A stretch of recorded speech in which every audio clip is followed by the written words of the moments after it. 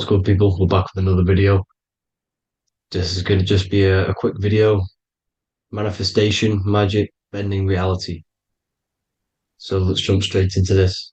So you have a conscious and a subconscious part of your mind. The conscious is what you're conscious of, what you're actually doing, where you can choose or not. However, the subconscious is the part of your brain which is automatic. So all of the systems in your body, like the digestive system, your heartbeat, these are automatically being ran.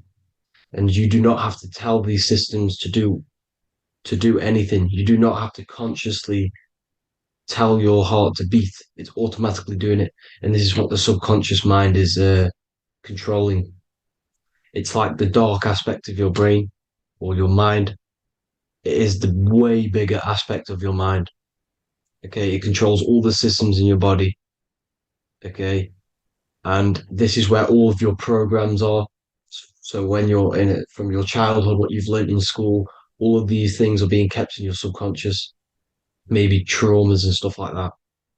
So the subconscious is the female aspect, and the conscious is the male aspect, because the male is all about action and doing, and the female is more about creation, creativity, intuition.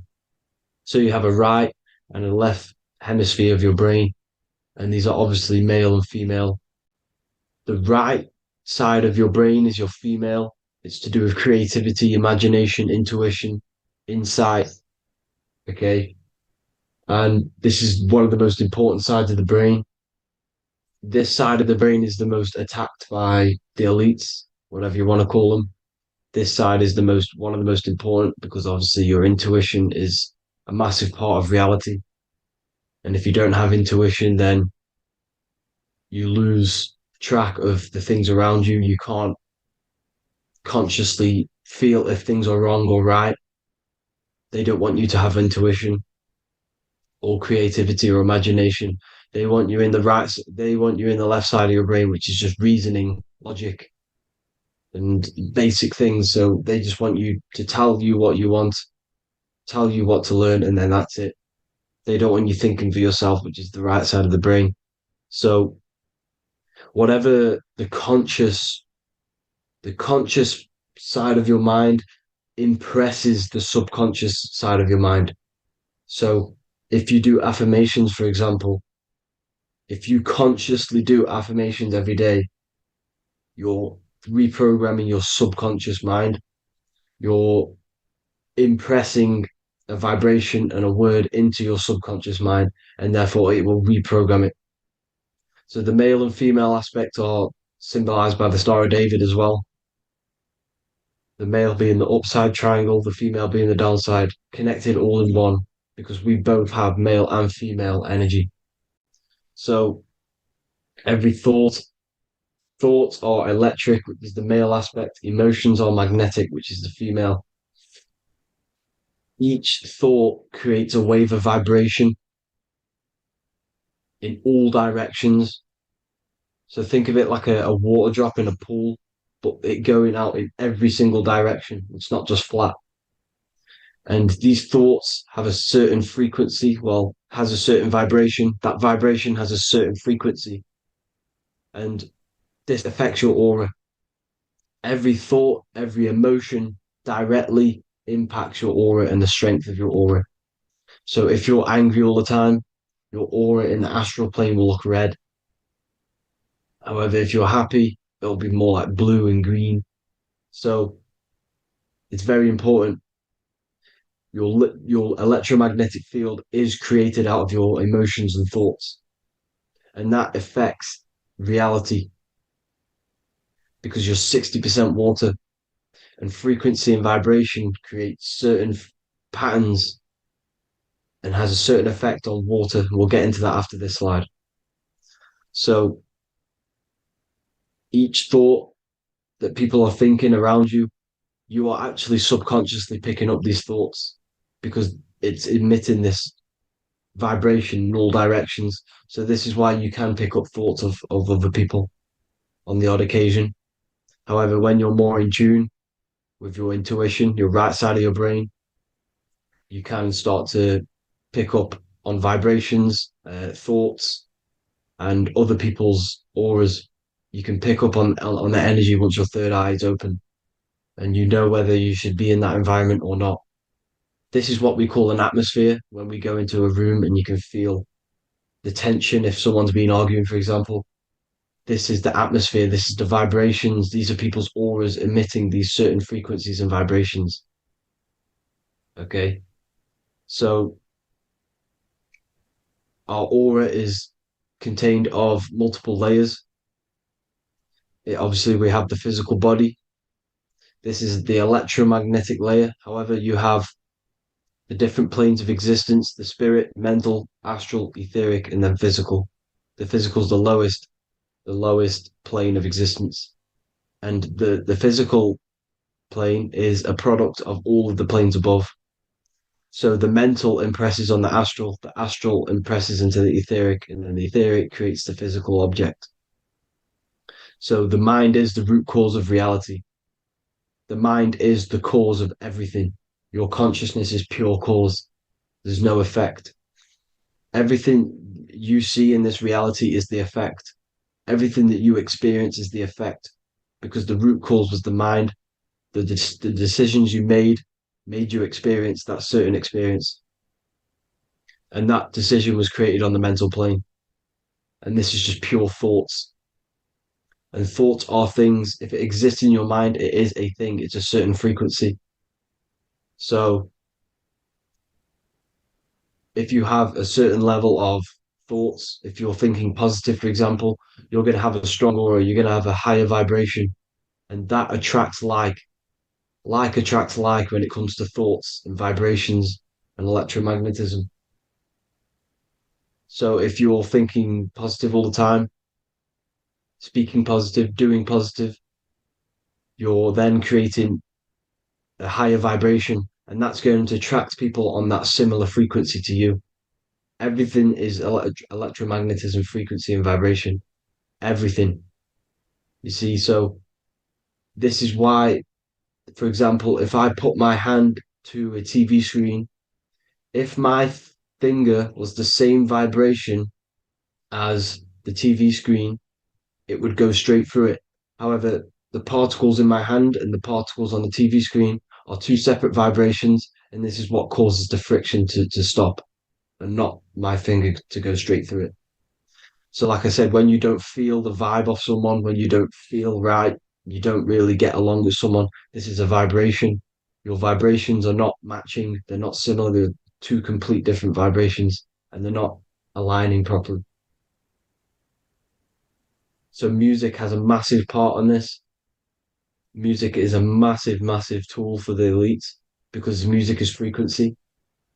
And in 1975, the musical instrument are all tuned to 440 hertz. So Spotify, Apple Music, most of the music on YouTube is all set to 440 hertz. And 440 hertz is not divisible by 3, 6, or 9.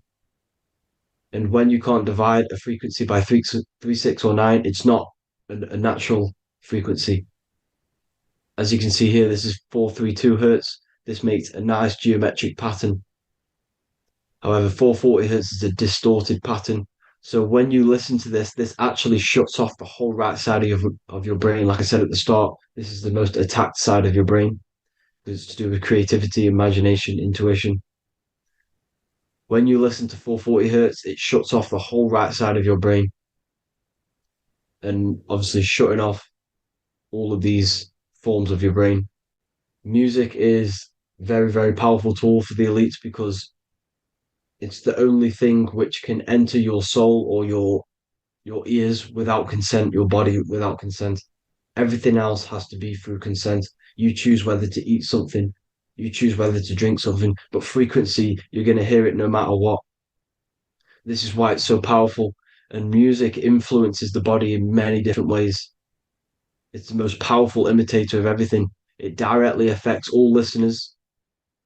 It directly affects intentions, gestures, movements, and actions. It stimulates your mind, and certain songs, certain catchy songs, can reprogram your subconscious mind. invoking certain emotions. This is why when you listen to slow beat songs, it makes you feel more sad. When you listen to upbeat songs, you feel more energetic. This is because these frequencies have a profound influence on reality and on how you feel. Because, like I said, you are 60% water. And as you can see here, each frequency creates a different geometric pattern. And inside of you is 60% water. So, like I said, 440 hertz is going to make a distorted pattern in your water. And this is going to have a profound effect on your emotions and your reality. So, like I said, health is not just the body. It's you are made of body, mind, and spirit. You need to look after what you put in your body. You need to look after your spirit and look after your mind. It's very important to keep all these in balance because once one of these are unbalanced, it affects the other two. So if you're eating wrong, it's going to affect your spirit and mind. If you're thinking wrong, it's going to affect your body and spirit. These are all interlocked. Uh, you have to look after them all. So it's very important you understand music. Stop listening to low vibrational music. To be honest, you want to listen to music without any sort of speaking inside of it. You just want pure uh, frequencies, which are the solfeggio scale, like one of these, for example, 432, 528 hertz. These are all good frequencies. It's called the solfeggio scale. And these frequencies make you more in tune with nature. 528 hertz is what the earth vibrates at. So it's very important. And the Rockefellers are the one who changed this to 440 hertz. The Rockefellers, one of the elite families. So if you want to manipulate reality, it's very important to have your chakras aligned and having a high vibration because the higher your vibration, the more powerful your words and your intentions are on reality. So the lower your vibration, the harder it is to affect reality because you're on a lower state of consciousness. Like I said, you have the mental, astral, etheric, and physical. Everything is a product of the one above. As above, so below. This is what Hermes Trismegistus was saying in the Egyptian days. This is where it comes from. As above, so below. If you affect above, it directly affects below. So, like I said, meditation helps on this, helps align your chakras. Think positive, feel positive. Like I said, your feelings are magnetic, your thoughts are electric. So once you combine these two together, you're then creating an electromagnetic frequency, and that will have profound effect on reality. So the law of cause and effect. Every law, so the law of cause and effect. Every effect has the root cause. Like I said, your mind is the root cause of everything. Every decision you make is having a different effect on reality.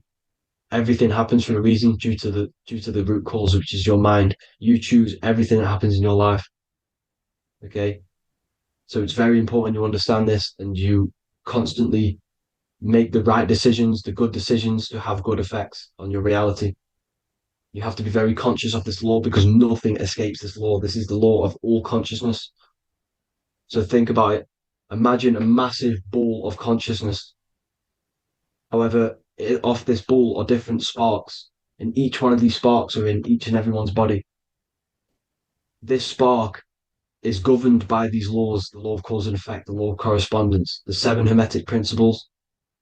It's very important you understand this because this mass ball of consciousness is what is obeying these laws. And everyone has this spark of consciousness inside their third eye. And like I said, everyone is the same consciousness. This is why if you do bad unto someone else, that will directly affect your reality. So if you hurt someone, it's going to come back to you in one way or another because you are that same consciousness. This is like a mirror reality, as within, so without. Whatever you feel on the inside, you're gonna see that on the outside. You're gonna experience that reality, whatever you've impressed. So there's different ways to bend reality to your will. Uh, this is kind of a sort of magic. So obviously you have black magic, which is manipulating reality to harm and influence others, or to be very selfish. And yeah, then you have white magic, which is manipulating reality for the good of humanity. So you do have to be very careful with your intentions, people, when you're trying to manipulate reality, because this is nothing to be played with. If you are manipulating reality for the wrong reason, it's going to come and bite you in the ass in some way or another. because everything is balanced. Everything balances out in this reality. Nothing escapes the laws. Not one thing escapes the laws. So if you're stealing from yourself because it's just going to come back in a one way or another. Inside of everyone's heart, you know whether you're doing good or wrong. You know, you can feel it when you do something wrong. You can feel it when you do something good. The heart is the center of the torus field. It's balance. And this is why you say follow your heart, because it's the center of the torus field. It's very important to listen to this inner voice inside of you because that is telling you the right things to do, the good decisions to make. And when you keep following that voice, that good voice inside of you, it takes you to your life path. Very important to follow that voice. However, don't let the ego get in the way of it. Don't care what your friends are going to say. It's very important to understand this.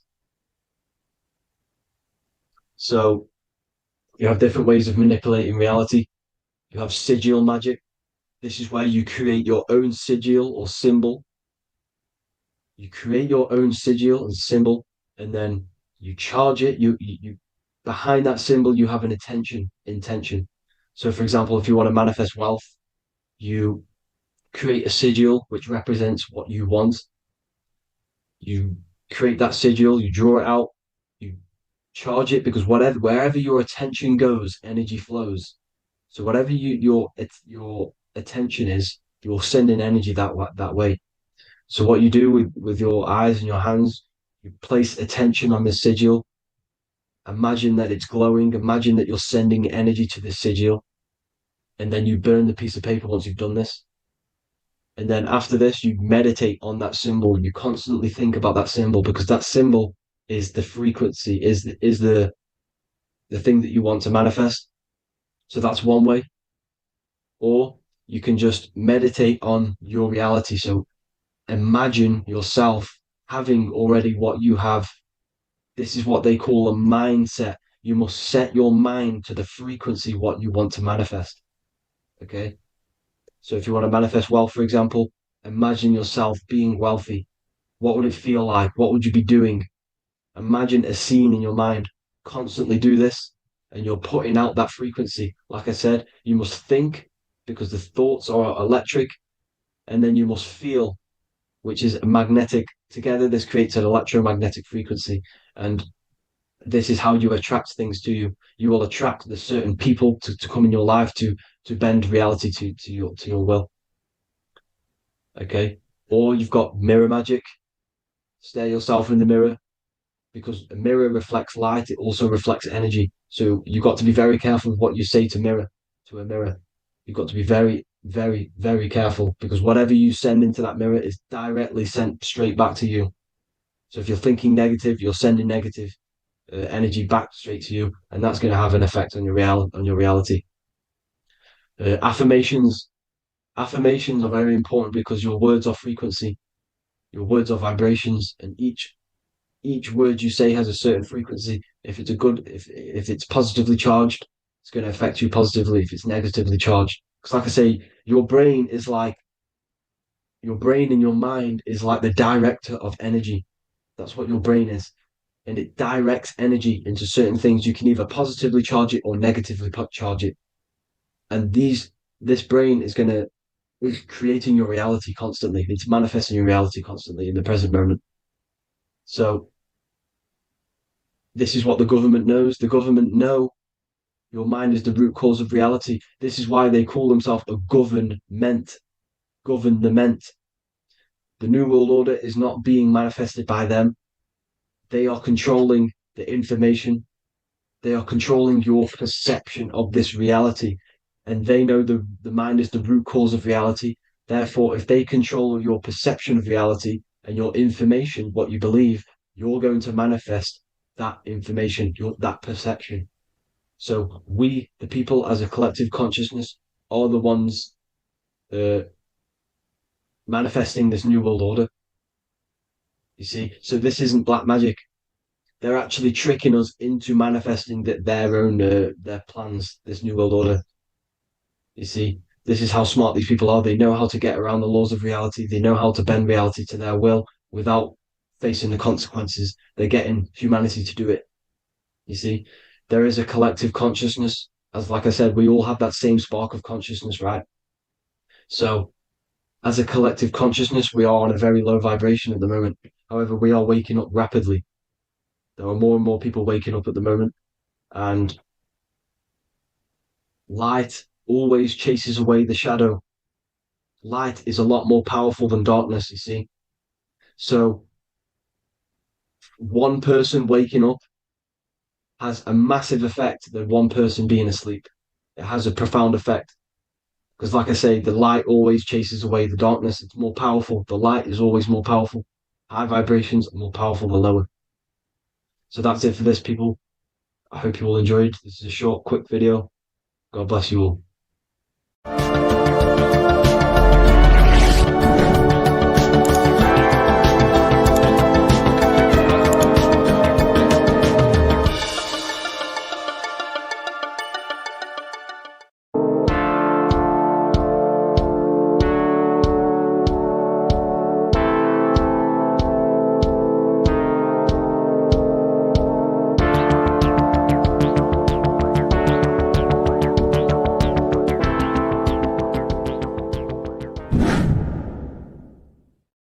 What is good, people? It's Revival of Wisdom. I hope you're all doing well. And this video is how to raise your holy oil or your kundalini. Let's get straight into this. So this is a monthly cycle. Every month, when the moon is in your zodiac sign, this oil is released. Now, the moon is in control of monthly cycles. For women, it's the menstrual cycle, and as well, this holy oil cycle. The moon changes sign every 2.5 days and passes through the zodiac signs in 27 days. So the moon tells the day, the sun tells the time, the stars tell the month. This reality is a massive clock, if you like to say. It's a cycle. Okay. The moon controls the night, emotions, water, fluids, and the mind. Okay. So this oil is produced in the claustrum. It's produced in the claustrum, which is here, right? This is where you get Santa Claus from. Now, the claustrum is at the center of the brain, and it is next to the pineal gland and the pituitary gland. Once it starts in the claustrum, this is the holy present. This is the present that Santa gives to us, Santa Claus. And it goes to the pituitary gland and the pineal gland. And what's connected to the pituitary gland and the pineal gland is the Ida and the Pingala. The Pingala is the pineal gland's nerve, which is the honey, which is the positive charge, electric. And the pituitary is the Ida nerve, which is the magnetic charge. This is the milk, the land flowing with milk and honey. This is the brain, the heaven, heaven, okay? And it travels down the spine using these two nerves, these electromagnetic charge. And this is what the ancients symbolized with the two serpents wrapped around the spinal cord, the Ida and the Pingala. And this travels down to the sacrum or the solar plexus. Okay. So once it's here, okay, the spine is an elongation of the brain. So the spine is pretty much the brain. It's an extension of it. And it's kind of a microcosm of how we descended from heaven to physical reality, to physical matter, which is our consciousness has done. Our consciousness has descended from heaven into physical matter. And this is a microcosm of it. Okay. So once we're in the sacrum bone, this holy oil, like I've just explained, this holy oil starts in the Santa claustrum, goes down the chimney to the sacrum. This is the sacrum, the solar plexus, and drops the present off at the sacrum. Now, once we're at the sacrum, we need to raise our vibration to take this oil back up the spine. Okay. And the River Jordan symbolizes this in the Bible. King Herod wants to kill Jesus in Nazareth, which is here, this is the River Jordan, is Nazareth. He goes to be born in Bethlehem and then goes back up to Nazareth to Joseph and Mary. Joseph and Mary, the pineal gland and the pituitary gland. The Bible is huge symbolism. It's all metaphors for this sacred process which goes on inside of your body. You are the Temple of Solomon. You are the Holy Land. The Holy Land is your brain.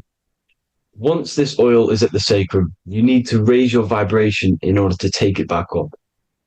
Once this oil has gone back up to the pineal gland, it activates the crystals which are wrapped around your pineal gland.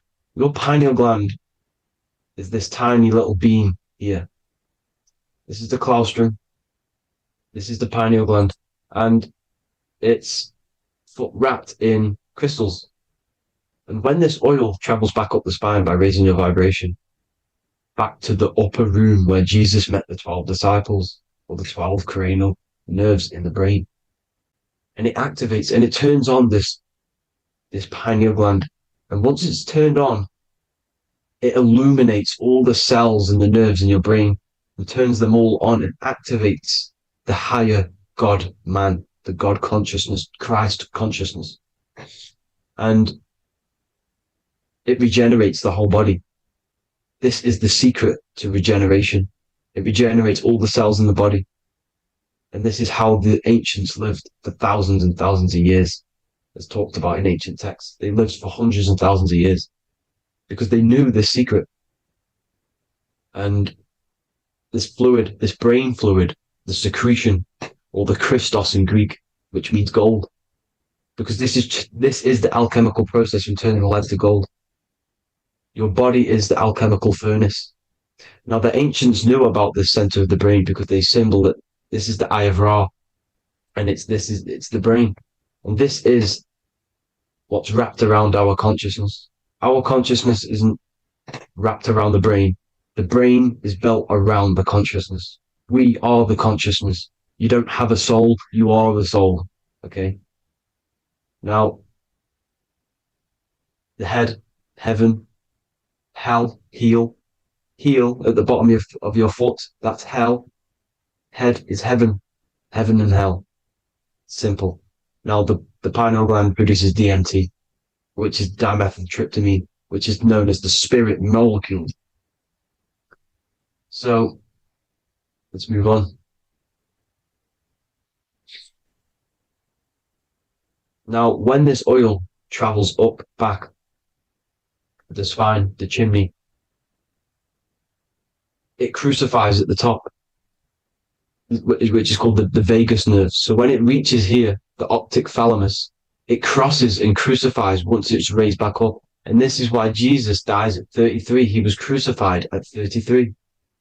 Because you have 33 vertebrae on the back of the spine. And then it's crucified by the cross of the vagus nerve. When this oil crosses the vagus nerve, this is the crucifixion at 33. And it symbolizes the death of the physical consciousness. You then become spirit. You then become God consciousness, activating the Kundalini, regenerating the body and the mind. Okay. The Garden of Eden. You are the Garden of Eden. The land of milk and honey is upstairs. The pituitary, which is the milk, the pineal gland, which is the honey, which is DMT. It even says this in the Bible. As he brought us into the place, and he has given us this land, a land flowing with milk and honey, which is also symbolized as the sun and the moon. The Bible also says, the light of the body is the eye, not the eyes, the eye. If therefore thine eye be single, thy whole body shall be full of light. This is the activation of the pineal gland by raising this oil. back up to the pineal gland, to the center of the brain. Neither shall they say, see that here, or see there, for behold, the kingdom of God is within you. So he's saying, don't look out there. Nothing is out there. It's all inside of you. Everything's inside of you. You're the universe. Now, how to raise this oil back up to the pineal gland? Every month, like I said, the moon controls the cycle. The moon controls monthly cycles. When the moon is going into your zodiac sign every month, this oil goes down the spine and you must raise your frequency to get it back up. You must retain your seed. This is the most important. Your fluid, your secret, your holy fluid, your life force. You can't let that go. That life force is the reason you're alive. This holy oil is the reason you're alive because it feeds all of the systems in your body. It feeds all the systems in your body. You have to retain your seed, alkaline diet, positive thinking, and meditation. Okay? When you retain your seed, you will live longer. The moment you release it, you're killing yourself. You're killing a piece of yourself every time you release your seed. Every single time. You're killing a part of yourself. Okay? Now, this could be why this could be the illumination, the single eye on the Illuminati's symbol, the Freemasonic symbol, the illuminated eye, the triangle, which could symbolize the body, mind, and spirit, but the eye illuminated. Now, in the Bible, it talks about the two trees, the tree of knowledge and the tree of life. The tree of knowledge is the tree of good and evil, which is the most important system in your body, which is the nervous system. The nervous system, the most important. The tree of good and evil. And the tree of life, which is the cardiovascular system. Now, this oil, when it's released every month, feeds these two systems, and these two systems feed everything. Now, it's important you understand that. Okay? The ancients knew all of this knowledge. The Bible's telling you this knowledge. But it's in a metaphorical way. You have to understand the context behind it so you can read it properly. Now, eating of the tree of life, which is when it talks about in the Bible, eating from the tree of life is actually symbolizing a bad diet, ejaculation, because you're eating from these two systems. You're killing yourself with a bad diet. You're killing yourself with an ejaculation. Okay? So, that's important to understand. Now, this is Jacob's ladder in the Freemasons. Jacob's ladder, which is the spinal cord. It's the stairway to heaven. And this is Jack and the Beanstalk when he goes up the beanstalk and finds the golden egg in the grey clouds. The grey clouds symbolize the grey matter in your brain. Now, the Garden of Eden talks about the 4 different rivers in Garden of Eden. As we see here, the North Pole map, the ancient North Pole map, because the center of the earth is the center of the torus field. Everything's the torus field. Atoms are torus fields. Everything's torus fields. You are the universe. Everything is within you. The North Pole is your spinal cord. This is why they say Santa Claustrum comes from the North Pole. This is the North Pole. And the Santa Claustrum is the center of your brain. Now, there's 4 rivers which come from the Garden of Eden. There's the blood, the Christ oil, which is the oil we're talking about, urine, and saliva. These are the 4 sacred oil, 4 sacred fluids in your body. And these are constantly abused in today's society. Also, these secret societies are targeting these fluids. Okay? This is why porn is free. They sexualize society through Disney. Go and look at some of the Disney movies. There's so many subliminal messages which sexualize these children because they want you sexualized. So you release your seed, which is one of the holy fluids in your body, especially your semen, your sexual energy. So important you retain this. So important because it's your life force. It keeps you alive. Okay. Now, let's recap on this. If you want to raise your oil every month, it's not, you can't just retain your seed for the month. You have to retain your seed forever. Don't just do it for a couple of days. Have to do it. It's a lifestyle. You want to become God consciousness, you got to do what it takes. It's hard in this society because this society is made around, it's designed to kill you pretty much. It's designed to keep you in these lower states of consciousness with all the bad food, the chemicals in the food, the chemicals in the water, the sexualized TV programs, sexualized adverts, sexualized TikTok and apps, videos, subliminally stimulating you because that is your weakness, sex. It's your weakness. Now, you have to retain your seed, meditation, and an alkaline diet. Why alkaline? Because acidic is low vibrational. This is the color spectrum. And what's the highest vibrational color? Violet. It's the lowest, red. You have to have an alkaline body in order to raise this oil. When you drink, when you have a bad diet, when you drink alcohol, when you smoke, this destroys the oil.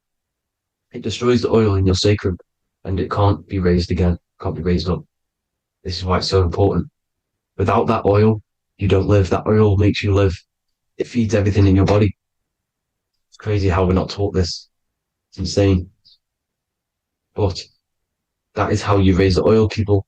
I hope you all gain some knowledge out of this video. And I hope this assists you on your journey, your spiritual journey.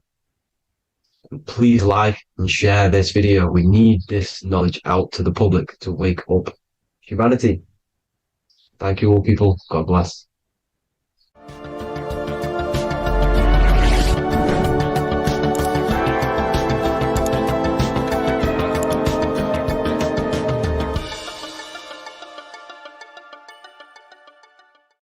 Geometry. This is the study of nature, of the codes, the mathematical codes behind physical reality. So today we're going to be going deep into geometry and the true esoteric internal geometry, the geometry that no one really talks about, and how geometry relates to human consciousness. So essentially, what we must understand when it comes to geometry, the basics of geometry is everything is vibration. And this vibration is vibrating on a certain frequency. And this certain frequency creates a geometric shape, which is why in nature we see all of these different geometric shapes. All matter takes form in shapes. So if we put sand on a plate and we vibrate the plate on a specific frequency, we see that the sand goes into specific geometric shapes and patterns. So essentially, matter is energy condensed. It's energy vibrating on a low frequency, vibrating at a certain frequency. So matter is condensed energy. And each geometric shape is manifesting and showing a specific energy. Some shapes carry more energies than others. For example, the cube is what traps energy. A square is what traps energy. So geometry and the flowers are basically how energy manifests itself into physical matter. We are in a world made out of energy or light. Light is energy. So everything is vibration, everything is frequency, and everything is energy. Even the words, each atom in our body, everything. So everything in nature has these mathematical energetic codes. So geometry is basically the study of nature and the shapes that are in nature and their energetic principles. Because like I said, matter is energy. So this is what we call cymatics, when we place water in a petri dish and we shine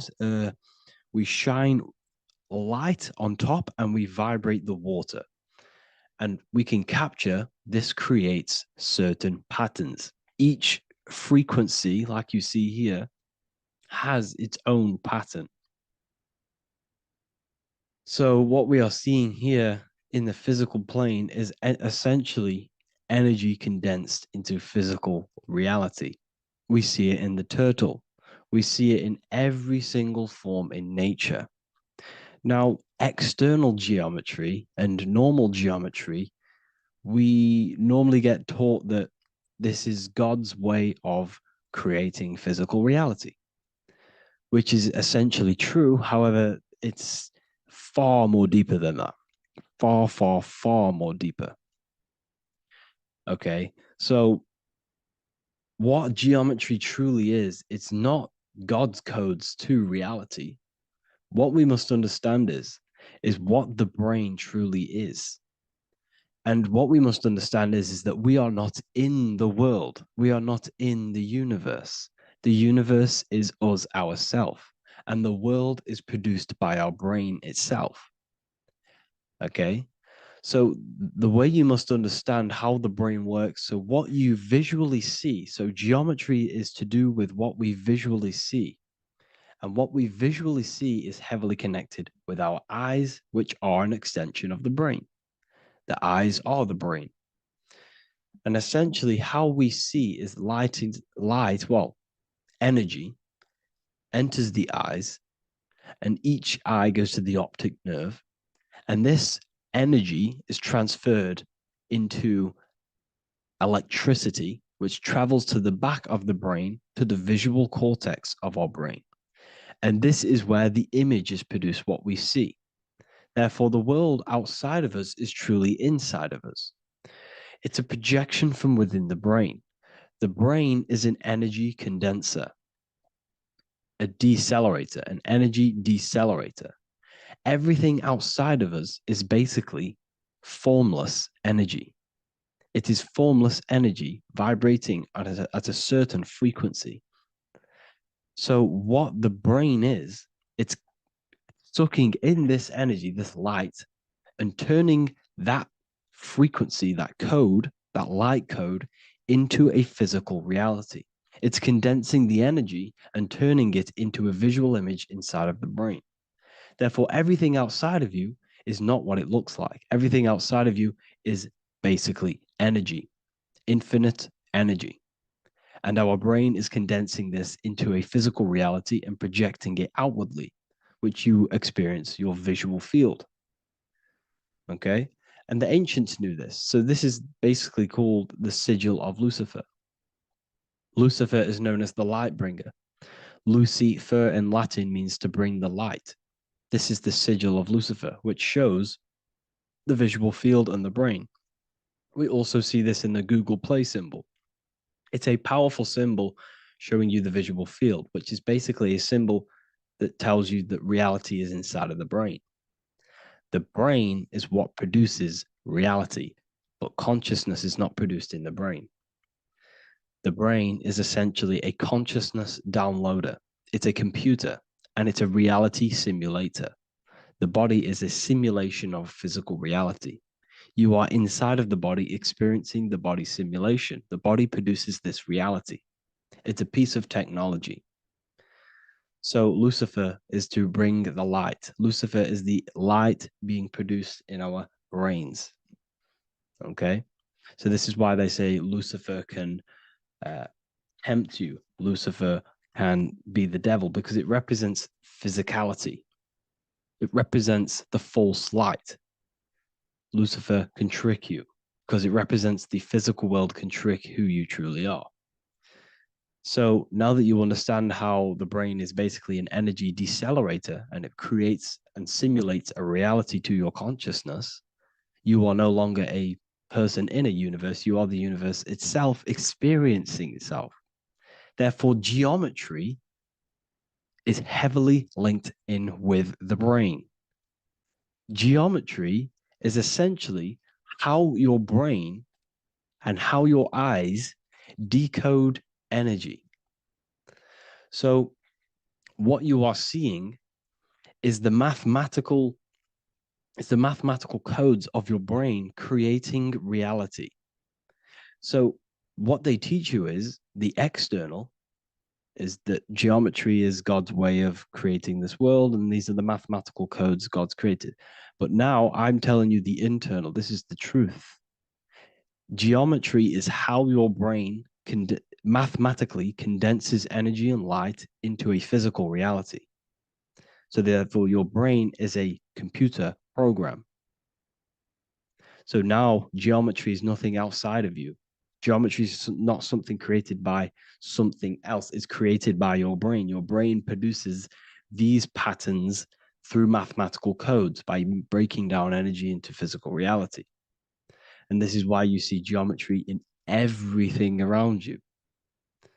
This completely changes your view on geometry. It's in your ear, it's in your face, it's in everything. Geometry is everything. Okay. So now that you understand this, now, as we were talking about the visual field earlier, the ancients knew about this. The ancient Egyptians knew about this. We can see this symbolism inside of the casket, the Egyptian casket.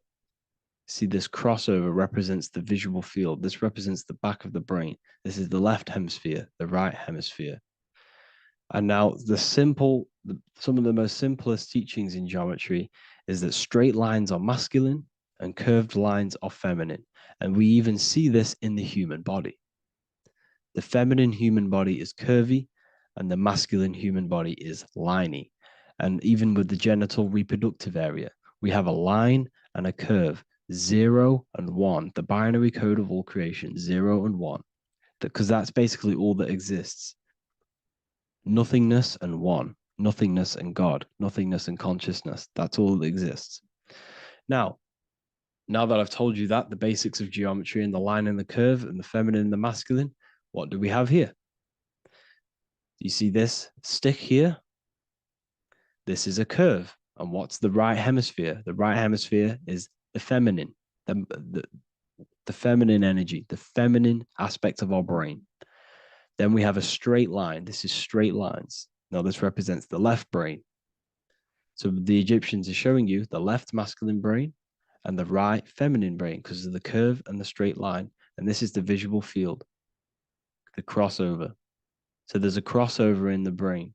The left eye is connected to the right brain. The right eye is connected to the left brain. Okay, so the left eye is connected to the right brain. The right eye is connected to the left brain. The solar and the lunar. So, like I said, everything outside of you is basically energy. Your body is basically a holographic avatar, condensed energy produced by your brain. There's nothing actually outside of you. Your five senses are electrical threads of light. And when you touch something, this is basically electrical signals in your nervous system, which are reporting back to the brain. Therefore, what you touch is actually, you're not touching. The feeling that you feel when you touch something is not the true feeling. That's your nervous system you're feeling. You're feeling your nervous system in the brain. It's electrical signals to your brain. So the five senses do not decode, well, what you're experiencing as the five senses is not outside of you. This is your brain interpreting electrical signals. You don't experience the world, you experience your nervous system and your brain. The nervous system is an extension of the brain. So this is the truth. This is not woo-woo spirituality. This is true consciousness science that I'm teaching you here. Okay? So nothing is truly outside of you. It is a universe. You yourself are the universe, the fabric of the universe itself. The only thing that exists outside of you is essentially energy. That is it. And your body and your brain condenses this energy into reality. So when we look into architecture, why is architecture, the ancient architecture, so important? Because what did I tell you at the beginning? Shapes and physical matter is condensed energy. Each shape holds specific energy. Some shapes hold more energy, emit more energy. Some shapes condense energy. Some shapes transfer energy. Each shape, each geometric shape has an energetic principle because matter is essentially energy. So when we look into cathedrals and the ancient buildings, they were filled with geometric patterns, geometric shapes, because they understood the energy principle. Architecture is basically solid energy. It's physical energy. If we create this pattern here is an energy code. And if you stand next to it, you're going to gain that energy. It's going to be imprinted on your body. So essentially, they filled their buildings with high energy geometric shapes, points, triangles, pyramids are very, very energetic. This is why you have crystal pyramids made, organite pyramids. They're always in pyramid shapes. That's why the Egyptians built in pyramids, because pyramids hold high energy. They emit high energy. So this is why you see all these different geometric patterns. Okay.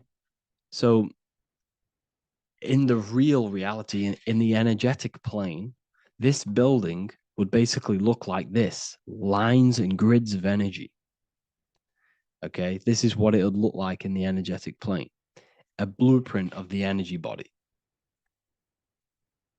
So as you see here, these are the different frequencies in a petri dish, of water in a petri dish. And you can see they are specifically aligned up with these specific patterns.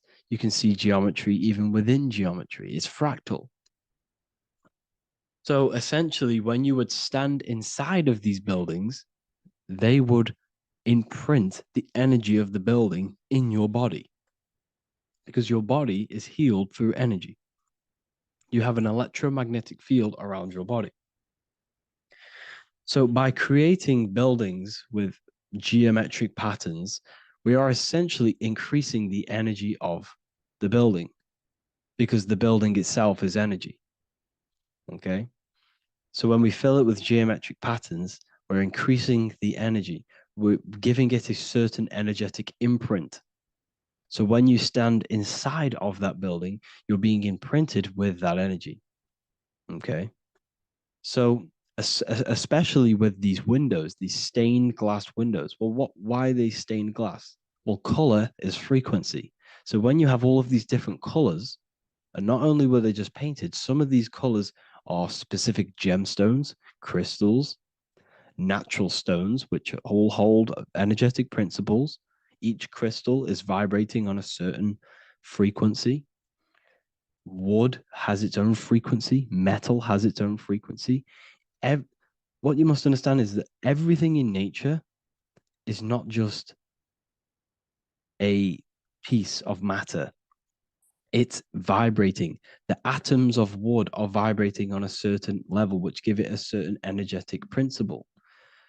Each crystal is vibrating. The atoms of the crystal are vibrating on a certain frequency, which give it a certain energetic principle, quality. So each thing, this is why the ancients were obsessed with natural stones, natural things, crystals, natural metals, and they wore different metals, different things like copper on their bodies, because they understood the atoms of these natural things are vibrating, which give certain qualities to you if you wear them. So you're not wearing it, you're basically putting that frequency onto your body, because they understood this is energy. If I put copper on my body, I'm not putting copper on the body. I'm putting the frequency and the energy of the atoms onto my skin. And that frequency of them atoms are going to vibrate my skin, that frequency, and heal my body. So this is why this is so important. So each building is an energetic code. Okay. So when you stand in these buildings, it can heal your body. This is why when people walk into these ancient churches, they feel like they've met God. They feel a certain way. They feel so amazing when they enter these churches. They feel holy, for example.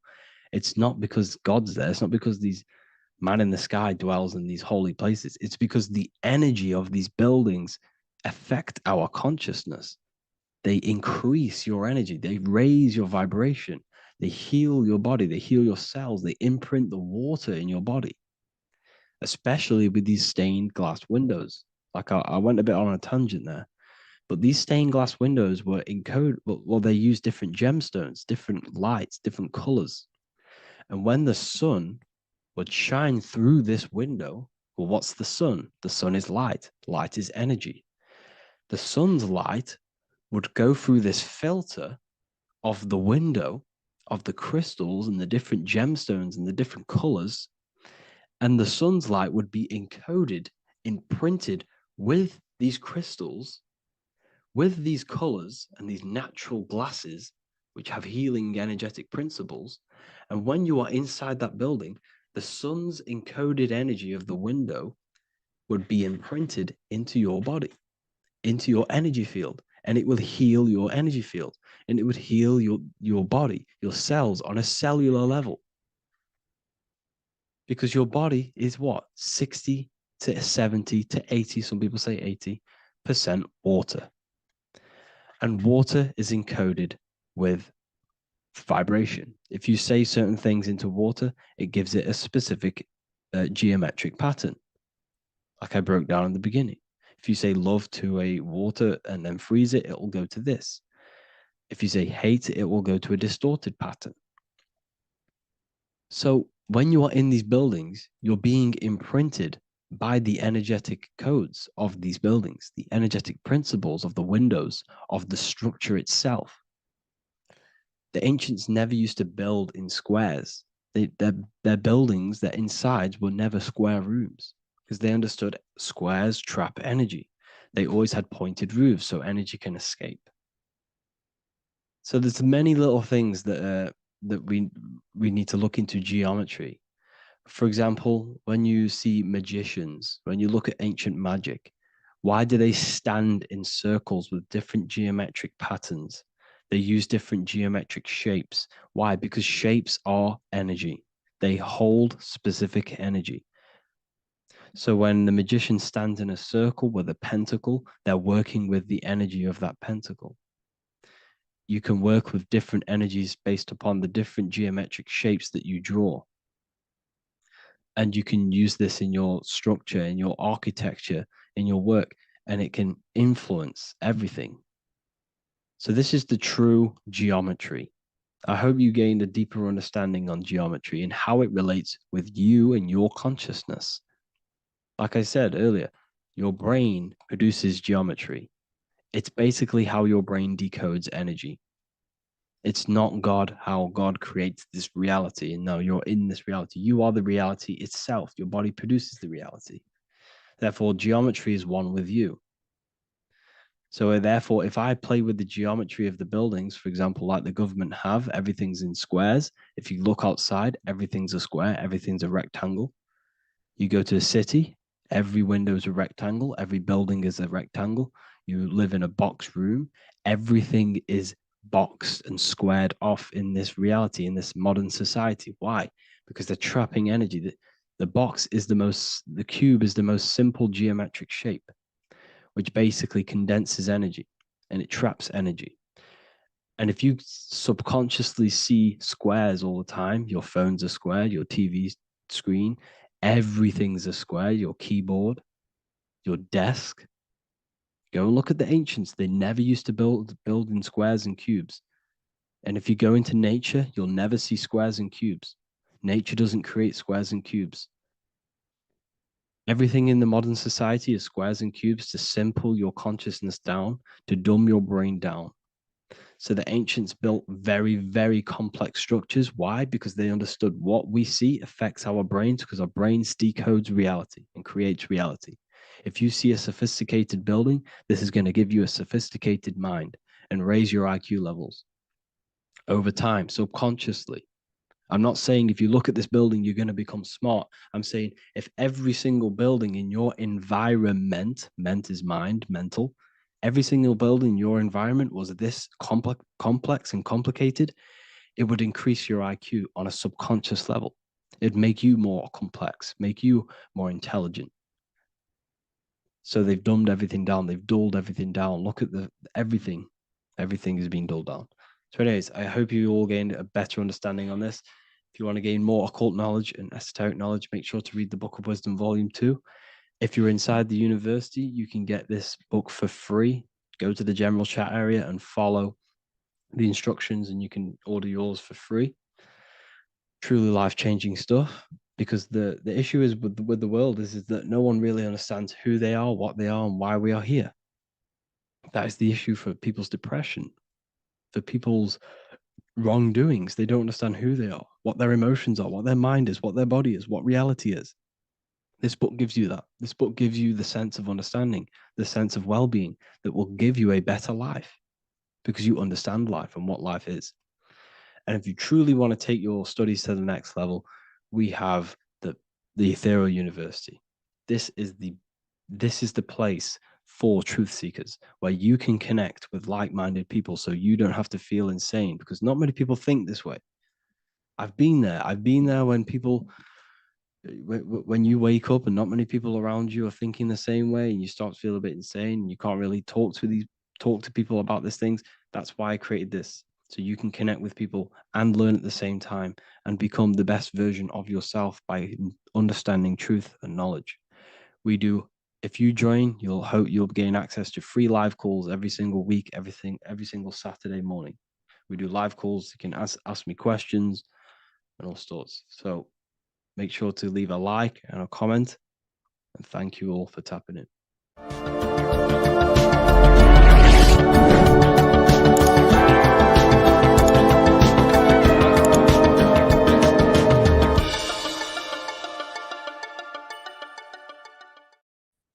You are not breathing correctly. 98% of people only use a third of their lungs capacity, which is shallow breathing, which ages you, lowers your brain capacity, and also lowers your state of consciousness.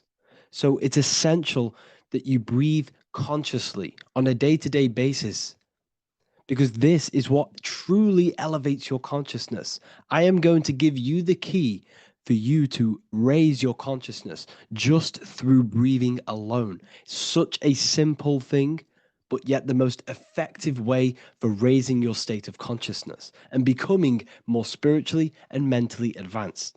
So tune in for this video, and I'm going to show you exactly how to do it and the symbolism behind breathing. Air is more than just air. It carries electromagnetic energy.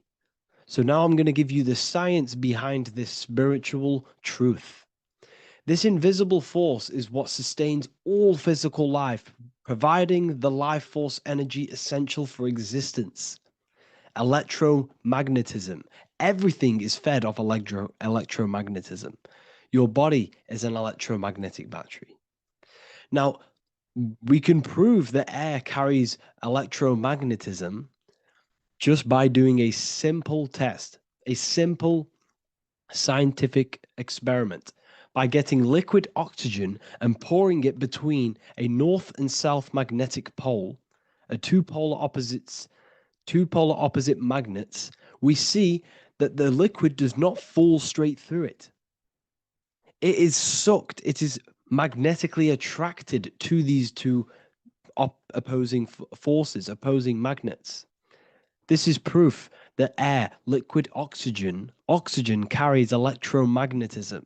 When you are breathing electromagnetism, the essential life force behind all living beings.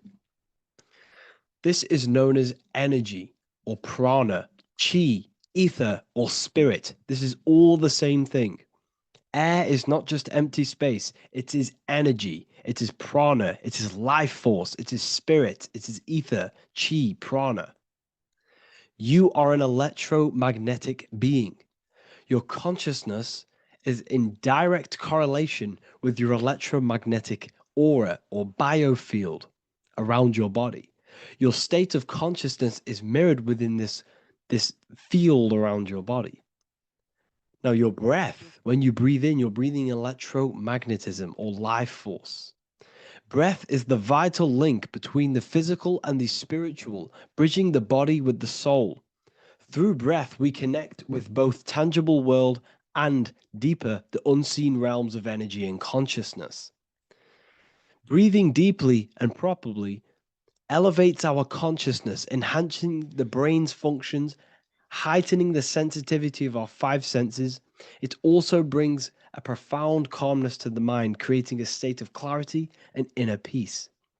Like I said earlier, breathing properly is the fastest way to elevate your consciousness. It is the fastest way because breathing, when you stop breathing, what happens? You lose physical consciousness.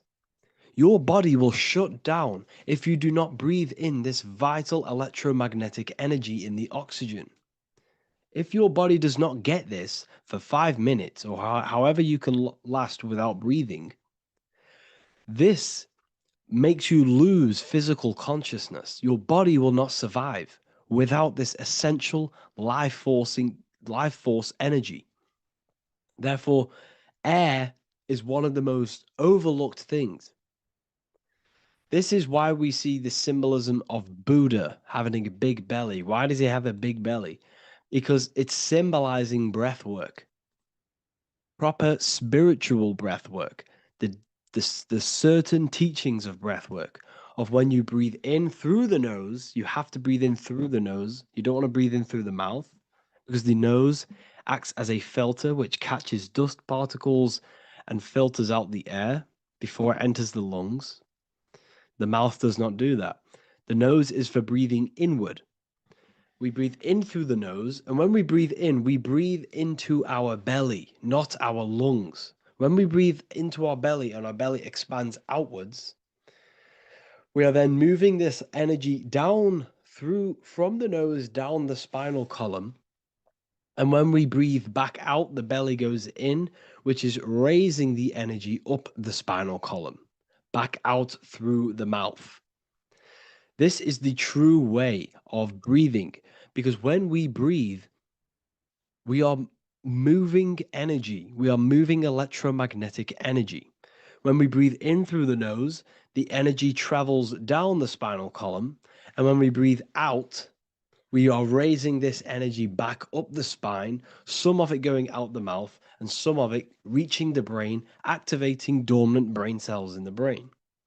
But when we breathe, we need to make sure we are using 100% of our lungs' capacity because the lungs is what transforms this special energy into consciousness, physical consciousness. So this is why Buddha has a big belly. It's not because he was fat. It's not because he was overweight. It's symbolism. It's symbolism of breath work. So try this. Do this for 2 minutes while you watch this video. Breathe in through the mouth as hard as you can until you no longer can fill any more air into your lungs and belly. Breathe it into your belly, not your lungs. And breathe out through the mouth. Do this for 5 minutes or 2 minutes, however long. I promise you, breath affects your consciousness. You will notice the difference. If you do it quicker, the quicker it'll affect your consciousness and you might go lightheaded. But that lightheaded is you activating your spirit, your energy body. So try this just by when watching this video. When you breathe consciously, you are renewing both your energy body and astral body, aligning your consciousness with a higher state. This practice feeds new life force energy into the body, revitalizing and enhancing your overall well-being. Like I said, your brain requires the most amount of oxygen. When we have shallow breathing, this is reducing the brain's capacity. Because when we are not breathing properly, which 98% of people are only using a third of their lungs capacity, we are essentially only using a third of our consciousness because your breath is directly correlated to your consciousness, your state of consciousness. When you breathe in through the mouth, out through the mouth, out in through the nose, out through the mouth, consciously and deeply for 5 minutes, you will notice that your senses are more powerful and sensitive. Your brain is quicker. It produces what's the word? It processes information quicker. You become quicker. You become a superhuman, and you feel more spiritual because it activates your spirit, your astral and energy body. So when we meditate, it's definitely important to breathe in through the nose and out through the mouth as deeply as possible to align with a higher state of consciousness. And this is the easiest way to separate your consciousness from the body. When you breathe in deeply for long periods of time, while meditating, while taking no thought, when no thought is present and you gain a rhythm of deep breathing, this is the gateway. This is the gateway to opening your consciousness. Because when you stop thinking, other aspects of your consciousness can open up. All of our lives we've been thinking, which is blocked off the higher states of consciousness. So breathing is very, very important. It affects our overall well-being. And this is Yahweh, the in and the out of breathing. When we breathe in, this is Yah. You can hear it. It sounds like Yah. And when we breathe out, that is way. This is the name of God, apparently. But God is within you. You can connect with God. You can connect with source consciousness within you by breathing, by raising your state of consciousness through breathing and meditation. This is why the Bible tells you the Spirit of God has made me, and the breath of the Almighty gives me life. You are consciousness. You are God. You're an extension of God's consciousness. Job 27:3. As long as my breath is in me and the Spirit of God is in my nostrils. The Spirit of God is through breath. John 20:22. And when he said this, he breathed on them and said to them, receive the Holy Spirit. The word spirit means breath. In Greek, Hebrew, Latin, it all means breath or wind or air. The Holy Spirit is a certain way of breathing, a breathing technique that elevates your consciousness, that syncs you up to a holy consciousness, an elevated state. That is the Holy Spirit. That's why it tells you in the Bible, when he said this, he breathed onto them. He breathed onto them and said, receive the Holy Spirit. You must breathe to receive the Holy Spirit. When you breathe, you are renewing the body's energy. You're taking in new life force, which is regenerating your cells, regenerating your brain, nervous system, and also connecting with consciousness, pure consciousness. This is not something that we should be doing during meditation. Yes, it is. We should be doing it during meditation, but this is something that we need to apply all of the time. This is the fastest way you can raise your consciousness. I just want to say, all of this knowledge is inside of the Book of Wisdom, Volume 2. Make sure to give a like and a comment on this video to help the algorithm.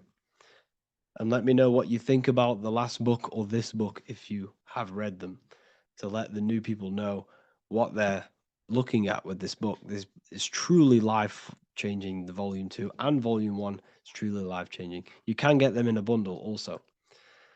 Learn hidden knowledge inside of the Ethereal University. This is where truth seekers belong.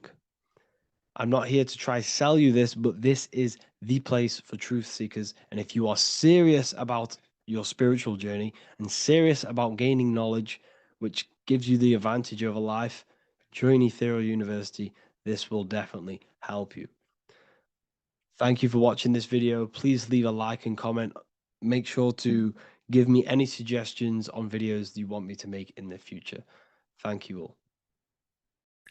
What if I told you that reincarnation is real and that there is a metaphysical, spiritual science behind this?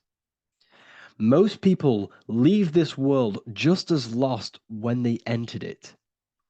That they carry their fears, attachments, and addictions with them, only to be born again, trapped in the same cycle, repeating the patterns of lifetime after lifetime. This lecture is not just about preparing for death. It's about mastering yourself before death, so you don't take them burdens with you. Because the truth is, whatever addictions, fears, and unresolved emotions you cling to in this life, you carry with you into the next. Unless you break free now. You must master yourself before death. Death is not the end. It is the great passage. but how we transition depends on our mastery of the self. This was symbolized by the Ouroboros, the snake biting its tail. Every ending is a new beginning. It's an infinite cycle of consciousness. Now, your human body is basically an antenna tapped in to a stream of consciousness. Just like a radio is tapped into a specific frequency to play that radio. Your body is basically an antenna, a crystal picking up the consciousness of God. You are on an ever-ending journey, a journey of learning and expansion of the mind into new fields of thought. This was symbolized as the Ouroboros. When you die, it is a new beginning. It's a transitioning, not an ending. Everything is eternal in this universe as consciousness is formless and constantly transforms into new forms of life. Let's break down the word death. Death contains the word ether. Now, the ether can be found in the word heart or earth. Ether. Everything in this plane comes from the etheric plane. The etheric plane is the barrier between the physical plane and the spiritual plane, the astral plane. The astral plane is the screen that you have in your mind that allows you to imagine a red apple, for example. This is the imaginative plane where thought forms start to take form. Everything begins as a thought, then the thought form becomes an imagination, then energy, then physical. Everything in the physical plane is a shadow of thought, all objects manifested as thought. You came from the astral. You came from the stars. This is why we say reach for the stars. Or this is why you say you are a star. Cis star, miss star, fraud star, stir is star. And when you become famous, you become a superstar and you gain a star on the Hollywood floor. You are a star. The ether. The ether is the infinite energy source which all things come out of and return back to. This is the cycle of life and death, summer and winter, day and night, sleep and awake. The ether is the infinite energy source which all things come from and will return back to. Okay, sorry about that little error. The ether is the boundless source of energy from which all things emerge, to which all things return to. We can see this in the cycle of the sun. The sun does this wave of creation. It rises and it falls. We have the day and the night. The daytime represents our conscious mind when we are alert. The nighttime represents our subconscious mind when we are inside the spiritual realms. The nighttime is spirit, the daytime is matter, spirit and matter, awake and asleep, conscious and subconscious. We see this in the yearly cycle. Summer is life, winter is death.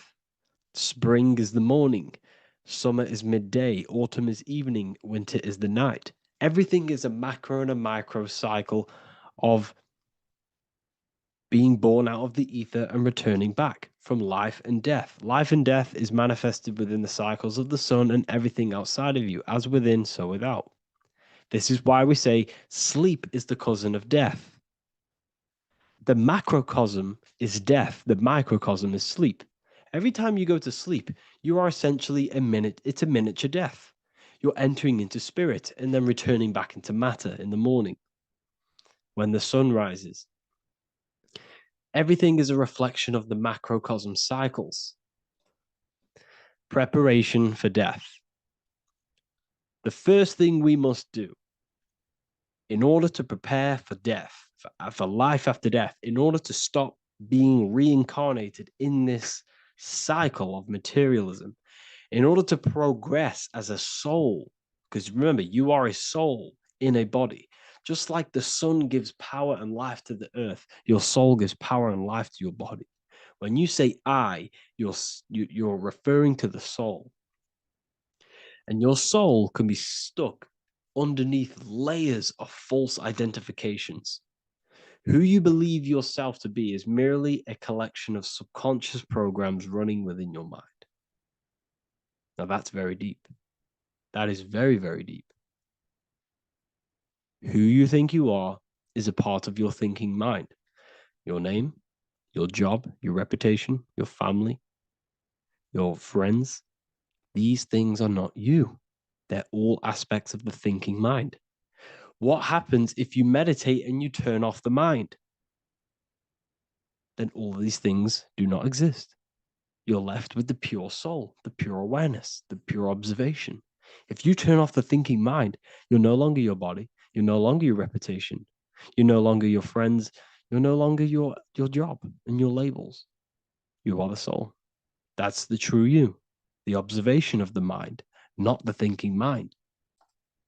The ego is the echo. It's an echo of your true self. The ego is your mind's perception of itself shaped by experiences, trauma, emotions, and beliefs. It is merely an echo of your true soul self. The ego is not you. Your mind is not you. You are the soul.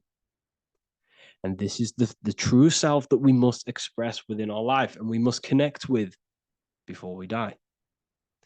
Because when we die under the echo, under these false layers of the emotions, the traumas, the experiences, the addictions, the emotional attachments, when we die underneath all of this, when we don't know our true self, the soul is still hidden. The true you is hidden underneath these layers of false identification. We must remove these layers of false identifications. We must remove them. We must destroy the echo. Remember, the ego, you never had an ego when you were a child. When you were a child, you were pure.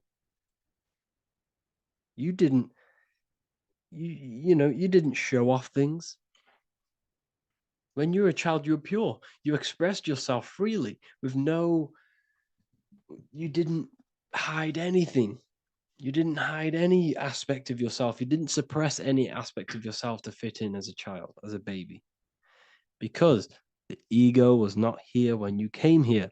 The ego grows with experience. The ego is a false perception of yourself while being incarnated in this material world. It's your mind's perception of itself and it's created through your experience. Remember, you are unconditioned consciousness, and your experiences, thoughts, traumas, emotions, and beliefs have conditioned your consciousness into believing you're only a physical body, but you are the soul. We have to remove these layers. How do we remove these layers? Like I said, the best thing, meditation. Meditation. There is a great meditation that you can do every single morning and every single night time. You can sit there and repeat over and over before you meditate. You can repeat that you are not this, you are not that, you are not this. You can label them one by one. Start with, I am not my body, I am not my job, I am not my name, and then detach from absolutely everything until you are left with nothingness. And when you start to meditate, detach from everything. Nothing matters. I am here right now. And what will be left? The only thing that will be left is the language that your mind is using. Now, this is very deep. Not many people will tell you this, but I've lingered in meditation many times. And I can tell you from experience that the only thing left once you detach from everything is the language that your mind is attached to. So whether that's English, Italian, French. Once you detach the language of the mind that that little voice in your head's using, you're left with the soul. Once the mind is switched off, you're left with the soul, and you have detached from all of these external things. You're left with the soul. That's you. That's the power. That's the source of all creation, where everything you've ever done has come from. Every thought, every idea has come from your soul. Number two, that's meant to say number two. Sorry about that. Mental addictions and emotional addictions. Okay.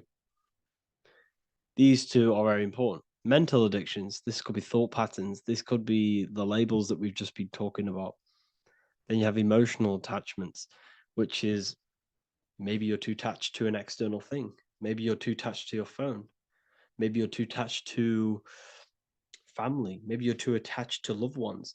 Yes, I'm not saying don't love them, but what I'm saying is do not rely on anything in this world to make you happy, to fulfill your emotional needs. Everything is found within you.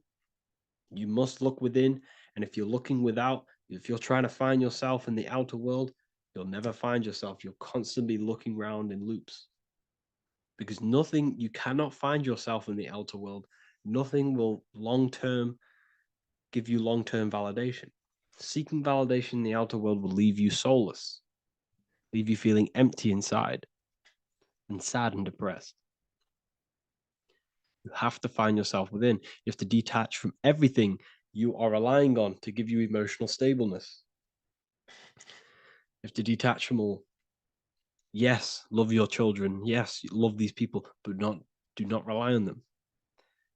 Because everything in this world is temporary. Do not conform to this world. The Bible tells you this. Everything in modern society nurtures the body, but neglects the soul. They keep you addicted to as many things as possible. Smoking, you have to detach. Drugs, you have to detach. Alcohol, detach. You cannot rely on anything. This is why this path is very, very difficult to walk. But I'm showing you the way. These are the things you must do before death. You have to detach from absolutely everything. If you die and your mind and soul is still addicted to these worldly things, then guess what? You're going to reincarnate. You're going to reincarnate because your mind is still thinking about these material earthly things. And if you are operating in that vibration, you're going to project that vibration and come back here. You have to detach. You have to master the soul and master the mind. Like I said, the matrix is designed to keep you addicted to as many things as possible. Your phone, food, smoking, drugs, alcohol, clubbing, all of these things. Everything in society is made to trap your soul and reincarnate in this world. That's why it's very, very, very difficult to walk this path. Very difficult. Matrix, matter tricks. John 2:15 to 17. Do not love this world, nor the things it offers you. For when you love the world, you will lose God. Do not love this world, nor the things it offers you. Do not conform to the pattern of this world, but be transformed by the renewing of your mind. Great quote. Do not conform to the pattern of this world, but be transformed. Let this world transform you. Learn from this, expand from this, but do not be mentally and emotionally attached. Okay? What good will it be for someone to gain the whole world yet forfeit their soul? Like I said, everything in the Bible is telling you the truth. You just got to read it correctly. This is spirituality. This is spirituality. The Bible is spiritual. It's a spiritual text. We must disconnect from everything outside of us and connect with the true soul. Here we have the Egyptians showing you the soul leaving the body. Here we have the soul here. Here we have the Masons showing you the soul coming out. The soul is real. You are the soul. And when you leave this physical plane, you will go into the astral plane. That's where you came from. You came from the astral. You came from the stars. You incarnated into this physical body. Your consciousness fell into this material form to experience limitation, to experience a 3D world. So in order to ascend properly before we die, we have to let go of all the attachments. Every addiction you have, write them down. And one by one, tackle them. Before you die, you have to, or else you will reincarnate. This is the teachings of Egyptians. This is the teachings of Masonry. All of these addictions contribute towards life after death. Everything must be controlled. And we must be attached to the soul. I'm not saying I'm perfect. I'm not saying I'm perfect, people. We're all not perfect. We're all under psychological operation by the government. We're all in a very difficult situation with this awakening. I'm simply pointing out what I know from my journey and what I've been learning through occultism and research and reading lots of books and many different things. I'm on this journey just as you are. Maybe I'm further. Maybe you're ahead of me. We don't know. But this is what I'm sharing with the world. This is what I'm sharing with my research. And this is what makes sense. It's common sense. Look at everything around you. Everything's made to feed the body, not the soul. So, my beautiful watchers and fans and supporters, I appreciate every single one of you, and I hope this video has supported your journey. If you're feeling lost in life, if you're searching for deeper answers, whether you're seeking clarity, looking to expand your studies, or ready for personalized mentoring, this is your chance to connect with me live and receive insights tailored just for you.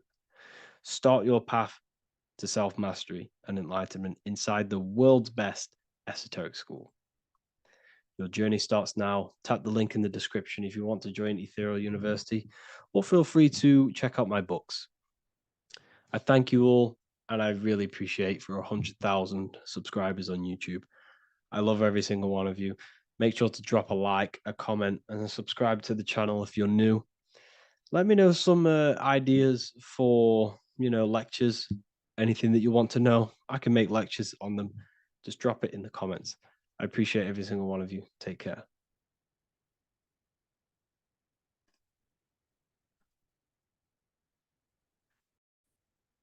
What if I told you that you are under a spell and this spell is controlling you in every aspect of your life and you don't even realize it? Spells are not what you've been taught. They're not fantasy magic wands that are casted over you. No, no, no. Spells are much, much deeper.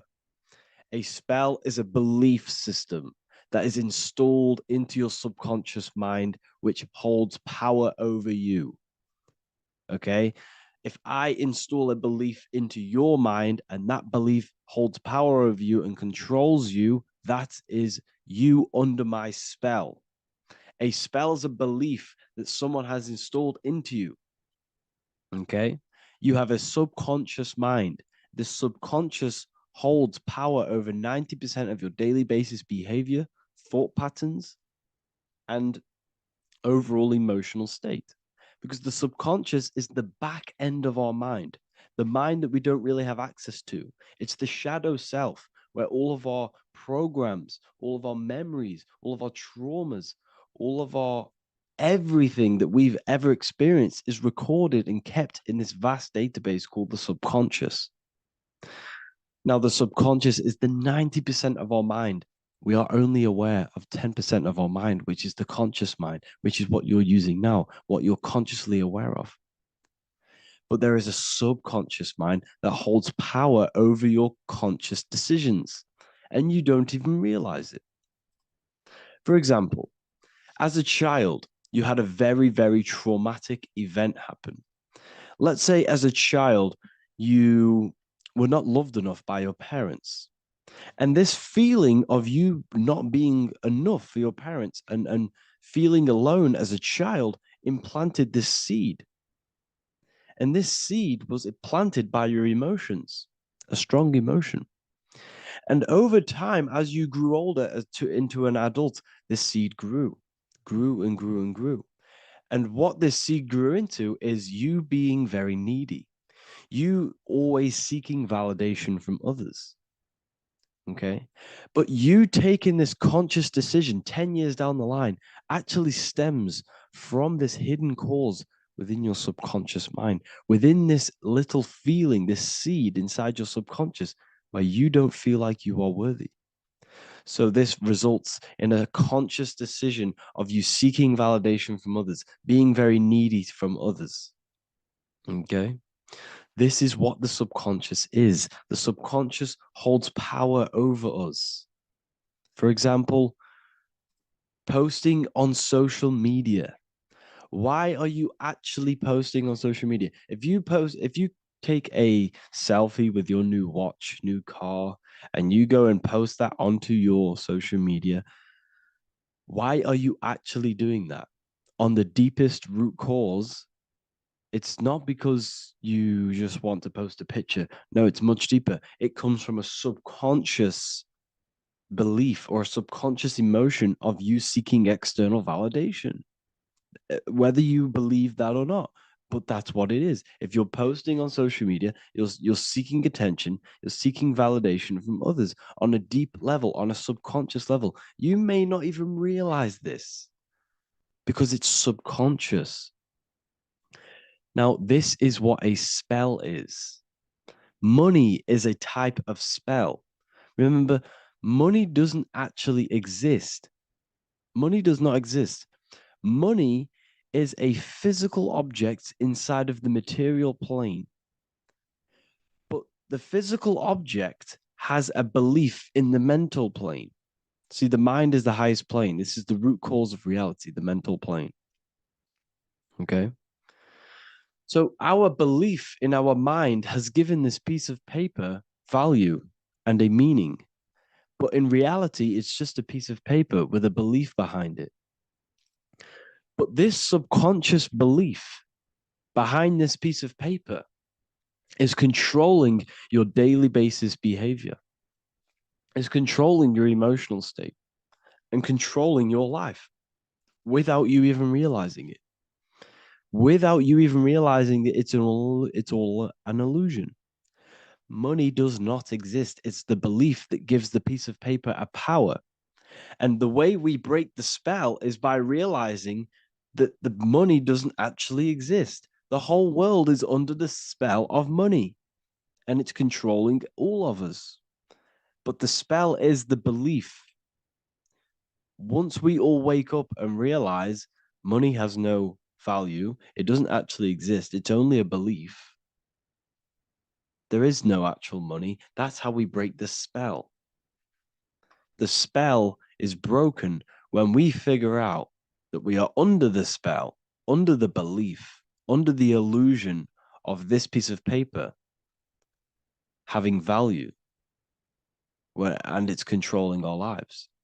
That's why the word money has mon within it. Mon is moon, and the moon represents our hidden aspect of our mind, our subconscious, and the sun represents our conscious mind.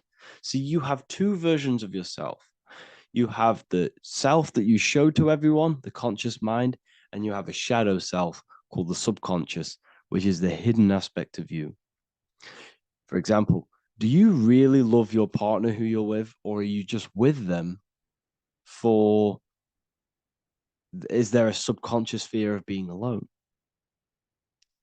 Do you really want to be with this person, or is it stemming from, are you staying with them because it's stemming from this fear of being alone, of being lonely? Or are you just with them because you have a subconscious sexual addiction? And all of your conscious decisions are actually coming from this little seed of wanting sex or not being alone. You have two versions of yourself, the conscious mind and the subconscious, the shadow self and the self that you show to everyone else. Okay. And the subconscious is what's holding power over you. When you drive your car, you don't consciously have to think about changing gear. You've done it that many times. It's on autopilot. That's the subconscious doing it. You can be walking down the street. Your conscious mind can be thinking about what you're going to cook for tea later, but your subconscious mind is controlling your body and walking your body. You don't have to think about moving the body. You just do it because you've done it that many times. It's a program. It's a belief in the subconscious that's giving this movement power. You see, the subconscious holds a lot of power over you. Our beliefs hold power over our daily basis behaviors and actions. Okay, like I said, posting on social media, this is seeking external validation. There's a subconscious there's a subconscious urge bringing this desire into conscious reality. So we must break the spell of our emotions controlling us, our traumas from a child controlling us. For example, another example of this, let's say you were in a car crash years ago, and this car crash led you to having a very traumatic event, very traumatic emotion you felt in that car crash. You felt a lot of pain. That was impressed into your subconscious. And even to this day, you're probably scared of going into trains, going onto cars, going inside of vehicles. And you might not even be aware that it's actually stemming from this event that happened 10 years ago. That's the spell. That's the spell that's holding power over you. And you don't even realize it. You realize the spell when you realize you're being controlled by this old belief, this old trauma. That's what a spell is. A spell is not something I cast over you with a wand like Harry Potter. Spell's much deeper. It's the hidden aspects of our mind that hold power over us, that control us. Okay? So, how do we get rid of the spell? How do we break the spell? By installing new belief systems, by installing new programs into our subconscious. The subconscious is impressed by repetition and emotion. Everything you do on repeat, for example, tying your shoelaces, you can be looking up into the sky, closing your eyes, thinking about what you're going to create for tea while doing your shoelaces. You've done it that many times, you don't have to think about it. That's the subconscious taking over. Okay. That's the repetition aspect of the subconscious. For example, you could probably run down your stairs. You know exactly how to run down the stairs. If I tried to run down your stairs, every staircase is different. I'd probably fall over. But you've done it that many times, you know exactly how to do it. It's what we call ritual. When you have an evening ritual, when you tidy the house, you do your skincare routine, you wash your teeth, that's a ritual. This is what the ancients called ritual. When we do rituals, we're trying to implant something into our subconscious to either remove an old program, an old seed that is controlling us, for a new one that's going to grow into new light, into a new reality. So you can implant messages, implant new programs into our subconscious, which will then grow into a new reality. Okay. Because if I tell you something over and over and over again every single day, for example, if I say, you do what I say every single day I repeat this statement into your ears, about a month or 2 months in, you're going to start to believe in that statement and you're going to start to be under my spell. You're going to start to do everything that I say. So this is what spells are. Spells are subconscious beliefs that hold power over you and you don't even realize it. So we need to remove these old programs we have that are controlling us for new programs. And we do that through ritual, affirmation, and imagination. Repetition and emotion is key to impressing the subconscious. They are the two ways that spells are created, that programs are created. The subconscious only knows the now and it only knows you. So every word you say is a spell. So when you call someone else a name, you're calling yourself a name because your subconscious takes everything you say as truth because it only knows you. It doesn't know anyone else. So every night we can do affirmation. We affirm the reality we want. This is what we call a ritual. We sit down or we stand up, whatever it is, you affirm the reality you are, I am statements, and then you imagine that reality. And you do this over and over again, every day, twice a day, 3 times a day, however many times. And this will cause repetition. This will install a new belief system into your subconscious, which will then start to show in your external reality. It will start to put you under a spell of the new program. For example, If I install into my subconscious that I believe that I am rich, every single night I affirmate that I am rich, I am wealthy, I am free. And then I do a ritual. I start to imagine this reality. Every single night, I do these two things on repetition, and I start to feel the reality and imagine the reality. Over time, I'm going to start to believe that I am rich, that I am free, and I am wealthy without having the physical reality. And what this will do is that it'll implant a message deep within your subconscious mind. It will plant the seed of this belief. And this belief over time will grow into 90% of my thoughts, 90% of my actions, 90% of my words.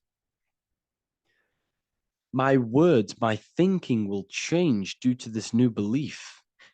I may not even realize it, but I'm looking for more opportunities to make money. I'm speaking to more people because of this belief that I've installed. This belief has triggered new ways of thinking. My mind, my conscious mind is now only operating to fulfill this belief. And my conscious mind might not even be aware of it. You won't even realize that you're manifesting this belief of being rich. And that's how it happens. You implant the belief within your subconscious. You implant the spell into your subconscious, which will then gain control over you. So we need to make sure we're removing the negative spells, the negative programs that are controlling us for new regenerated ones, for new ones that are going to create new realities, a better life. Okay. You don't want negative traumas, negative seeds controlling you and growing into your life. If you don't cut them off, they will continue to grow and grow and grow. Your anxiety will get bigger and bigger and bigger. Your depression will get bigger and bigger and bigger. But it's all actually stemming from one belief system or one trauma. Okay. So this is important. Everything in this physical plane is an effect of the higher planes, it's a shadow of the mind. Everything we think, all physical objects began as a thought, then an imagination, then energy, then a physical reality. So we must change the mental plane. We must plant seeds into our mind to change down into our physical material life. It's about manipulating this higher plane so we can create change and effect in the physical external material plane. That's what magic is. This is what spellcasting is. This is all what it is. It's not fantasy. This is the manipulation of the higher planes of consciousness, which your mind has access to. You have access to these higher planes. Okay. This is exactly what I teach in my university. I teach different rituals. I teach specific rituals to get rid of certain things, certain belief systems. I teach all different rituals, all different ways for you to create your own reality and live the best reality you want. We also have all of these different courses. We have activating the inner eye. This will teach you exactly how to lucid dream and activate your inner vision of imagination. We have the sexual alchemy course. This will give you the power of transmuting your sexual energy into creativity. We have electromagnetism studies. We have esoteric exchange, an exclusive live call that we do every single week. And I connect with all of the students. They can ask me questions, can speak with me one-on-one inside of these live calls. We have the real numerology section. We have the health section. We have a lecture section. Look at all of these lectures we have on occultism, symbolism. All of these lectures are designed to gain you power, to give your personal power back to you, to make you realize things about you. We have a meditation section. We have a library section where you can download all of our library, all of our books, different books on occultism, symbolism, Freemasonry, astral projection. And of course, we have the Manifestation Mastery course, which teaches you exactly how to create reality so you can live that desired reality that you want. This is the last chance to lock in the price of $55 a month. This is less than $2 a day. You can really level up your life because the price is going to increase as the value of the university increases, because there's a new symbolism course coming out. And if you join now, you'll get this course for free, because obviously when this course releases, the price will go up. The symbolism course will teach you the language of esoteric and occult symbolism. I'll leave the links in the description. Make sure to leave a like, comment, subscribe to the channel if you want to see more content. Thank you all, people. Have an amazing day.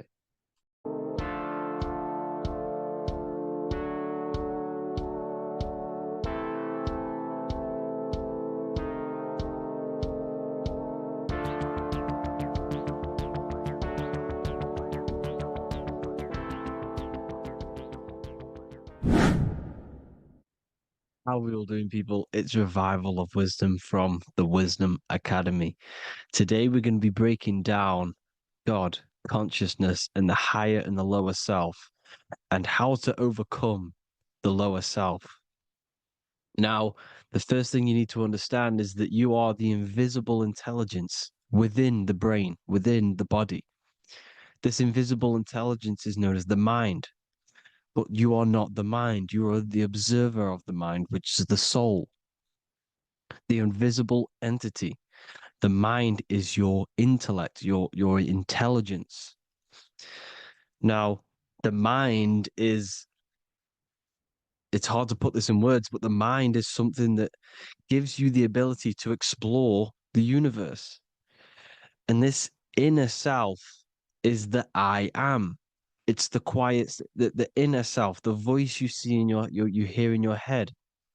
This is why within spells high twin, inside, internal. The I is also the number one, which is one line. Because the one and only, is the inner self, which is the I am. This is why you say, my name is Harry. You are not Harry, you are the I, the inner self, the intelligence. Okay, this is why Jesus in French is I am. You look with the two eyes and you see with the inner eye. I and I, the same thing. Okay, because the I inside is what gives you the perception of what you're looking at. So when someone's trying to explain something and then you catch on saying, I see now, it's because you're seeing with your inner eye, the one that gives you perception, gives you intelligence, gives you the the ability to understand things. This is the internal I, the invisible self, which the physical body is nowhere near as complicated as this inner self. Is in infinite potential, infinite potential.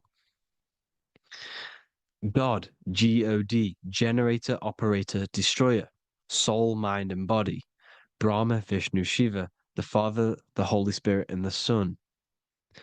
They're all the reason why you see God is always a triad is because it represents yourself. Your invisible intelligence is God. Me and you are the same invisible intelligence. We are the invisible intelligence experiencing the program being ran by the central nervous system and the brain. I always say this in my videos, but I have to, in order for you to understand the things that I'm going to say later on in the video, you need to understand this concept, is that you are the consciousness experiencing the nervous system, the tree of knowledge of good and evil, which is you here. You would be in this invisible intelligence right here in the center of the brain. Now, this is why the ancient Christians show God is in the brain. This is the brain stem. This is the brain. This is also the brain stem and the brain. The brain stem and the brain. It's all depictions of the brain because the brain's the computer, the electromagnetic computer, which decodes the demands created by the invisible intelligence, the I, the inner self, you, your true self. The person moving, if you observe what someone moving, this is going to sound, but if you observe someone walking, it's not The body. The body is moving, but the thing telling it to move is the invisible intelligence. Before you kick a football, a decision is made within your invisible intelligence, your mind. And this consciousness, this invisible intelligence, is either stuck between the lower self and the higher self. Okay?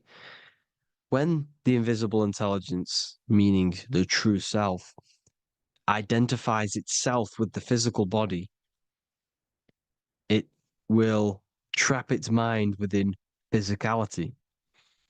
This consciousness that we have is either operating in the lower self or the higher self. It's either feeding the material body or it's feeding the spirit. Okay? But because we are physical and spiritual, we need to be even. We don't want to be meditating all day long because we do have a physical body as well whilst we are here. We are playing a game in physical matter. Okay? Now, the reason that you incarnated here is to learn a lesson because the mind can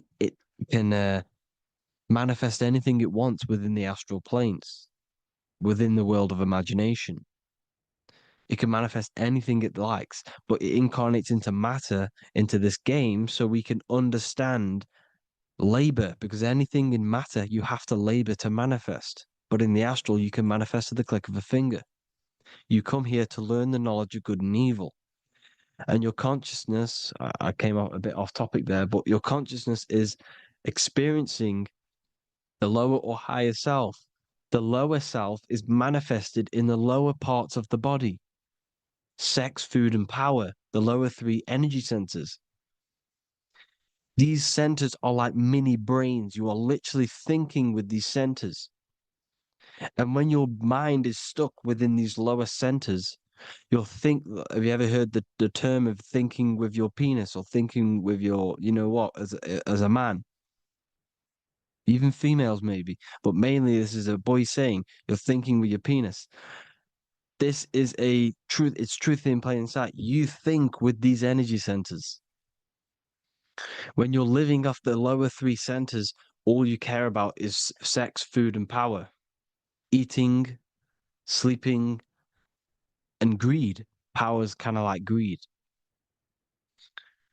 Now, when we move up to the higher parts of the body, when we live our life within the higher parts of the body, this is considered heaven: love, expression, intuition, and wisdom.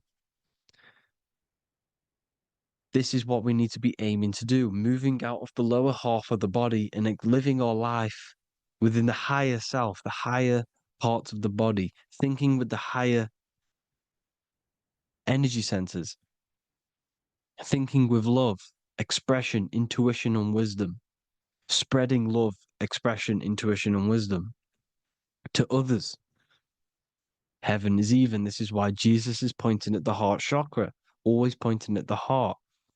Earth rearranged his heart because in earth you're manifested as a physical being. You're in the heart, good and bad. You need to be balanced between the good and bad. Because love can be a demon too. That's a whole nother video, but love can be a demon. Now, the seven chakras are known as the seven seals in the Bible.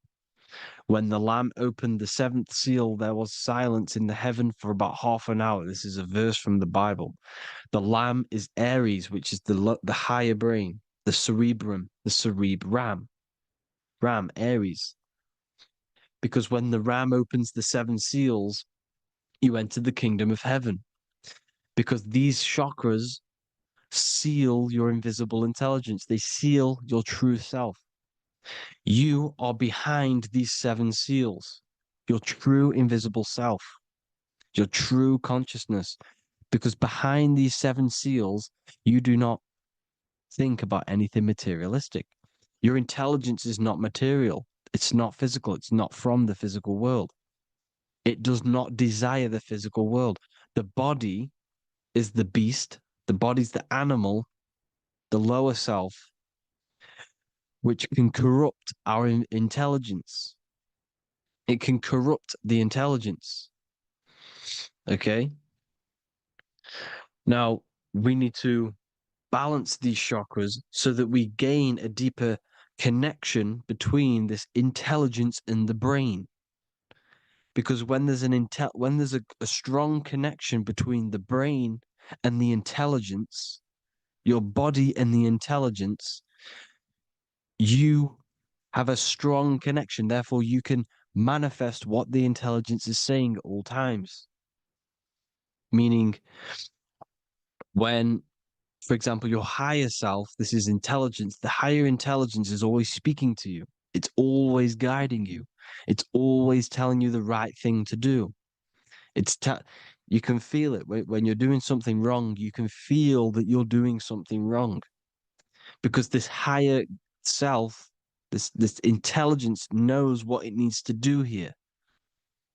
And when there's no connection between the body and our intelligence, our true self, when we strip away, when you close your eyes for long periods of time, you will figure out you are this invisible, infinite, creative being.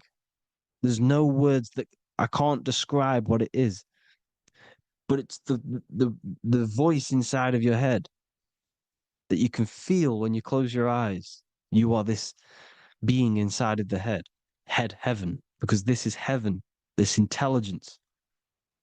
And when there's a strong connection between the body, you can manifest everything it's saying. When everything is balanced, when you're no longer thinking with the lower centers, when they're all balanced, you're not thinking in particular with every center, you balance them all, you can manifest everything it says. Your body will act out what the intelligence is always saying.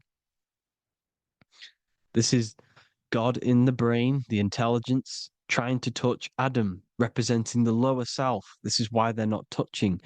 Notice how Adam is resting, but the intelligence is always reaching out, stretching, symbolizing metaphorically saying it's guiding. I'm always reaching out. The intelligence, your intelligence is always guiding you. It's always reaching out to you. But Adam is ignorant of it. The lower self is ignorant of it. And that's why he's so relaxed and God is so stretching out. Because at our highest self, that when you think of when you want to better your life, that highest true version of yourself is God. When you're manifesting this, your highest self, this is God. Your truest form, your most perfect form, that is God. Your highest version of yourself, that is God. Emotions. Emotions are not what you've been taught. Emotions are not something that should be reactive, okay? You should not let the emotion be you, except that you should experience them instead of letting them become you. You need to understand there's a separation in our consciousness. You have the soul, which is the person who is observing your thoughts. When you think a thought, who's the one observing that thought? The soul, you, the I am, the I, the inner self, the one and only. And inside of every single body, inside of me, inside of you watching this video, there is this same intelligence that is inside of me, inside of you. And it's the exact same intelligence, experiencing a different body. And this is what we mean by the universe is mental. We are all sharing the same ball of consciousness in a different body. The animals, the fish, the cells, all expressing this one consciousness. Me and you are the same. This is why the golden rule is treat others like others should be treated, because I am you and you are me in a different body. Now, going back, you need to identify that there's different levels of consciousness: soul, mind, emotion, and body. Okay? Your emotions are on a separate layer than the body, the mind, and the soul. So when you identify there's a difference between all of these, you do not let them become you. You do not let your mind rule you, because your mind can be corrupted. Your soul is the one that is pure good, pure love, but your mind can be corrupted. Okay? Your emotions can be corrupted. The body can be corrupted, but the soul can never be corrupted, only layered on top.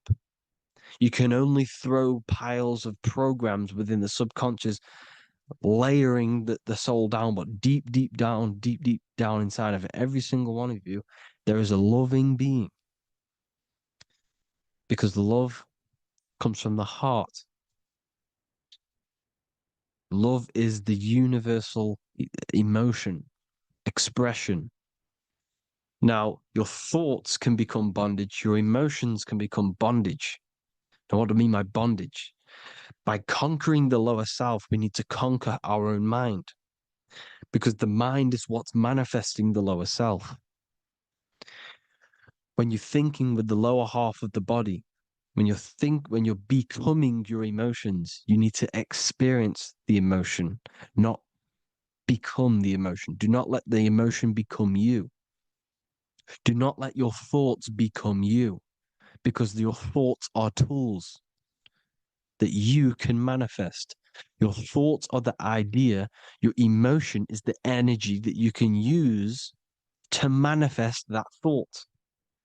Your emotion is energy in motion, emotion. You use emotion to manifest, to feel as if you already have the thought. Therefore, you become that vibration. Therefore, your emotions are actually a creational force that is given to you to manifest things, because you're a human, a manifester. You're here to manifest things.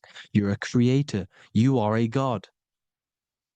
Your inner self, your intelligence, your I am, the one and only inside of you, the inner self, the quiet one, the one that's deep down, the invisible intelligence, is a creating. It's creating things all the time. All the time.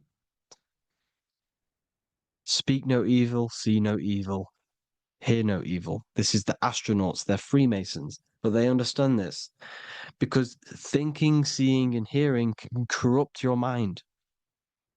And when you have a corrupted mind, you'll have a corrupted subconscious. The subconscious will manifest into the body, because 90% of your behavior comes from the subconscious mind. So you got to speak, see, and hear no evil.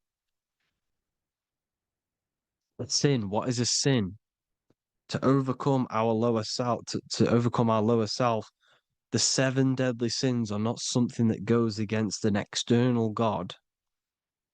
A sin is something that goes against your inner guide, your inner conscience, the inner self that is always speaking to you.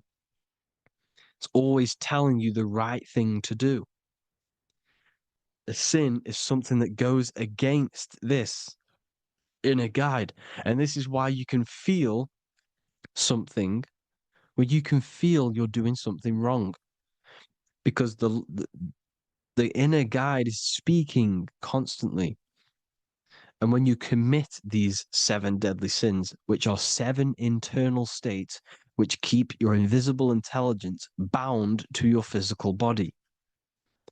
Because evil, right? Evil love bondage. This is why they stay in this realm and they control this realm, because they love the bondage of the body. They like matter. They want to stay in matter for eternal life. They don't want to ascend back into the heavenly realms, where you do not have a physical body. You can explore the universe within the astral planes. They stay bounded to the body, bounded to the 3D construct of the physical world. They have greed, lust, envy, gluttony, wrath, sloth, pride. They want all of this. And if you want that, that's okay. But deep down, you don't want that, because your soul is always telling you the right thing to do. Your soul knows what to do to get out of here. It needs to detach from the external world. Detach from all of these 7 internal states which bound you to your lower self, your lower centers.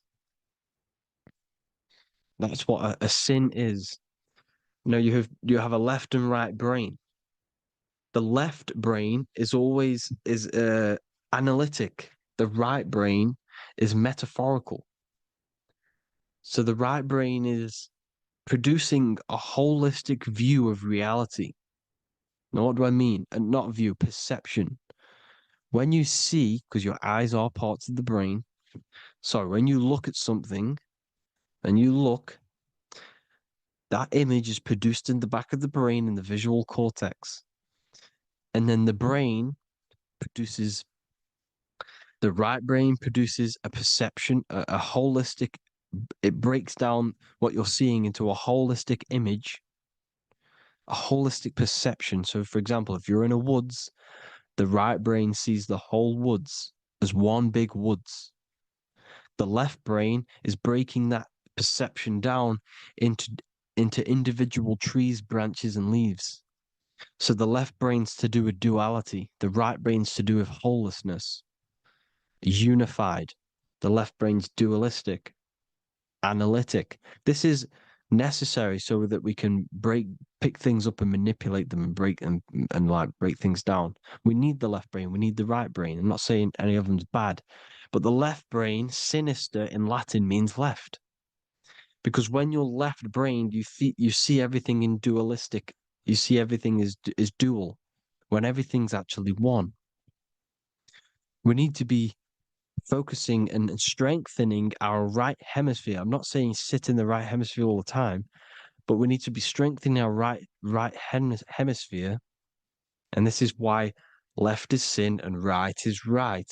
Because when you focus on the right hemisphere, you see the holistic perception of creation.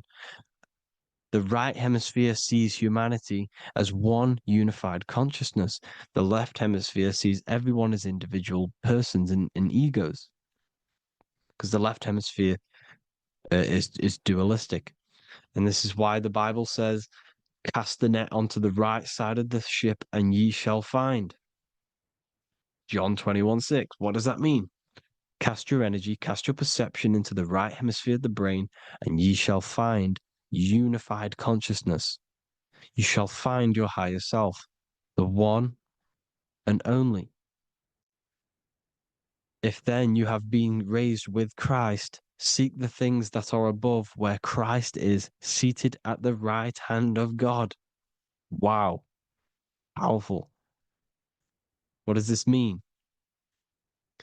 Seek the things that are above, where the Christ is seated at the right hand of God. God is your consciousness, your invisible intelligence between the two hemispheres. The right hand of God is the right hemisphere. Seek the things that are above the heart. Love, intuition, expression, and wisdom. Seek the things that are above the heart, the higher self, the higher part of the body. Because when you seek the things of love, expression, intuition, and wisdom, you create a strong aura. You attract the same frequency. And this frequency is heaven, God. This is the Sumerian artwork showing the lamb. This is a step symbolizing stepping upwards, raising up. He's stepping over the lamb up to the bird. His hand is going to the bird. The lamb symbolizes the lower self. Okay? The bird with the wings is in the sky. It represents the higher self. This is why angels always have wings, because it represents the higher self in the sky. The lamb is a ground animal, symbolizing the lower self. He's stepping over the lamb to the bird, his higher self, his invisible intelligence. Horus and Set, Jesus and Satan. Look, Horus has an evil brother, Set, just like Jesus and Satan. Horus is a bird, higher self. Set is a ground animal, lower self, which is the devil and the angel on your shoulder. You see? The right and the left hemisphere. the two wings.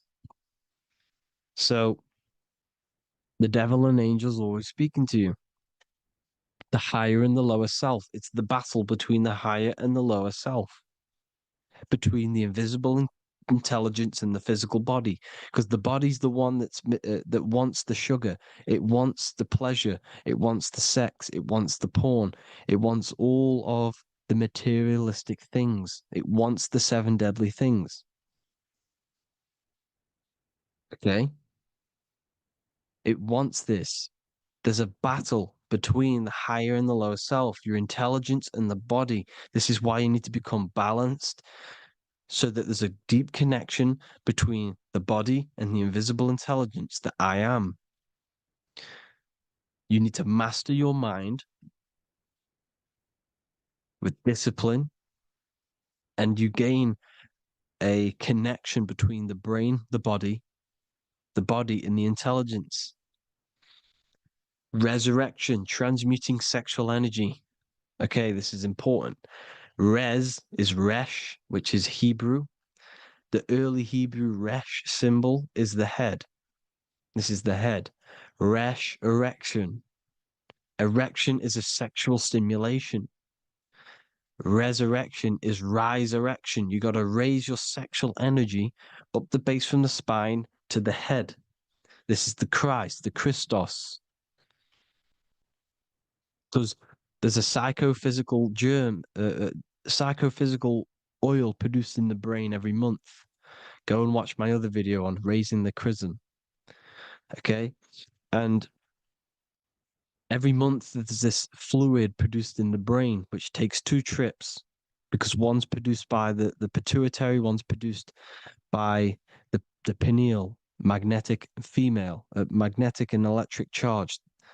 And it takes 2 trips down the spine to the solar plexus, the bread of life in the Bible, or Bethlehem in the Bible, because the River Jordan's your spine. Goes down to Bethlehem. It gets born in Bethlehem, just like Jesus. Because when this oil travels to the solar plexus, it creates the seed, the seed of life, and it feeds the body, all the central nervous system, all the cells. It regulates the blood, does all sorts of good things for the body, this oil.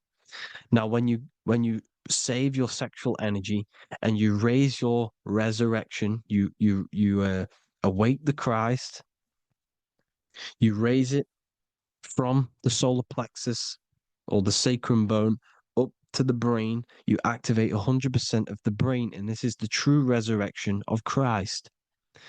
Instead of wasting the energy and giving away your sexual fluids, because behind the fluids is the energy.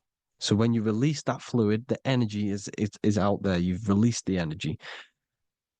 Your sexual energy is the most potent emotional force a human could possibly feel. Same with any animal or anything. The sexual urge, the sexual emotion is the most powerful, potent emotion that you can feel. It takes over the whole body. When you feel sexually aroused, it takes over everything because it's so potent. And when you fight the serpent, when you fight the sexual energy, which is shown here in the Egyptians, the cat cutting off the head of the serpent, or Hercules fighting the serpent, or in the Greek mythology fighting the 7-headed dragon, the 7 chakras. The serpent is your sexual energy because it symbolizes your kundalini. When you fight it and you transmute this energy, instead of releasing it, instead of acting sexually on it, you can transmute the energy, transfer it from the solar plexus up to the brain. You can do this with other tasks. Instead of releasing it, instead of raising it from the solar plexus to the brain, you can use it for other things. So, for example, you want to think critically. You can use it for critical thinking. You can use it for going to do exercise. You can transmute sexual energy into anything, but you can do this. You can raise the sexual energy, and you can use this energy to push the cerebrospinal fluid from the solar plexus up through the spine, up the 33 vertebrae to the brain, and it'll activate 100% of the brain. And this is the resurrection of Christ. Jesus was never dead. Jesus was never rose from the dead. It symbolizes the Christ, Jesus Christ. Christ is Christos, which means oil in Greek. The resurrection of the Christ, the Christos, the oil. And when it activates 100% of the brain when it's raised, and it can regulate all the systems, it can regulate all the blood, it can regenerate the body. And this is the true antichrist. They don't want us doing this process. The antichrist is not against Jesus, it's against the fluid in our body that makes us live hundreds and hundreds of years and makes us live as gods. This is the true resurrection. And when you fight the serpent, you fight your sexual urges, your sexual emotion, the most strong emotion that you could ever feel. You can do this process. And this is the true secret of transmuting sexual energy. Because when you transmute the sexual energy, you can become a god. And this is why Hercules is fighting the serpent. Notice how the serpent is low. He's reaching down to it. It represents the lower self. Because the lower self wants the lust. It desires sex. The body desires sex. There's a fight between the higher and the lower self. But when there's balance, there's even. Heaven is even. When there's evenness between these, this is the kingdom of heaven. This is when heaven is on earth. So at our highest levels of ourselves, the highest level of our intelligence, this is God. God is something that we manifest. We need to achieve Christ consciousness by battling the body. There is no battle outside of the physical body. It's an internal battle. Jesus and Satan have been externalized. Nothing exists outside of you, because I explained in the beginning how you are the consciousness experiencing the central nervous system. Therefore, there is nothing outside of you. It's all internal. Jesus and Satan have been externalized. Why? Because it's business. The church is a business. It's all a business. They've created these figures to be historical when they're not historical. The Bible's not historical. It's all externalized. It's called exoteric when the truth is esoteric, internal teachings. So, anyways, people, balance the chakras, balance the two hemispheres of the brain, balance the conscious and the subconscious. Balance is perfect, the yin and yang. You are spiritual and physical. You live in day and night. You need to be balanced. Oneness. Seek oneness. And this is the true kingdom of heaven. And when we all realize that we are all the same intelligence, the same consciousness expressed in different bodies, when we all realize this, we all realize we're all one. Doesn't matter what race you are.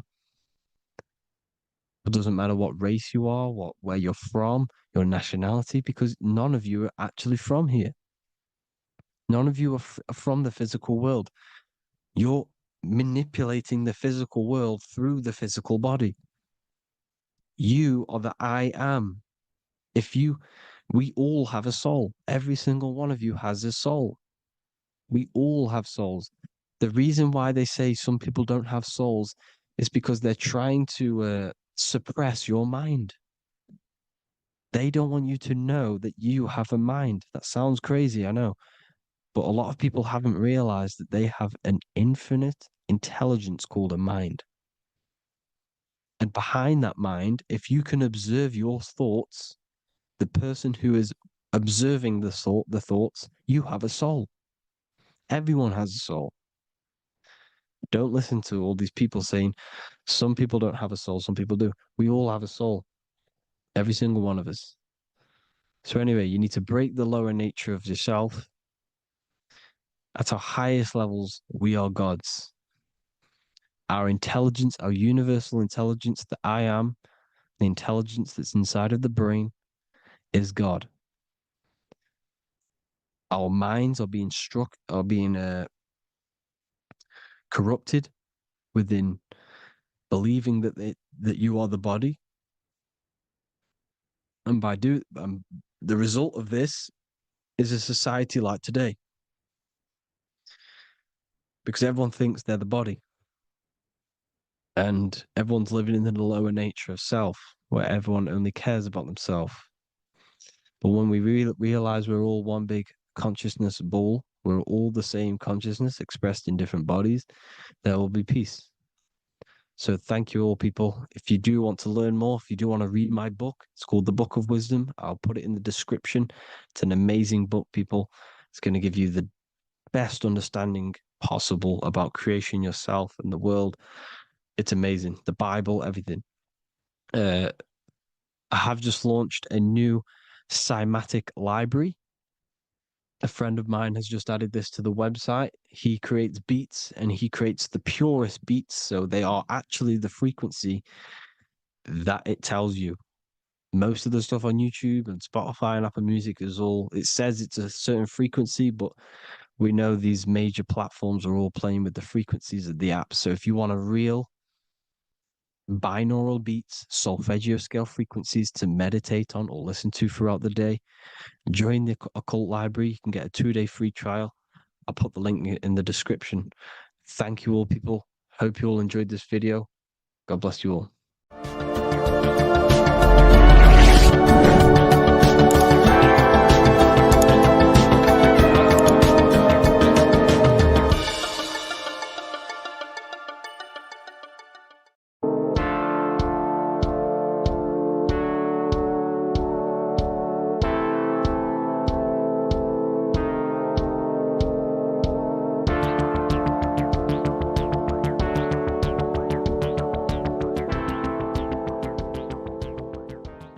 Welcome back everyone to another video. Today we're going to cover everything that you need to know about the mind, starting with the two aspects of the mind, the conscious and the subconscious. The male aspect of your mind is the conscious. This is the 10% of your mind. The conscious part of your mind is only aware of everything around you, your vision, your sight, your smell, your taste, your hearing, and your current state of emotion and thought.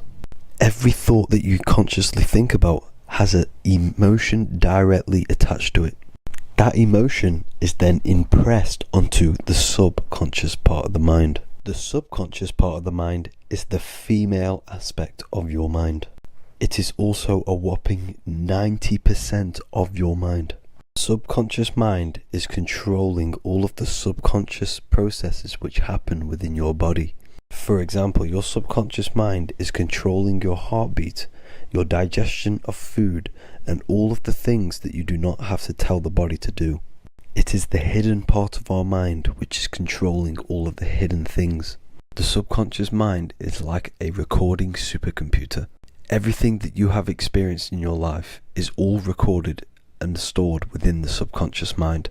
One of the most important things about your subconscious mind is that it stores your mental programs. Everything in the subconscious mind manifests into behavior and actions within the body. Your daily basis routine and habits are all mental programs within your subconscious mind. These mental programs are created by mainly two ways. 1, repetition, and 2, emotional impact. The repetition is fairly simple to understand. The more you do something, the more it impresses onto your subconscious mind and becomes a program. That program will then manifest into your behavior.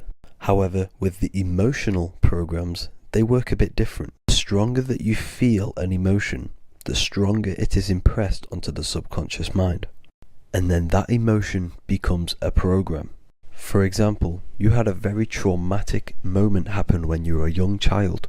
The emotion that you felt was so strong in that moment that it impressed into your subconscious mind so hard that you can recall that moment like it was yesterday. That traumatic event that happened to you when you were young will still manifest into your daily basis behavior even to this day. However, it manifests subconsciously. For example, if you were in a car crash, you will be wary to enter cars with certain people. all because of that traumatic emotion that you felt and impressed onto your subconscious mind. Another example of the subconscious manifesting into our behavior is posting on Instagram. Most of the time, the reason why you post is because your subconscious mind is seeking gratification. So before you actually do something, question yourself and find out the root cause of why you are doing this. Another thing that you need to understand about the subconscious mind is that it takes everything you say and hear literally. So for example, if you go and say, "You are an idiot" to someone, your subconscious mind will only pick up the word idiot. It only knows yourself. It doesn't know anyone else. You are casting a spell on yourself just by saying that to someone else. This is why the golden rule is to treat others like you'd like to be treated. Now, you can rewrite these programs which are already in your subconscious mind. However, it does take consistency. You have to change these programs which have been running for years. And by changing these programs, you change your behavior, because these programs manifest into your behavior. The best way to do this, personally, is to listen to affirmations first thing when you wake up in the morning, and do this for 10 minutes every single morning. Then at night time, you want to think and feel that you are becoming the reality that you desire. The more that you feel this reality, the more it will become a program and impress your subconscious mind. For example, you're trying to gain financial freedom. If you trick your subconscious mind into creating a program saying that you are financially free, this will manifest into your behavior. You will start doing more work. You will start looking for ways to make money. Your mind will be set on the frequency of money and financial freedom. Therefore, you will receive thoughts based around this program. If you take enough action, your life will dramatically change because of this program that you created in the mind. This is why we call it a mindset, because your mind is a frequency tuner which sets its frequency onto different thoughts, because thoughts are frequency. If you fill your mind with a specific frequency, you will gain thoughts and ideas based around that frequency. To create a stable mind, you need to master your emotions. You need to change your mindset. Everything that you experience is neutral. Based upon the mindset that you see it, you either give it a positive or negative charge. By understanding this deeply, you will then control your emotions. I hope you gained some wisdom and enjoyed this video. Please, if you can, leave a comment and a like, and subscribe to the channel if you like this content. Love and light to you all.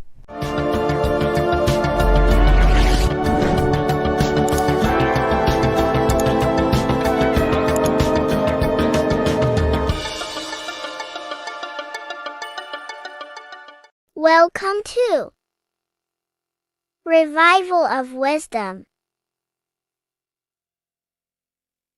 Welcome people, we're back with another video, and this video is about Freemasonry and the connection to the Illuminati. Please, as always, to make sure to hit that like and the subscribe button and turn on the notifications to never miss a video. On May the 1st, 1776, the founder of the Illuminati, Adam Weishaupt, founded this secret organization, and this date can be found in Roman numerals underneath the all-seeing eye pyramid on the $1 bill. This $1 bill also says Anu Coptus Novus Ordo Secularum. This is Latin for announcing the birth of the New World Order. This New World Order will be headed by Lucifer, the all-seeing eye, and followed by the 13 layers of bricks for the 13 elite bloodlines. So your Orsini's, Rockefellers, Rothschilds, Soroses, and the other 9 elite families. So when Adam Weishaupt created the Illuminati, he made it consisting of high-level degree Masons, French and Latin philosophers, and many more powerful people to all become one society. So this is why you see Masons using this same symbol of the all-seeing eye inside the pyramid. But not all Freemasons are part of this Illuminati secret society. As the 33rd degree Freemason Manly P. Hall said in his book The Secret Teachings of All Ages, Freemasonry is a fraternity within a fraternity, an outer organization concealing an inner brotherhood of the elect. So what he's saying here is that Freemasons have to go up the degrees of Freemasonry, and once they hit the top, they either get elected or not into these secret societies like the Illuminati, Skull and Bones, and Knights Templar. So when you see celebrities doing this one-eye symbolism, either covering one eye, doing the triangle, or doing 666 over one eye, this is showing and reflecting the symbolism of Freemasonry. They have taken the oath to never speak on anything they learn about Freemasonry. Duncan's Ritual of Freemasonry book states the oath they have to take. Quote, I ... of my own free will and accord, that I will hail, ever conceal, or never reveal any of the secrets, arts, points of Master Mason's degree to any person whomsoever. All this most solemnly, sincerely promise and swear. Now, this is what happens when they break the oath, stated in this book, quote, myself severed in two, my bowels taken from thence, and burnt to ashes. So this states that Freemasonry comes first, before any law of the land. It has the right to kill you if you break your oath. This is the hand gesture they have to do every time they enter the ritual room inside the Masonic lodge. This is the cutthroat symbol, showing you and reminding you of the oath and what will happen if you break it. Now in this book, Richardson's Monitor of Freemasonry, it states, if you break your oath, binding myself under no less penalty than to have my throat cut across, my tongue torn out by the roots, and my body buried in the rough sands of the sea. If they do not decide to kill you, this book states this by pointing him out to the world as an unworthy vagabond, by opposing his interest, by dearranging his business. In other words, they have the power to frame you and destroy your reputation to the world and destroy your business if you break this oath. So yes, they do kill to keep this truth hidden, because this truth of this reality is what keeps them in power. They have the ability to manipulate people because people do not know what manipulates them. This is why they call themselves the government. They govern the ment, which is the mentality, because the mind is the root cause of reality. They control what you perceive to control what you manifest.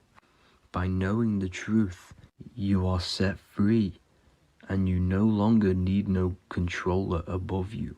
So this is why they are willing to kill and do whatever it takes to keep the truth concealed within these high-level degrees of masonry and these secret societies.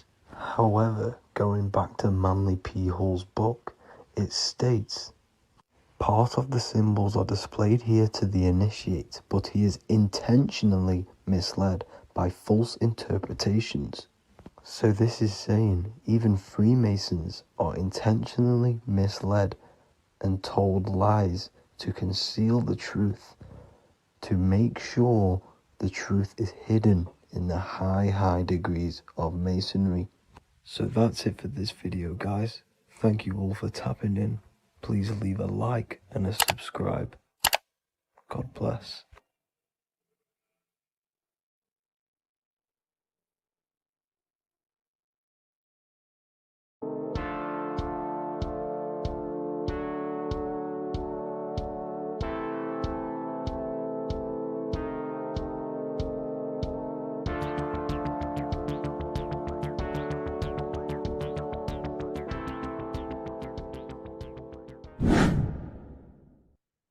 left and right hemisphere, and what are they doing? How does it contribute towards your perception in this world? And this is what we're going to be talking about in today's video. We're going to be breaking down the two hemispheres of the brain and how they function in your life. So first, we have the left hemisphere. This is the logical hemisphere. This is the analytical, divided, scientific, or verbal hemisphere. The right hemisphere is creative, wholeness, artistic, symbolic, and metaphorical. The right hemisphere, non-verbal things. It produces a holistic perception. It is more to do with creativity. Because what you must understand is that we are not in the external world. The world is produced by our brain. We see with our brain. Our eyes are a part of the brain. What we touch is the brain's interpretation of electrical signals on the nervous system. What we smell is the brain's interpretation of smell through the nose. What you taste is your brain's interpretation of chemical reactions on your taste buds. So what you are experiencing is the brain. The brain is a computer creating a simulation. And you have two hemispheres which breaks down this reality. So essentially the brain is the perception creator. It creates perception.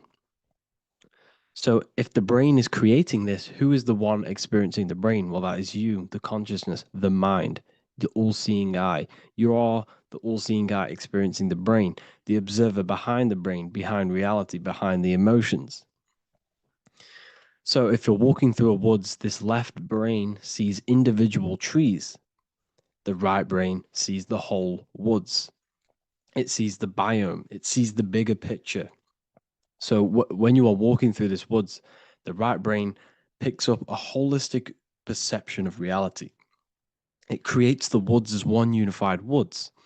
The left brain's job is to break this down and analyze it so that we can see individual things. And this is also necessary for humans to have the ability to break things down and manipulate things in this world. So without this left hemisphere, we could not manipulate things and break things down. So this right hemisphere is important because it sees the whole woods. It sees humanity as one unified consciousness. However, the left hemisphere sees individual egos. So the left hemisphere is the place of the ego because it only understands it sees the world very divided. Okay.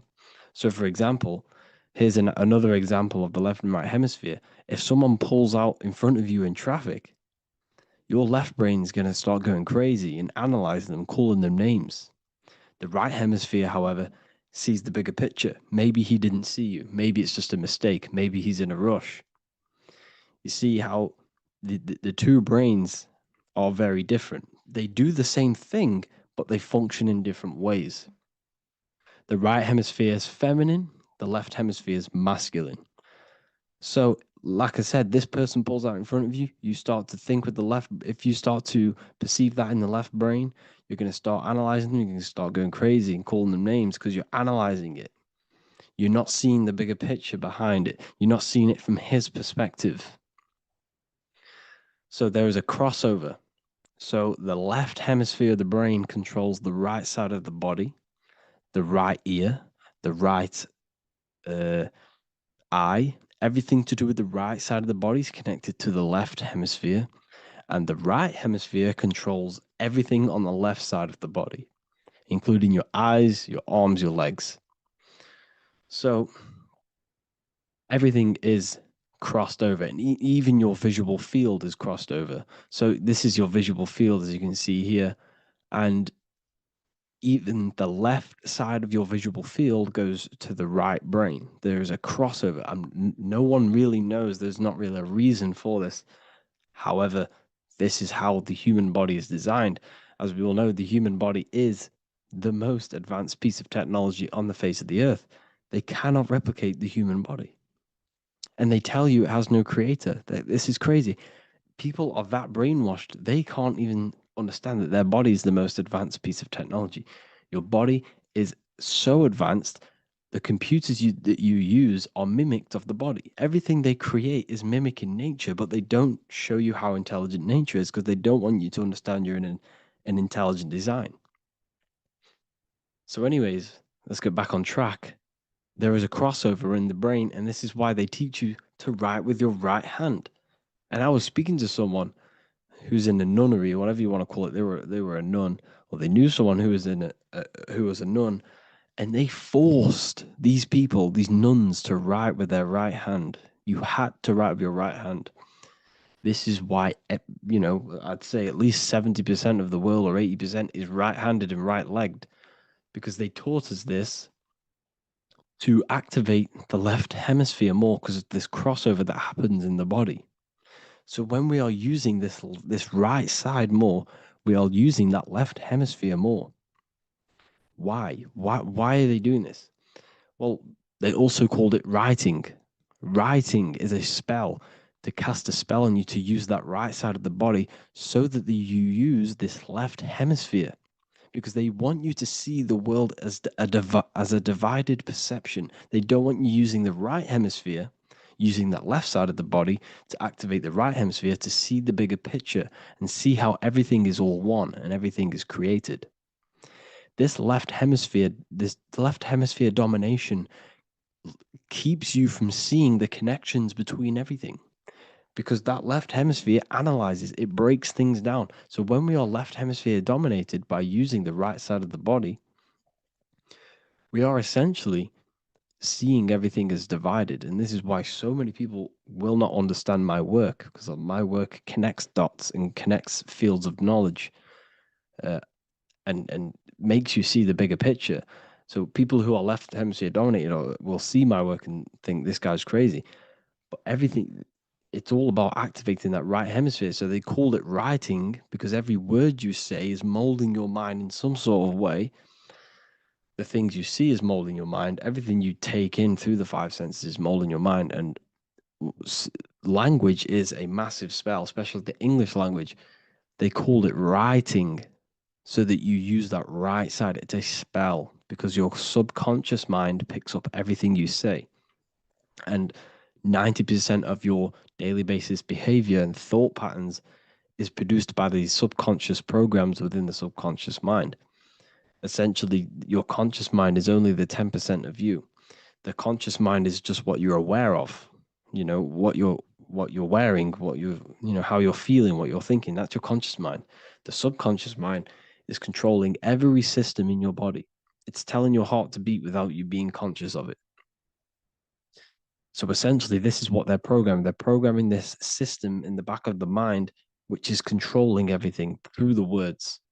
And this is what spells are, because it's all about creating perception in the subconscious. So they want you to use that right side more. I truly believe the ancients, they were balanced. They used the left and the right side of the body. They didn't have a stronger side because they understood this science of the body and how the body works. So this is actually called phonetics. It's not etymology. Etymology is the study of root words. Phonetics is the study of how words sound similar. The way words are spoken. So phonetics, phone, is why we call them a phone, because you speak into a phone. So this is write and writing, to use that right side to activate the left hemisphere more. So your hands are a manifestation of your brain. The left hand is the right brain, the right hand is the left brain. And as a child, we were always taught that when you place your hands together like this is the size of your brain, which is true because your hands are a part of your brain. They're an extension of your brain. Every part of your body other than your brain is an extension of the brain. Everything's working and feeding back information to the brain because you're experiencing the brain. So another trick that you can do, or another exercise, is looking in the mirror and closing one eye at a time. If you close your right eye, if you take your top off, for example, you'll analyze your body if you close your right eye, because you're using that left hemisphere. Sorry, other way around. If you look at yourself through your right eye, you'll use that left hemisphere, which will analyze yourself. You'll see individual body parts. If you close the right eye and use the left eye, you'll see your body as a whole, and you won't really analyze it. This is how you can analyze yourself using these two hemispheres. So this whole system is created to keep you thinking logically and to restrict you from creating and restrict you from understanding symbolism, allegories, metaphors, and teamwork. They want you stuck in a logical way of thinking and a logical way of seeing the world. This is why when you go to school, you are told exactly what to do. You're told to think this way and no other way. You're told to do orders, do this. It's a very left-brained system, because if we all started to open up this right hemisphere, we'd all see, wow, everything is all one, everything's all connected. And this is what my work is doing. I'm showing you everything is one. The physical world is an illusion of duality, but everything comes from the one source, the one mind. The universe is a giant mind. I am mind, you express mind. We all possess mind. Behind the physical body is the same mind consciousness. And we are all expressions and fractals of this infinite consciousness called mind. And this is what they don't want us to figure out, is that we are all just one consciousness expressed. It's an infinite consciousness. It's even in the squirrel, it's in the dog. All of these different animals, they're just different bodies, but behind the bodies is the same consciousness, which is mind. That's what the pineal gland is. The pineal gland is not the mind, and it's not the third eye. The third eye is your mind. If you have a closed third eye, it just means you have a closed mind. If you have an open third eye, it just means your mind has expanded from beyond physical things through astral projection and mystical experiences. This is how you gain an open third eye. It's just an open mind. A mind that has astral traveled, that has explored the realities within the mind. So everything they do is to keep us in a divided state. Divide and conquer, right? That's their motto. All to keep you thinking how everything is divided. Everything they've done is division. Postcodes, countries, everything is divided. Like football teams and all this stuff. It's also a natural process when you grow up, because as you grow up, your brain is constantly analyzing the world. So this is sort of a natural process of how you become more left hemisphere dominated, because your brain is always analyzing. And unless something awakens you, you can awaken that right hemisphere where you can start to see the bigger picture. Even the music, all tuned to 440 hertz, shuts down the right hemisphere of the brain. 440 hertz, Spotify, Apple Music, the radio. Every time you turn on the radio, it's tuned to 440 hertz. This was specifically tuned. It never used to be tuned to this. It was in the 1950s. It was changed. The standard music tuning was changed to 440 hertz because it shuts down that right hemisphere of the brain. They don't want you thinking, seeing the world in this way and perceiving things as one. And I'm going to show you. It tells you this in the Bible. Cast the net onto the right-hand side of the boat and you will find the fish. What was Jesus saying? You see, people read the Bible and they don't understand it. If the Bible is not talking about you, then it has no meaning. The Bible, everything you read in the Bible is about you and how it can better your life. It occurs to you. So if Jesus says, cast the net onto the right-hand side of the boat, this is an allegory. The boat is your body. Cast the net. It's the awareness, the perception onto the right hemisphere of the brain, and you will find the fish. What's fish? What do fish do? They swim deep in the ocean. It represents the knowledge. Deep knowledge. Cast the net onto the right-hand side of the boat and you will find fish. You will find the wisdom. You'll gain understanding when you cast that your awareness into that right hemisphere. You will see that I am you and you are me. We are all one consciousness. You will see everything. You'll see that the trees are the same patterns as the nerves in your body.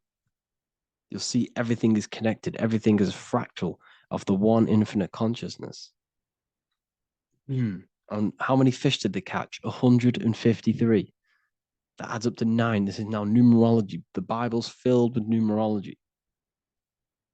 adds up to 9. What's 9? Human consciousness. It represents consciousness. You're in the womb for 9 months. Feminine, feminine. It's all about consciousness. And in Revelation 14, and I looked, and behold, the Lamb standing on Mount Zion, that's the spines, the mountain, with him 144,000. 144 adds up to 9. It represents consciousness on top of the spine. You see? And he had his name the name of his Father written on the forehead. What's the Father? The higher mind, the higher consciousness within you. Where is that? In the forehead, the pineal gland. The pineal gland is the radio receiver for the higher consciousness. Because every body part of the body has consciousness. Your heart has consciousness. Your gut has consciousness. You are thinking with these different consciousnesses. You think with the gut. You think with your penis. You are thinking with all these consciousness. And it's about raising your consciousness to the higher consciousness, which is the Father, the mind, in the head. Don't think with the lower parts of the body, because that is your animal nature. Think with the higher parts of the body. It's all representing consciousness. How to activate the right hemisphere of the brain? Well, it's all to do with non-verbal things. So music will activate the right hemisphere. Make sure it's tuned to the right frequency, though. 432 hertz, 528 hertz. Any frequency that adds up to 3, 6, or 9 is good for you. Meditation, turning off the thoughts, and you raise yourself to the higher brain. Symbolism. Symbolism is all right hemisphere. Reading between lines, metaphors, determining the Bible, it's all right hemisphere. Seeing the bigger picture, it's reading between the lines. So tithing in the Bible. These people in the churches are giving 10% of their money to the church. It's nothing but a scam. What these people have done is they have externalized the Bible. They have taken the Bible and literalized it so that they can make a business out of it. So what they're doing is 1/10 of the produce of what it says in the Bible, 1/10 of the produce of the land, whether grain or fruit, is the Lord's and is holy. So what's that saying? The 10th of it's basically saying give the 10% to the Lord, to God. What does that mean? Well, what's the land and the fruit? This represents physical things, the physical things that you have. The 10th of the physical things that you have. What's that? That's your ego. All the physical things that you have is all to do with your ego. That's the lower self. The ego, what is the ego? It's the mind's perception of the physical self. You had no ego when you were a child. Okay, when you were a child, you had no ego. As you grew older, you created the ego. But the ego is the full self. It's the echo. Ego, echo. It's the echo of the full self. So it's saying give the ego over. Take away the animal self. In that left hemisphere, that's all to do with the left hemisphere. That left hemisphere sees the ego. It sees individuality. It's divided. So it's saying give that 10%. Give that 10% of you over to the right hemisphere. The 90%. The 90% of you is in that right hemisphere. The higher self. Now, I'm not saying the left hemisphere is bad. Okay, I'm not saying that at all. But it sees it sees things divided. It's like I said, the left, the hands are manifestations of the brain. So when these Christians are praying, they're putting their hands together. What are they doing? They're syncing the brain hemisphere is what you're doing, because everything's an extension of your brain. So if you put your hands together, you're putting the two hemispheres together. And what's happening when you place the hands together? All the electricity in the body is now running in a circuit. So once you connect these two hands, the electrical energy is now running in a circuit. And energy can move around the body quicker and more efficiently. So when you pray, when these people are praying, they don't realize that they're engaging in ancient forms of meditation, of balancing the two hemispheres. So now we're talking about balancing the hemispheres, not the right hemisphere. This is what Israel is. Look at the symbol for Israel, the up triangle and the downward triangle. What's that? The up triangle represents male. The downward triangle represents female. Okay? This is talking about the brains. Israel is Ra. Isis, which is female, the Egyptian god. Ra, El.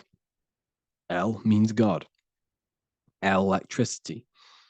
That's the force of the physical world. It's the force that runs this world, electricity. It's the force of God. El, consciousness. It means God. Is, Ra, El. Isis, Ra, and El. It's the two hemispheres of the brain, the holy land of Israel. It's the holy land, it's the brain. Once these two hemispheres are synced, this is how you unlock your consciousness. This is the easiest way of astral projecting. Hemisphering, I forgot the word for it. Hemisphere syncretization, something like that. It's about syncing the hemispheres. This is how you unlock your consciousness. Once the brain is running as one electrical system, this is how you balance the two masculine and male opposing energies. Once these opposing energies are no longer in war with each other, the brain, they come together to work as one. You unlock your consciousness. You are born again. What happens when a male and female have sex? It creates a new child. It becomes one. You are born again. Once the two hemispheres of the brain, you are born again. You can then have an out-of-body experiences. So this is why the symbol of the Holy Land, Israel, is the up and down triangle back combined together, because it represents unification of the male and female, unification of the hemispheres. You're born again. You unlock consciousness. And you can get this for free. It's called the Gateway Tapes on my website. Basically, it's a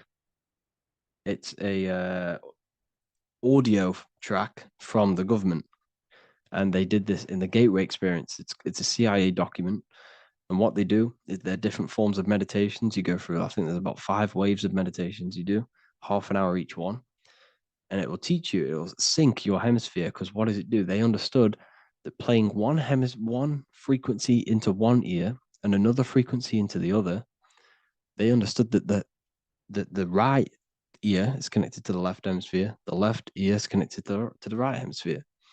So when you play 2 different frequencies into both ears, what happens? The brain picks this up, the 2 hemispheres of the brain picks this up, and it syncs it. It syncs these 2 hemispheres, these 2 frequencies together. So now the brain is working as one to sync this frequency. So this is how you can sync your hemispheres, through listening to these frequencies. Okay, you can get them for free and do the meditations yourself. This will definitely help you. This is an easy way to astral project. So it's all about syncing the hemisphere and seeing reality from a unified perception. We should all aim to get out of that left hemisphere. I'm not saying don't use it, but we should now start to see. We should not start to read between the lines of the Bible, read between the lines of the symbolism they're showing. Study symbolism, study allegories and myths. What are they trying to tell us through these allegories? And, this is how we start seeing things in a better way. Once we understand that we are all microcosms of an infinite consciousness, we can all come to one, because love is the unifying force of this infinite consciousness. We are all divided. We are all disconnected from our hearts.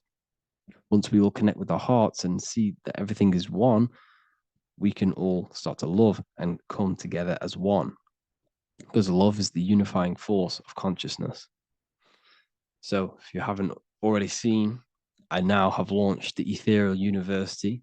I will be doing lectures like this one, but even better, deeper, and even releasing knowledge that I can't talk about online, as they are censored. I'll be doing lectures every single week. I'll be doing live calls every single week. You also gain access to my library, which is filled with over 45 occult books, filled with knowledge. Okay, I'll show you now. Plus, you get my book, The Book of Wisdom, PDF form, and the Human Health Guide, PDF form. You also get all of this stuff, the health section, Q&As, ethereal meditations. We've got some celestial studies, cosmology, and numerology coming soon. You also get the brand new Manifestation Mastery course, plus the library. And there'll be new books, new lectures, new live calls every single week. Or you can get the Book of Wisdom. Use the code WISDOM in all capital letters to gain 40% off. This sale will be ending very, very soon. So if you're watching this, be very quick to get yourself a physical version or a PDF of my book. You can get it in all these languages. Hope you enjoyed this video, people. I'll see you inside the Ethereal University, the real university. Have an amazing day.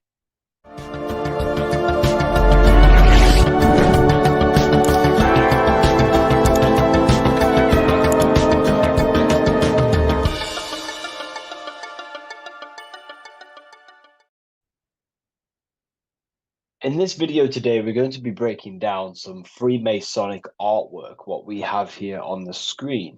And particularly, this is called the Freemasonic Royal Arch. Now, this is the archway that we're going to be breaking down. Now, this is what we call complex symbolism. Now, what do I mean by complex symbolism? This consists of many different symbols all together producing one piece of artwork. It's many symbols used together to portray one meaning. Now we have checkered floor, we have pillars, we have an eye, we have an archway. This is all complex symbolism. It's painting a picture, an overall symbol.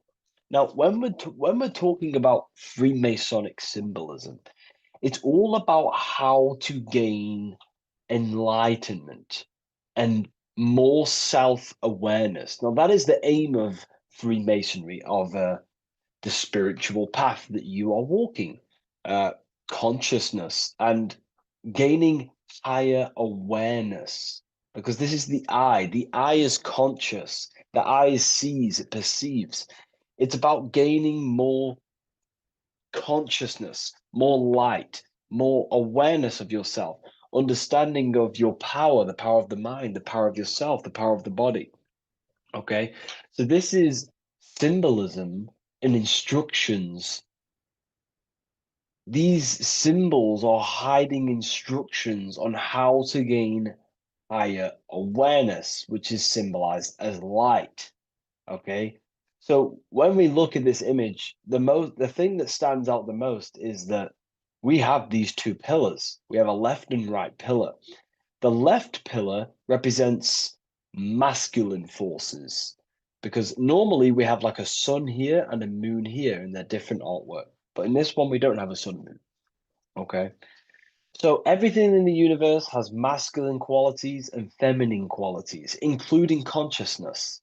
Okay, so remember, this is all about gaining more consciousness, gaining more understanding. We have masculine traits of consciousness and feminine forces of consciousness. Okay, so the left masculine force of consciousness would be direct action, the physical world, the physical body moving. That's a masculine force. Okay, and what else? We have action. We have the material world, the material body. This is what we can see with our two eyes, the material world. We can see our action. We can see physical reality. However, we have a right pillar, a feminine pillar, which represents what we cannot see. This is the feminine pillar. This is more of things that we can't see, the forces of consciousness that we can't see, such as thoughts, emotions, visualizations.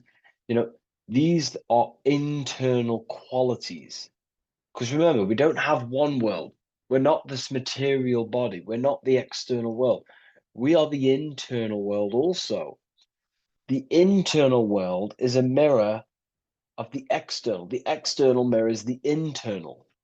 So this is why these two pillars stand the same. However, they're different. They are mirrors of each other. Your internal world of consciousness produces the external world of material reality. It is the inner forces of thoughts, emotions that shape our external experience and our external actions. Okay. So Essentially, what this is showing you here is these two masculine and feminine forces within us. The inner world, the feminine pillar, more emotional, intuitive, and the external world, the action, physical action, what we can see. Okay. And they're mirrors of each other. However, most people on surface level base consciousness is what the occult and esoteric call it. That conscious state that we're in when we just wake up, we realize we have consciousness and we realize our mind is not powerful because we have divided thoughts, we have divided actions, our mind and body are not working together. We have a very negative.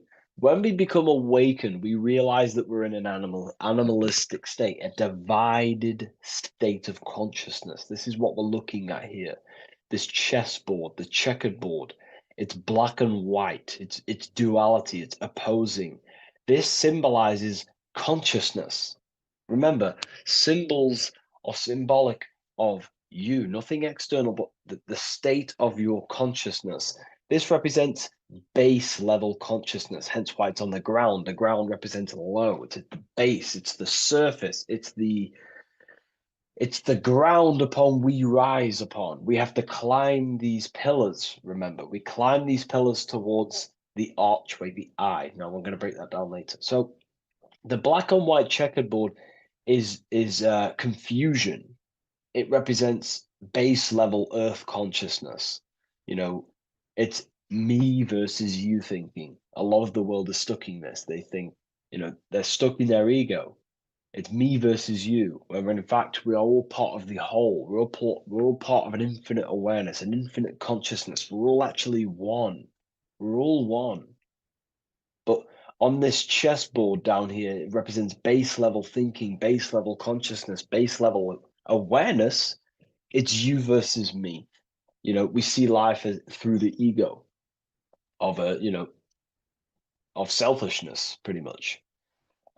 This is the internal division where our inner world is not aligned with our external world, where our mind, our internal thoughts are not being acted upon. Now, and that's not to say, oh, you should act on every single thought, because we all have intrusive thoughts. However, if you say you're going to do something in your internal thought and in your mind, the body needs to be a follow-up of that. You need to have honor within you that your body acts out the mind's will, the mind's desire. If you say you're going to start something, you need to start something. You should not have the contradiction between the inner and the outer world, which is this division you're in. If you say you're going to better your life, which is what Freemasonry and the spiritual path is about, bettering your consciousness, mastering your mind, and leveling up your awareness. Okay, you have to do what your internal world is saying. You have to act out left pillar action, your internal world. You need to build a connection between the mind and the body.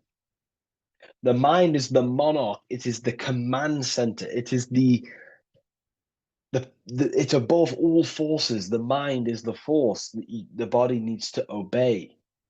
If you want to get out of this division, you have to align your mind's will and desire with your body's actions. You have to act according to rise above this base level consciousness. Okay. So what we're looking at here is how to achieve wholeness, singularity, unity consciousness is what they call it in the occult. Unity consciousness, where there is no external physical body and internal mental body contradiction.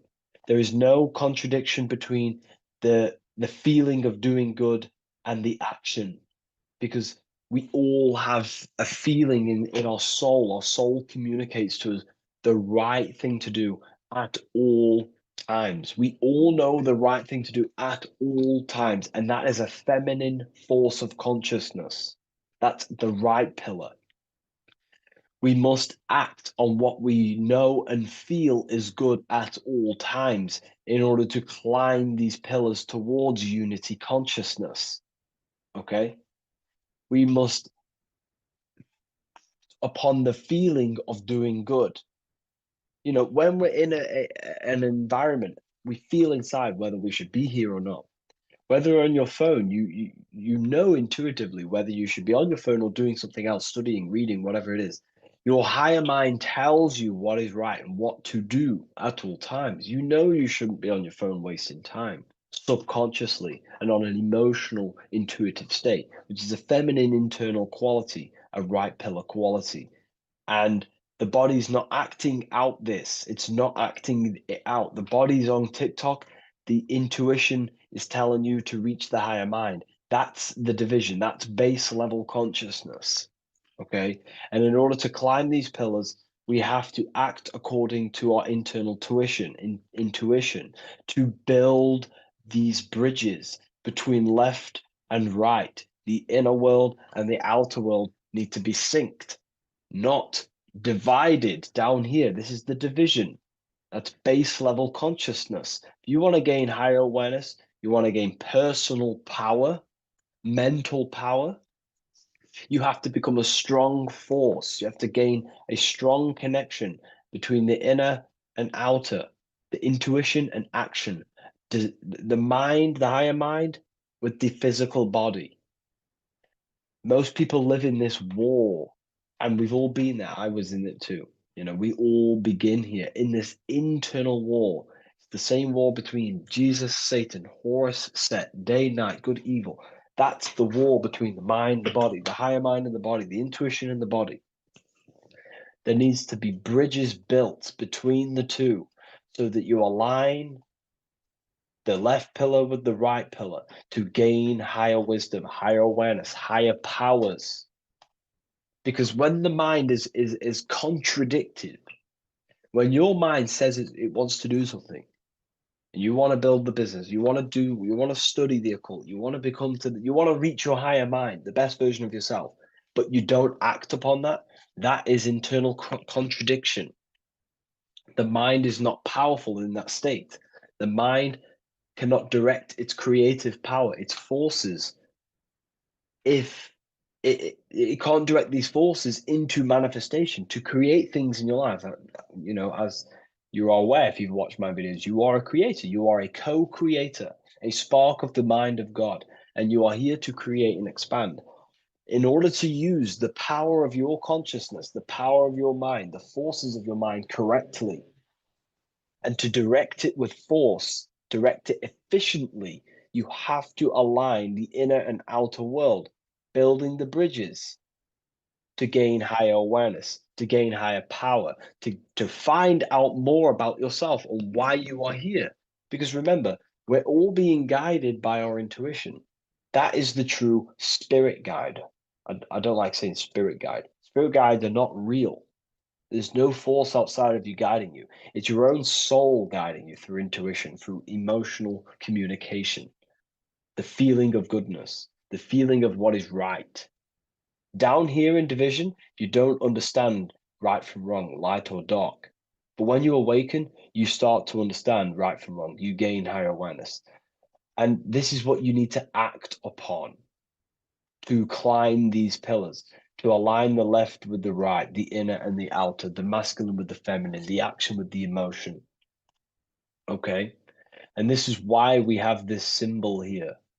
Because remember, let me draw this for you. Upward triangle represents fire, which is masculine, left pillar. The downward triangle is water, which is feminine. And together they combine to create this symbol, which is, again, symbol of unity consciousness. And when you gain unity of the inner and outer world, and you climb the pillar, which takes time, you don't just take one action and you end up all the way here. It takes time. You have to go up and up and up. Then you build the bridge between the left and the right, the inner and the outer, and you gain power. This is the unification. This is why these two angels are holding hands here. They're unifying. They're holding hands. They're working together. This is symbolic of the collective consciousness also. Our life is shaped by the collective consciousness. We need to work together. The elites are using this symbol as chaos. It's a symbol of chaos, internal division, chaos. And they keep us divided. They keep us on the chessboard. Why? Because we're weak on the chessboard. When you have chessboard-based consciousness, you're manipulated by the people who have higher awareness of the mind. You see, life is a mental game. Life's a mental game. We live in a mental universe. Life is mental. Okay? And the ones who use the mind more, the ones who know about the mind more, win the game. It's throughout history. You know, you can moan about this, you can whine about this, and it's okay. But this is life at the end of the day. The ones who know the forces of consciousness, the ones who know the mind, always rule over the ones who do not. You know, we can moan about it. I used to moan about it. However, it gets you nowhere. This is the game we're in. This is the situation we are in. We have to learn how the mind functions. And if we do not, you will be moved by the chess master, by the people with higher awareness, and you will be stuck in division, you versus me, light versus dark, racism, division, all just division tactics for us to be manipulated. Because we're not working together, that's when we're easy to be manipulated. So in this state down here, you're easily manipulated because you don't know how your mind functions. You have a base level awareness. You know, you live to survive. In fact, you're not living. You're just experiencing. Okay. You don't question whether you have consciousness or not. You take consciousness and life for granted. Okay. And you don't realize the power of consciousness and the forces of consciousness and the forces that are shaping your life, such as thoughts and emotions and visualizations. Okay. So I was there too. Everyone begins at this point. It's okay. If you're at this point, that is completely fine. I'm not, saying anything bad. We all start at this base level and we rise up. Okay. And we have to take action. So this is a massive misunderstanding in the spiritual community today is that, most people just focus on the left pillar, meditating, visualizing, trying to manifest things, or they sit around visualizing all day, hoping something's going to change. Action is just as important as visualizing and meditation. It's just as important. They come hand in hand. Masculine, feminine need to be unified. Okay. This is why we have these tools up here, right? We have the spade and a pickaxe. These are Masonic tools. The spade does what? It digs. It digs down. Because these are tools to lift ourselves out of this base level consciousness. We have to dig ourselves. We have to actively, masculine force, action, dig ourselves out of our lower mind.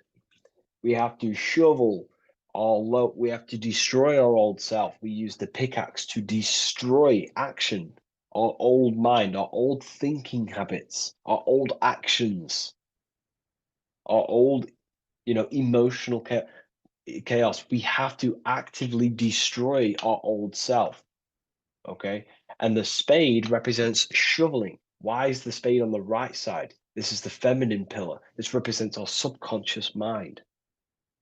We have to actively seek into our subconscious mind, dig deep into ourselves, and question, why am I taking certain actions?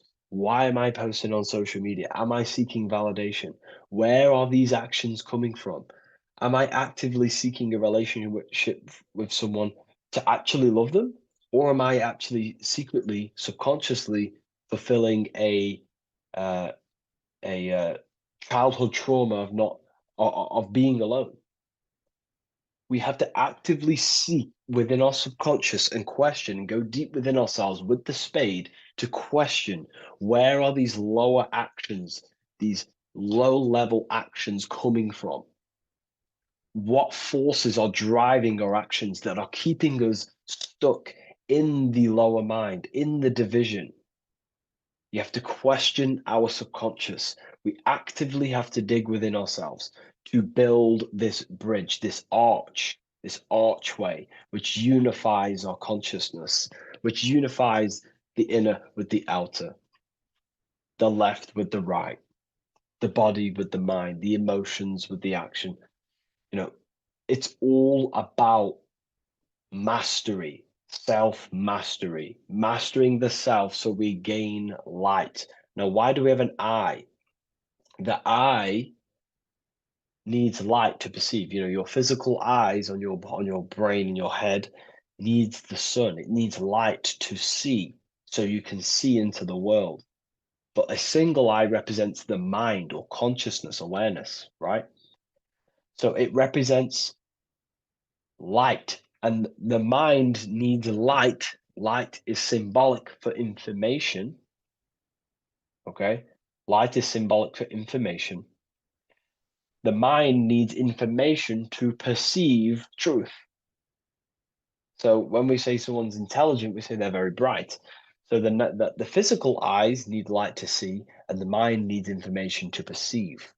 Same thing, symbolic. And when we align the left with the right, the masculine with the feminine, we gain higher light of awareness. You know, you gain deeper understanding of your consciousness, who you are, what you are. You gain deeper awareness of the power of your consciousness, the power of the forces of consciousness. You gain more light, more power, personal power. Now, it's up to you how you use that power. Do you use that power to manipulate others because of the others that are not aware of your, forces of consciousness? Or do you use that power to create goodness in life? That's completely up to you. Okay? And how you use that power. This is why secret knowledge is hidden, because you gain a lot of power, personal power, when you can direct the forces of consciousness properly. They're very powerful. In fact, it's the most powerful force in the universe, consciousness. It is. It shapes all things. It's created all buildings, all creations. Okay, so I hope this has gained you a better understanding. Please leave a like, comment, and a subscribe to the channel, and I'll see you all in the next one.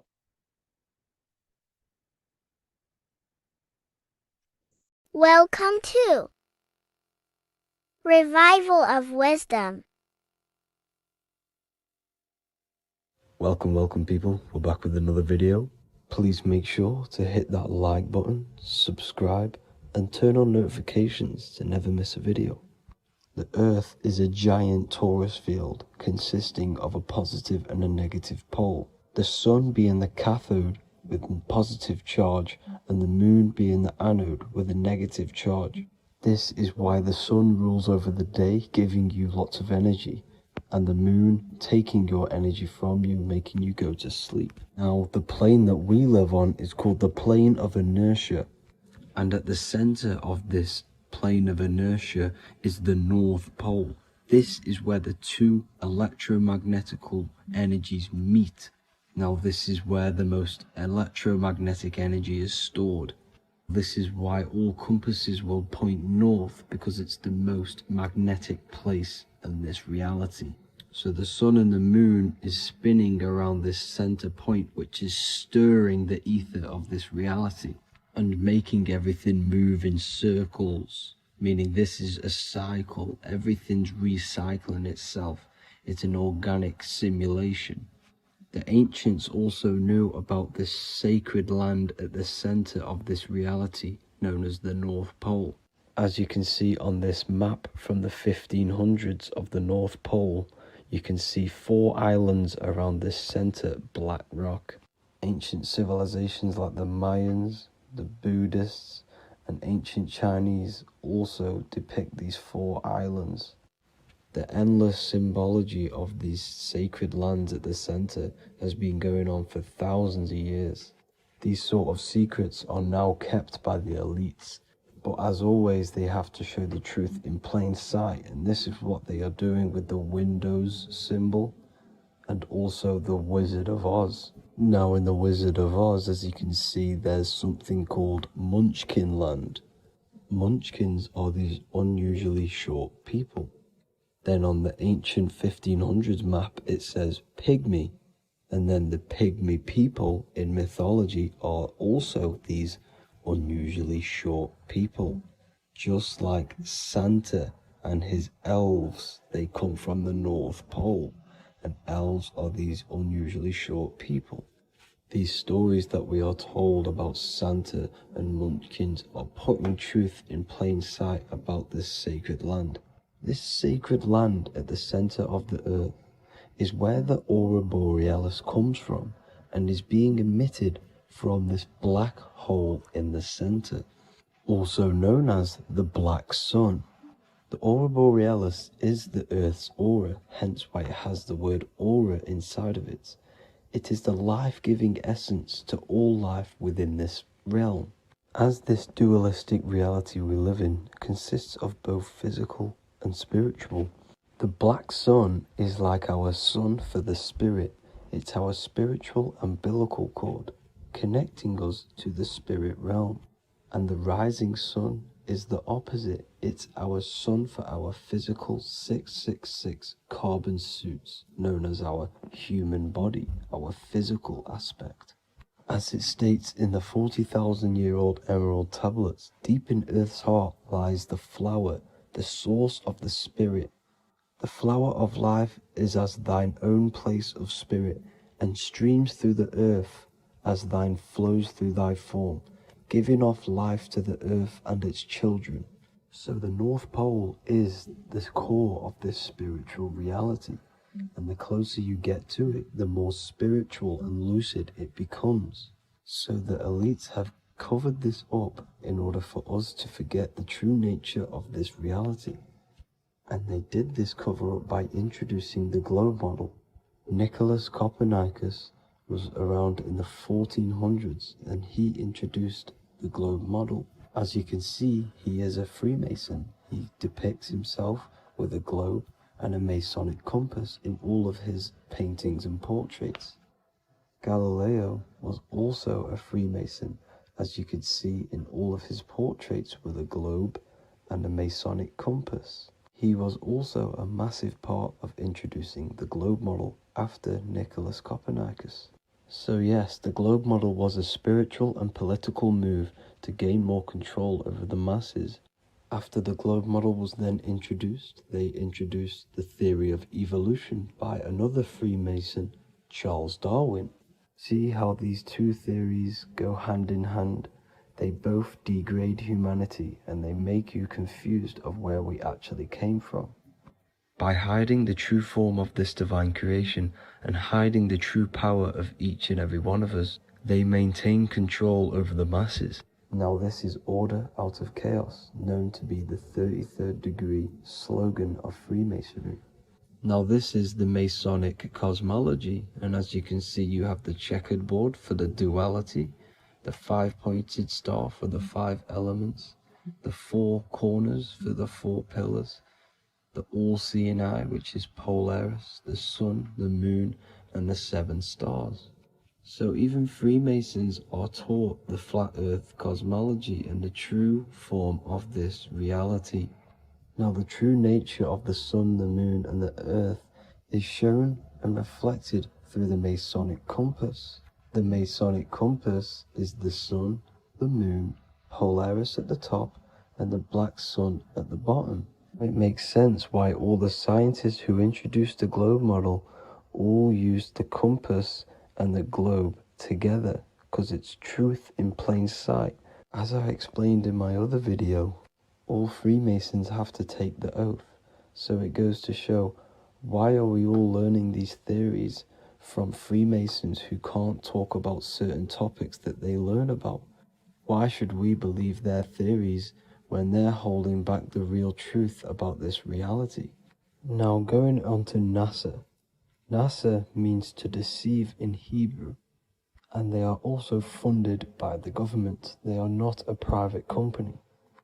The old owner of NASA, Werner von Braun, on his grave has the Bible verse Psalms 91. The heavens declare the glory of God, and the firmament showeth his handiwork. Now why would the owner of NASA put this on his grave? Seems a bit suspicious to me, alongside with the NASA astronauts are all Freemasons. And not to mention the countless mistakes they've made on their live videos in space stations, the moon landing, and the CGI footage of the Earth, which is obviously photoshopped. Just by tricking the masses that they live on a spinning ball, the elites gain the perception of the masses. Not only does it hide the divine creation we're inside of, it hides the divine spark within you. It hides the creator, the source. And by believing in space and we live on a spinning ball, it makes people come to the interpretation of that we are a coincidence and we do not have any purpose. And of course this is false. When you come to realization that we are all a divine creation and we can create our own divine life in this reality, life becomes more sacred and you start to enjoy little things. The elites want you to believe everything exists only in the five senses. They want you constantly looking outside of yourself because they know that will keep you on lower states of consciousness. Now this brings me to our next point. By tricking the masses into the heliocentric model, the elites started to advertise aliens in the movies, in cartoons and magazines in the late 1940s. Now this is subconsciously programming us about aliens and extraterrestrial threats, which then they can use to their advantage. And this is something called Project Bluebeam. They are more than likely going to fake an alien invasion to push this 2040 agenda, which is for one government and one ruling currency. That's it for this video, guys and girls. Hope you all enjoyed. Please make sure to leave a like and a comment. God bless you all. So this is known as the bag of the gods. This symbolism is widely known, but no one knows what it truly symbolizes. We see this in ancient Sumerian artwork. We see this in the Mayans' artwork. We always see this bag with the gods. What does this actually represent? Okay, so the bag itself represents carrying. Carrying what? It represents information, represents knowledge. Your mind is the carrier of the information. So this is why in his left hand, he carries the bag, and the right hand has the pine cone. This represents carrying of information. Why is it a bag? A bag can be passed on to someone else. The information can be taught to someone else. This is the information of activation of the pineal gland or higher consciousness of humans. Because as humans, we all possess an animal nature, the nature that tells us to eat, to steal, to gain material wealth, to survive, to hate. This is our animal self. This is our animal behavior. But we also have a divine nature of consciousness, which we have access to, the higher planes of consciousness, the planes that manipulate this material world and create all things in this material world. The human mind has access to. The animal does not. The animal has no idea he exists. The animal has no inner dialogue, but humans have the inner dialogue. Humans can create infinitely. We can expand our minds infinitely into new realms of thought. So we have this higher divine nature and a lower nature. This bag of the gods is basically just representing the knowledge they possess of higher consciousness, of the higher aspect of life. Okay? Which is the activation of the pineal. The pine cone. The pine cone is in his right hand. The right represents wisdom. The left represents intellect, knowledge. Knowledge and wisdom are two separate things. Wisdom is applied knowledge. It's a feminine aspect. Knowledge is just gained information that you know, which is masculine. So in his right hand, he holds the pine cone. The pine cone can be opened and shut. The shut pine cone represents the asleep human being, the human being that exists in his lower nature, that just basically survives, lives on eating, consumption, material lust, living in chaos with his emotions, living in a place of hell. This is the animal nature. Then we have the awakened human, the one who has consciousness of himself, the one who looks within himself, the one who knows there is more to him when he looks in the mirror. He is far more than just the physical body. He is a divine spiritual being, a divine being who has limitless potential of creation into the material plane. So this represents the awakened. This represents the asleep. This is why he carries the pine cone in his right hand. It represents applied knowledge. This is the information. This is the intellect he possesses. And this is the applied knowledge of the awakening, of activation of the pineal gland. Because remember, the pineal gland is not your consciousness. The pine, pin, pineals, the same root word. Pine cones were always symbolizing the state of consciousness one was living in, whether he was asleep or awake. We see this at the Vatican. We see the pine cone over the two pillars. This is the two pillars of Freemasonry, and the dome. This is the Royal Arch of Freemasonry. This represents your head. This is the two pillars, the two hemispheres, and the pine cone in the middle, which is the pineal gland. What is the pineal gland? The pineal gland is not your consciousness. It is not the third eye, and it is not the mind. It's not the mind's eye. The pineal gland is a radio receiver. This is your body. Your body is an antenna. Most people think they are this body. This body is nothing but a receiver and a downloader of consciousness. Your brain does not produce consciousness. You are not this brain in your head. This brain is a downloader of consciousness. Consciousness comes from a way higher divine plane, which is what this image is showing here with the clouds. The mind is light. Consciousness is light. And this light is coming down into the material plane, and your body is basically a crystal antenna which is receiving and downloading this consciousness. So you can experience a three-dimensional reality. So God can experience himself in a divided, separate state. This is what this represents. Now, the pineal gland can be activated, okay, and stimulated because the pineal gland has physioluminescent crystalline jagged-shaped cells on it. And obviously, these are crystals. Crystals are on your pineal gland. And what do crystals do? Radios use crystals. Your phone uses crystals. They tell you that crystals are woo-woo and pseudoscience because they don't want you to know the power of crystals. Your body is basically a giant crystal. Your pineal gland is a radio receiver for your consciousness. So if they can ruin your pineal gland and damage it, this will damage your connection to the divine, to your true self, to consciousness, to God, whatever you want to call it, the source. There is all one source consciousness, and we're all collectively connected to it. And this is our connection. This is our antenna.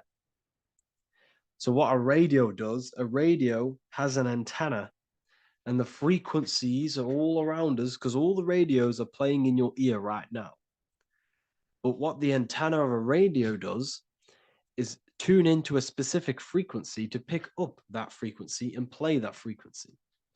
It's the same with your consciousness. You're all a fraction of God's consciousness.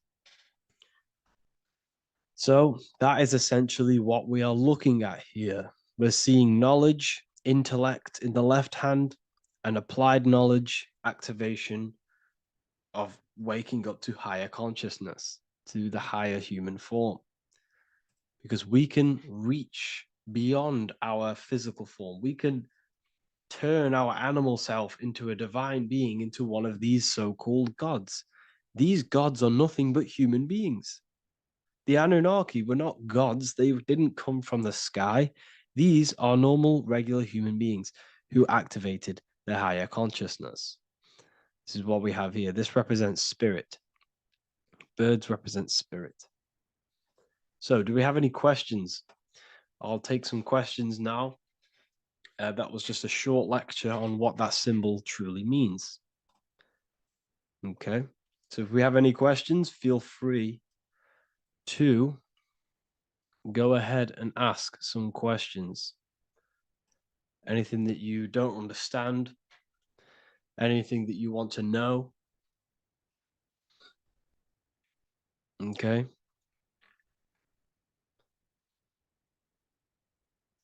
So base reality would be where source resides. Yes, the base reality is your consciousness.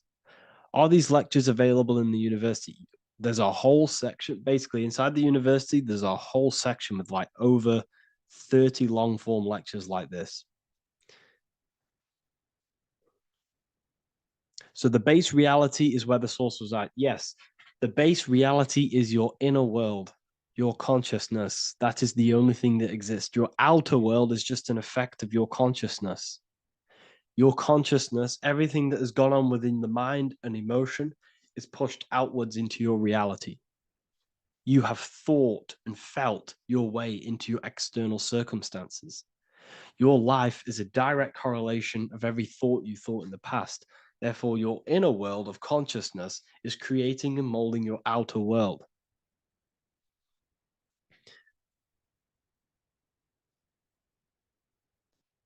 The best way to keep connection consistent, the best way to keep your connection to the divine or the higher planes of consciousness is through meditation and through imagination.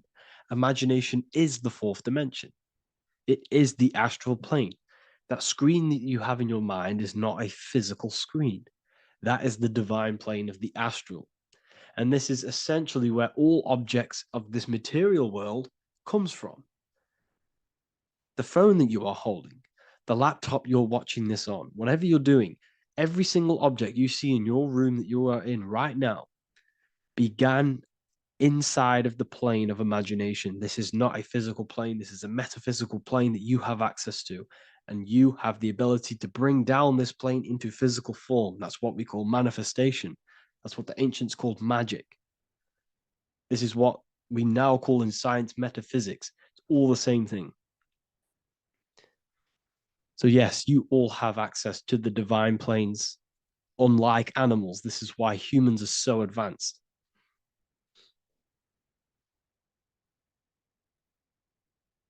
Okay. Is the pineal able to constantly activated, or is it just a temporary experience? I don't fully understand that question, unfortunately. Maybe you could word it in a different way. The real meditations on the university, legit, y'all, yes. In order to connect to consciousness, you need to sit in meditation and turn off your feelings, and the feeling of unity will come. Do I understand correctly? Yes, that is correct. So when you sit in silence and in stillness, I highlight the word stillness because stillness, when you are still, no information from your nervous system is being decoded by the brain. So when your body is still and does not move, your nervous system starts to relax and comes to a balanced state.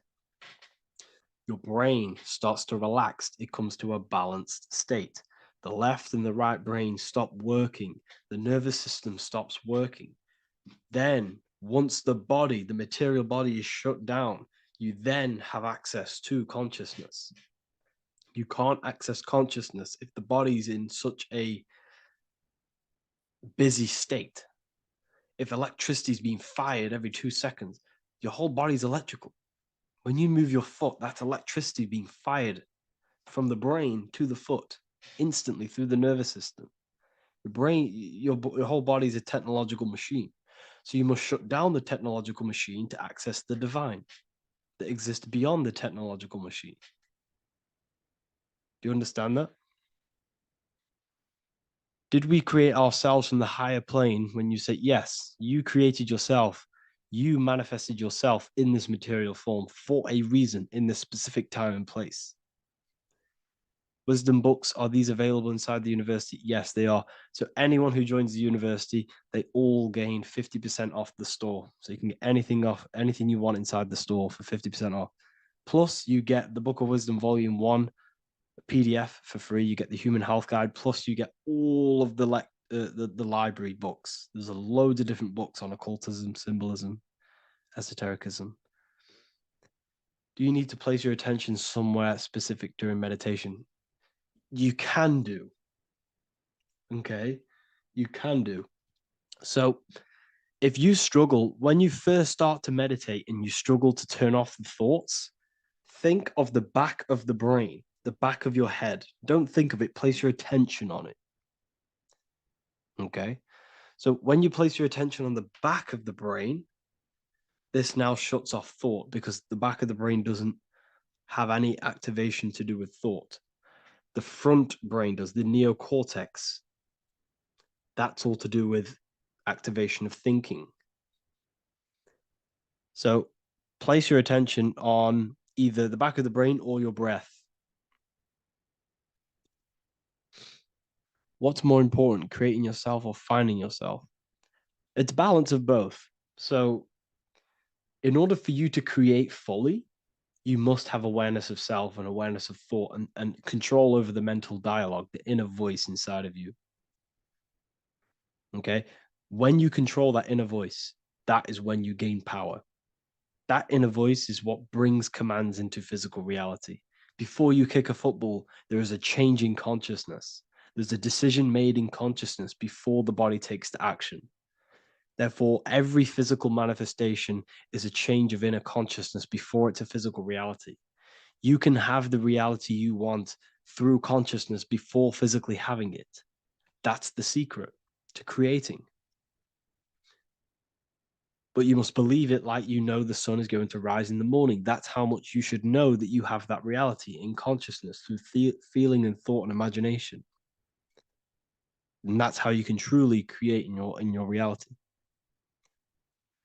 Shrooms help with consciousness or ego. I can't really talk about that because I'm maybe uploading this to YouTube, unfortunately. But we need to clean our pineal gland first from calcification. Yes, definitely. You should go on a detox the body. Because you can't really connect with consciousness if your body is in such a dirty state. Because the brain is, your nervous system is in a state of fight or flight, trying to fight off all these toxins. So when you meditate, you're probably going to be having thoughts all the time because your brain's firing, your nervous system's being attacked through toxins. So you must detox to have a true connection with the divine. Your diet plays a big role in your spirituality and mentality. What is the most optimal food for pure consciousness? Fruits and vegetables. They possess consciousness. So when you place them inside of you, they're syncing with your consciousness. How to check the cleanliness of your body, your skin, your teeth, your tongue, your mouth. If your skin has spots, different colors on it, you're not clean because your skin is a reflection of your inner organs. Coffee's not the best for you. Coffee gives you fake energy. Okay. So what coffee does, that buzz you get off coffee is actually the toxic effect of the chemicals reacting with your body. If I'm inside the university and wanted to buy your book, you said it would be 50% off because we are your student. Is that automatic or we need to have a code? You will have a code. Yes, I'm going to releasing a code for all the students after this. Caffeine equals neurotoxin. Yes, it fries your brain, it fries your nervous system, it fries your dopamine receptors. Will the Q&A last week about money symbolism be posted? Oh, I didn't post that. That's my bad. I totally forgot. I will post that after this. Thank you for reminding me. How to detox the body.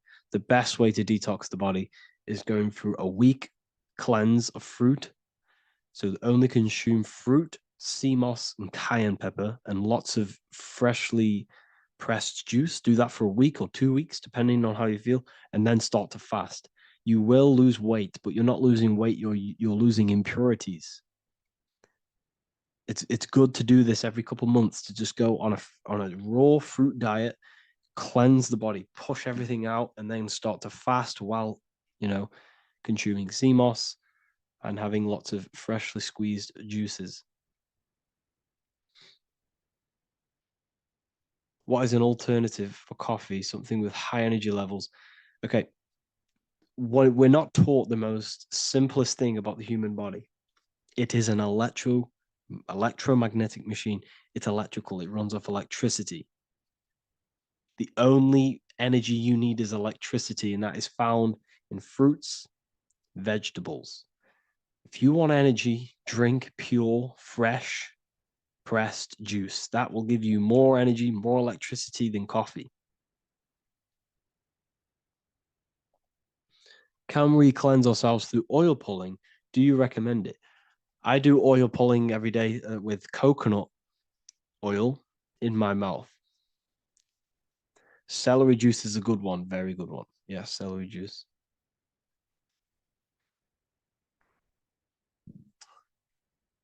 Any more questions? What kind of music do you listen to when lifting? For me, rap, hip hop push me work harder, but I know it's terrible for my subconscious. Yes, very. At least you're aware of it. You should be definitely try and stay away from the hip hop music. Try and stay away from anything that's talking about anything negative, because it's all programming your subconscious. And your belief system is your reality, people. Your belief system is your reality. Okay? So look after your subconscious. That's what's controlling your actions. 90% of your actions on a daily basis are controlled through your subconscious beliefs. Okay? I listen to a lot of Pastel Ghost. I listen to a lot of let me get my playlist up. It's all like background music for TikTok. Do you know what I mean? Like Pastel Ghost. That's mainly what I listen to. That sort of music. I don't know what it's kind of called. I don't know what that genre is called. Does anyone know what that genre is actually called? Because there's not much words in it. The reason I listen to it is because there's not much words in it. And, it helps the subconscious. And I just love that music.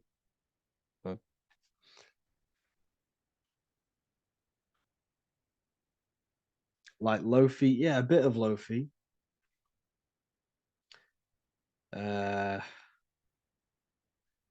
Most people won't even know this type of music.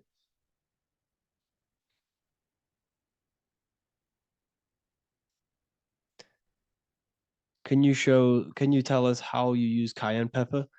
So I mix it with freshly squeezed orange juice every morning. So the first thing I have, empty stomach, I have a teaspoon of cayenne pepper, mix it in and just down it every morning. And sometimes at night. The feeling you get in your stomach after putting cayenne pepper on an empty stomach is absolutely amazing. It tingles in your stomach. It kills parasites. It kills all horrible organisms.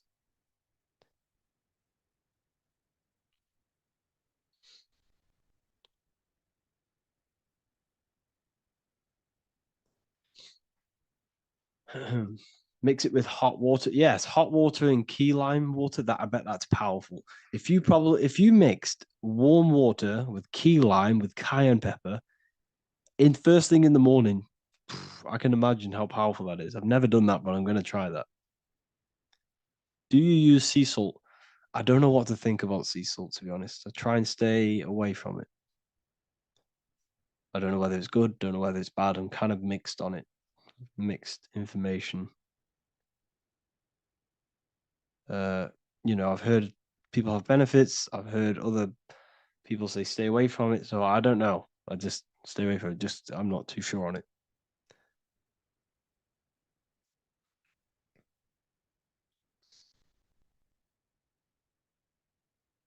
I drink fresh pressed celery juice every morning. Yeah, definitely. Is there any chance we could like move to like esoteric occult questions? The only reason I say that is because I might be posting this to YouTube, so it's like I don't want them. I don't want them thinking I'm giving health advice because I'm not. This is what I do. I'm not giving anyone medical advice.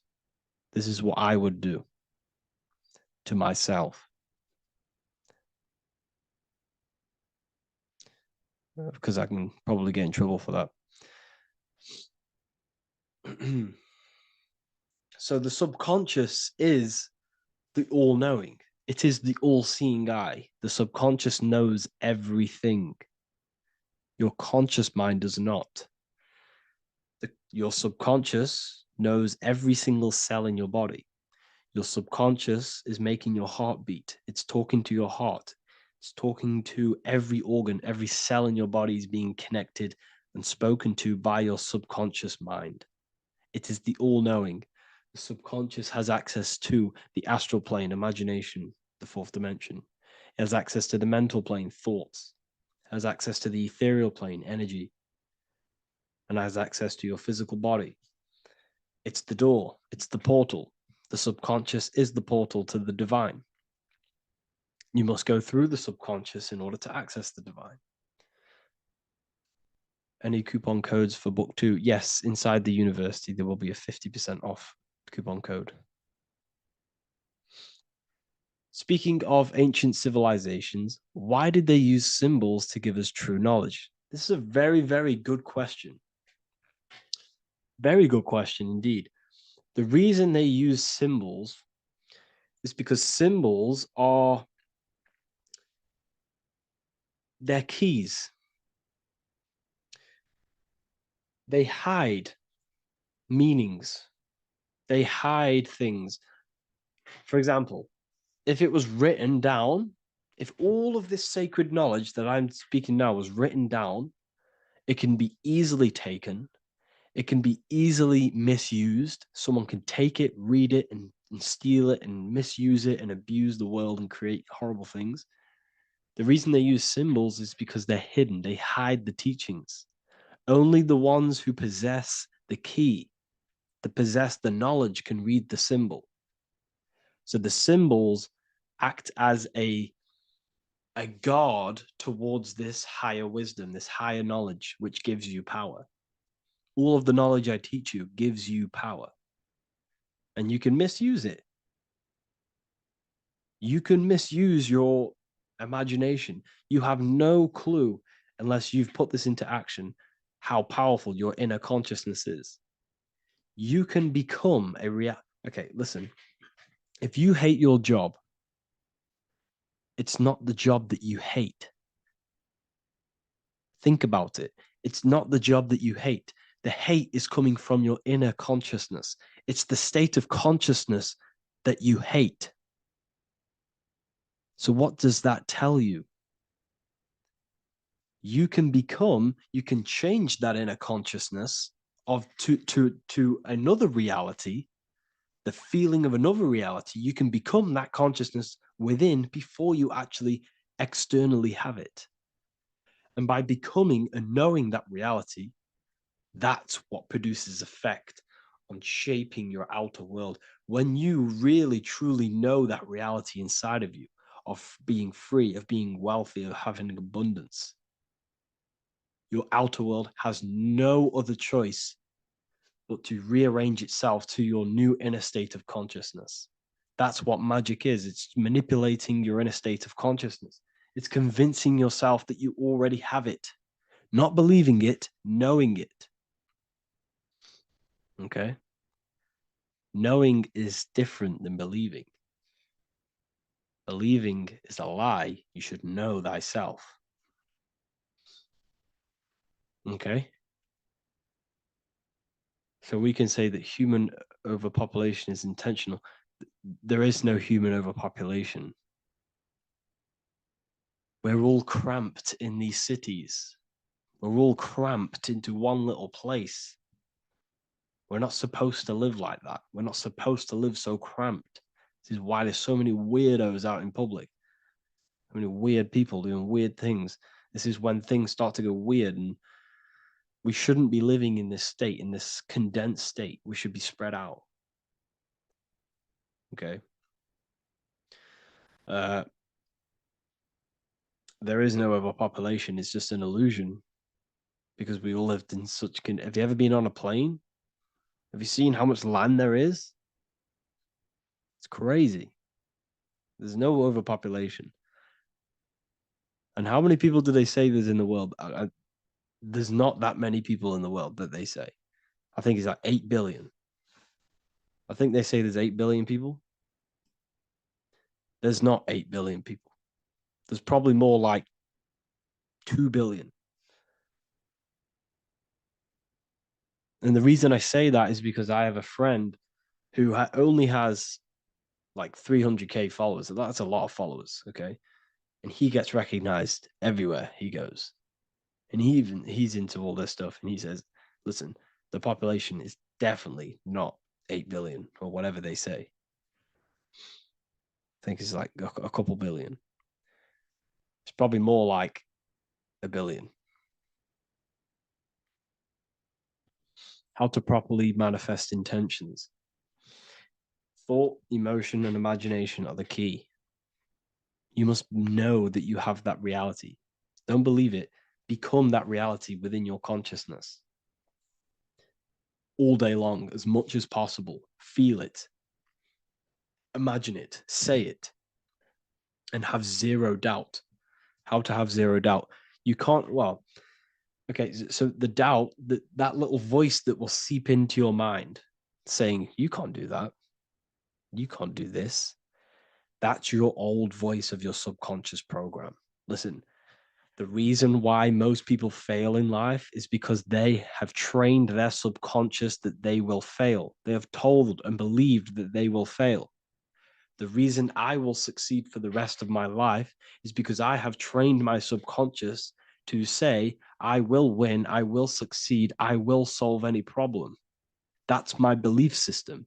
And if my belief system is that, then my external reality, my conscious mind will seek a way to fulfill that belief.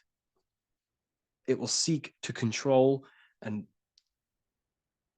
create that belief in my external world. It will seek to solve any problem. I've trained my subconscious mind to know that I already have the reality, to know that I'm abundant, to know that I have everything that I already need. Therefore, if any problem comes, I can sort it straight away. But most people have a different belief. It's not your fault. We've been kind of manipulated and told this, that they will fail, that they can't do anything, that it's too hard. And that basically casts a spell on the conscious mind, where your conscious mind is just like, no, I can't do that, because of this subconscious belief that you hold. So you must reprogram your subconscious that you can do it, that you will solve any problem, and that you are abundant. That's the reason why successful people succeed. It's because they have a complete different mind state, a complete different belief system in their subconscious.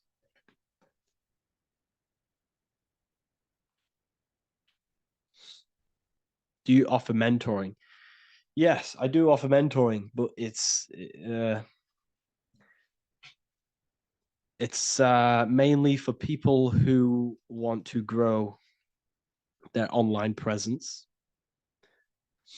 and for the amount of value and transformation that I can place into your life, and the time that, well, the price of my time, it will be a higher price tag, but your life will completely change if you join my mentoring, because I will transmute your life. I will transmute your mind, and I will transmute your whole reality. because I could tell you exactly what you need to do. How to have super genius power pulling information from the source. Okay, so you can do this. I talked about this in Book of Wisdom, Volume 2, if you've read it. This is a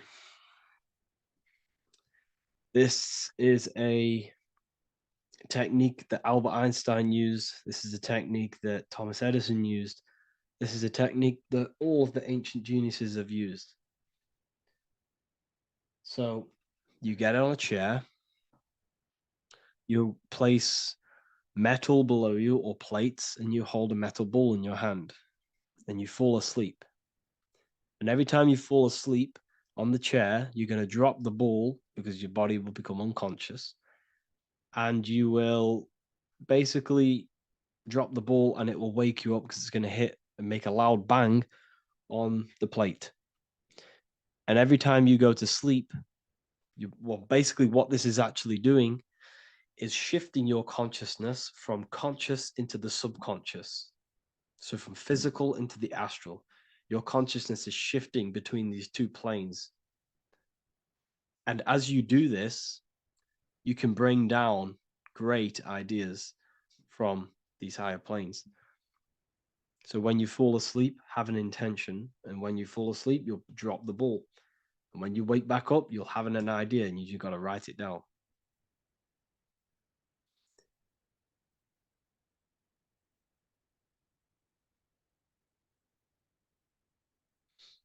How to balance chakras. Don't focus on balancing your chakras. Focus on the mind. The mind is the cause of the chakras being blocked. If you have a blocked throat chakra, this is a problem in your mind, not the chakra. You see, the chakras are a result of the mind. You transmute the mind, you can transmute the chakras and cleanse them.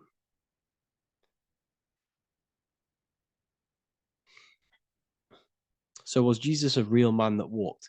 Okay, so I'm going to tell you something. Like, some of the things that I say in my reels, they are to catch attention. So if I say the first thing on the reel, Jesus never existed, straight away, you see that, it's going to trigger you. It's going to trigger Christians. It's going to trigger people. So yes, I do say things to catch attention. The reason I do that is because I have to in order to catch attention. Maybe there was a Jesus who walked. So in the past, I have said Jesus never existed. Yes, this is to catch attention, to boost the reels, views, and comments and stuff like that. Maybe there was a man who was called Jesus and walked the earth. But listen, he was not the Son of God. You are all the Son of God. Jesus represents an archetype. He represents morals. He represents a way of living that you should embody in your life, not to worship. We shouldn't be worshiping this man. We should be embodying his qualities into our lives so we can become Christ consciousness, so we can live in harmony with our mind, emotions, body, and spirit. Okay? He was not the Son of God. You are all the Son of God. We are all God experiencing himself in a three-dimensional divided form. God is oneness, and he created a divided world so he can experience himself. Why do you quote from the Freemasons oft times? I don't recall me looking at Freemason quotes and quote them. I just simply, when I post a quote, I literally just, whatever comes to my head, I just whack it into Telegram or Twitter. Are dreams tied to your subconscious, and how do you understand them? Okay. Dreams and astral projection are two different things. Astral projection is your soul leaving this plane into the collective consciousness, into the collective mind, the collective astral plane. But dreams are basically the astral plane, but it's your personal astral plane in your personal subconscious. So when you dream, you're entering your own consciousness, you're entering your own subconscious. Every character, every event that happens to you, everything that is said to you, everything that happens to you in your dream is yourself pushed outwards, and you're basically experiencing your own mind. If something scary comes up in your dream, this is your belief. This is something in the back of your mind materializing and coming to you and showing itself to you. So in order to understand your dreams, it's basically suppressed emotions, suppressed thoughts, all lingering in your subconscious materialized. Okay. A few months ago, I'd have concurrent dreams of getting in a car crash that lasted for months. Then one day, out of nowhere, I got into a really bad accident, and that low-key bugged me out. I didn't know if my mind was trying to warn me or what. You can explain that. Okay. If you are having dreams about having a car crash, this is a belief. Okay, so let me tell you something. Let's say you're a drug dealer, okay?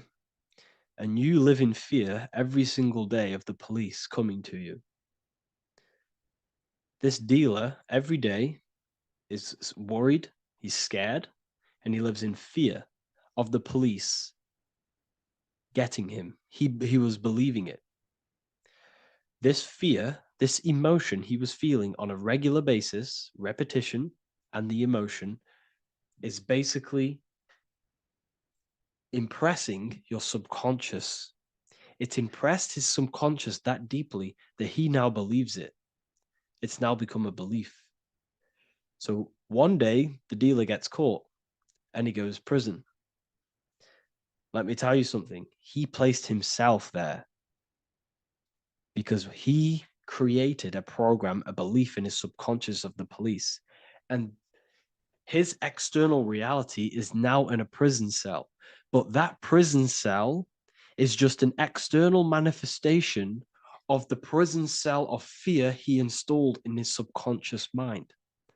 The four walls he's now trapped in is just basically an externalization of his own belief system that he created through consciousness, through the subconscious. If you embedded your belief that you will be in a car crash, you will be in a car crash. He placed himself there.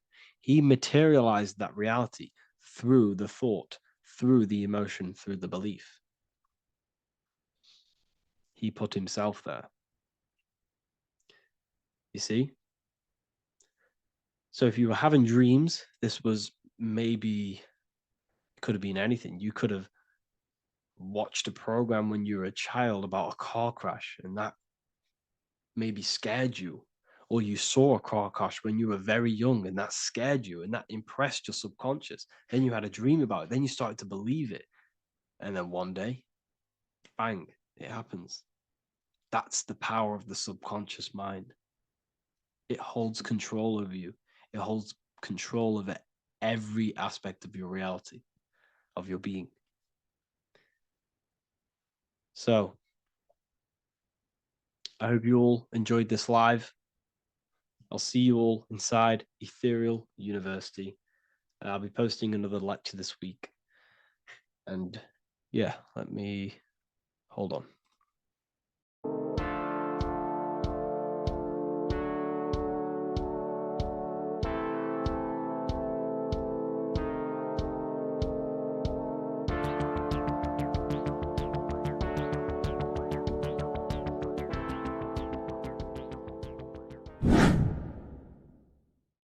What is good, people? It's Revival of Wisdom. Today we're going to be talking about Saturn.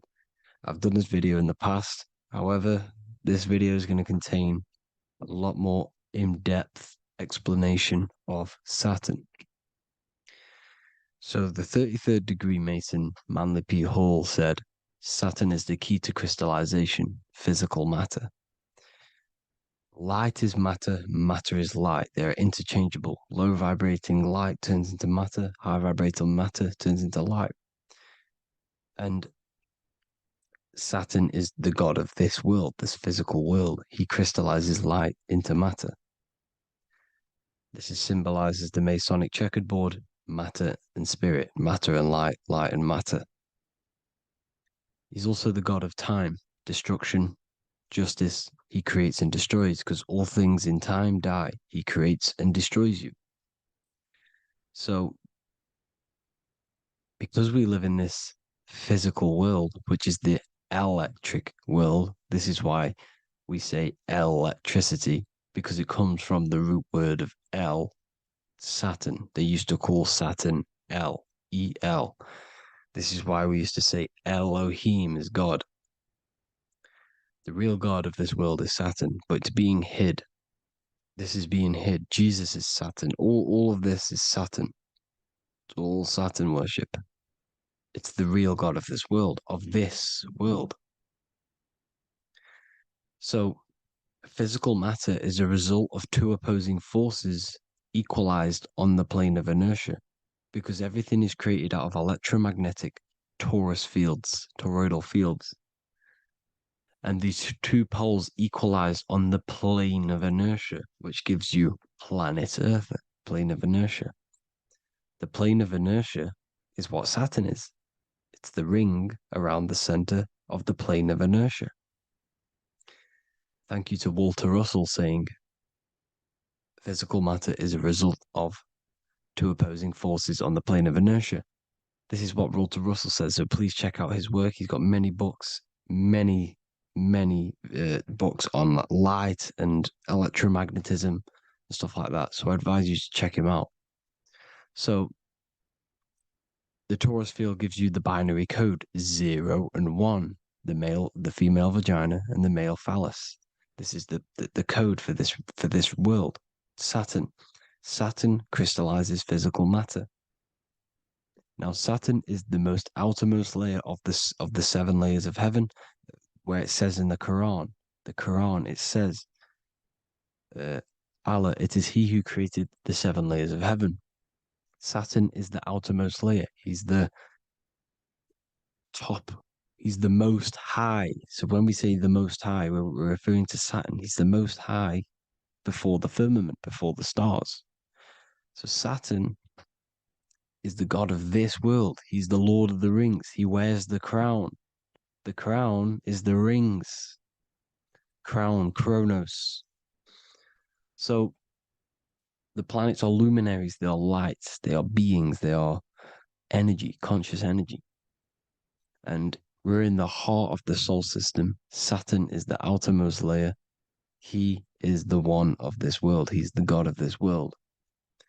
Now, on the North Pole of Saturn, you have the hexagon. Add up all the sides. It creates the 6-pointed star. Or it can be created as a cube.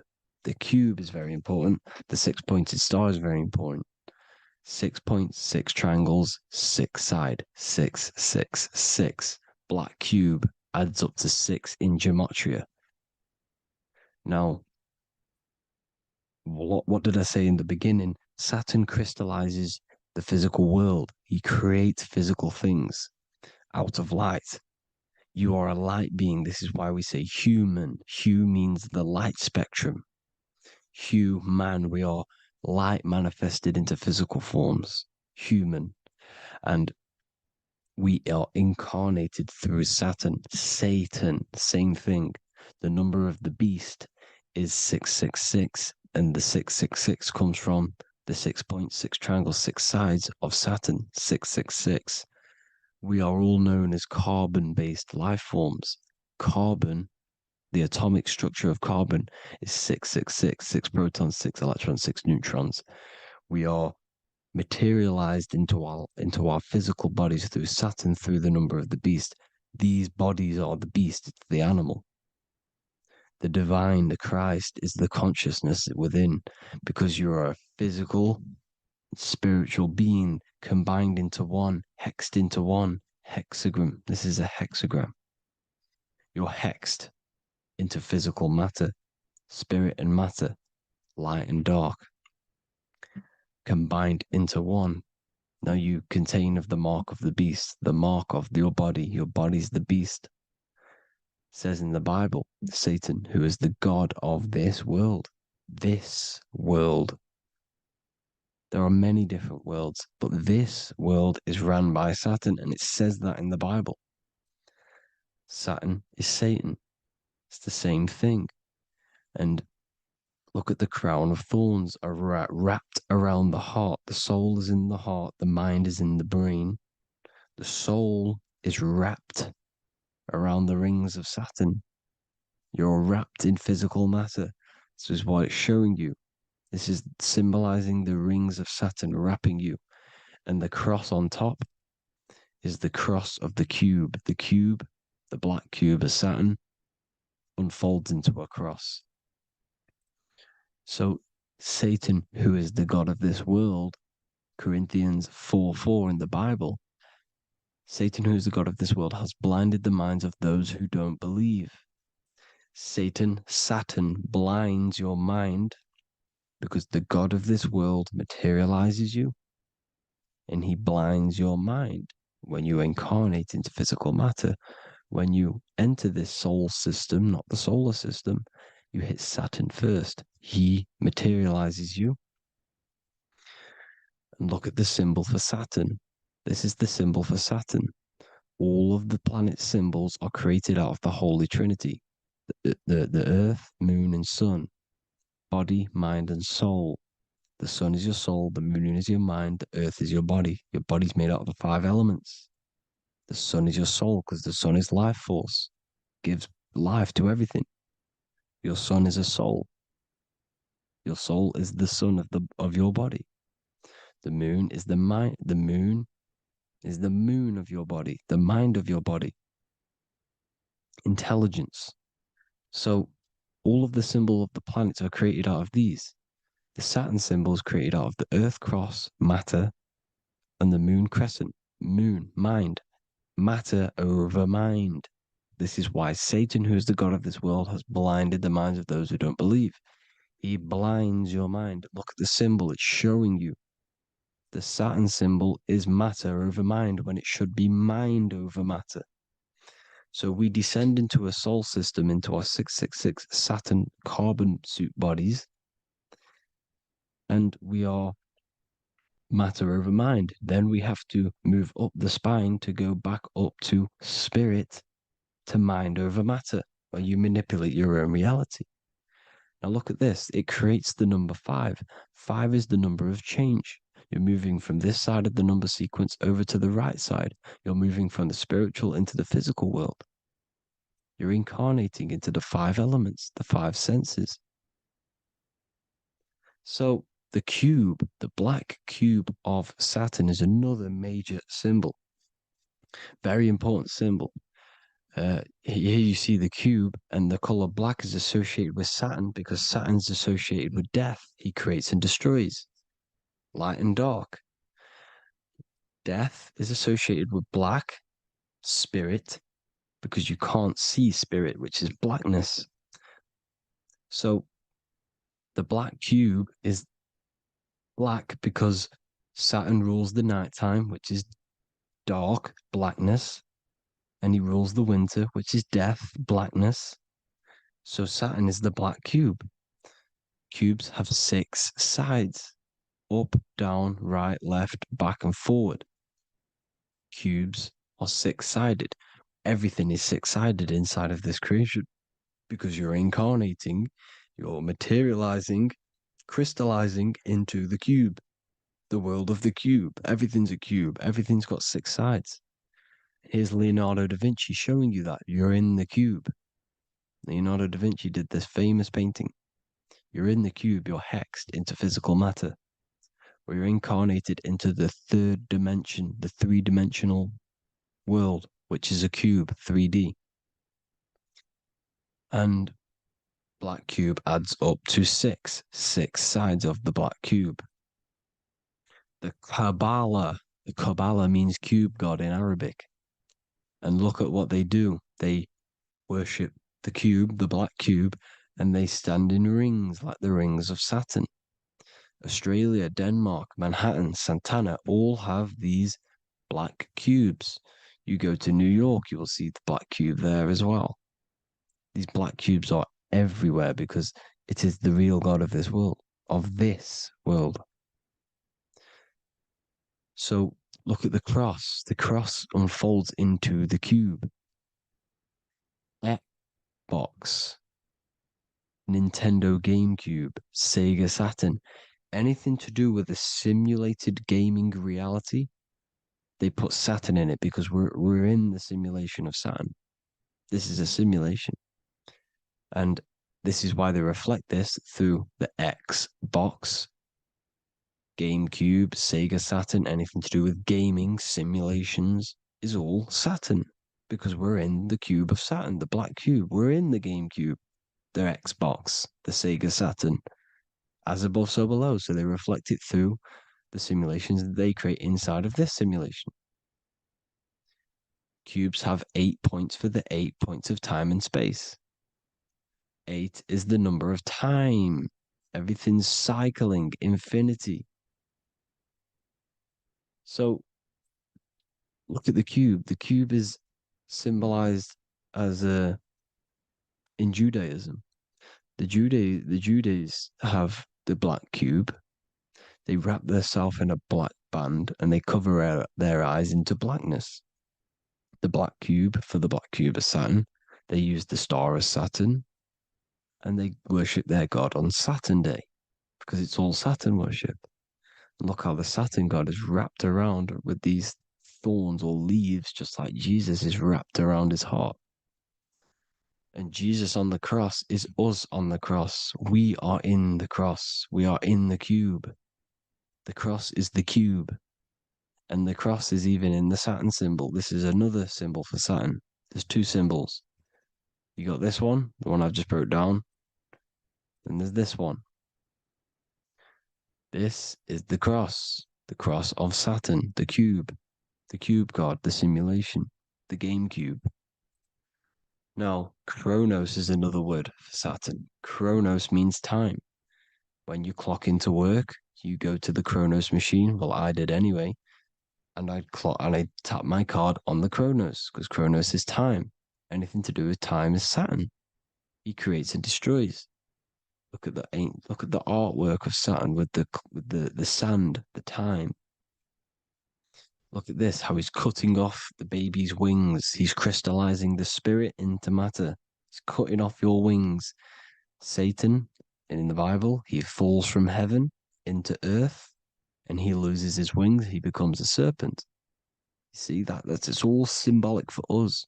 We are the fallen angels, fallen angles of light. We're fallen angles of light. We are light beings. Now we've fallen into physical matter. Saturn's chopped off our wings. He's chopped off our spirit wings because when you astral project, you can fly. You will fly around. He's got the Reaper staff here, always depicted with the Reaper staff. Now look at the clock. Saturn Day is the 6th day, the number of the beast, 666. Look at the clock. 6 take away 12. 12 take away 6 equals 6. 7 take away 1 equals 6. 8 take away 2 equals 6. 60 seconds in a minute, 60 minutes in an hour, 24 hours in a day, 2 plus 4 equals 6. That's 666. Everything's 666 because it's time. Saturn. All goes to Saturn. He's the god of time. We're in time now. We're in time. We're in the time, which is God, the god of this world, the god of time. Now look at this. The Reaper is also depicted as the Reaper with the staff, the black cloak, black symbolizing death, spirit. Judges wear black because Saturn is the law. He's the god of this world. He's the law. This is why they wear black cloaks.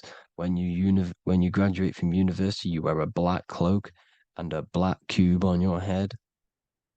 You've been hexed. Funerals, you wear black because it's all to do with Saturn, Father Time, Father Crystallization. Now, Saturn, here's another one of him cutting off the wings of a child. Because he cuts off the wings. He creates and destroys your body. We're in the electrical world. Everything that is electrical vibrates. All vibrations have to come back to a standstill point, which is death. This is why your body dies. Your atoms stop vibrating. Corona. Look at the crown. The crown is the corona. Corona means crown. And look at this is an alcohol brand for beer. You can see the staff of Saturn in the symbol with the moon crescent. Corona, which is the crown, Saturn, the crown on Saturn, the rings. And then you've got the staff. It's all Saturn worship.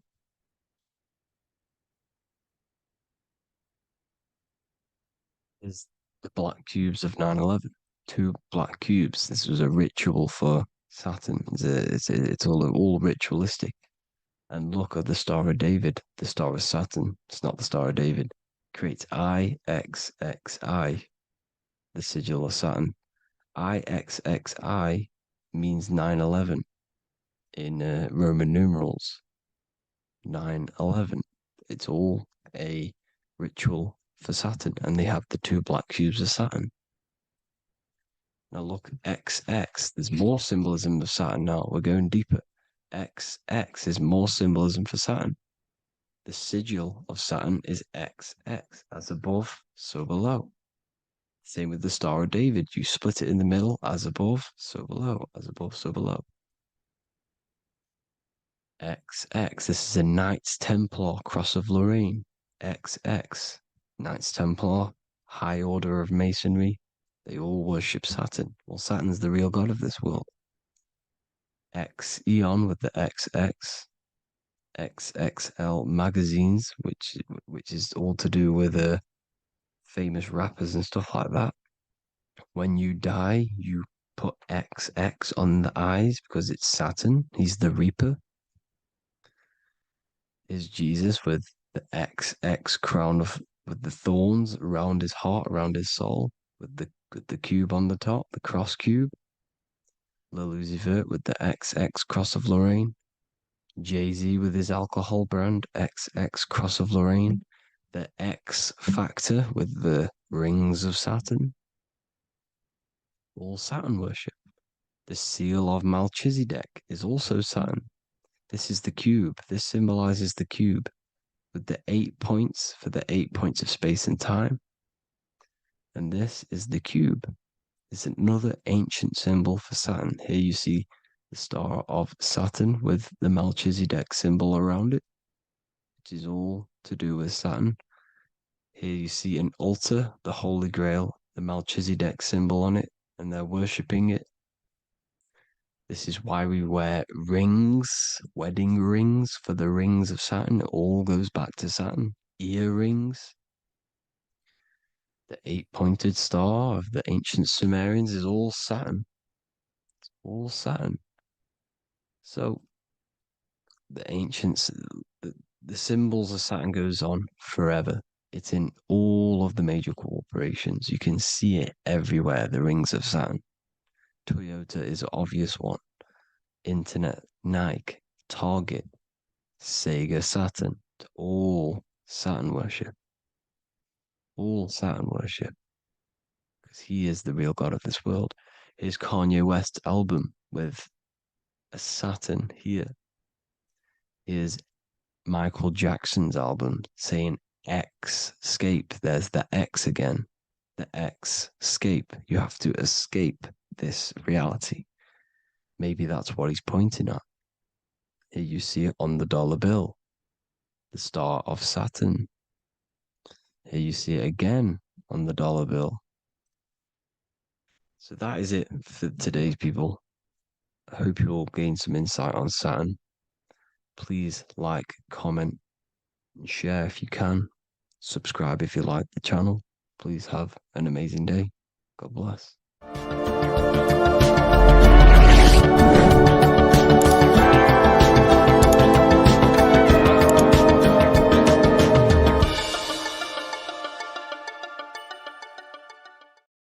Hello, everyone, and welcome to another lecture inside Ethereal University. In this lecture, you will learn about the death process and how to prepare for it, and why that preparation is so important. So let's get straight into this.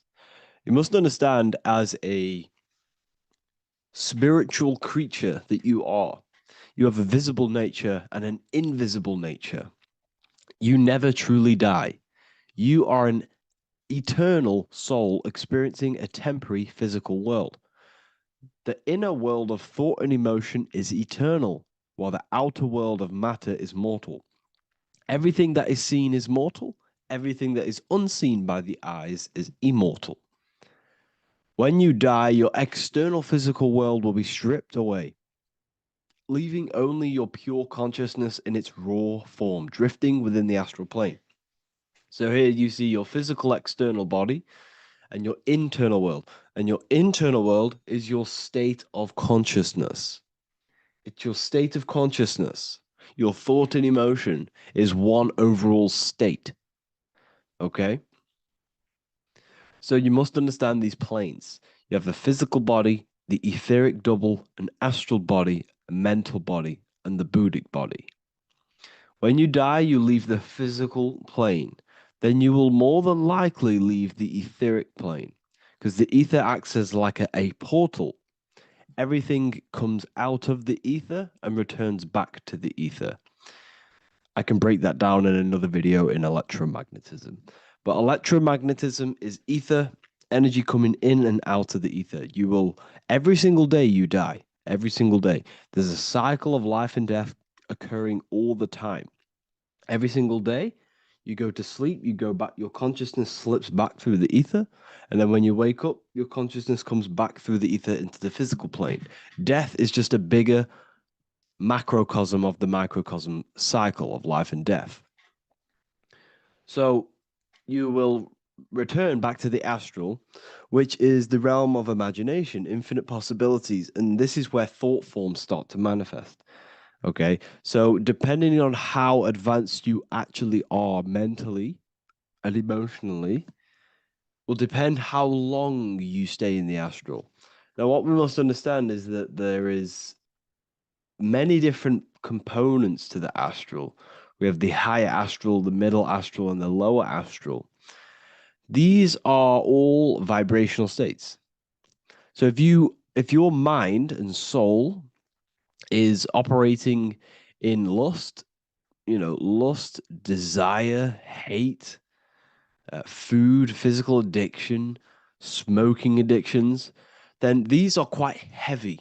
These are quite heavy attachments to your consciousness, and they're quite low level desire, which means they have a low vibration. You will manifest in the lower astral when you're stripped from your physical body. The lower astral is not inherently evil. However, there's just low vibrating things going on there. Low vibration does not mean evil. Okay? So, just like bad doesn't mean evil. Okay? In the lower astral, you are going to see lower astral beings. You're going to see spirits, souls with low level desire. Okay? People who are attached to the physical plane, people that lust, people that do these things. Technically, this is hell, but you can escape it by escaping yourself. Now we're going to break all this down. I'll break all this down properly once you understand the full context. So depending on your level of desire, you will manifest in a corresponding layer of the astral plane. If your mind is still attached to the low physical desires, you will find yourself in the lower astral realms. But if you have few desires and have detached from the worldly attachments while you are encased in a body, then you will rise into a higher or middle astral plane, mainly the middle. Okay. The higher astral plane is very formless. So as I broke down here, this is, well, the physical plane is the lowest dimension. This is the most form, the most matter. It's quite heavy. The higher you go, the lighter it becomes, the more fluid, the more formless it becomes. So you see here it says denser down and lucidic up. So this is more lucidic in these higher realms. This is more dense in the lower realms. So this is why the ancient Egyptians were always talking about, I'll show you this. This is showing you death. So first of all, we have Anubis, which represents death. Here you have the heart, which represents the soul. And here you have a feather. And this is a scale. You see how this is a balanced scale? So what this is symbolizing, this represents death. This represents your heart, and this is a feather.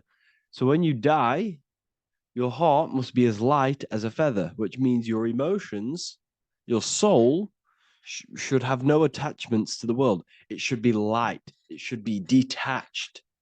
This is why the word light and light are the same. Light is in heavy and light is in very bright. Because when you're less attached to the things, your soul shines. You're authentic. You're light.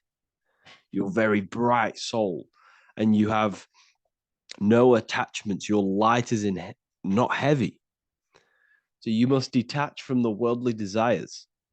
We have to detach from the smoking, the food. This is why we should fast. Smoking, this is why we should detox. We should also meditate. We should also be able to sit with ourselves for long periods of times. Okay, I'm going to break all this down properly. But that's why the Egyptians show you the symbolism here. Okay. So you're stripped of your material body. So that state of consciousness you're in right now, your inside world, if you shut your eyes, that state you're in, that is what you're going to experience when you die.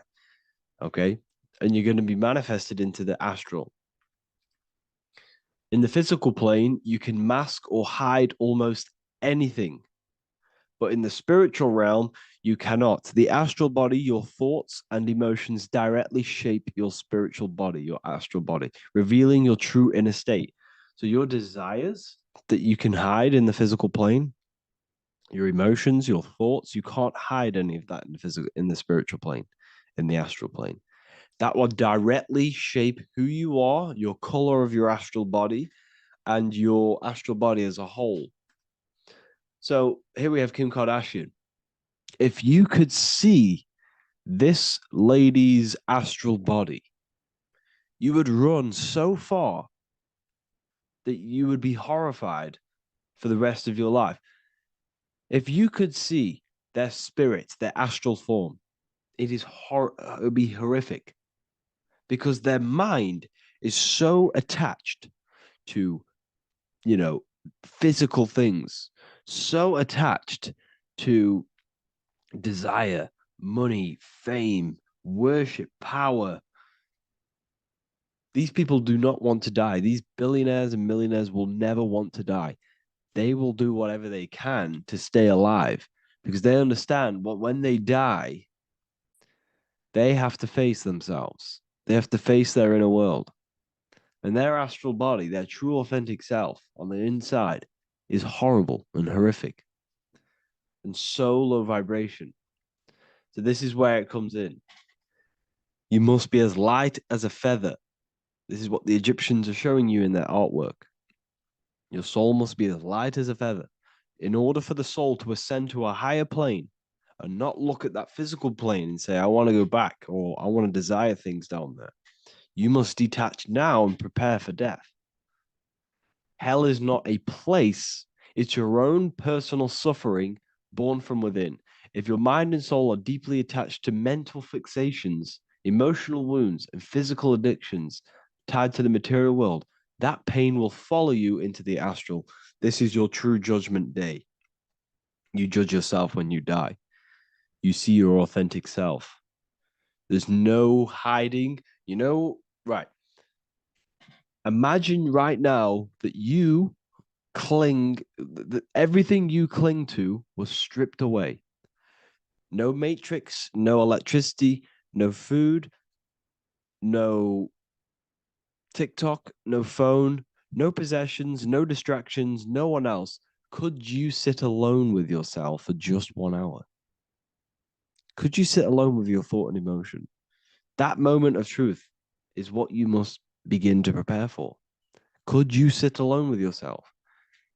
Can you sit alone for long periods of time and just think? And if you cannot, then you're running from your internal world.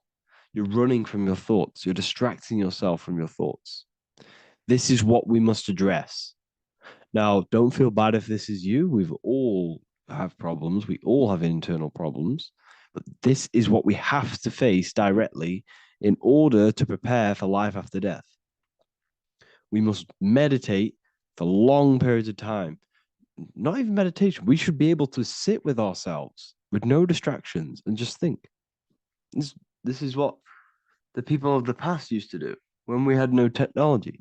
People would sit and think for hours. This is what we need. Because if you cannot sit with yourself, imagine sitting with yourself with no physical body. That's the level that's going to happen. And we need to prepare for that. The soul and mind must become as light, as weightless, as radiant as a feather to ascend to a higher plane and move beyond the physical life. To rise, they must release heaviness, attachments, burdens, fears, and desires. The lighter and brighter your inner being becomes, the more freely it can rise into a higher state of existence. Ascension is not about going somewhere, it's about becoming something pure, clear, and luminous. Okay, this is very important. Very, very important. We must detach from the worldly things. So enough of that. How do we do it? How do we attach? How do we prepare? Number one, you must detach from the material things. Start loosening your grip on things, possessions, titles, even identities. They are temporary. Appreciate them, but don't let them define you. Let nothing outside of you define you. Nothing. Your name is not you. Your job is not you. Your reputation is not you. Your bad past is not you. Your good past is not you. Your business is not you. Everything outside of you is not you.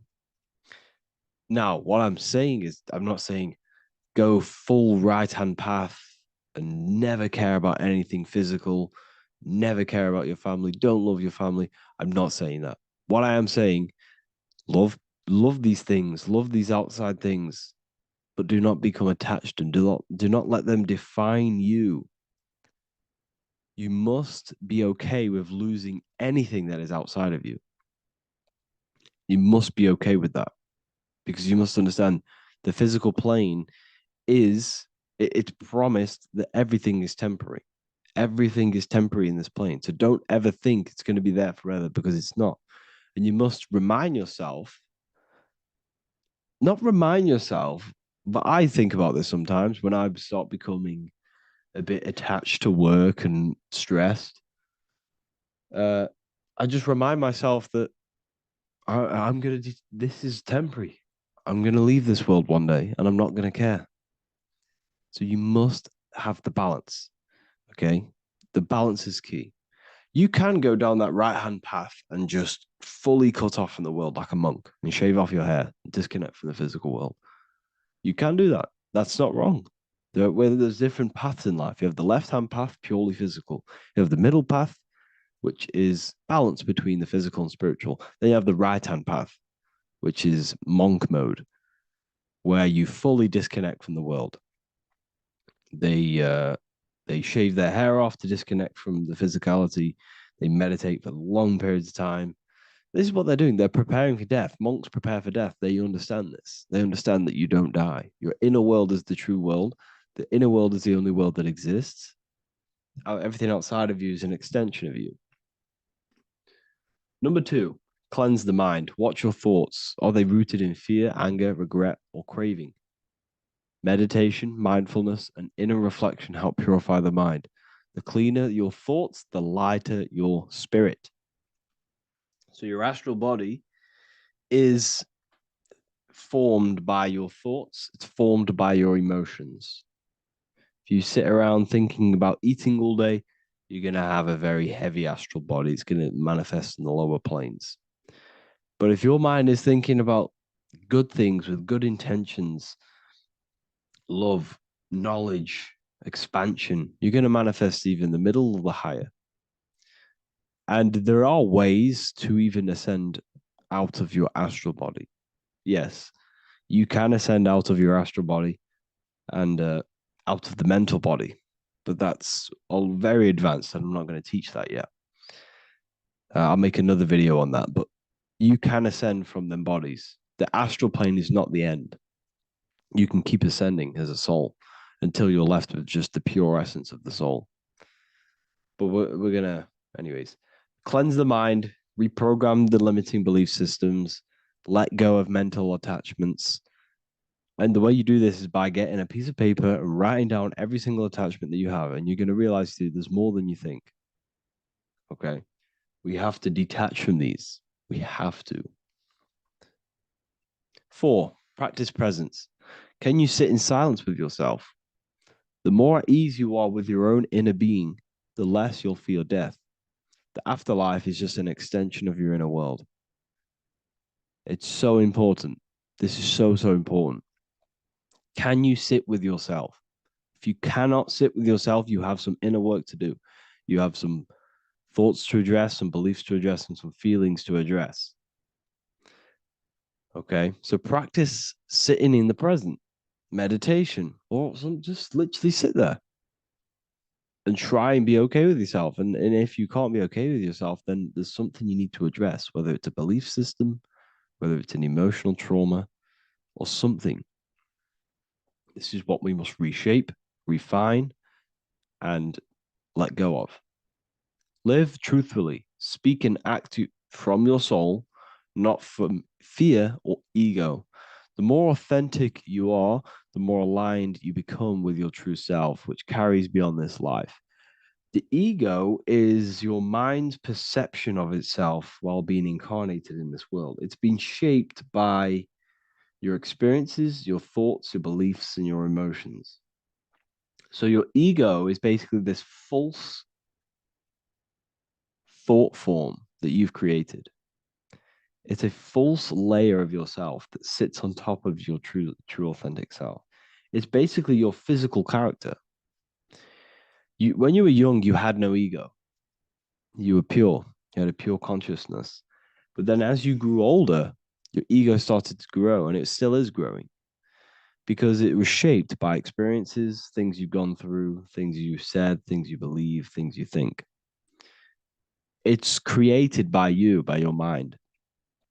And the ego is close to the word echo. The ego is the echo. It's an echo. It's a layer. It's a false identity. It's a false layer that sits on top of your soul. And if you don't get rid of that ego, if you don't know how, well, not get rid of it, but balance it. If you don't know how to rise above that ego and you die, it's that ego that's going to be pulling down when you die. It's that ego that's going to be your suffering. Okay. 7, connect with the divine, whether through prayer, meditation, tune into something greater than yourself. The connection is the soul's compass beyond this world. If you can meditate and rise above them clouds of thought, that's the soul, that's the observer. We must connect with that. Okay, this will definitely help with just allowing yourself to connect with your true self. Meditation's great because you can just fully detach from the world. And the more you meditate, the more you can prepare for death. A powerful way to cultivate detachment is through daily detachment meditation, done either at night or in the morning or the first breath upon waking. Or do this as many times as possible per day. Start by physically grounding yourself in the present moment. Say out loud, I am here right now, nothing else matters. Let that phrase draw your awareness into the now. Just keep saying it until you're present. Then begin to slowly list everything you identify yourself with, one by one. I am not your body. I am not my body. I am not my name. I am not my possessions. I am not my house. I'm not my children. I'm not my everything. I am not my thoughts. Release each layer gently. Imagine, if you want to, if you have a good imagination, imagine placing these things into a big box. Placing your body, placing your name, placing your possessions, placing your house, your car, your thoughts, your beliefs into a box, and then shut that box. If you have a good imagination, do that. That can help. And you'll be left with yourself. And you're not even that. It goes even deeper. Eventually, you'll reach the mind itself. Detach from the language that the mind is even using. Now, that's very difficult. And not many people have ever thought about that. And they've ever even been there. Detach from the language that the mind is using. Think about that for a second. Your mind is not what you actually think. It goes very deeper. Your mind is not that little voice. It's that voice that the language is using. So even the language is a spell on your mind. Okay, it's an attachment. Eventually, you'll reach the mind itself, detached from the language it uses, the voice in your head, the need to define. What remains is something beyond thought and beyond words. I can't even describe what's left, because words, once the language is gone, it's purely metaphysical. All I can say it is pure awareness, and it's symbolized. This is why symbols are so amazing, because they can symbolize things that are beyond words. A flame, it's just a flame, and you won't be able to understand that until you've been there. It's just a flame. It's pure cause. Words can't describe it. You'd have to experience it. Connect with this essence daily. This is truly who you are. So this is a great way to detach. We can do these detachments every single day during meditation. This will definitely help over long periods of time. Of course, you're not going to be ready tomorrow for death, but just try and prepare for these things. This is the whole reason people used to meditate. It's the whole reason why people do these spiritual practices, because they understood that this plane is temporary and your soul moves on from this plane. And you'll never truly believe in the soul until you experience it. So I can show you these things, but you must go out and experience it. The soul is real, but you won't understand unless you cast off everything else. Okay. So I hope this video helps. It's a very deep video. I'm going to be making more of these stuff, of more self-mastery.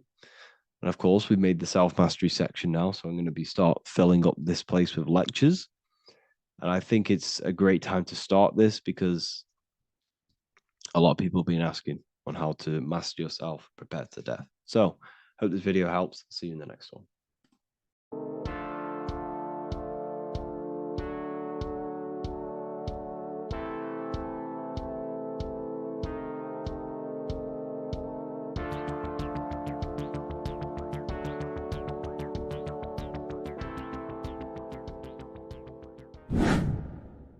Hello and welcome to another video, people. Before we start, please like, comment, and subscribe if you wish to see more content. Today we're going to be talking about the mental universe and how everything is mental. This is the #1 law on the Kabbalion. If you've never read that book, it's called The Kabbalion. A very good book. It's the first law, because this is the most important thing you need to understand, is how everything exists within the mind. Behind every single one of these eyes is the same consciousness expressed in different bodies.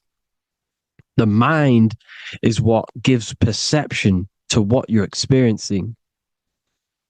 Behind every single one of these eyes is the exact same consciousness, but the brain that they inhabit is giving them a different perception, a different being, a different body. Now, this is the difference between humans and animals.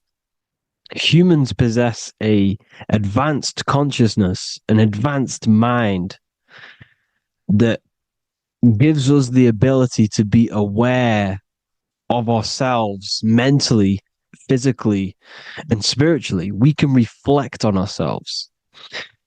When a dog looks in the mirror or an animal looks in the mirror, it doesn't know what it's looking at. It doesn't realize it has a consciousness. It can't reflect on itself. It can't say, I want to improve in this area. It doesn't have that consciousness. We have a divine consciousness. Take away the N for divine, and you get with a D, put it with a D, you get divide, because we have a divided two-way consciousness. An animal only has one. However, it's still the same mind. We're all mind. We're all mental. We all exist within the mental plane. Look at this person walking. The body, the brain is sending electrical signals through the 12 cranial nerves, which the 12 disciples that spread the gospel of Jesus, right? You have 12 cranial nerves in your brain. There are 12 disciples which spread the gospel of Jesus. Jesus represents the mind, the intelligence, the invisible intelligence that we all are, the same intelligence, the same exact consciousness, which then sends a command into the brain.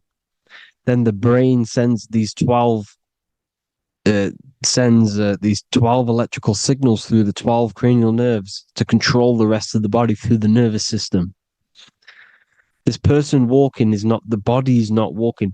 The mind is telling it to walk. And the brain is it's a supercomputer which is decoding these demands given to it by the mind. Because the pineal gland will have something to do with the ether, because the ether is physical and non-physical. The mind is sending the commands through the ether to the pineal gland, which is then getting broken down into electrical codes within the brain and sent throughout the nervous system to control the body. And this is why in the Sims simulation, because the body's the simulation, it's a false reality. It's the fake reality. It's not the real you.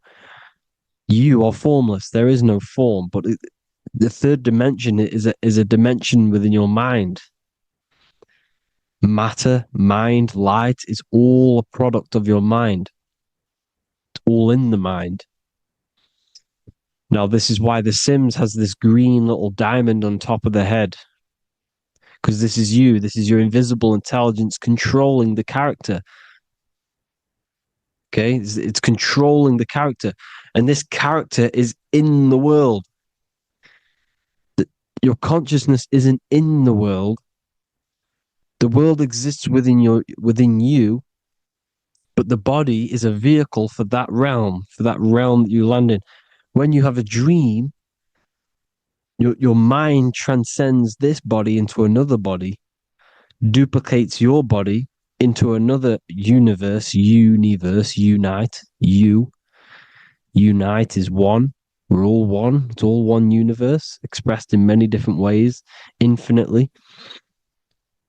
And the vehicle that you land in is the body to operate in that realm.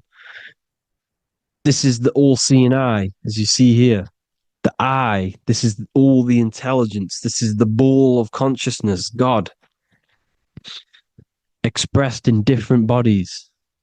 We're all this same one in different bodies, as you can see here. And this intelligence is expressing infinitely throughout the universe. An infinite universe. There's no beginning, no end. There was no beginning of the universe. There is no end. It's infinite, always has and always will. But the mind is what gives you the ability to explore the universe, to make perception of it. We are God in disguise. We are God in disguise. We are God in flesh. But the body can become attached to the mind, can become attached to the body if the mind is not aware of itself. When the mind is that blinded by matter, and we lack knowledge and understanding of what we truly are, a formless, infinite being a traveler. This is why Freemasons are called Freemasons. Mason means traveler.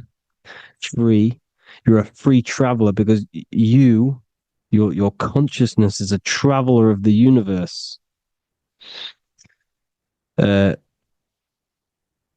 we lack understanding, our mind bounds to the body because we don't separate the body with our different layers of consciousness.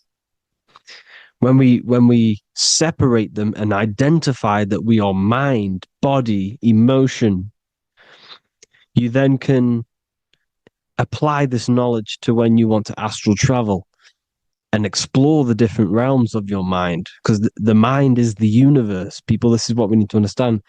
The mind is the universe. I am you and you are me. This is the Egyptians showing you this. The Ankh is the symbol of life. This is the one ball of consciousness, mind, giving it the Ankh life to all the different life forms. The cows, the birds, the snakes, and the big Ankh given to the humans, because the humans are the most intelligent. We have the most advanced consciousness. We have the most advanced consciousness. This is why the one is giving a big Ankh to the humans here. Here you see again, this is not the sun. This is also showing Ankh giving out its life to all things infinitely. And this is the Most High. We are the Most High in disguise. When we strip off the body, we strip off the desires for the physical world, we strip off all of these fake identities that the mind gets attached to. That is God. The universe. You are the universe experiencing itself. I and I. The letter I and the number 1 is just one line. The letter I is the number 1. Because your I am, when you refer to yourself as I, every single one of you who's watching this video refers to yourself as I, which is the one. We are all the one. We are all intelligence. We are all invisible. We are all the one. 1 is the only number. 1, 2, 3. Everything goes up in ones because there is only one. Doesn't matter how far you go down the line with numbers, all of their numbers are created by 1 because there is only one. It's me and you are the exact same consciousness expressed in different bodies. Mind. Cause. There is only one cause. There is only one mind. There is only one being. But because we lack understanding of this, we think we are the bodies. And this causes division because the physical world is the most illusionary world. It's an illusion. It's all an illusion. Now you see with the two, you look with the two eyes, but you see with the inner eye, the mind. Okay? The mind is the mental plane is a shared plane. And it gives perception to what you're looking at, the mind. I'm affecting you when I speak because the mental plane is shared. We all share mind. We all express mind. When I'm speaking to you, I'm affecting you because we are mind. So the words that I'm saying, which are being manifested from my mind, are being manifested through my body into vibration, is affecting you. I'm affecting you with what I'm saying. And these words are having an effect on your mind because we're all mind. This is why you need to be careful what you're listening to, music and all sorts. Because music can also create thought loops within your mind. Because the chorus, we shouldn't be listening to choruses. Choruses are loops. And what they're saying in the chorus is being looped. And this can create thought loops within your mind. Go and listen to an old song that you used to listen to about 5 years ago, 10 years ago, 20 years ago. Go and listen to an old song, and you guess what? You will get nostalgia. Why will you get nostalgia? Because that song will trigger the thoughts that you were thinking in that time of listening to that song. So songs with choruses create thought loops, and they reprogram your subconscious mind. It's important why music is very powerful. Mind and mind, same word. See, language is the truth, people. This is why I use language in all of my presentations, especially the English language. It's riddled with occult truth. I is my me, I, you, and me, or I, one. We are not the name, we are I. Every single one of you is I, because we are all the one, all mind. Now, the only thing that is truly mine is my mind. When you say something is mine, it's an illusion. It's not yours. The only thing that is mine is mind, my mind. Okay? It's my mind. It's the only thing. It's the same word, mind and mind. Like I said before, everything's one.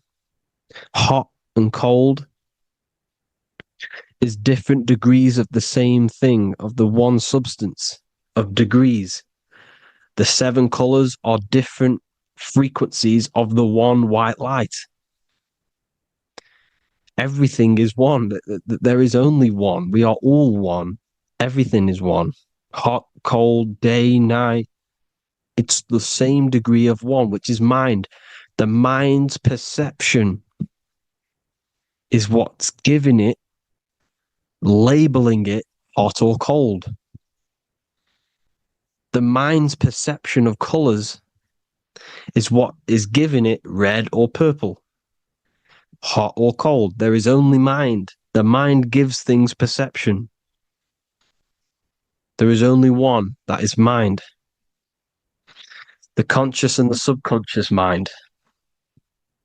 The male and the female, these are married. The subconscious mind is your hidden part of the mind. Okay, it's hidden. You can access it through different meditations and Reiki teachings. And dreams are manifestations of your subconscious. This is how you know mind and matter are one, because your mind creates matter in dreams. Your subconscious manifests everything in a dream, in the astral realms. The conscious is what you're conscious of, what you're consciously thinking of. So me, I am conscious that I am speaking into this mic and creating this video. My subconscious mind is the hidden part of the mind, which is speaking to my heart, telling it to beat. It's telling my food to digest. It's regulating all my blood. It's doing everything in my body without me being conscious of it. Without me being conscious. The subconscious is the feminine. The conscious is the male. The Bible, of course. Proverbs 12:4. Helpful, not helpful, an excellent wife is the crown of her husband, but she who brings shame is like rottenness in his bones. In the same way, husbands should love their wives as their own bodies. He who loves his wife loves himself. You can take that physically, you can take that literally, or you can take it metaphysically. See, the Bible's written in such a way where you can take it as your level of realization. He who loves his wife loves himself. If you love your subconscious, if you love yourself, you speak good about yourself because your subconscious takes everything literally. If you say, I hate you to someone, your subconscious does not know the difference between me and someone else. It only thinks me, me, me. Why? Because mind is the only thing that exists. You are mind, I am mind. If I say, I hate you, you're saying that to yourself. Your subconscious picks that up and says, I hate myself. And that's telling your subconscious that's what you want. Because your subconscious manifests 90% of your behavior. The programs within your subconscious, tying your shoelace is a program. You don't need to be conscious of it. You can just do it because it's a program. It's deeply interwoven in the subconscious. Driving your car, texting on your phone. You don't have to think about what letter. You just do it because you know where the letters are. It's a program. Therefore, if you look after your subconscious, they are a married couple. It's your wife. Your subconscious is your wife. And it manifests 90% of your daily basis thought patterns, actions, behaviors, emotions, all the things that you all the trauma that you've experienced is stored within your subconscious, which is affecting you. So let's say you were in a car crash 10 years ago and you had a really traumatic event, you really hurt yourself, and you had a very, very, very strong emotion that you felt of pain. That will still affect you today. And why? Because it will manifest into your behavior. How? Well, you'll be cautious of what cars to go in and who. You'll be cautious because of that event that stored within your subconscious, because of that feeling you felt was so painful and so strong. It's still manifesting into your behavior today. For example, you won't go in certain cars, you won't go with certain drivers. The subconscious stores everything, all your memories, the programs, and everything. So if you trick your subconscious, that's how you manifest your life. If you trick the subconscious, you already have something. And therefore it will manifest into your life, into your behavior, thoughts, and actions. This is why the golden rule is to treat others like you want to be treated. Because I am you and you are me. We are all subconscious. We all have subconscious. Whatever I do to you, I do to me. Because my subconscious picks that up and thinks I'm speaking to me. Mind is very powerful. Whatever I do to you, I do to me.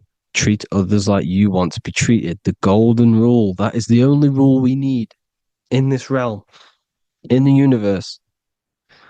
If everyone understood this rule and how the subconscious works and how karma works, we'd live in heaven on earth, the Garden of Eden, the golden age.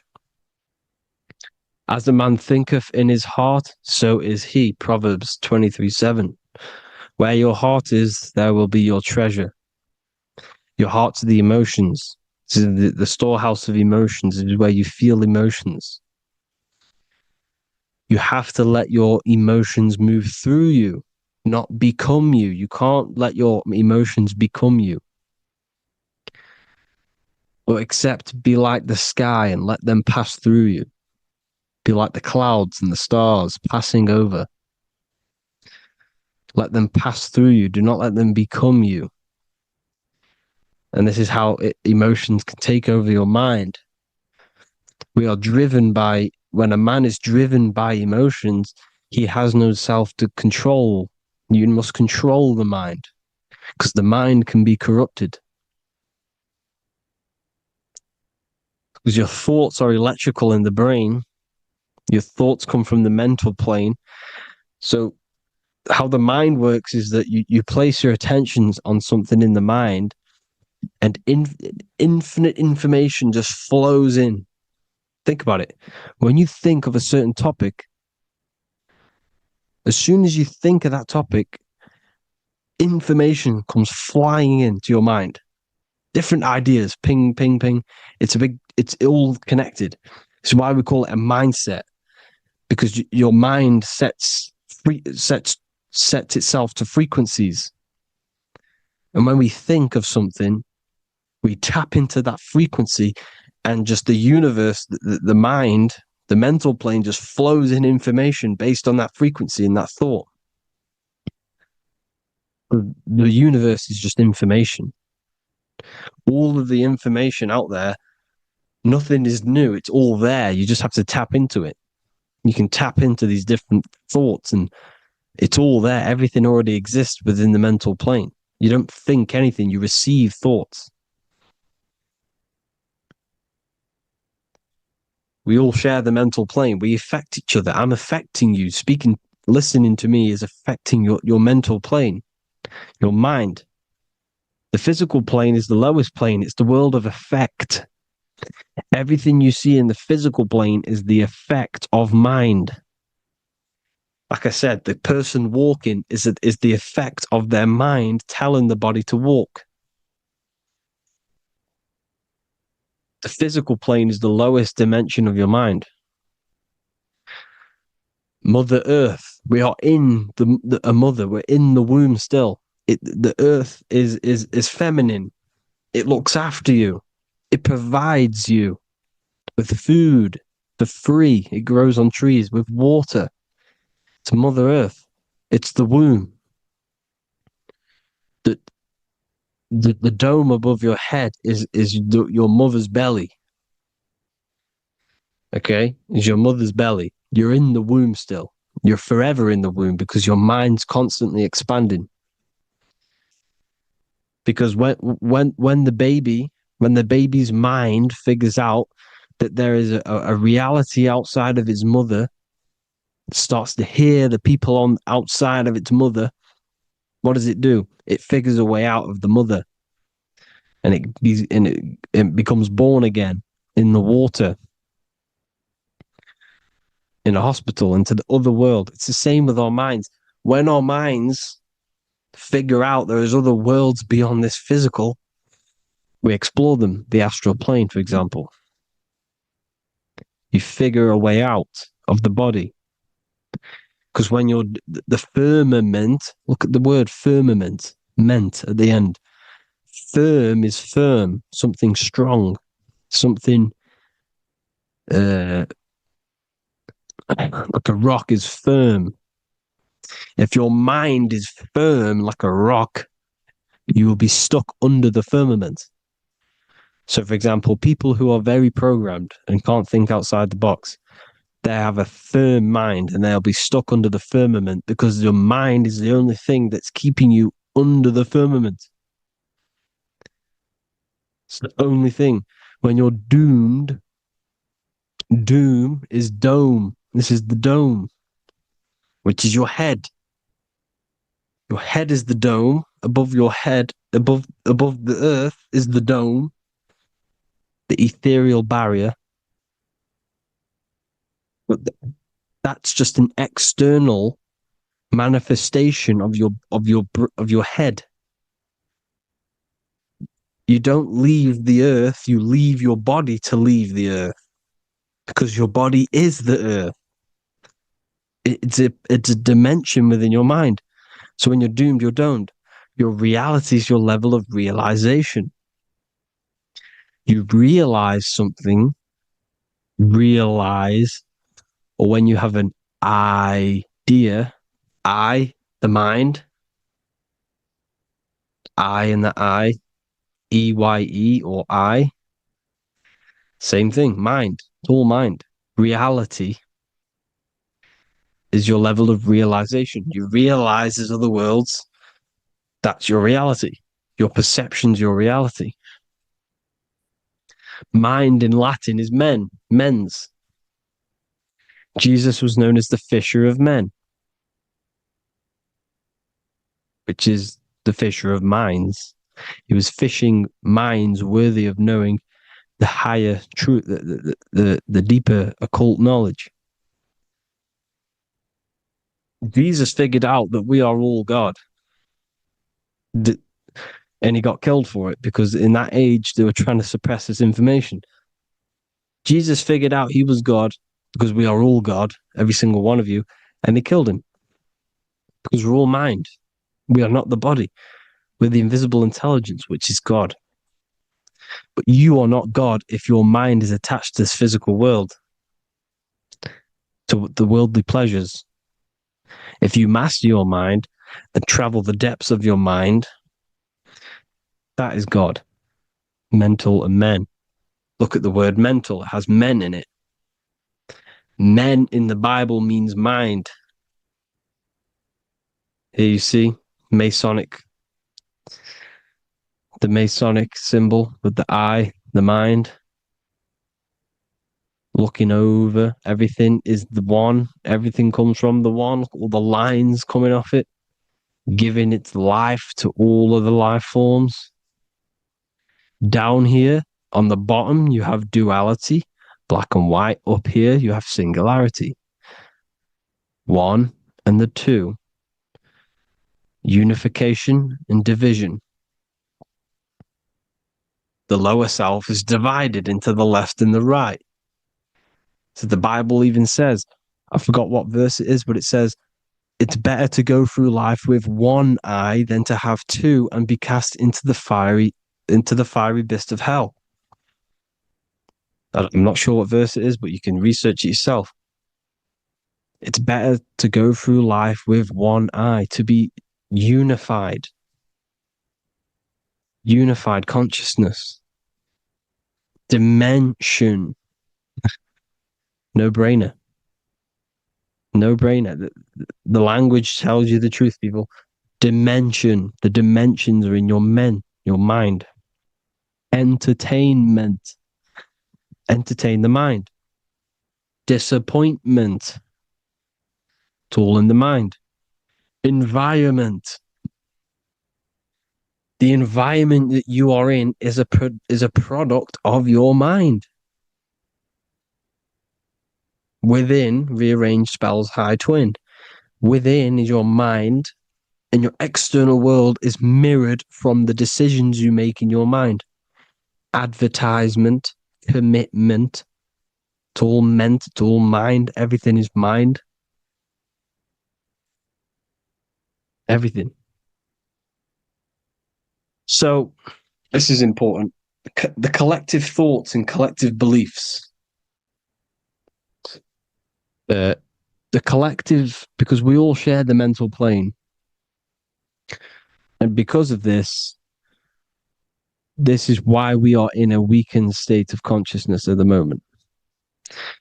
Because the collective thoughts and the collective minds overall are asleep. And they don't believe in anything.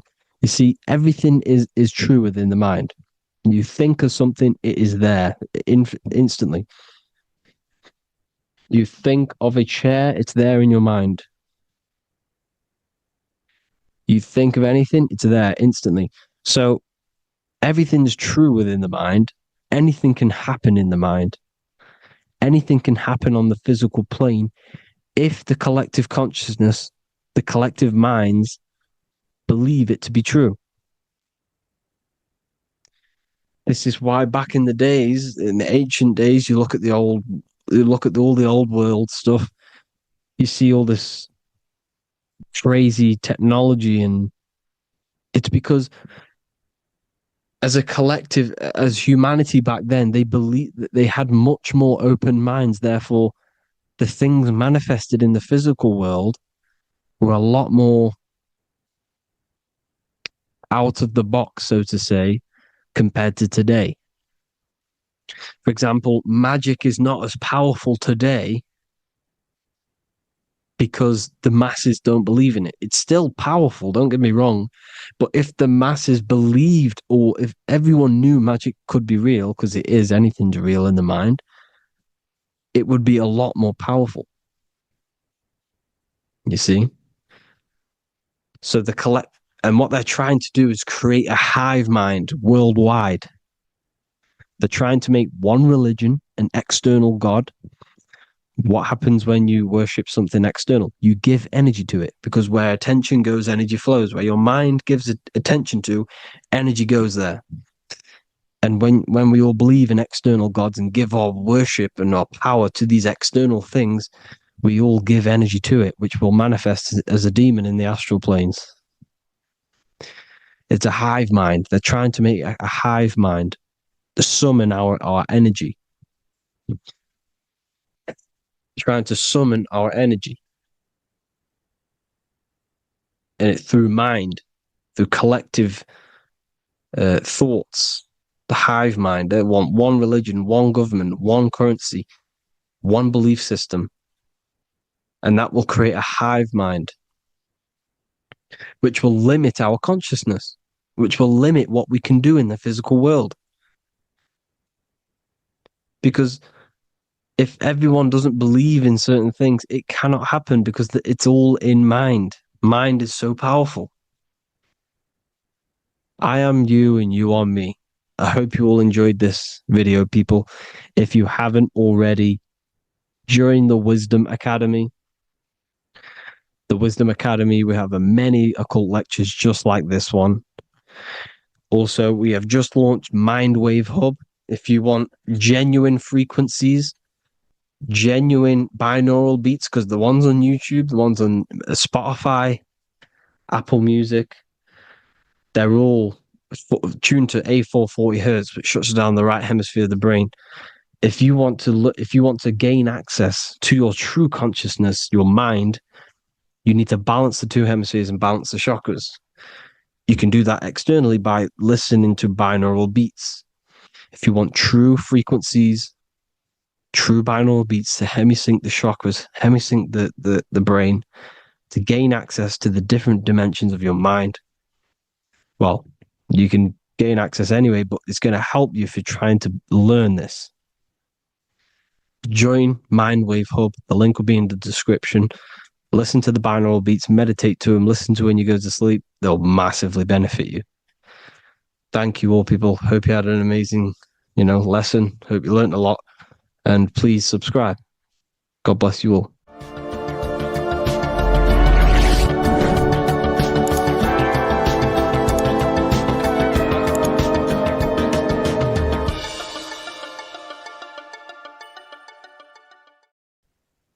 As above, so below. This is one of the most crucial teachings within esotericism, occultism, or what we like to call it today, spirituality. I don't like calling it spirituality because it's not spirituality. I teach human consciousness. I teach the science of you and your consciousness alone and your being. And in order to fully understand you and this world around you, you must understand this number one principle of as above, so below. There is many misconceptions of this, and there is many simple teachings of this, but I'm going to break it down today from the most simplest to the most complex, and you will see the connections between all things. This is the most important lesson you could ever learn, and I'm going to teach it you today. So what you must understand is, with the term as above, so below, it applies with everything you see in this world and about yourself. We have something called the macro, which means the bigger scale. On the bigger scale, we have the whole earth. If we look down from the sky on top of rivers, this is what we see. We see this tree pattern. Then on a smaller scale, we see trees have the same pattern. Then we look even closer. We're going smaller and smaller into the leaves of the tree. We see the same pattern. Then we go even more micro into the human brain and look at the human brain cells, and we see the same pattern. This is proof this is a fractal universe, and everything is in the micro is reflected in the macro. As above, so below. As within, so without. On the macro is a reflection of the micro. So now that you understand this, we can go a bit further. A yearly cycle of spring, summer, fall, winter is a macro. A micro is a daily cycle. So a day is a mini year. The summer is the midday. Autumn is the evening. Night is the winter. And spring is the morning. This is a macro, a reflection. We have a miniature cycle of the zodiac every single day. And this cycle is also reflecting the cycle of life and death. We live, we are born, which is the spring. We live, which is the summer. We then age, which is the autumn. And then we die, which is the winter. And then we are reborn again. This is the cycle of life and death. And you do this every single day. You see, death is a macrocosm of sleep. This is why we say sleep is the cousin of death. Because you die every single night. You do this process of life and death every single day. As above, so below. What's in the micro is in the macro. So when you go to sleep, you are essentially dying. And then in the morning when you wake up, you are then born again. This is a fractal cycle that we live in. Everything in this whole world is fractal. Everything applies to as above, so below. We have the sun, we have the moon, we have the day, we have the night. We have the life, we have the death. We have the conscious, we have sleep. As above, so below. We have the conscious mind, because now we're diving into as within, so without. As above, so below more refers to the external world. As within, so without is referring to your inner world and the outer world. What you must understand is about yourself. You exist in two realms. You're an individual. The dual nature of you. You exist in two realms at once. You have an inner world of your thought, emotion. This is the inner world that no one else can see but yourself. And you have an outer world with a physical body which everyone can see. So you exist in two worlds. You have the inner voice, you have the outer physical voice, which I'm speaking to you with now. But I also have an inner voice, which no one can hear, only but me. So you exist in the light and you exist in the darkness. The sun represents your external self, your physical, conscious mind. The moon represents your shadow self, the inner self, the psyche self. The spirit self. There is an as above, so below. The sun is within you. The moon is within you. Everything is within you. Now that you understand as above, so below, what is your body? Your body is a miniature earth. Let me repeat, your body is an earth. Your body is the earth. Okay? Because like I say many times in all of my videos, you are not in the world. The world is you. You are the universe.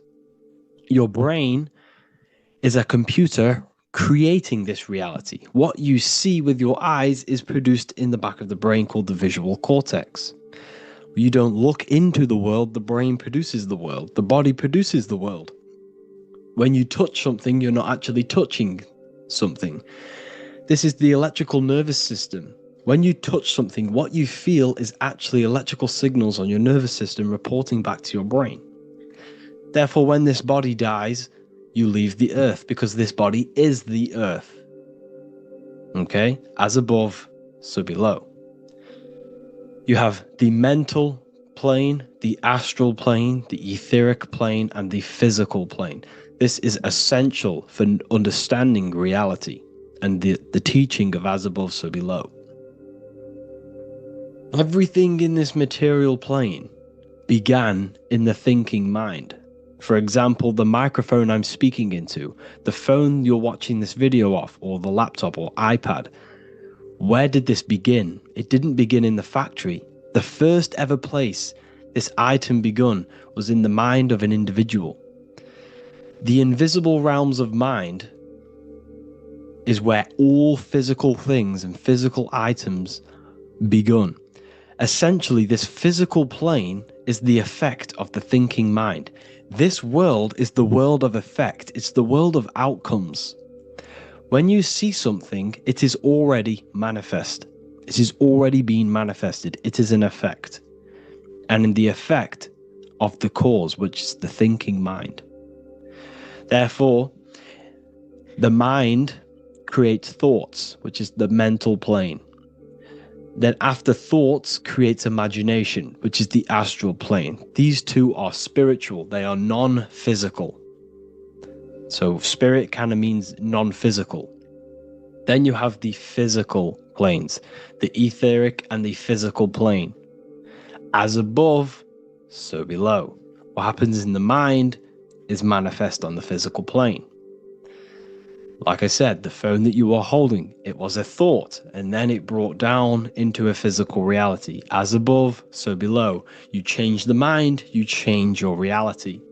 Your environment, the word environment has ment in it because your environment is mental.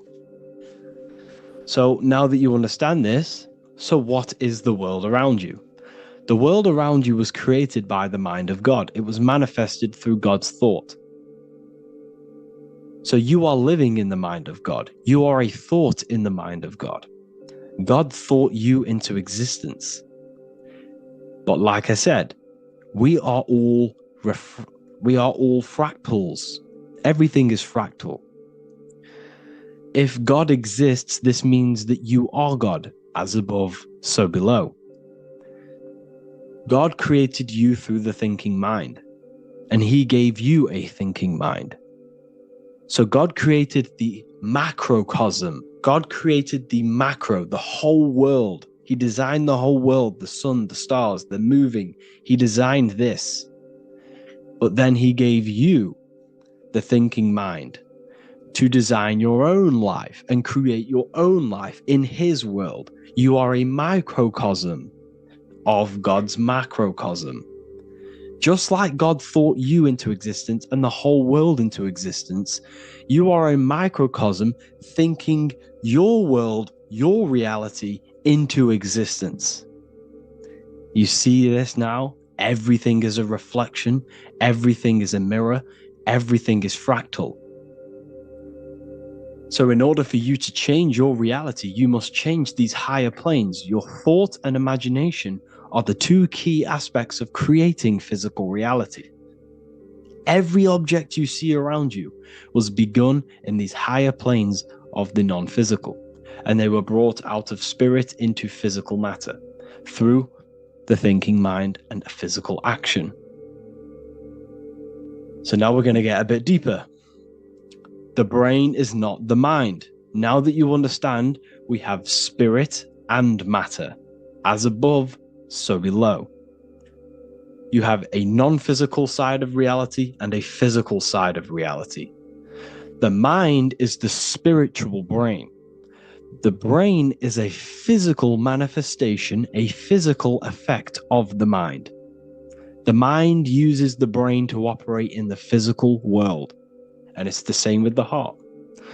The soul manifests itself physically through the heart. The heart is a physical manifestation of the soul, of the emotion, thought and emotion, the mind and the soul, the brain and the heart, heaven and earth. So you have the inner world and the outer world, the spiritual, non-physical, and the physical. So we are all on this process of awakening, an expansion of our minds into new fields of thought, into new fields of awakening ourselves. Because essentially we are born into this world, but you are born many, many times. You can be born physically and you can be born spiritually. Like I said, everything is fractal. So just like when the baby finds out that there is a world outside of its mother, what does the baby do? The baby seeks a way out of its mother, and then the baby is now born into a new world, a world outside of its mother's womb. It's the same with you and your spiritual process. As your mind becomes aware that there are other realities beyond your physical body, it then seeks a way out. And this is why you are probably watching my YouTube, because you are now on the path. Something within you has guided you to this path of knowledge, truth, enlightenment, and expanding your consciousness. And it is your soul who brought you here. Your soul speaks through emotion, like guidance. Emotion is the language of the soul. When you feel very bad, this is your soul telling you you're not in the right place. You're doing the wrong things. Because the soul is always unfolding its purpose, which is expansion and learning. That is it. The mastery of the self and the learning of the mind is the only thing that counts in the end after this life. So you are on a journey of expansion, of learning, creating, and spiritual rebirth. As above, so below. What does this body tell you? When I see someone overweight, I don't see the overweight. I don't see the body. I see the mind. I see an undisciplined mind. I see a mind that lacks self-control. I see a mind that seeks external validation. That's what I see when I see an overweight person. I don't see his body. I see the result of his mind. Because what does the Bible tell you? You shall know them by their fruits. It's the same saying as above, so below. You shall know them by their fruit. The fruit is their manifestation. Your body is a direct correlation and manifestation of your mind. Your inner world projects your outer world. As within, so without. As above, so below. Now, what do you see when you see this man's body? I see discipline. I see strength. Mental strength, not physical strength. I see mental resilience of pain.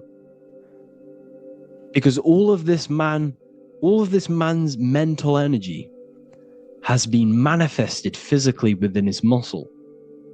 This body is a direct manifestation of this man's mind's pain and suffering, and it shows discipline. This is why people instantly respect you if you are in shape.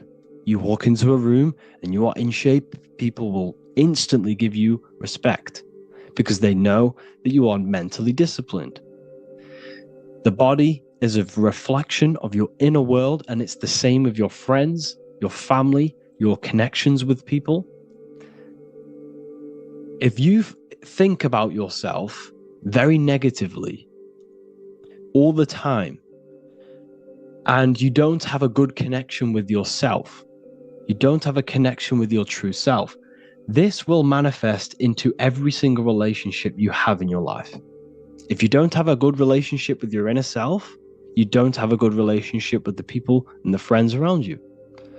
Because as within, so without. If you think negative about yourself, you will only pick up the negative in other people. If I think very highly of myself and I think very happy and good things about myself, I will then see the good things in other people. Because it's as above, so below. As the inner world is, so is the outer world. It's the same with your life circumstances. Your life is a direct correlation of every thought you thought in the past. If you possess millions of pounds, millions of dollars, this is because you have thought this into physical reality. You live the life you are deserved. You live the life that you manifest through your thought. If you live a very poor life, this is a reflection of your mind. This is a reflection of what you have thought into physical existence. Because like I said, everything begins in the mind. As above, so below. And this is even present within the body. So where is the head? The head is at the very top of the body.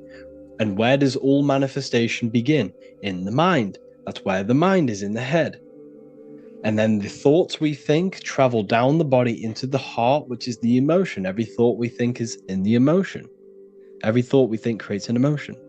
This emotion then drives the action. Where does the action come from? The feet, because the feet move our body.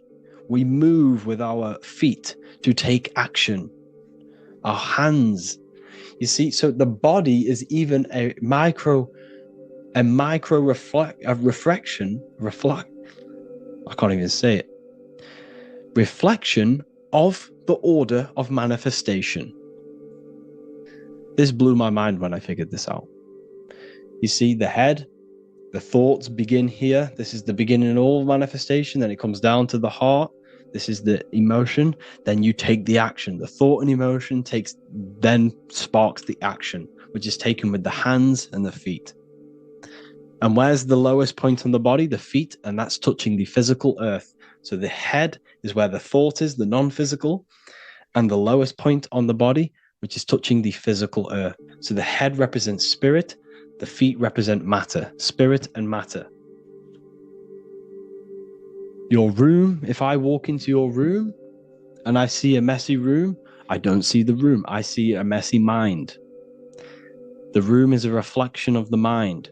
If you have a messy room, this is your mind. It's an externalization of your unsorted mind, undisciplined mind. So like I said, we are all God, and we must find the God self within us. And I teach all of this inside the Book of Wisdom, Volume 2. This is not just a book, this is a revolution. This is the beginning of a new age with this book. If you have read it, I congratulate you. You should feel very proud of yourself if you have an open mind. You should feel proud of yourself for watching these videos, because not many people have an open mind. Remember this, people. You are special if you're watching these videos. You have the mind. You have the ability to see through the illusion. And I take my hat off to you. You want to take this to the next step? Read the book. Or if you want to take it to the serious levels, join the university. The university, you gain access to every piece of my material that I've ever done, all of my books, all of my lectures that are hidden from YouTube, that are hidden from everywhere else, the lectures that give you real power. And if you feel alone on this journey, we have a conscious community where you can connect with like-minded individuals, because I've been there. I've been there when you feel lonely, because you feel like no one else is thinking the way you are feeling. You can't talk to people about these things because people just think you're crazy. That's why I put together this, so we can connect, so we can unite, so you can connect with people, so you don't feel crazy about thinking about this stuff, learning about this stuff. And if you truly want to level up your life, people, and take your studies serious, this is for you. We do live calls, we do lectures. There's a whole library filled with books you can read. It's the perfect place for the truth seeker. I thank you all for joining. Please leave a like, a comment, a subscribe. Let me know any future videos you want me to make in the comments. Thank you all. Have an amazing day.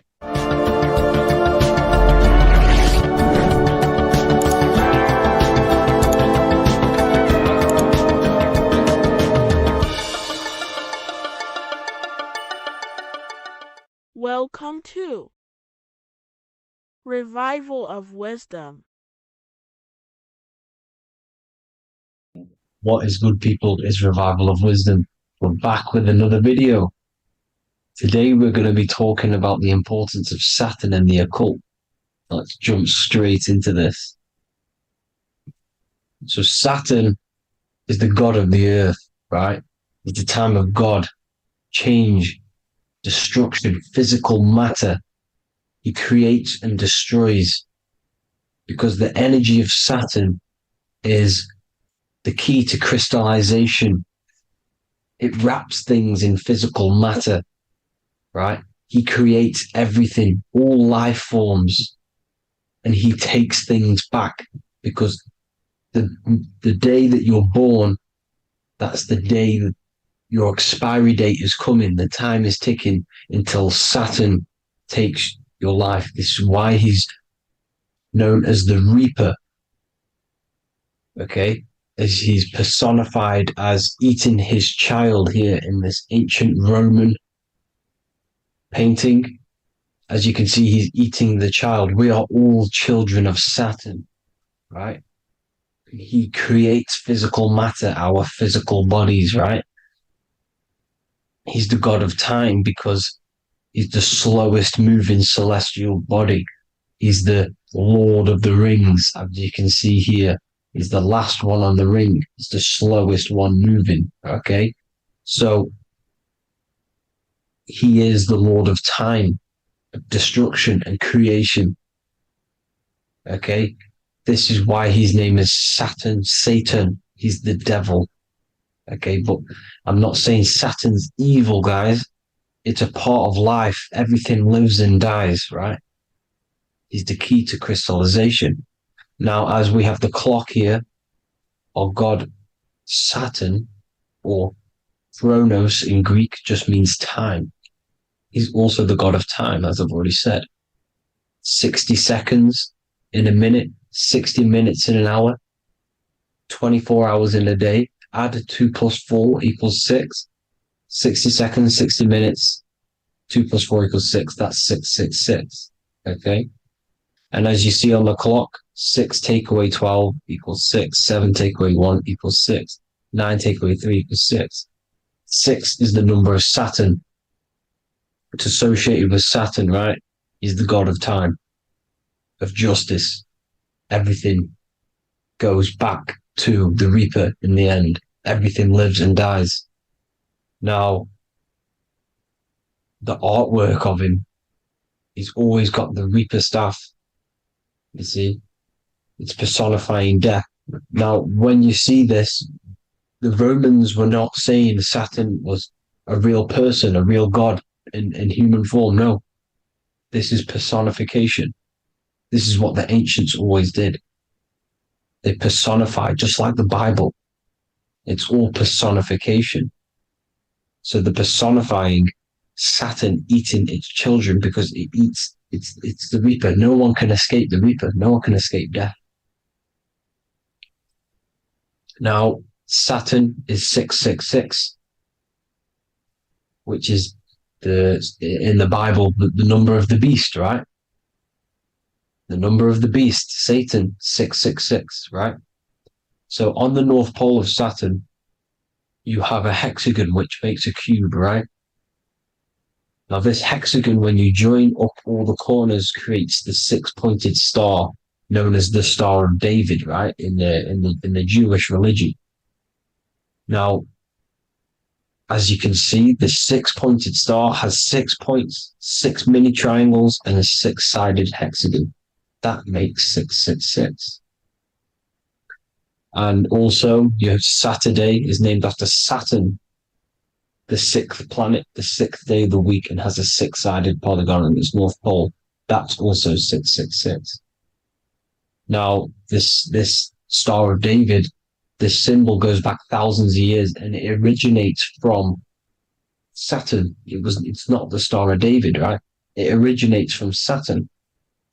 It symbolizes the physical and spiritual aspect combined into one, which makes us humans, right? Also symbolizes the male and female combined into one. These two sacred energies create the human. We consist of both male and female energy, also known as the Seal of Solomon. And we all know if Solomon was a real person, he talks about communicating with 72 demons. He could apparently, in the text, he could communicate with 72 demons, and this is sorcery. This is black magic. Now, this symbol is associated with hexing people. When you place a hex on someone, that is a form of witchcraft, which a hex is just a curse. When you're cursing someone, this is black magic. Now, the black magician would stand in the middle of the symbol and cast his spells onto other people. Now, this symbol is obviously on the $1 bill. twice on the $1 bill. And it's very, very ancient symbol. And it originates from Saturn. And let's keep going. So the cube. So I've just said how you see the cube on the North Pole of Saturn, right? The cube is limited. It's a 3D shape. It symbolizes limitations to the physical 3D dimension, the third dimension, the physical realm which we are in. Now, as you can see, the color associated with Saturn is black, right? Black is infinite potential. Black is the creation of all things before there was light. Light is born out of blackness, darkness, okay? Now, black is physical matter. And as you can see, the black cube, black symbolizing physical matter, the cube being limited, as the physical realm that we are in is limited. It's not like the fourth dimension where everything can exist in a thought. The third dimension is limited, right?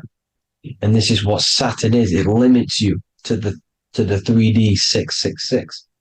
Your body limits you to your physical body.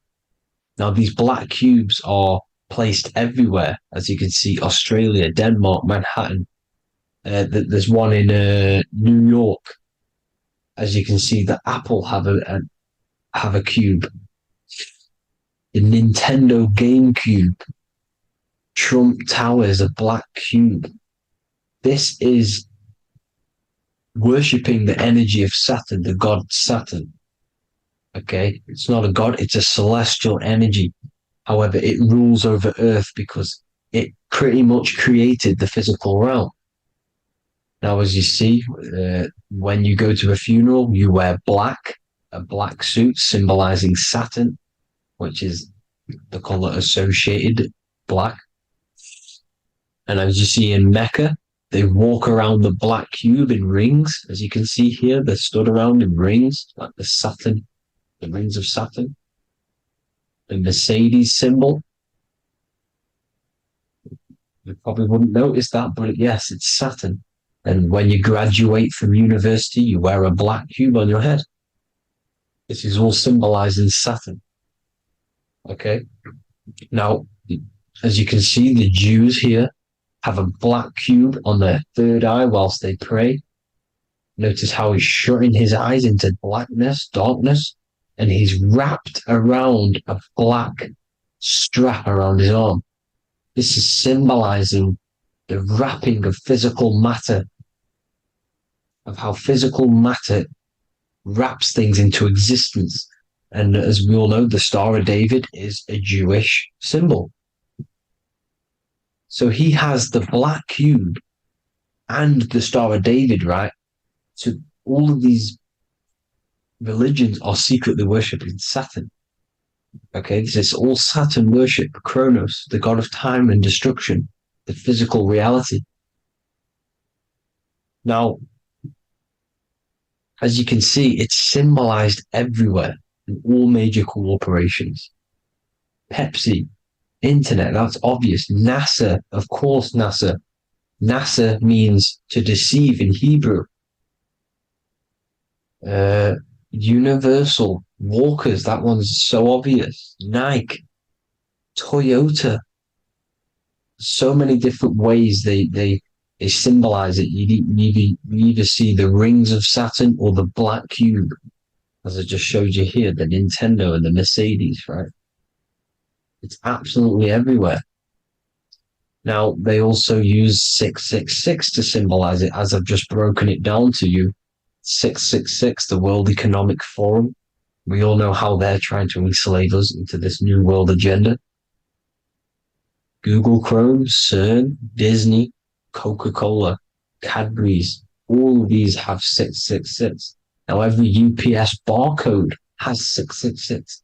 And even www. Is Hebrew for 666, as you can see here. monster. It's the same Hebrew letter that means 666. Drake, 6 God. That's his God, Saturn. Why? Because they love physical realm. They love the physical dimension, the third dimension. Because they can rule here through riches. They can build an empire here. It's not like the fourth dimension. They don't want to ascend. They want to stay down here in the physical realm. Okay? Now, this is why they're cloning. They can move their consciousness into other clones to live forever. This technology exists. This is why they love the third dimension. As you can see, all of these sellouts here, Drake, Leonardo DiCaprio, all of these people doing 666 because this is their God. This is their God. They love the physical realm. They sold their souls for wealth and fame in this physical realm. So why would they leave? You see? Now, this isn't all just evil, okay? So you have 7 chakras, right? You have 7 days of the week, 7 solfeggio scale notes. These are frequencies, the solfeggio scale. Now, it's called the Saturn moon matrix because the moon symbolizes your mind because you're created out of the Holy Trinity, which is body, mind, and spirit, right? That's the triangle, the equal triangle, body, mind, and spirit. Now, the 3 main celestial bodies are Earth, Moon, and Sun.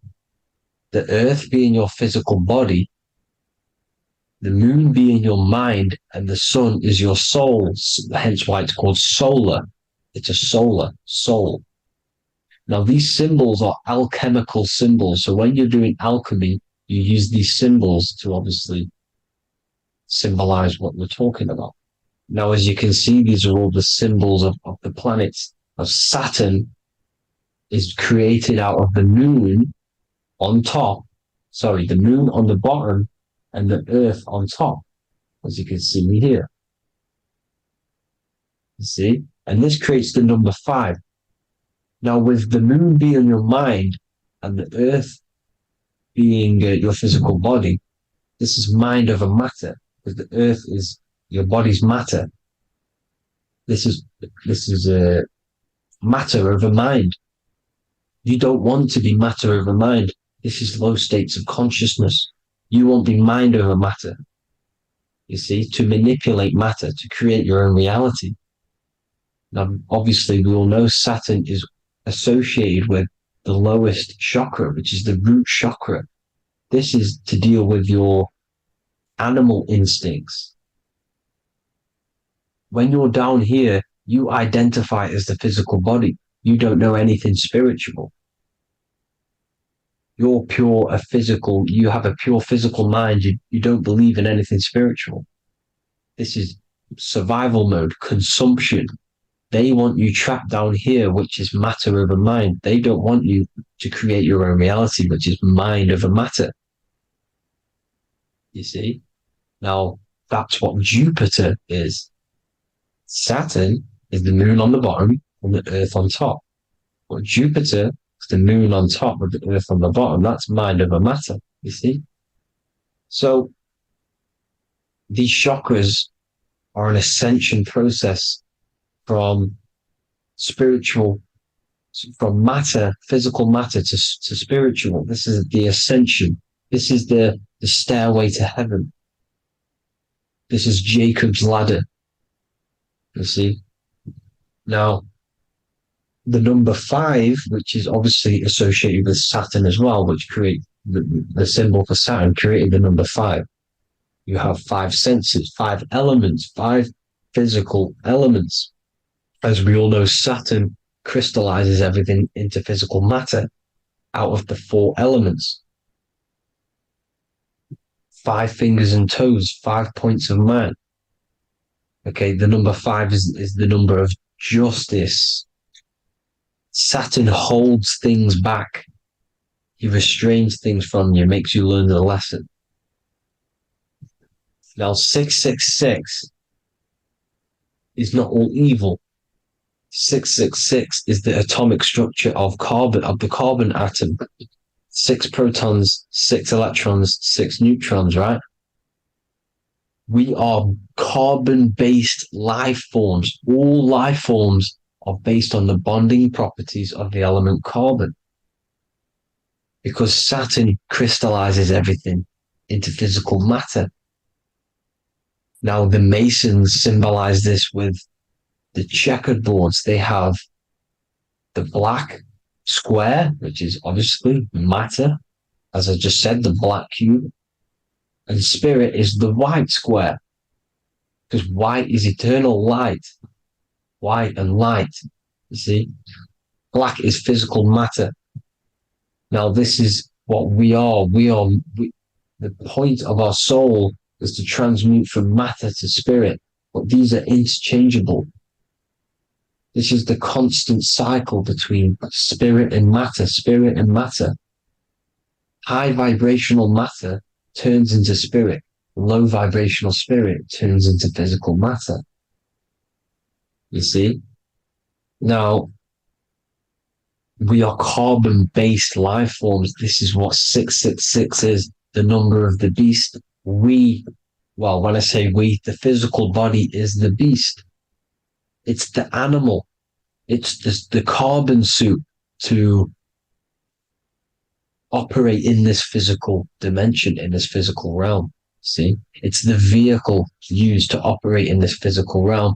But your mind isn't from this physical realm, you see?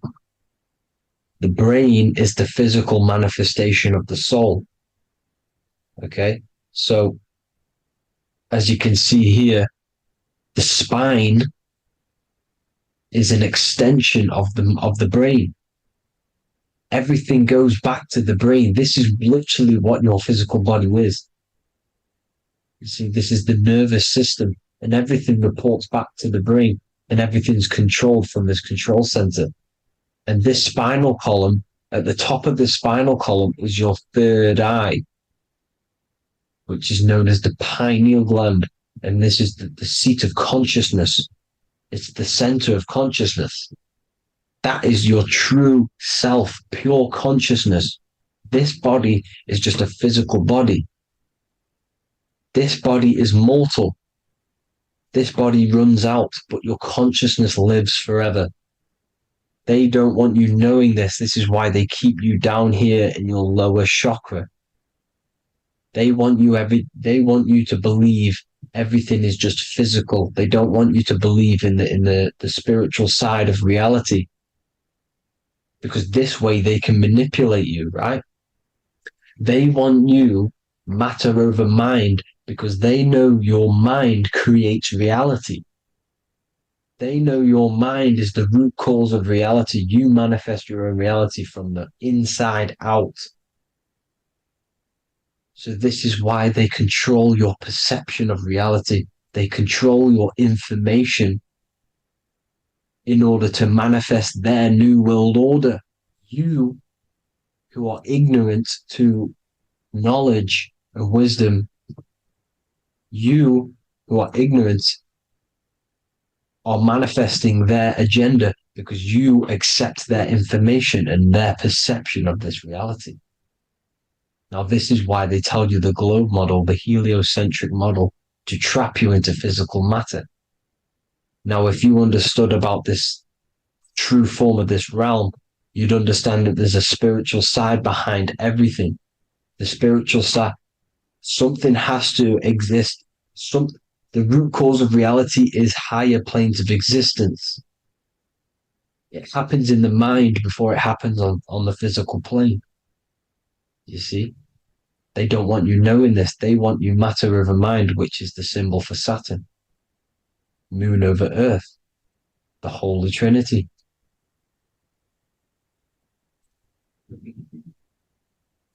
Now, as you can see, the cube also makes IXXI. This is Roman numerals. This is Roman numerals, and when it's translated from 9/11. Yes, 9/11. This is the secret code of the one world order. The two twin towers, when the two become one. Okay, when the two become one, this is how you reach the higher states of consciousness, the physical and spiritual. Now, as you can see, the 9/11 memorial are two black cubes. It's two black cubes. This is all Saturn worship. Now, I'm not saying that Saturn is an evil celestial body, right? No, everything has a good side and a bad side, right? It's duality.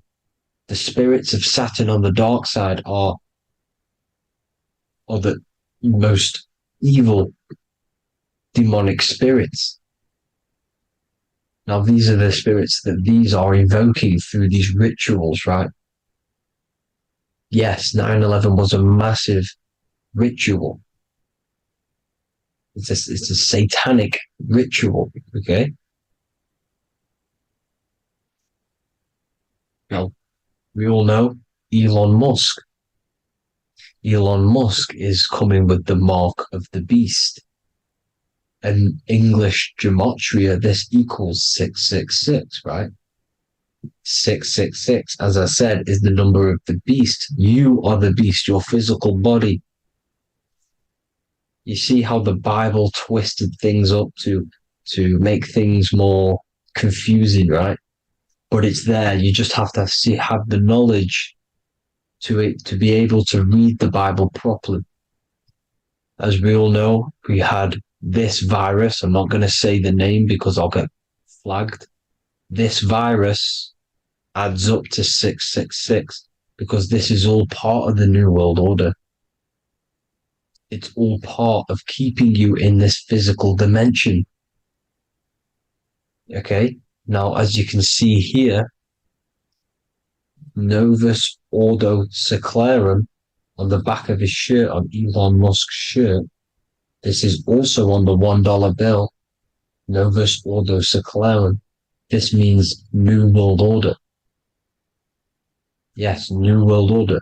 This is on the back of Elon Musk's shirt.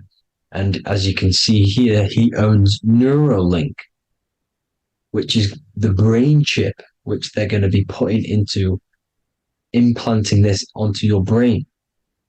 This is the New World Order to connect you and merge your consciousness with AI. Neuralink and Meta, he owns Meta as well, which is the metaverse. These are going to be linked in, hence why they have the same symbol, but just in a different format. It's the infinity symbol. And the infinity symbol comes from the torus field, as you can see here, your electromagnetic field from around your body. Now, the end goal is for this New World Order is to trap your consciousness inside of an alternative reality being projected from the metaverse. Because the metaverse will be the reality. Neuralink will be the brain chip inside of your brain, projecting your consciousness into an alternative reality while they harness your energy of your physical 666 body. Now, this stuff gets real deep, people. Now, this is the end goal of the New World Order, is to connect you with AI. This is why they're trapping you and keeping you in these lower states of consciousness in the Saturn-associated root chakra, so you don't find out about the spiritual side of reality. Because if you knew the truth of this reality, you wouldn't connect to AI. You see, you have the power within you to travel to other worlds, the astral plane, for example. You travel to different worlds when you are sleeping. Okay? They want you to know it's just a dream. However, their end goal is to trap your consciousness and feed off your energy, spiritually and physically. Okay? I don't know why these people are just pure evil. As I said, evil love bondage. They love the physical dimension. They don't want to ascend to other realms. These evil love the third dimension. This is why evil spirits will inhabit bodies, exorcisms, because they miss being in the physical realm. They miss it. Evil love bondage. So this is why they're cloning and putting their consciousness in clones to stay in this third dimension, to stay as further away from the source as possible. Okay? This is why they're doing it. And this is how it's all linked in. So I hope you all enjoyed this video. Hope you gained some wisdom. Please feel free to join the Telegram. And please leave a like and a subscribe. Thank you all, people. God bless.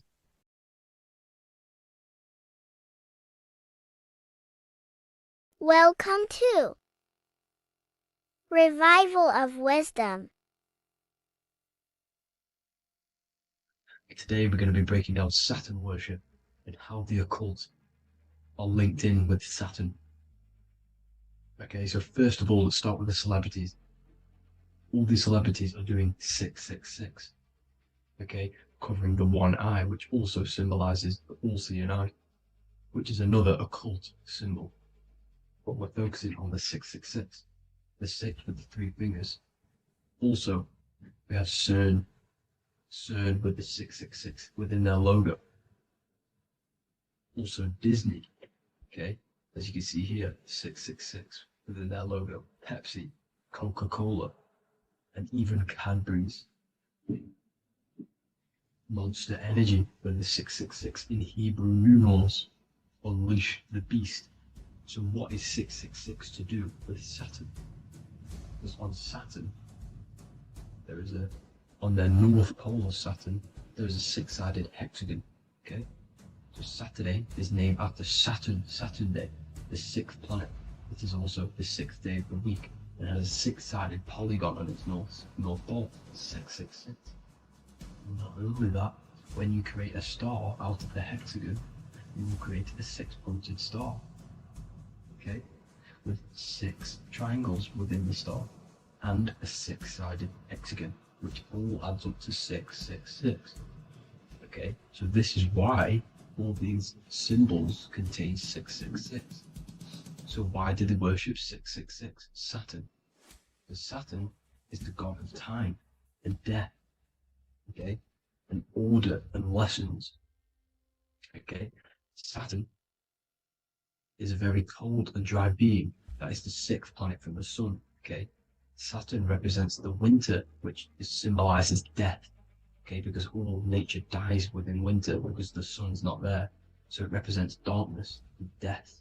It rules the zodiac sign of Capricorn. Okay, so in the celestial cycle, Saturn is always opposite the sun. So it's the opposite of the sun. So they're worshipping this energy which is death-like. Okay, this god which is death and does not bring life. Okay, also is the god of time. Okay, also in the Roman and in Greek it's called Chronos. Okay, which is just a translation for time. It's also known as the Father Time, aka the Grim Reaper. Okay, the Grim Reaper. Keep that in mind. We'll come back to this. Here are some more logos with Saturn. Okay, NAG, Internet, Wi-Fi. Okay, all these occult logos all worship Saturn.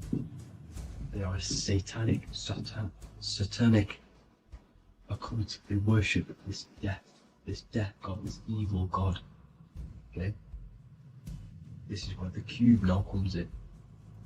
Okay, because what color is associated with Saturn? It's black, because it's the absence of light. It's opposite the sun. So black is the color associated with Saturn. Each planet has its own color associated with it.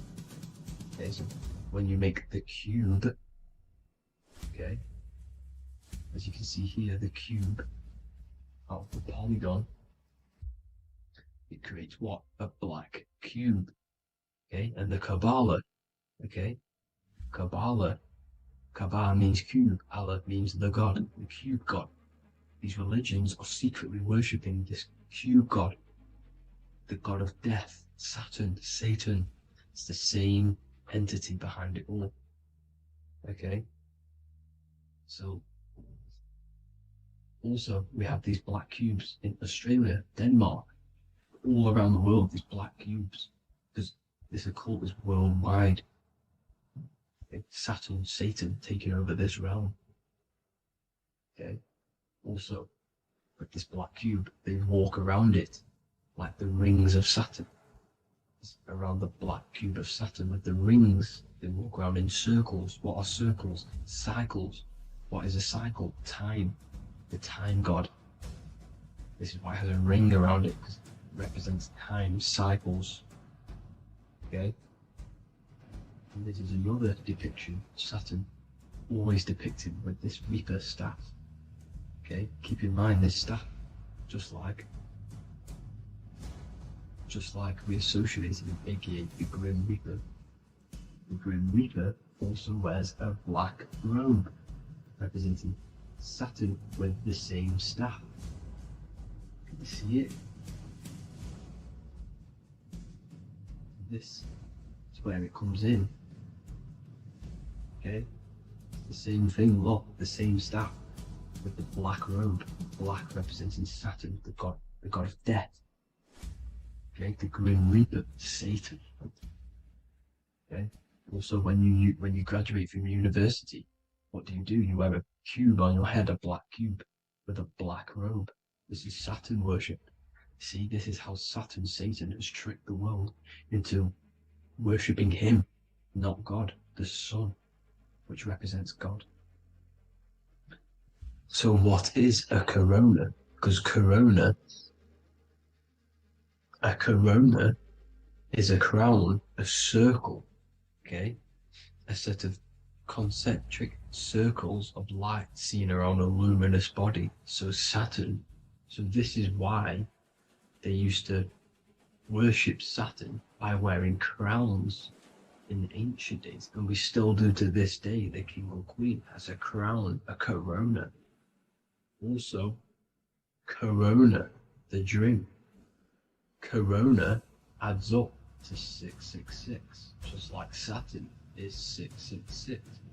But like you see in the corona, you see the staff.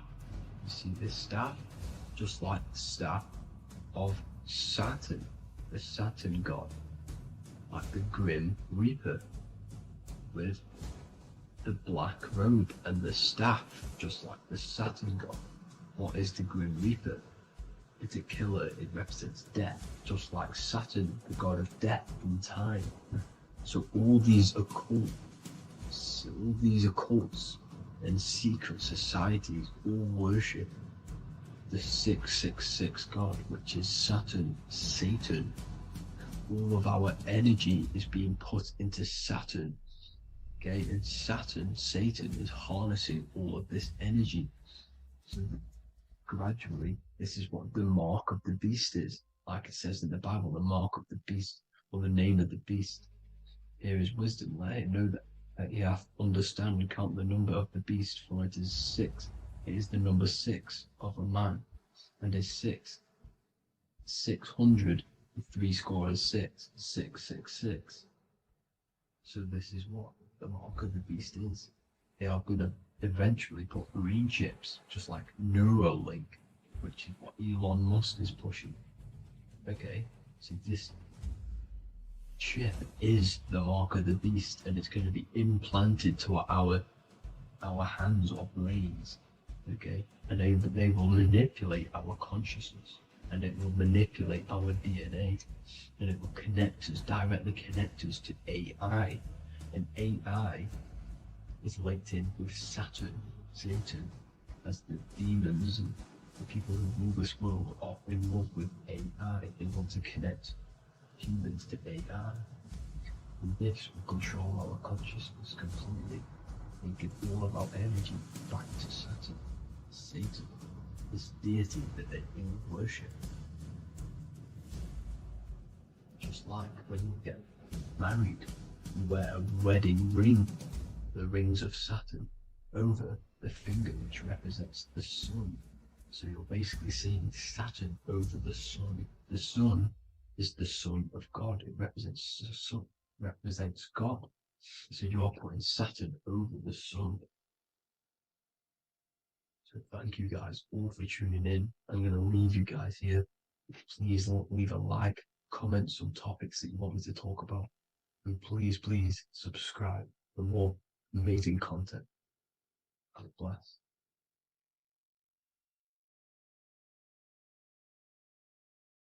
Mentalism, conscious and subconscious mind. You need to understand that the mind is the root and the cause of all reality. I am mind, you are mind. Every single living creature in this physical plane expresses and manifests mind. We are all the invisible substance of mind. We are all the source, which is God. We are all consciousness, which is mind. Before we manifest something physically, we manifest it within the realm of thought, which is the mind. Thought then manifests into astral imagination. This then gives energy within the etheric plane. Then we manifest it physically within the material effect world. Everything begins in the mind, and this is why the government are called government. The word men comes from the Latin word mans, which is an English translation for mind. We see this word in entertainment, government, mentality. It means mind. Govern means control. They are controlling the mind through information. Information creates perception within our minds, and so do the words that we use and the language that we speak. It all creates perception within the mind. It is our perception that creates reality, and our reality is a level of realization. Your reality is realization. Everything begins in the mind. This is why they are controlling your mind through many different things. Okay?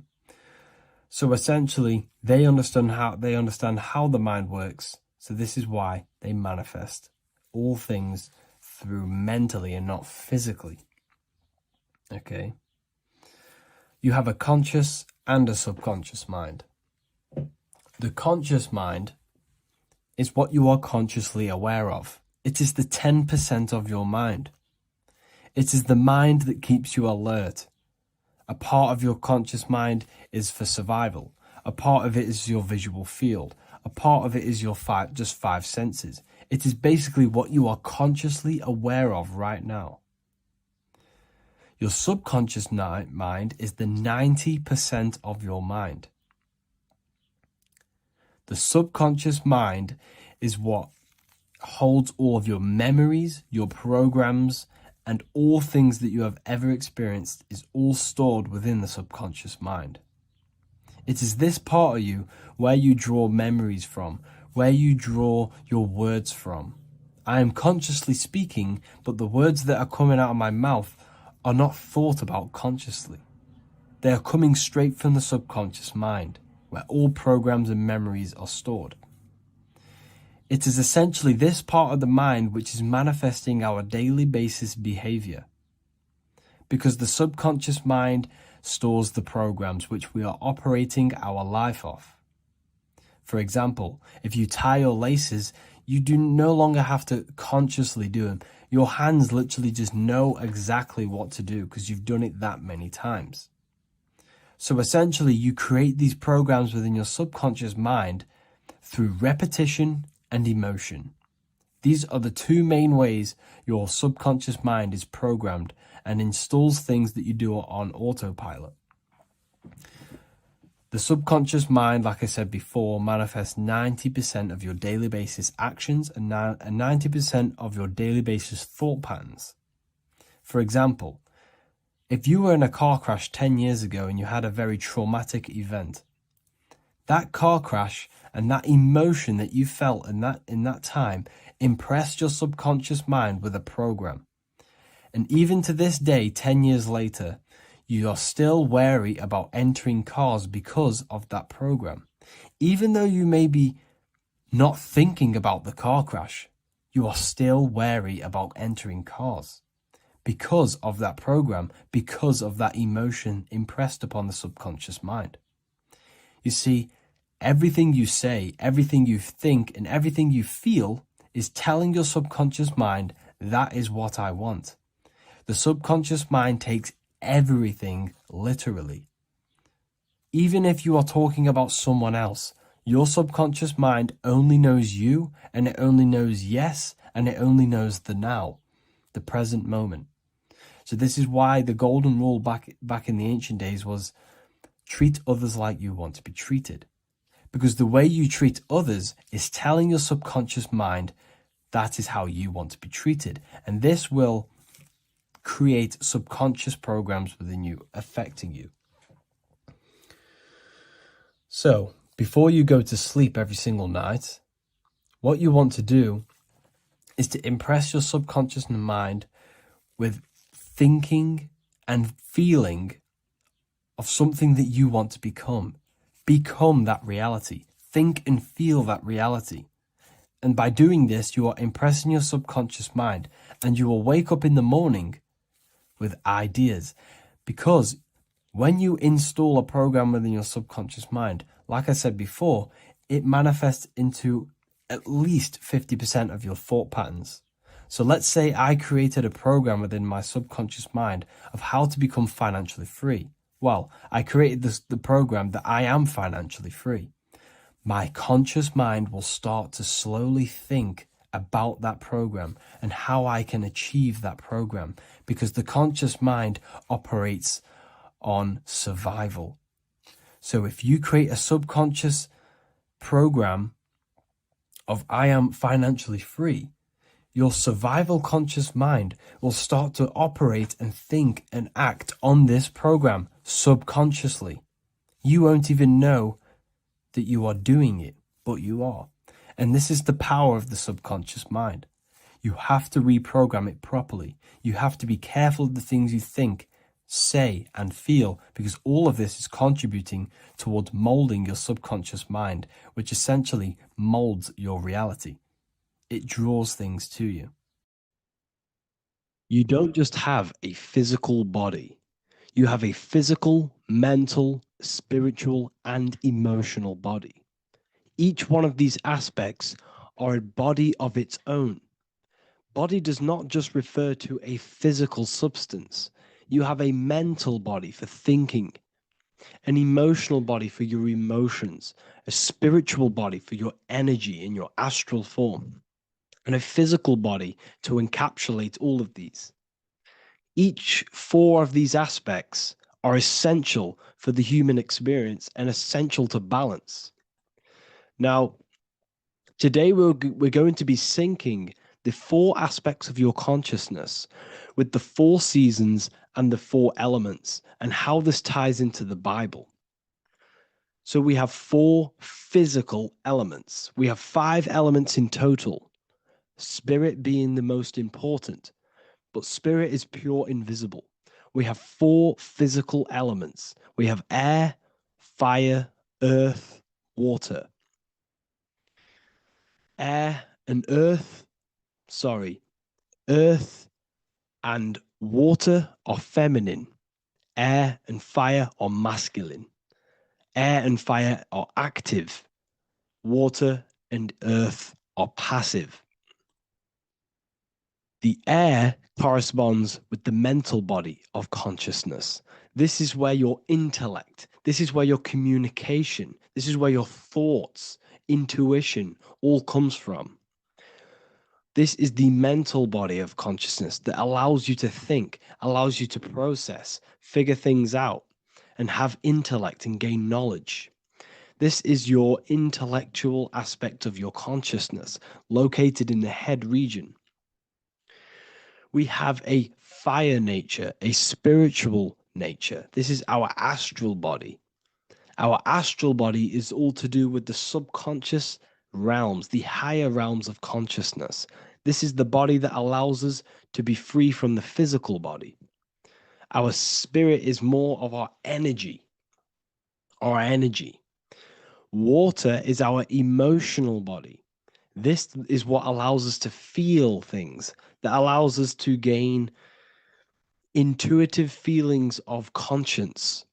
So emotion allows us to understand what is right and what is wrong. When we feel something bad, we know that this is wrong. When we feel something good, we know that we are doing good. Emotions are a creational force that allows us to feel certain things to bring them into existence. Our emotional body is a creational force and should not be reactive, and it should be controlled. Most actions are stemmed from emotions. Actions bring thought into physical existence. Emotions are the driving power. They are what drives your actions. The thought, then the emotion, then the action. Earth is your physical body. This is your physical state that allows you to take mind and emotion into action, into fruition, into physical matter. This is what your physical body allows your consciousness, your soul, to interact with the physical world and bring things into physical existence. The physical body, the physical world, is an outcome and an effect of the thinking mind. All physical substance comes from the thinking mind. The pen, the phone you're holding, the microphone I'm speaking into, all began as a thought in the thinking mind, then it was brought into physical reality. Earth is the most dense. So it goes in this order: body, emotions, spirit, mind. The higher you go up, the more lucid and fluidic it becomes. The lower you go down, the more dense and dull it becomes. Air is the mind, fire is the spirit, water is the emotion, earth is the physical body. So this is why you are a microcosm. You have these four things within you. You contain of these four elements, which correspond to the four bodies of your consciousness, the four bodies of the soul. You are the soul. You are the spirit. So this is why in Theologians 4:17 it says, "Caught up together with them in the clouds to meet the Lord in the air." You don't meet God or the Lord in the physical air in the clouds. This is clearly a parable. A human being cannot go up to the clouds and meet a mystical man in the clouds. This is obviously a parable, a metaphor. The air is your mind. You must raise your consciousness beyond the body, beyond the emotions, beyond the spirit, and enter in the mind during meditation, turning the mind inward to connect with the Lord. The Lord is the highest aspect of your consciousness, the one that exists beyond the physical body, beyond your emotions, beyond the thought. So you meet the Lord in the air, in the mind. The mind represents the air. This is why in America there's a saying called an airhead. You're an airhead. This means that you are stupid, or you don't think, or you have nothing in your mind. You have nothing in your head. When someone's very stupid, you call them an airhead, because air represents the mind. The air is elevated. The air is invisible. The mind is totally invisible to the human eyes. It is a metaphysical substance. In fact, it's not a substance at all. It's so fluidic. It's everywhere. The mind can be everywhere at all times. It can be anything. Nothing is impossible within the mind. Now, this is synced with the four seasons. The four seasons represent the four aspects of human consciousness, the four bodies of your consciousness, the four bodies of your soul. The sun is your soul, okay? And the sun travels around four seasons. Summer, when the sun is the most hottest point. Autumn, when the sun starts to move away from the hottest point. Things start to die. Then it goes to winter. This is when everything dies. This is when things enter in within itself. This is when darkness occurs. Then spring. This is the reignition of the sun. This is when the sun starts to bring back the warmth back to the summer. You have four seasons which correspond to the four bodies of consciousness. Fire is the spirit. This is when you are passionate. This is when you are taking action.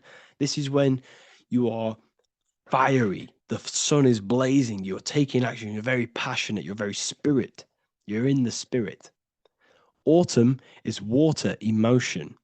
This is when you start to become very reflecting. This is when you start to feel emotional. Because in autumn, there's lots of water. This represents the emotional body of consciousness. Winter is the mind. This is air. Winter, what happens in winter? Everything enters within itself. The leaves die. The trees die. Everything dies and goes within. This is the mind. The mind is the darkness, remember. You close your eyes to enter within the mind. The winter represents meditation. In the winter, what do people do? They stay inside of their house. They research more. They read more books. They become more intellectual. They think more in the winter because we are so we're stuck inside. So we're more reflective. We're thinking more. We're more communicative. We're more intellectual. In the spring, this represents the earth, the body. This is when we start to come out of the mind and we awaken to the body, and things start to grow again. The plants start to grow. The earth is growing again and reborn again. This is the body. This is when you become more active in the spring. And then the summer, back to the summer, we then take action on these thoughts and these thoughts that we gained over the winter. Essentially, this is just a massive cycle. And this is a daily cycle also. The nighttime is the winter. The morning is the spring. The midday is the summer. And the evening time is the autumn. This is a microcosm. We have 4 bodies of consciousness. You are the sun. You are the soul. And the soul has 4 bodies: summer, autumn, winter, spring. Emotion, air, body, spirit. Sorry, emotion, mind, body, spirit. So you are the soul. You are the pure essence of consciousness. The sun is your soul in the heart. And the seasons are inside of you because you are a microcosm. Okay? You are a microcosm. The word sun is son. The Latin word for sun is sol, which is soul or solo, because the sun is solo. It's on its own. You are the soul, and the soul has the 4 different bodies of consciousness. So before we move on any further, if I've blown your mind, please, if you can, leave a like, a comment, a share, and a subscribe. Let me know what videos you want me to make in the future. Please drop a like. It definitely will help me. You are a microcosm of the macrocosm. Man is a miniature universe that goes through its own cycles. The seasons of the summer, winter, spring, and autumn do not occur merely outside of him, but within him as well. The summer is within you. You feel different in the summer. You feel different in the winter. You feel, depending on the body of consciousness, it's your soul's interacting with. So the sun in the sky is your soul inside, and the sun goes through these cycles, which is affecting your bodies of consciousness, because the cycles represent your bodies of consciousness. Now, this ties in with the Bible. This is why we have 4 Gospels. This is why Matthew, Mark, Luke, and John are always seen with the 4 different zodiac sign animals or symbols. So you always see each one of the Gospels. If you just type in on Google Matthew, Mark, Luke, and John, type in ancient pictures, paintings or pictures of them, and you will find these 4 zodiac signs are always standing with each one. Taurus, the bull; Leo, the lion; Scorpio, the eagle. An old symbol for Scorpio was the eagle, and a man for Aquarius. Here you see very, very ancient paintings and artwork. Here we see Matthew, the man, Aquarius. Here we see John, the Scorpio. Same here. We also see it on the tarot cards, on the world card. We see the 4 fixed zodiac signs. Here we see it as well. These are called the 4 fixed zodiac signs. Now, when we look at the zodiac, We're no longer looking at the sky, because what you must understand is as above, so below. What is above you is inside of you. What is above is what is below. What is outside of you is within you. The zodiac is inside of you. The zodiac revolves around the sun. The sun is your soul. These are different energies of your soul. Like I said earlier, the 4 seasons are the 4 bodies of your consciousness. And in each body of consciousness, you have these different energetic energies that you can work with. Okay, so this is the true astrology. This is the true astrology, the internal esoteric astrology. You can't find much information on this at all. Very hard to find. So what we're looking at are the 4 bodies of consciousness.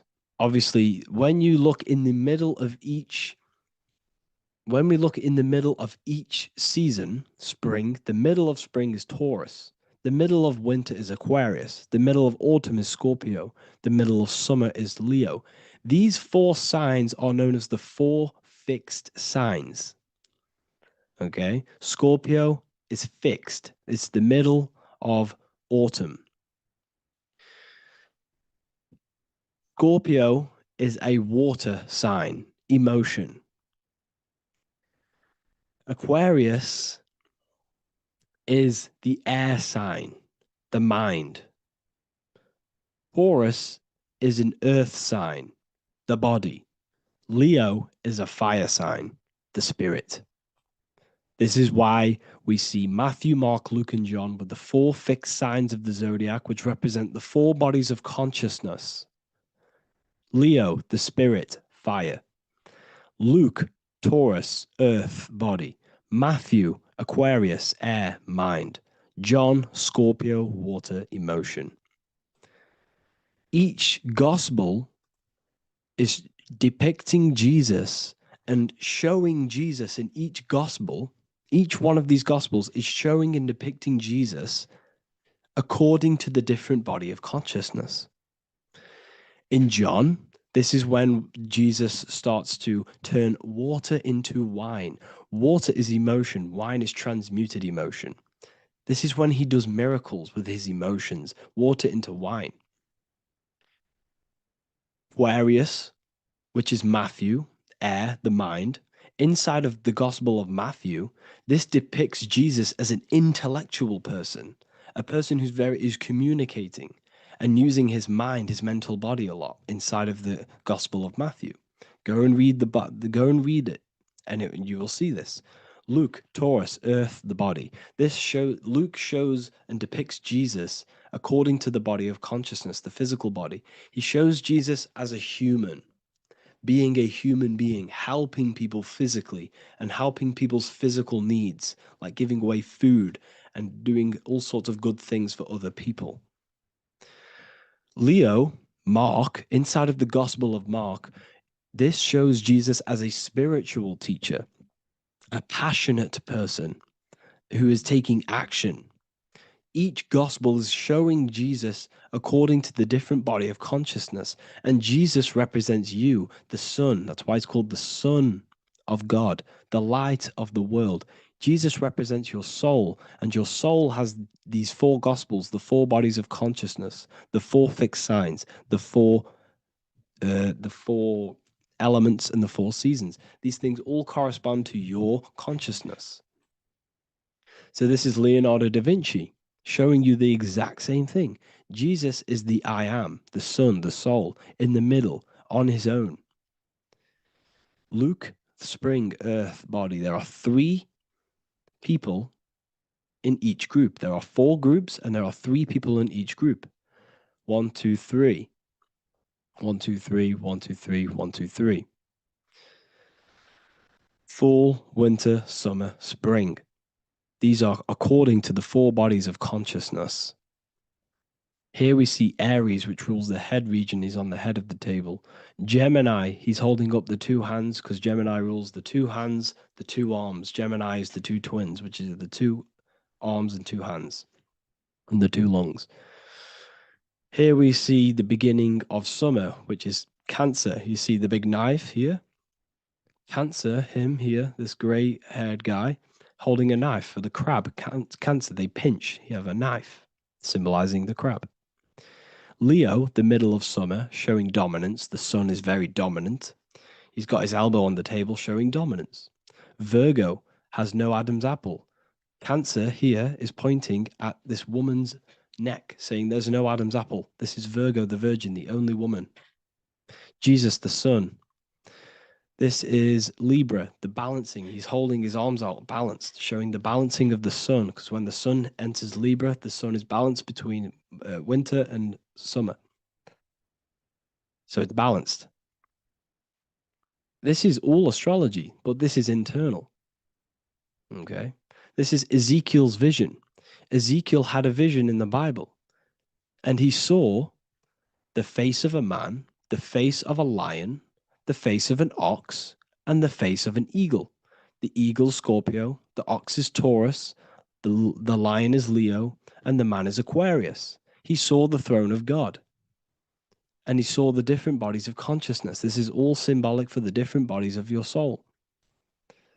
So when we look at the zodiac, we are actually looking at a map and the energies of our soul and the energies of our bodies and the energies of our consciousness. This is what we are looking at. Each zodiac is an aspect of our consciousness and an energy that we can work with and that we must purify. Balance and purification is essential. Imagine playing a brand new video game. Let's say a brand new video game came out and you had to play it. What happens when you play that game? You don't know the controls. You cause chaos in that game.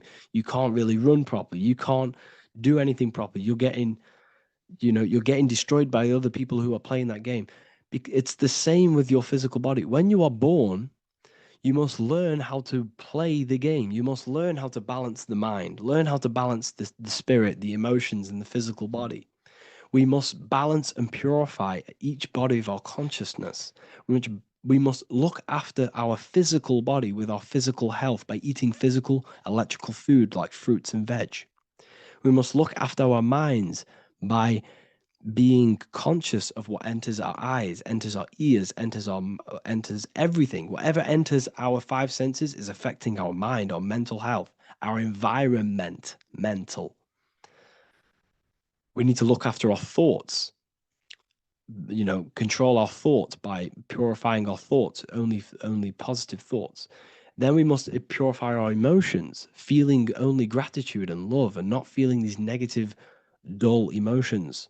Then we must look after our spiritual body through meditation and looking after our spirit. But remember, when we look after our mind, it all begins in the mind. Each body of consciousness is interlocked with the other. If you have an unhealthy body, you have an unhealthy mind, spirit, and emotions. If you have an unhealthy mind, you have an unhealthy body, spirit, and emotions. If you have an unhealthy emotions, you have an unhealthy spirit, mind, and physical body. They're all interlocked. You must balance each one of them. Look after your physical body. Look after your thoughts. Look after your emotions. Look after your spirit. But remember, the mind is the most powerful one. It's mind over matter. Once we look after the mind, once we start to control our minds and control every thought we think, this will then turn into discipline in our physical body. Because once we learn how to discipline the mind, we learn how to discipline what we eat, we learn how to discipline what we feel, we learn how to discipline our spirit. This is all interlocked, but work on the mind first. Work on the mind first. All of this knowledge is inside of the brand new Book of Wisdom, Volume 2. This is a revolution in human consciousness. If you've read it, please leave a review down below. If you've read Volume 1, leave a review down below. This is the next revolution. I don't see this information anywhere. This is the next revolution of human consciousness. And of course, if you are serious about this and you truly want to gain enlightenment and join an amazing community where you can connect with me on live calls, lectures, the Manifestation Mastery course, you can gain access to my library with over 45 PDFs plus my books. And if you do join the university, you can order a Volume 2, free of charge. All you have to do is to pay for shipping. If you truly take your knowledge serious and you want to take advantage of life, join the university. This is where truth seekers belong. Just want to say thank you all. Please leave a comment. Please leave a like. It's going to help me a lot spread this knowledge to the world. And yeah, share this with a friend and subscribe. Thank you all.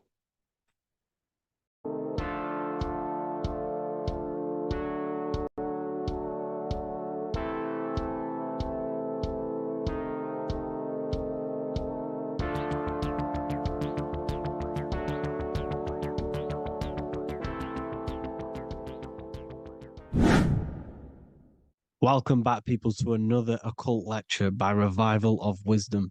Today we're going to be talking about magic and how it's being used on us for the New World Order.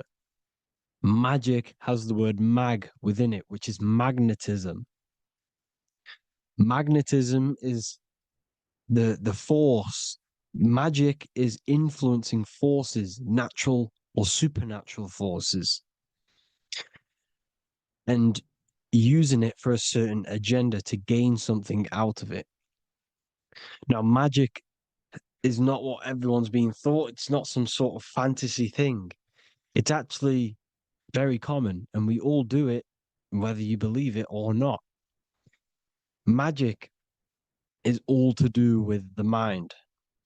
As I said, always say in my lectures, your mind is what creates matter. Your mind is what creates your external world. So it's all about manipulating and planting seeds within the mind, because your mind is a garden, and thoughts and words are seeds which are being planted in that garden. Your life, your physical life, the people you have in your life, your friends, your car you own, the job you have, is all a reflection of the thoughts that you've been thinking in the past. You are where you are in life because of the thoughts that you've been thinking. Therefore, your life is a direct reflection and manifestation of your mind, the Garden of Eden. Okay? The mind is what they are targeting. What you see, say, and hear has a direct effect on your mind. Me talking to you is influencing you. The words I'm saying is planting seeds within your mind. Now it's up to you to consciously act on these thoughts or these words, or to maintain these words. As above, so below. As within, so without. What's inside of me is outside of me. What comes into the storehouse comes out of the storehouse. You have the left, you have the right, you have the up, and you have the down. As above, so below. Whatever is in your mind will be expressed in some sort of way, consciously or subconsciously, spiritually or physically. The mind is what manifests everything. And this is what we need to understand. We need to understand is that the mind is not physical. All things spiritual manifest physical. All things seen come from the unseen. The words you're thinking, that everything you have is coming from the unseen. The actions that you do come from the unseen mind. Another expression for as above, so below is you are the universe itself. You are a universe, a mini universe. But just because you are mini does not mean you are the whole thing. If I take a little piece of infinite, let's say there's an infinite light source. Let's say I take a little chunk of that infinite light source. That little chunk I took is still infinite because it's been taken from infinite. You are the universe. Your awareness, your mind is the universe. It's information. You are the universe experiencing itself. This is why we say we are all God. As above, so below. What is in me is outside of me. The sun, the physical manifestation of the sun, is your soul. The 12 constellations are manifested in the physical body. The 5 elements are manifested in the physical body. They're manifested in the 5 fingers you have. As above, so below. This is manifested, well, this is a symbolized in Freemasonry and secret societies as the 2 pillars. The mirroring reflection, the reflection of reality, the mirror, as above, so below. What happens in the mind, what happens in the astral, happens in the physical. This is Aleister Crowley. This is all symbolism. This is the 2 pillars with the all-seeing eye and the triangle at the top. Aleister Crowley was a master magician, very powerful dark magician, black magician. There's 2 types of magic. You have white and black, just like the checkered board, the Masonic checkerboard. You have white and black. You have good and evil. White magic is influencing natural forces to gain something that will help the collective consciousness, help the collective, help the earth, help other people. Black magic is something you manipulate something so you can get something personal out of it. Doesn't matter if it's good or bad. It's still considered as black magic because you're being selfish. Everything you do should be contributing towards the collective consciousness and helping others. And this is why the ancients lived in a system where everything was in unity. We understood that I am you and you are me. What I do to you happens to me because I am you and you are me. We are the same mind substance on the inside. We're all the same mind substance being expressed in different bodies. So what I do to your mind will have a ripple effect on my mind because all of our minds are connected within the mental plane. So this is why they know all this knowledge. They know all this knowledge. So yeah, this is the mirroring effect of reality, the 2 pillars, or symbolizes the number 11. The number 11. We'll go deeper into that. The technology we're using is magic. It's a form of magic. Television is tell a vision. They're telling a vision into your subconscious mind, into your memory. And when you turn on the television, you get a program because they're telling a vision to create a program within your subconscious mind. You see, the conscious mind is only 10% of your mind, which is to do with your, what you're aware of, your 5 senses. What are you consciously aware of? Well, I'm aware I'm here, I'm talking. I'm aware of what I'm wearing, the 5 senses, what I can hear, taste, smell, hear. What I'm wearing, I'm aware of what I think of. But the subconscious mind is the 90% of your mind. It's the hidden part of the mind, which is telling your heart to beat, telling your body to breathe. It's storing all of your emotions. It's storing everything you see, storing all the belief systems that you have. It has everything. It stores all of the habits you have, the values. It stores everyone's name that you know. All the words that I'm speaking right now is all coming out of the subconscious. Everything is subconscious. And it literally manipulates 90% of your daily basis behavior. Most people don't know this. What you did yesterday is what you will do today because of these beliefs and mental programs within the subconscious, stored within the subconscious. So the subconscious is what they're aiming at. They're trying to create programs within the subconscious because the subconscious manifests 90% of your thought patterns, 90% of your actions and words. They know all this stuff. So the subconscious mind is the most powerful part of the mind. Another way the subconscious manifests and influences your life is, let's say you were in a car crash years and years ago, 10 years ago. Let's say you're in this car crash, right? And you really hurt yourself. The emotion you felt in that time when you were injured in that car crash had a great impression on your subconscious mind. You see, the stronger you feel something emotionally, the stronger impact it has on the subconscious. You can remember and recall that moment and very vividly because of the impact it had on the subconscious.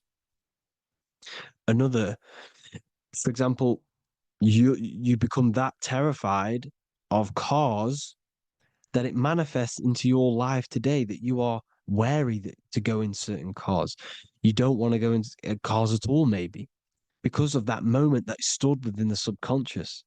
And it will manifest into anxiety. It will manifest into not going into cars. It will manifest into depression, maybe. These things, these emotional, very emotional, traumatic events have a great impression on our subconscious, and they control your life. This is why you need to meditate and let go go deep within yourself and let go of these internal deep emotions that you may have repressed and keep pressing down and ignoring. But you need to address it and let go of these subconscious impressions you have, which are controlling your life, like anxiety, depression. All of these things are stemming from things that are stored within your subconscious years and years ago, more than likely. Broadcasting. They're casting spells to a broad audience, to news, north, east, west, and south. They're casting spells. No, if you watch the news, everything's red. Breaking news in red writing or the red background, everything's red. Why? Because red's the root chakra, which is all to do with survival. They want to stimulate this root chakra because they want you down there in survival mode. They want you in survival mode because you're easier to control. They control out of fear. And not only they're casting these spells as if, because most of the things they cast in the news hasn't already happened. They're constantly bombarding you with, there might be a war breaking out, war this, war that, kill here, kill there, murders. It's impressing, it's casting spells on your subconscious mind. So when the event does turn up in real reality, in physical reality, you're less emotional, you're less surprised. You're not as surprised because you've already heard it before. Your subconscious has already heard it all before. If you never heard of a war and then a war broke out, you'd be going crazy. So they subtly program your subconscious mind through the words, because the words they say is impressing your mind. It has an effect on your mind, which will have an effect on your behavior, your words, your conversations you have with people. They're casting spells to north, east, west, and south on the tell a vision. They're telling a vision by broadcasting, by saying spells. This is why we call it spelling. Even the word, listen, the words we say cast spells. Bless. Oh, bless you. That's be less. The subconscious mind only picks up literal things. You see, when I say bless you, your conscious mind picks that up as, oh, thank you, you're blessing me. But your subconscious picks up as be less. You see? Because the subconscious it has no filter. It's just, it is what it is. Everything is factual in the subconscious. Therefore, if I call you an idiot, your subconscious, my subconscious will think I'm talking to myself and calling myself an idiot, and it will take that as true. That is truth. Everything is truth within the subconscious. and the subconscious manifests your behavior. The devices this is the biggest one. Black scrying mirrors, device, the devil's vice, the device. Okay. Black scrying mirrors, black screen is scrying. Black scrying mirrors were used to communicate with spirits within the astral plane in the medieval times. They're still being used now by black obsidian mirrors.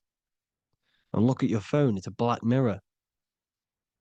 And there's some sort of, I'm not saying this is facts, but personally, I believe these are portals for spirits and ethereal entities to come into your life, to come into your surroundings. So this is the next big thing: the TVs, your iPhone, your iPod, all black mirrors, and mirrors are very, very powerful. Even just a normal mirror. Mirrors have an effect. Whatever you say into a mirror, what you say is energy.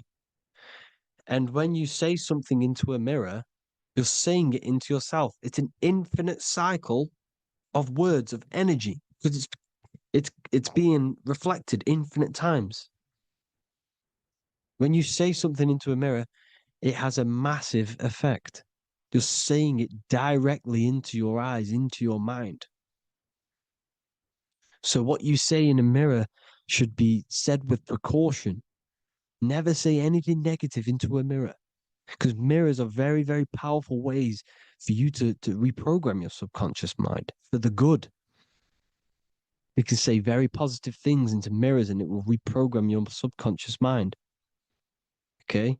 Manifesting is all magic. It's all magic. Everything is magic.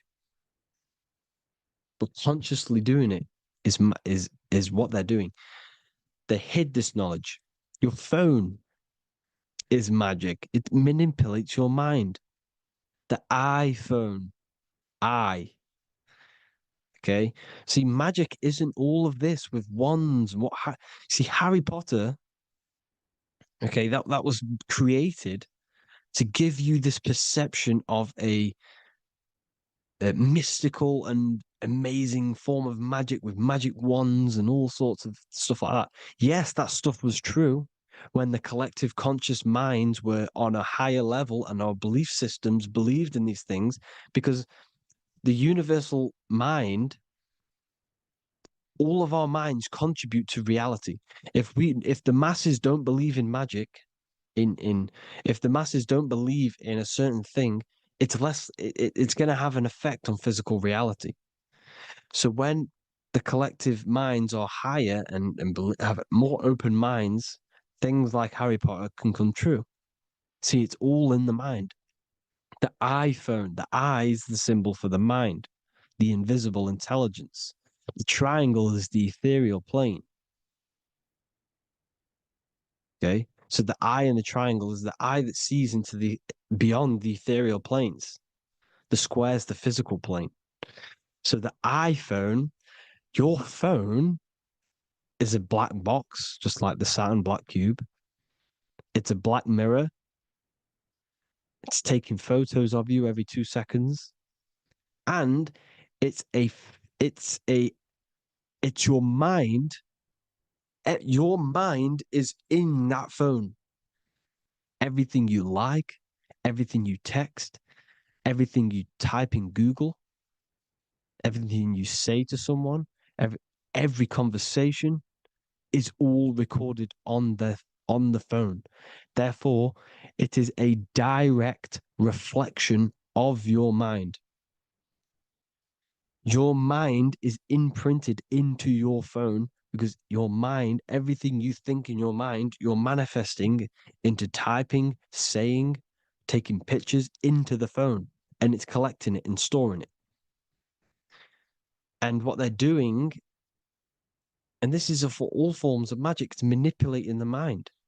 It's all manipulating the mind. Reels, Instagram, TikTok, this is all dopamine. It's all controlling the mind. Every like you get, every follow you get, every share that you get is dopamine within your brain. They're literally targeting targeting your brain and mind. It's all manipulating, because what they're pushing through the phones, through the media, through the news, through the televisions is visions and programs. You are the one manifesting the New World Order. They're not manifesting the New World Order. They're giving you the information so you can manifest the New World Order. Everything they say is contributing to your mind. For example, digital money and all the information they put out for you to see is contributing to your enslavement. Your mind is manifesting the New World Order. They know this. They don't manifest it. There's billions of us. We could easily run over them physically. But on a mental level, these people have the knowledge and they hide it from us, and they let us manifest reality because we are the collective. They give us the information which manifests their agenda. It's all magic through the phones, the media, the television. So your phone is a manifestation of your mind. It's a record of your mind. Hollywood, holly tree, holy tree. They used to make wands out of holy trees, because it was the most holiest wood, the best for casting and transmitting energy. So they used holly trees to cast spells. That's what Hollywood is. And in Hollywood, they have the red tear, the blood drop next to the Hollywood sign, because it's all satanic. They're all black magicians. They use Hollywood to cast the spells through the music, through the films. You see, music is a form of magic. All of this is magic. Everything they do is a form of magic because they want an agenda behind it. But it's not black magic. They're letting us create our prison. This is what you have to see. Yes, they're evil, but they're not doing anything evil, or else they would face the karma. They let us manifest this agenda through giving in the information, by telling you what's going to happen in the movies. Everything that happens in a movie, it's all there on purpose to program your subconscious, to plant a seed within your garden, your subconscious, your mind. Because when the mind is already seen something, when it comes up and turns up in physical reality, you will be less shocked and you won't rebel. So they lure you slowly. They make you aware of these things over time. They make you gradually think it's okay. Like the technology, we never used to use these phones. How did we become so addicted and reliant on them? Well, because first they gave you a little flick phone. Well, no, sorry, they gave you a phone in your house. And then once you got used to that, they say, oh, here's the newest version of a little flick phone. You started texting your friends. Everyone was loving it in high school. They could now meet up without saying, let's meet on the weekend at this point at this time, like your parents probably did. Or maybe some of you watching this, you probably had to tell your friend to meet on the weekend at a certain time because you had no way of communicating. So everyone got these phones and got addicted to them. Then they slowly got addicted to the new iPod with the touch screen. Now they invented touch screen. Then everyone got addicted to touch screens. Then because all of this is producing dopamine in the brain, which creates you to become mentally addicted to things and physically addicted, chemically addicted. Because dopamine's a chemical. Your subconscious becomes a program within your subconscious, and your body becomes chemically addicted to these phones. And these phones are the enslavement of humanity, technology. Without this, we wouldn't be in this mess without technology. Because they're creating a hive mind. We're creating a hive mind. So back on track anyways, They program you. Look at the films, 9/11, 9/11, all produced by Hollywood. Here's the 11, like I said at the beginning, the two pillars which reflect reality. What happens in the mind happens in the physical. What happens in the astral happens in the physical. Okay, what happens in the physical happens in the mind. It's the two pillars, the mirrors. 9/11. 9 plus 1 plus 1 is 11. Flight 11 was hijacked. New York is the 11th state. New York adds up to 111. This is not a coincidence. It's all a form of magic. It's a ritual, energy harvesting ritual, because your mind produces energy. Your mental attention produces energy. And they're feeding off this energy in the astral plane, these demons. Music is the most powerful. Personally, I think the music is one of the most powerful forms of magic they're using. Okay. Music is hypnosis. It puts your brain in a hypnotic state. It influences your electromagnetic field through vibrational energy. It reprograms your subconscious mind. Why do you think you remember the lyrics? You see, your subconscious stores all of the memories. Remember, the subconscious manifests 90% of your behavior. So therefore, the music you're listening to is manifesting your behavior. You wondered why some people wonder why they have drug addictions and they can't get out of violence and they can't get out of all this negative mind space. It's because the music they're listening to is creating a negative mind space. The words you listen to have plant seeds within your mind. So the reason you remember the lyrics is because that song created a program within your subconscious. Yes, that is what happens. You can use magic to reprogram your mind, but you can use music to reprogram your mind because it's all forms of magic. It's using natural mental energy forces to manipulate the physical reality. You manipulate your mind, you manipulate reality, physical reality. Okay. So the music, another very, very big one.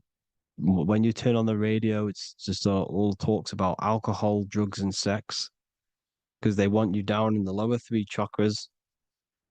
They want your mind attached to matter when it's mind over matter. Your mind's not physical. You see, the word spirituality is the new trend. It's not about your spirit.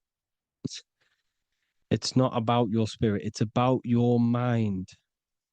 It's not about, you know, uh, spirituality and looking after your spirit. And they've got you focused on your spirit. Why? Because they hide your mind from you. You see, a lot of people think their mind is their brain, but the mind is everything. There is no physical reality without mind. You can have a brain. Imagine if you had no mind but a brain. It wouldn't work. The mind is everything. The mind controls your avatar. It begins in the mind before it happens in the brain. Then the brain manifests through the body. The brain's just an electrical computer. So that they've got people scared. Or do I have a soul or not? And all this stuff. Listen, if you have a mind, you have a soul, because you are not the mind. This is why everything is sort of an illusion, because beyond the mind is your soul. But what is the soul without a mind? You can't have a soul without the mind. But if the mind didn't exist, the soul doesn't exist. You are the person listening to your mind. I shouldn't say person because you're not the body. You're the entity behind the mind. But if you didn't have that mind, you couldn't understand what you even were. You would just be an observer who couldn't think. So yes, we all have a soul. If you have a mind, you have a soul. Everything is mind. Everything has mind. Mind creates everything. God is mind. and then manipulating your mind through TV, your phone, every little thing. The school, it's all about the mind, people. Control your mind, you control your reality. Just the last thing, here you go.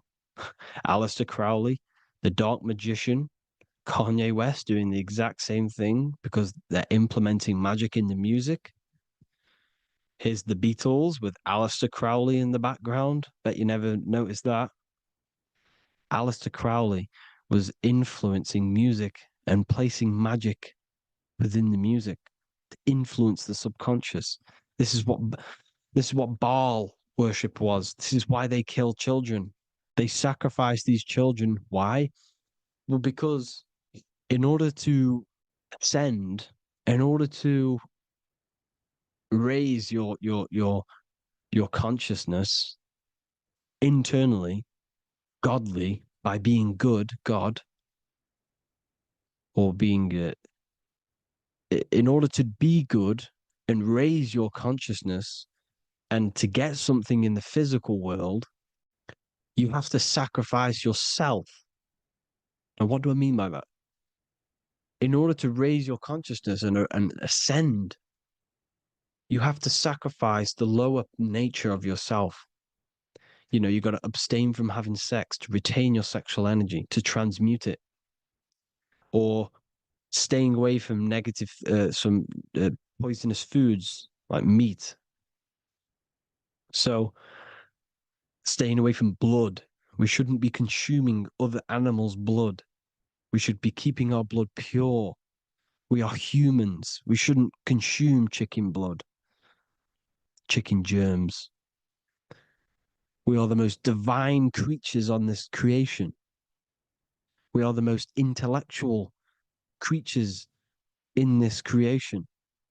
Therefore, we should keep our temples pure. We are not animals.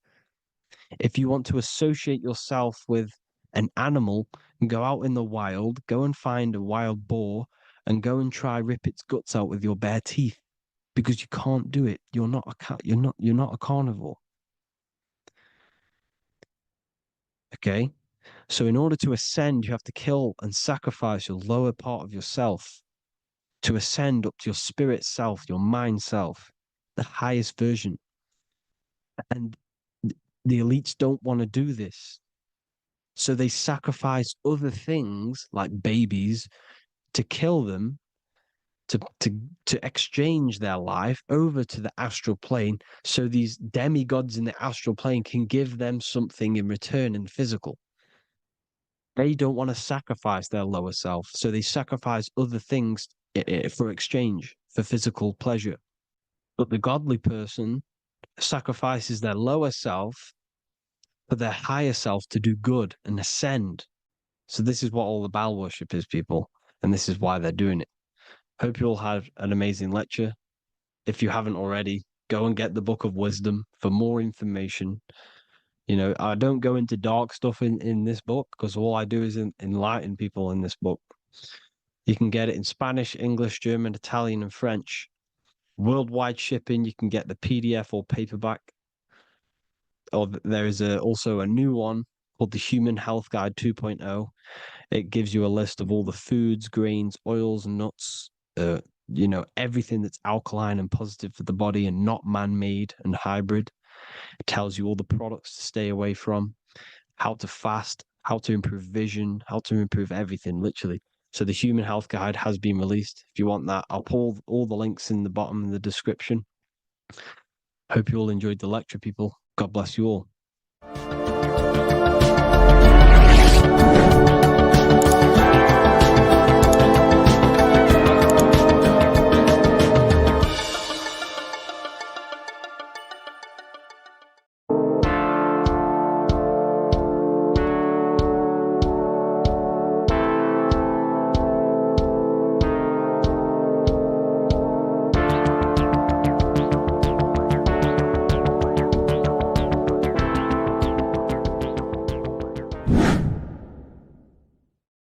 What is good, people? We're back with another video, and this is going to be talking about the connection between the micro and the macro. You know, you are the universe. Everything is inside of you. So the first thing you need to understand is that the law of mentalism, we are a thought in the creator's mind. Everything's being thought into existence.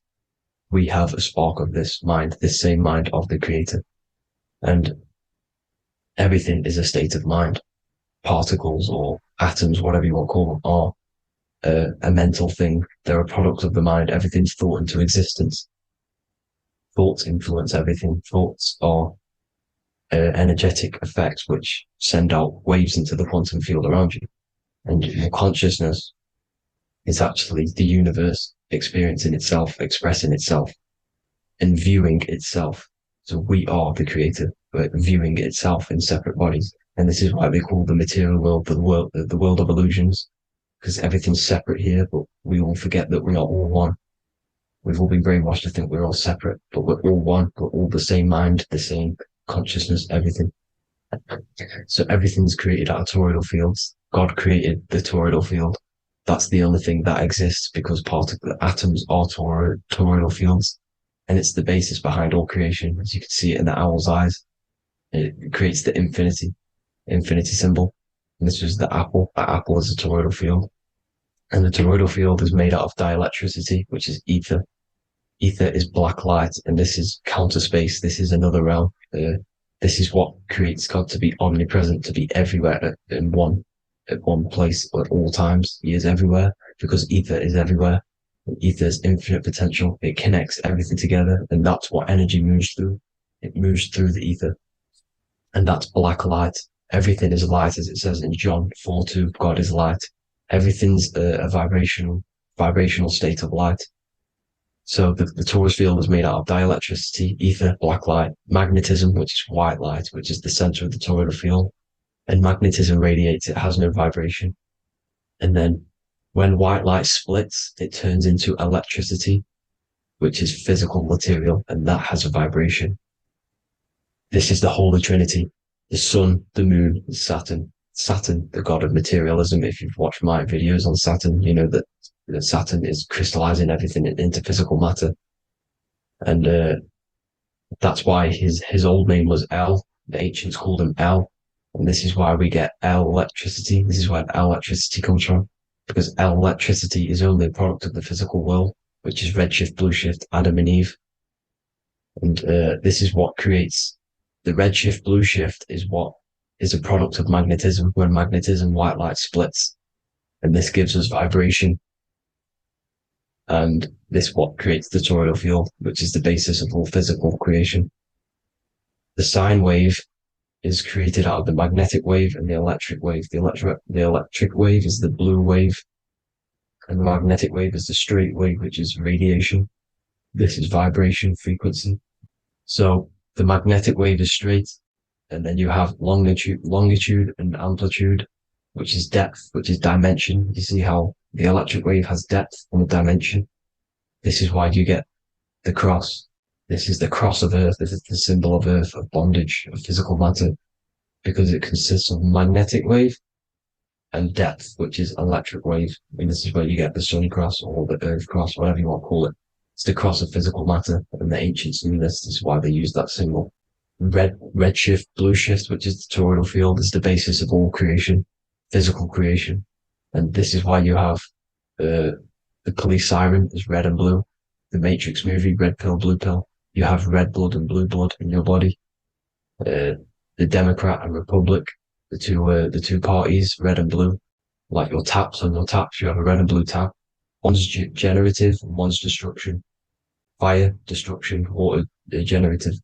So this is the basis of all things. And electric wave has dimension, like I've already said, depth, material, and it's measured in hertz. It's measured in hertz because it hurts you. It decays because the electric wave has a vibration, and vibration always has to go back to a standstill point. This wave cannot go forever, but the magnetic wave will go forever. It's radiation. Magnetic is radiation. It radiates forever. It pulses, but the electric wave will at some point come back to a standstill point. And that's why it hurts. It decays. That's why our physical body decays, because we contain of electricity. This body is an electric body, and it will return back to stillness like a guitar string. If you vibrate a guitar string, you pull it, it will vibrate, make a sound, and then go back to a standstill point. It's exact same with every single toroidal field within the body. It will decay, and this is why our bodies decay, and everything in creation decays. So we're born into sin, the sin of Eve. The sin of Eve is us biting into the tree of knowledge of good and evil, which is the systems in the body. And the sin of Eve is biting into the sine wave. We bit into the sine wave. The sun moves in a sine wave. Our DNA is a sine wave. Time is a sine wave. Everything in this creation is a sine wave. This is why the dollar bill is a sine wave. Magnetism and electric waves in one. And this is the sun doing its sine wave, which creates, when you go bowling, it kind of creates that pin that you hit over. That's the pin of the sun. The zodiac sign is a sine wave because the zodiac sign is an expression of the toroidal field, because magnetism unfolds into 12ness. And that's why you have 12 zodiac signs, 12 systems in your body, 12 cranial nerves in your head, in your brain. So if you can imagine this, see where my pointer is. Always starts with Aries. Aries is the head. It's the first thing that's created in the womb. And this is Aries, the ram. And this is why it's called a cerebrum in your brain, which is the first thing that creates when you're in the womb. And what's the element of Aries is fire. Fire is the first element. F-I-R, first, because it's the first thing on the wheel, the first expression of energy. As you can see here, my pointer, this is the center of the toroidal field. It would go Aries, Virgo, Capricorn, Pisces, Scorpio, Cancer. Then we go back to Libra. Libra would be center. But you see how the toroidal field is the expression of the 12 energies. That's what the constellations are, the energy expressions of the toroidal field. So it would go outwards, starting from Aries here, all the way back to Pisces, which is beyond the bottom half. But Libra would be the center. That's why Libra is the equinox. It's the equinox. Libra is when it goes from summer over to autumn. It's the equal. It starts to transition into the winter side. Equinox, equal, which is Libra. And that's why Libra has the two scales. It's symbolized with the two scales. That's because of, the sun moving over. It's being judged. It's equal now, but then it's going to tip over into the winter. That's why Libra is here, the center of the sine wave. And like I said before, magnetic energy unfolds into 12ness. Magnesium is number 12 on the periodic table. It's the sacred number. And this is why the scientists are NASA is trying to bring in another constellation to destroy the holy science of astrology. So Aries rules the head, which is Mars. Taurus rules the neck, the lower head. Gemini, the two twins, which is your lungs, your two twins, your arms, two twins. Cancer, the breasts, or the chest area. Leo, the heart, which is the sun, which is fire, the center of the toroidal field. Virgo, the belly, which is the intestines. Libra, the kidneys, the two scales, the kidneys, balancing out everything. Scorpio, the sex organs. Sagittarius, hips and thighs. Capricorn, I've missed that out, which is the kneecaps. Capricorn, kneecap. Aries, which is the ram, which is the cerebrum in your brain. And then Aquarius, the calves and the ankles. And the Pisces, the two fish, the 2 feet. So everything corresponds, as you can see here. This is an ancient way of depicting it, of the folded human. And this is everything. Each constellation rules that part of the body, gives energy to that part of the body, makes you do certain things. So magnetic energy unfolds into 12ness. Electricity unfolds into 7s. That's why when you get electric, the light spectrum that we see, it consists of 7 colors.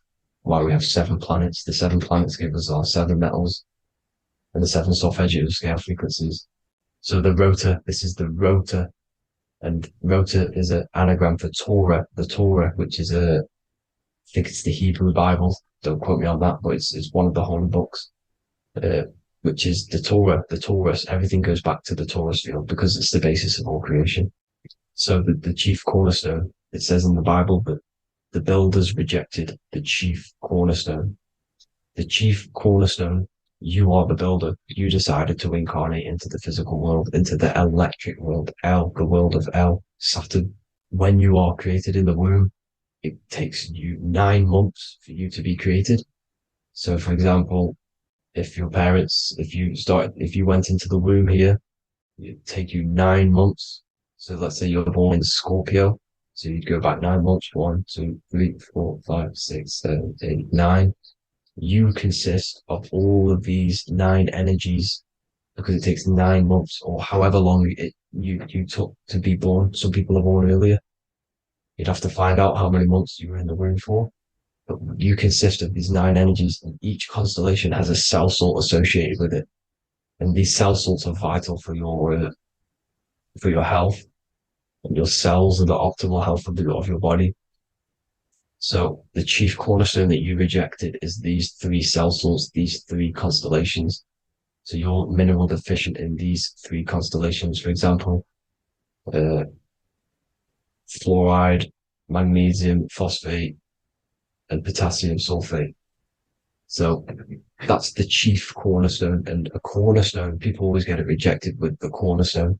The cornerstone is not, it doesn't say the cornerstone in the Bible, it says the chief cornerstone. The cornerstone is a cornerstone of a building, but a chief cornerstone is the top of the pyramid. This is where we get the pyramid of the wheel. So you're mineral deficient in whatever 3 zodiac signs you're not. You were not in the womb for. This is the chief cornerstone you rejected. So the human body is the micro. It is the universe in a physical form.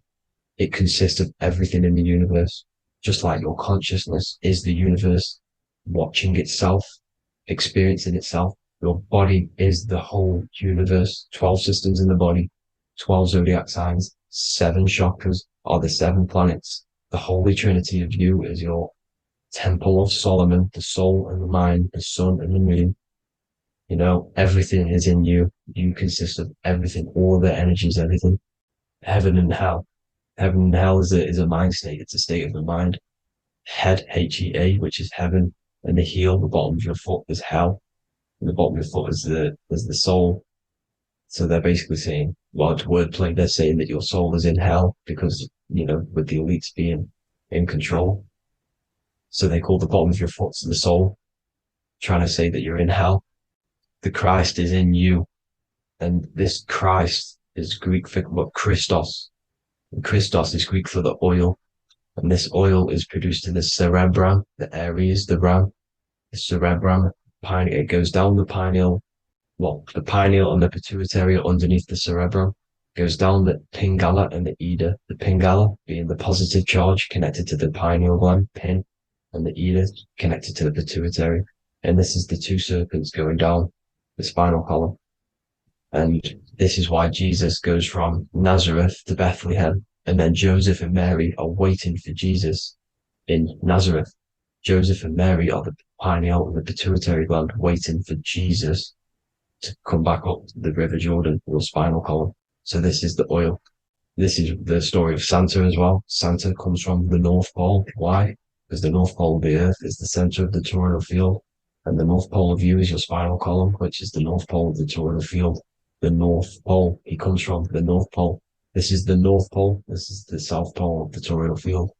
Comes from the North Pole, which is your mind. And he goes down the chimney and then back up the chimney. This is the chimney. And he drops off the present, which is the Christos, the oil. And this is why Jesus is crucified at 33, because he crosses over the vagus nerve at the top of your spine. When this oil comes back up the 33 vertebrae, these are your vertebrae here. When it goes up the 33 vertebrae, it gets crucified at 33 because it crosses the vagus nerve, and he's crucified on a cross at 33. This is the story behind Jesus and Santa. The Ark of the Covenant in the Bible is the 2 hemispheres which cover the vital parts of your mind, the brain side, which is the cerebrum, the pineal, the pituitary, etc. So the 2 hemispheres are the 2 angels, the Ark of the Covenant. This is the Ark of the Covenant covering the 2 vital parts of your brain. So these are the optic thalamus is another part, and it protects the Christ oil, which is inside at the center of the brain. See, the Bible is all a massive metaphor about yourself because you are the universe. You are a microcosm of the universe. Your consciousness is experiencing itself, and the universe experiencing, and your body is the whole universe. Your head's heaven. So Moses crosses the Red Sea. These are the 2 hemispheres of your brain. This is the corpus callosum, the Red Sea. So he's pretty much saying that he's uniting the two hemispheres of your brain, because most people in this generation are stuck in the left brain, which is just logic, reasoning, science and maths, writing. And this is what school teaches you to do. It keeps you stuck in your left brain.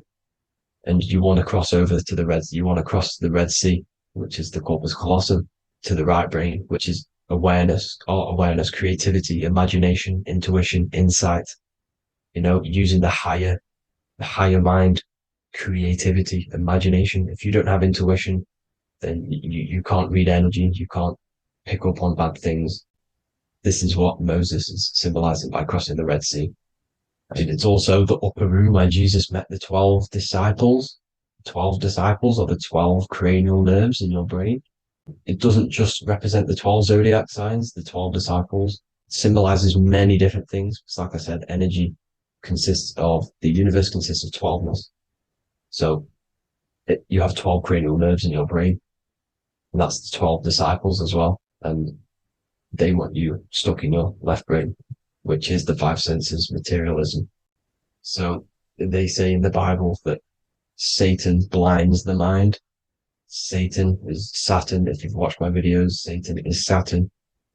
And you consist of the Holy Trinity, which is the sun, moon, and earth. The soul, moon, the soul being your sun, the solar, the moon being your mind, the earth, your physical body. And Satan blinds the mind. Why? Because we enter a soul system. This is a soul system, not a solar system. And Saturn is the Lord of the Rings, which is the outer ring. When your soul enters the soul system, your soul starts to materialize. It hits Saturn. Why? Because Saturn starts to materialize you. You take on the 7 virtues, which are the 7 planets, which are your 7 chakras. And to get out of this soul system, you must get out of your lower nature, your animal nature, which is lust, desire, greed. The number of the beast, 666, which is Saturn, Satan. So you enter the soul system, you take on the 7 energies, which you turn into physical matter. And this is your descension from heaven to all who say hell. And then you must raise back up from matter to spirit. They say Satan blinds the mind. Why? Because your mind gets materialized. Your soul and mind get materialized. And when you get materialized, it's an intense experience. You lose the divinity within you. You forget the divinity. So Satan, which is the first planet, the first energy you take on, the material body, he blinds the mind. He makes you forget everything, your divinity. Then you must remember, ascend up Jacob's ladder, the 33 vertebrae, to heaven.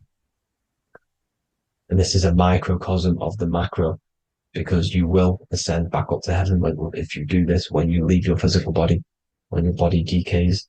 So when it talks about in the Bible, completely destroy them, the Hittites, the Amorites, the Canaanites, all the ites, this is what God says to the Israelites. It says completely destroy them. It's basically symbolizing saying destroy your lower nature. The Canaanites, cannibals. We're under a Canaanite system now, which is cannibalism. And this is flesh eating, lust, greed, all the demonic stuff, all the lower vibrational stuff. The lower nature, eating, sex, and survival, the lower 3 chakras. You must get out of these lower 3 chakras and return back to spirit, which is heaven, which is spirit, love, being holy, being truthful, being passionate. Going back to Satan blinding the mind, all of the planets are made out of these 3 symbols. Satan blinds the mind, and that's why Satan's symbol, this is the symbol for Saturn, Satan, the symbol of Saturn is the cross, which is physical matter, the earth, over the moon. The moon is your mind. So the Saturn symbol saying matter over mind. He blinds the mind. Satan blinds the mind once you enter the soul system. And you must remember, in the Bible, it talks about the Genesis, which is Eve, the sin of Eve, which is biting of the tree of knowledge. The serpent, which wraps around the tree. It says the serpent placed himself on the tree. Well, the serpent is the spinal column. It's the serpent telling you eat from the tree of knowledge of good and evil, which is your nervous system. And eating from the tree of knowledge of good and evil is doing bad things. For example, over-sexualized, overeating, eating the wrong food, that's eating from your nervous system. It's decaying you, and it's preventing you from achieving the God self, the God consciousness. This is the symbolism of, the tree on the serpent, telling you to eat from the left brain, with the left brain being the sinister. Sinister is Latin for left. That's sin. Sin is left. And left is lefty Lucy, Lucifer, right, righteousness, right, God, godly. The tree of knowledge of good and evil, which is your nervous system, because it determines good or bad. That's the only thing you experience in this world is your nervous system. And then the tree of life is the cardiovascular system, and the Garden of Eden is your body. So that's it for this video, people. I hope you've got a greater understanding of how you are the universe and everything is inside of you. Just keep in mind you are the universe experience in itself, and your body is a reflection of everything. The 12 constellations, the 7 planets, everything's inside of you. This world is an expression from the inside outwards. You can't affect the outside world to manipulate reality. Everything's inside of you. I hope you got a greater understanding of this. God bless.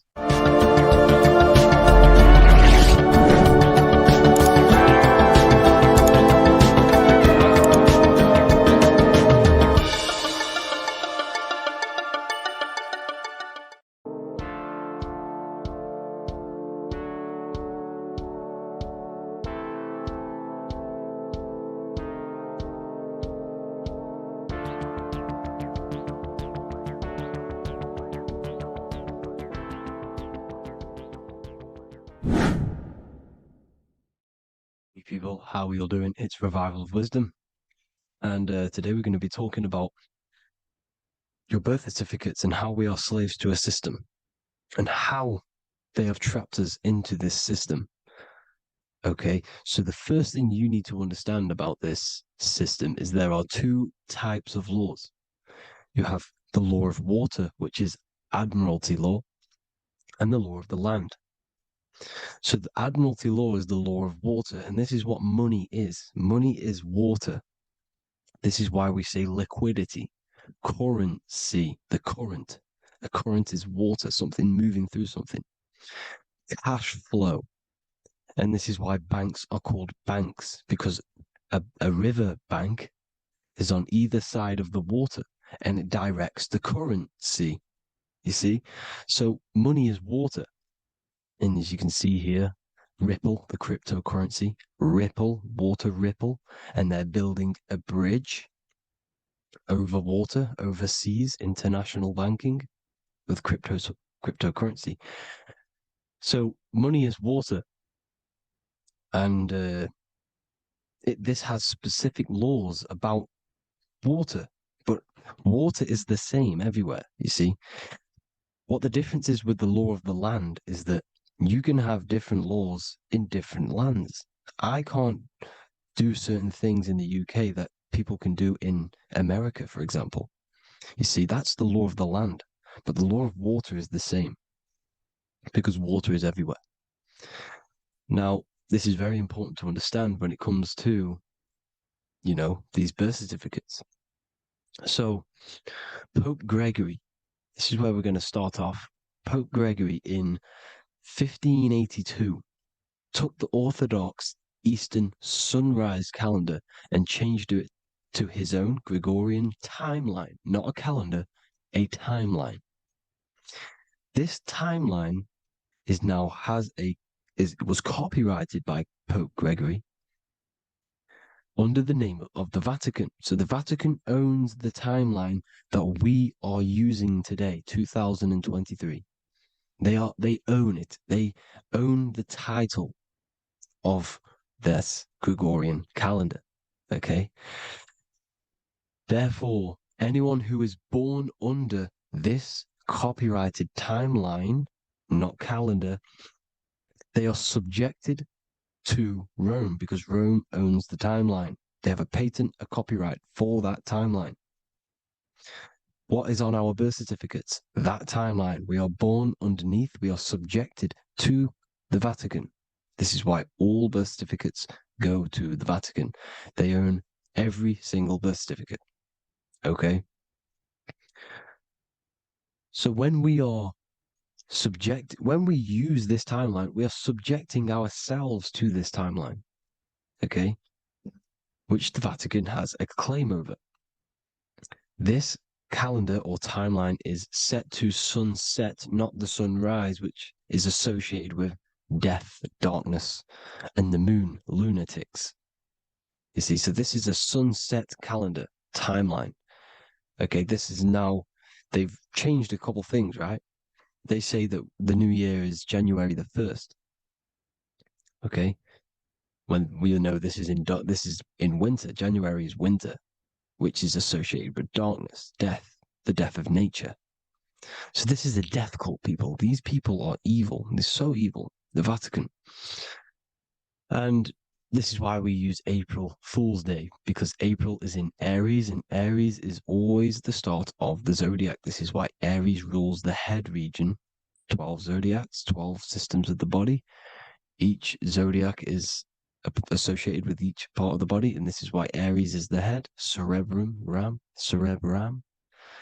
But we're not going to talk about it in this video. But yes, that is what April Fool's Day is. They're putting it in your face. April Fool's Day is the real start of the year, when the sun starts to rise again, when the risen Savior is resurrected, when it's born again. This is when the Jews celebrate the Passover. This is when the Christians celebrate the resurrection of Jesus, and they eat lamb. The Jews eat lamb because we're in Aries, the new year. The sun is now born again, our risen Savior, the light of the world. So yes, this is what April Fool's Day is. It's the first day of the year, which they changed. Pope Gregory changed. So you need to understand is that you are in the womb. You are inside of a ship, because every ship, literally a ship, every ship is female. This is why they say she delivers the product, because she does deliver the product, you, the baby. Same thing with a ship, they deliver products. They are a she. And when they pull up to the bay, like you can see on this picture, they're pulling up to the bay. This is now called the birth canal. The ship is now in birth on paper. Okay, this is law. And when they pull up, they tie up to the bay, and now they get a certificate of manifest certifying all of the products which are on the ship and what they are bringing into that nation.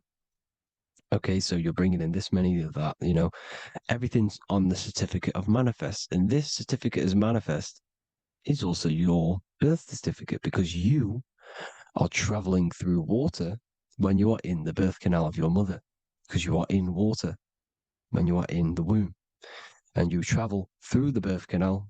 And when you arrive, you get a certificate of manifest with the name, how many, the quantity, that's your birth certificate. Okay. And this is what it is. We are a we're not a corporation, but we represent a corporation, which is your name in full capital letters. That is your corporation. You cannot physically tax a body, but you can tax a corporation. This is why we get charged. This is why we get taxed, because it all goes down to the corporation which our name represents, which we are subjecting ourselves to. We are my name. I am subjecting myself to this name, and that name has a corporation which I represent, which I subject myself to. You see, this is how we are attached to this straw man, this character that they have built on paper. So it's a character which is on paper. This is what we represent. So when the woman gives birth, she delivers the baby, and then she has another substance. Now I'm going to break down how they attach this name to us, how they do it. Okay. Our mother is carrying us the product in the womb, the water. And it goes from the United Kingdom into a state-owned, corporate, federal-owned hospital, which is government-owned. She does not declare the package when she enters the building. Aha, so keep that in mind. When she delivers the package in the federal territory, she does not declare the package either when she leaves. Therefore, there is no evidence that we exist when we arrive. On paper. On paper, there is no evidence that we came into the building or left the building. We have not been declared. So we do not exist on paper at this point. When the woman gives birth, she delivers the baby, and then she has another substance, which is called the afterbirth material. Okay? This afterbirth material has the same DNA as our physical body, with the body, mind, and spirit. Okay? This is how they get this cooperation. Hold on. The afterbirth material does not get claimed by the mother nor anyone. Therefore, they salvage that substance because we are under the Vatican. Every state is all Catholic. Your birth certificate is Catholic. No matter what religion you think you are, every single birth certificate is Catholic because we are subjected to Rome. All roads lead to Rome. Rome runs all of this. Okay? We're still under the Roman Empire. Okay? So Rome are Catholic and they believe in salvation. This is how religion comes into this. This is how they use religion to get this. So they salvage the afterbirth material and they claim it and they salvage it and give it and charge it to Rome. And they give it a name. Here's the legal term, born alive. Here's what it says. Each product of such birth is considered live, born, and fully recognized as a human person. So each product of such birth, so that could be anything, the afterbirth, the person who actually comes out, the baby. So your afterbirth, which we do not take with us, we take the baby with us, they keep that in the hospital, they collect the afterbirth, and they salvage it, and they give it the name, which, it is us. We are a representative to that afterbirth material, which they put the name on, they claimed, which is subject to Rome. So we are walking around our whole lives as a representative to that claimed salvaged afterbirth material, which the federal state have. Okay? We are under the Catholic Church, Vatican. Therefore, the afterbirth material is a child of God. See? On paper, therefore, they believe in salvation and salvage the afterbirth material. This material has no mother or father. The state pick it up. It becomes a war to the courts and gets charged to the state. So we are a representative to that character they salvaged because it is the exact same DNA as you. Subject is the name or the title, and the matter is the physical aspect left behind in the hospital, which represents us. You see? So now we're moving on to Unum Sanctum. Unum Sanctum was in 1302, a very, very important year. Very important year. Unum Sanctum says this is basically how they claim everyone in the world. So the Vatican had all this power, all this gold, all these people under them. They need to get a claim for them so then they can rule over them and make them slaves. So what they did, they created Unum Sanctum. Pope Boniface VIII did this. And it says, the spiritual man judges of all things, and he himself is judged by no man. The spiritual man, keep that in mind, unless he invent like Manichaeus, two beginnings, which is false and judged by heretical, since according to the testimony of Moses, it is not in the beginnings, but in the beginning that God created heaven and earth. Furthermore, we declare, we proclaim, we define that it is absolutely necessary for salvation that every human creature to be subjected to the Roman pontiff. So they are claiming us in Unum Sanctum, and it's in the vaults in the Vatican. They will put a spell on it because they are sorcerers, they are magicians.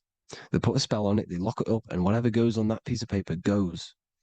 And this Unum Sanctum is claiming all of us. So what does it say in the beginning? The spiritual man judges of all things, and he himself is judged by no man. The spiritual man, the man with the body, mind, and soul, the first baby that comes out the birth canal. That's you, your body, body, mind, and soul. You have the Christ, which is I am, which is grace. Grace means here now, in the present. You have the Christ, which means I am. Therefore, you have a soul. If you can say I am, you have the Christ. You have a soul.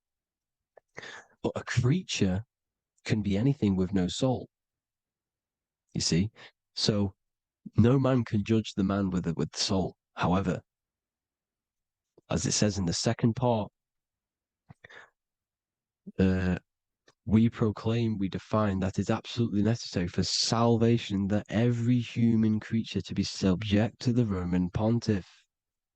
So they are subjecting the afterbirth, not the man with the body, mind, and soul, but the afterbirth to the Roman pontiff, to the Roman Catholic Church.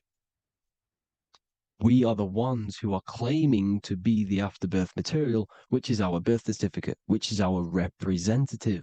We represent that because it is our DNA.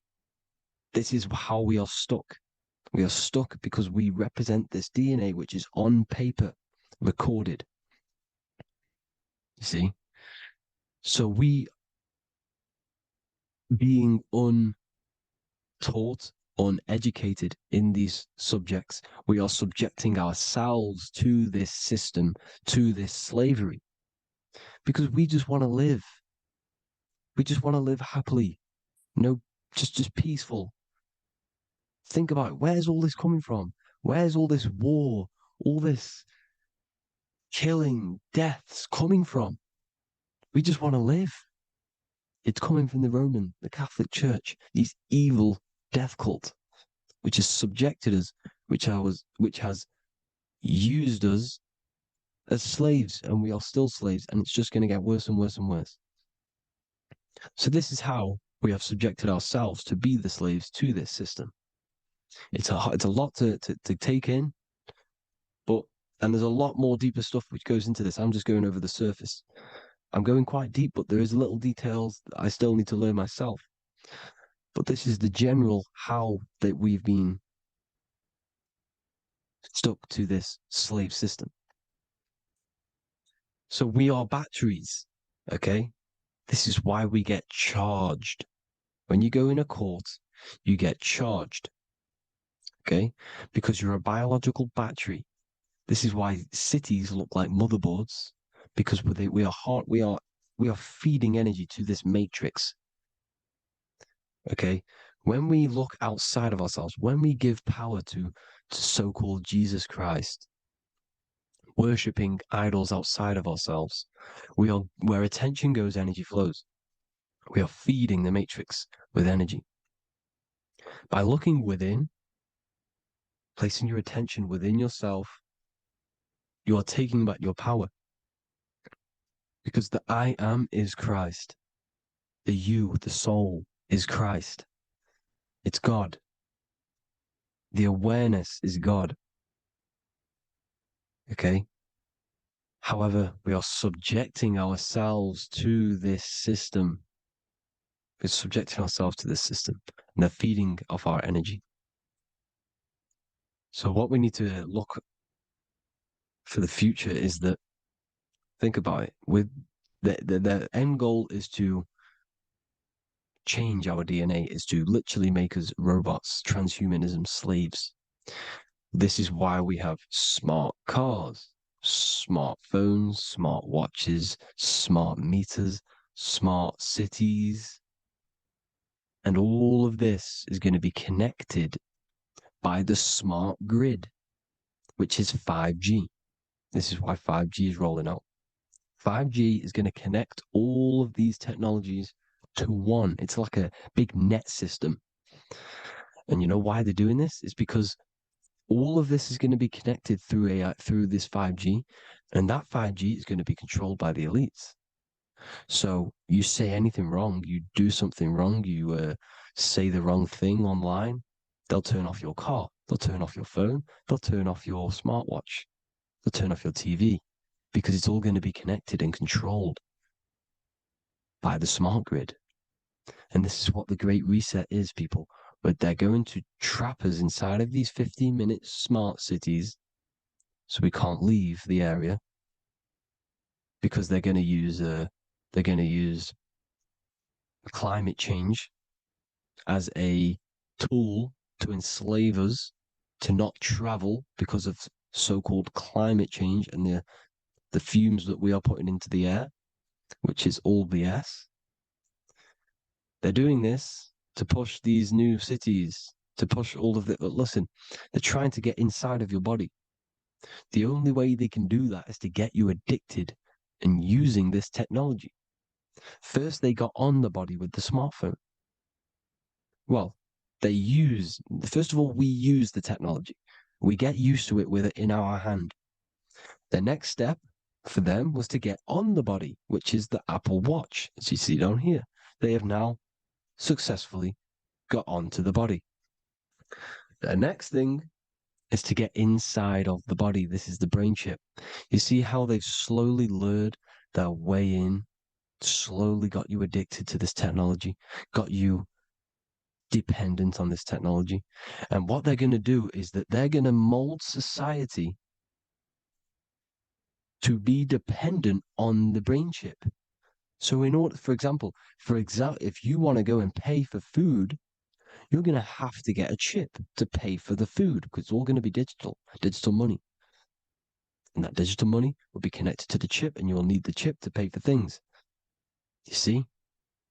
So this is how they're slowly transhumanizing us. These phones, these apps, these things which are all we are all using was created by Freemasons. Mason means traveler, because they travel the depths of the mind.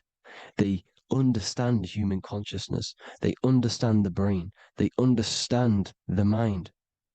By the deepest root cause, they understand it. This is what Masonry is. It's the occult. So these technologies is designed by these people. This is why they're so addictive, because they understand how it works.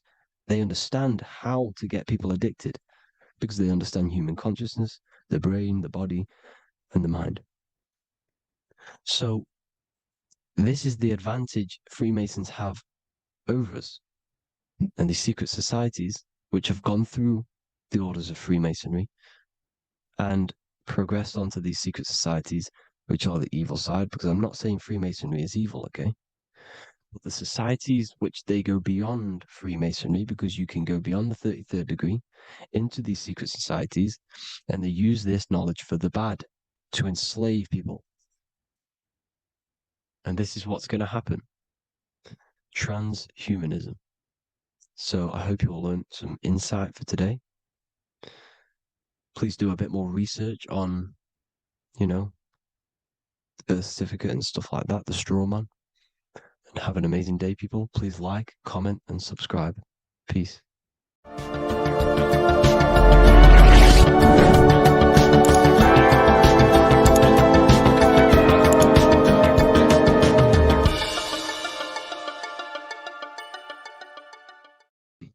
This one secret that is hidden and guarded within secret societies grants you profound power, which can fully transform your life and perspective on reality.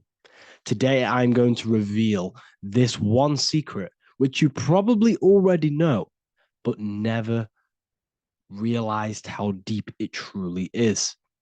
This has the power to change your life.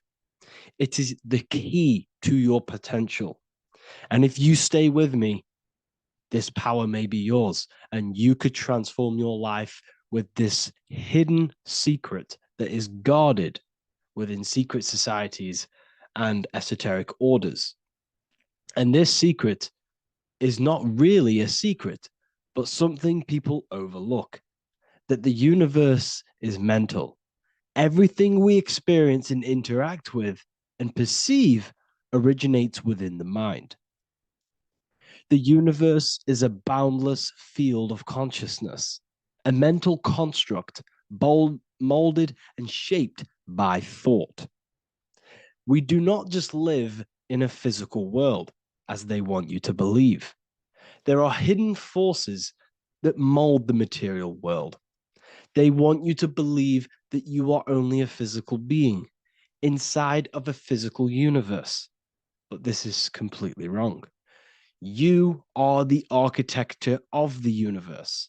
Your consciousness is the very fabric of reality, and you create your own universe.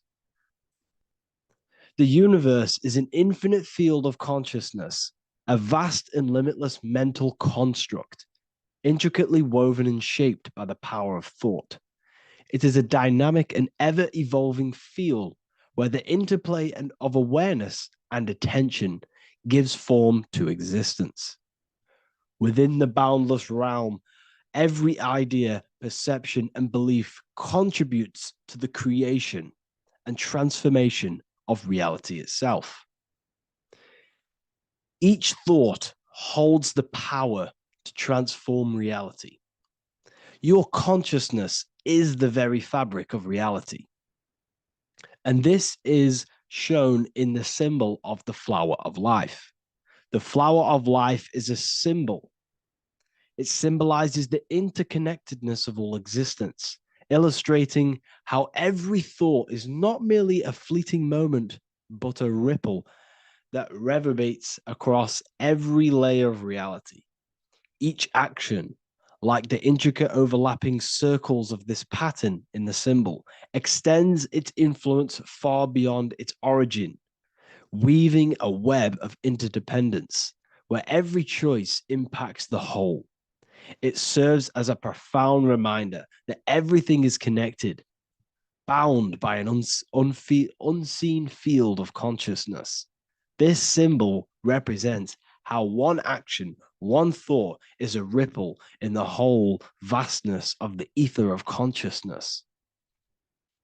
To master your mind is to master the universe, because your mind is a miniature universe. The mind is the very fabric of reality. So if we gain the hook, if we gain the power and the mastery over our minds, we have now gained the power to create reality to your will and intent. You see, most people live in a cycle, and this cycle is the outer world manipulating how they feel on the inner world. People's external circumstances are creating their thoughts and emotion in the inner world of consciousness, which is producing a constant cycle of negative manifestation. For example, let's say something negative happens to me in my external world. Then I start to think negative and feel negative.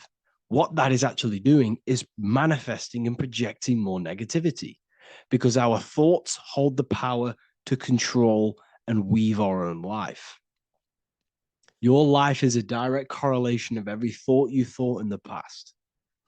What we need to do is stop and not let the mind control you in your reality. You need to control the mind so you can control reality. So what does this actually mean? Reality is an externalization of consciousness. Consciousness and matter are one. They're not separate. They are inseparable and interconnected. Everything we see, experience, and observe is a manifestation of thought, beliefs, and consciousness, shaping the world around us. Now, this ties in with the secret fifth element that they have hid from you. They've hid from you this sacred and very important symbol and pillar to reality. And this pillar, this sacred thing they've missed, is called the ether. And they've held this from you for a reason, a specific reason. This is the true fifth element. Why do they hide the ether? Because the ether has the power to shape and manifest whatever we imprint upon it. Every thought is a vibration interacting with the ether and actively shaping our reality. The ether, you could see it as the codes to physical reality. It's like an energetic blueprint which surrounds all physical objects. It is the life force that gives life to all things.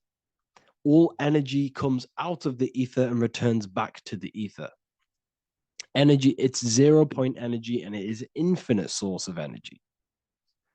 So this is why they hide the ether, because whatever our mind can imprint onto the ether, we can create into a reality.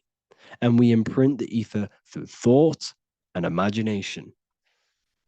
The mind holds the power. The mind is the very source of reality. The material realm is not separate from the mental realm. Rather, it is intricately shaped and influenced by it through the ether. This subtle, all-pervasive medium bridges thought and matter, allowing consciousness to mold and manifest the physical reality. To transform our lives, we must first transform our minds. True change begins within, as our thoughts, beliefs, and perceptions shape the reality we experience. By shifting our mindset, we unlock the power to reshape our world and recreate the life we desire. This is the power of the mind, and this is the power that's been hidden from you. We're not taught these things in schools for a reason, because they don't want us all to be conscious creators.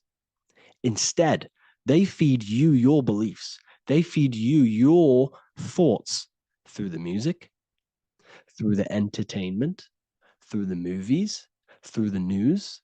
They're controlling your thoughts with this information. They're installing beliefs and information into your mind.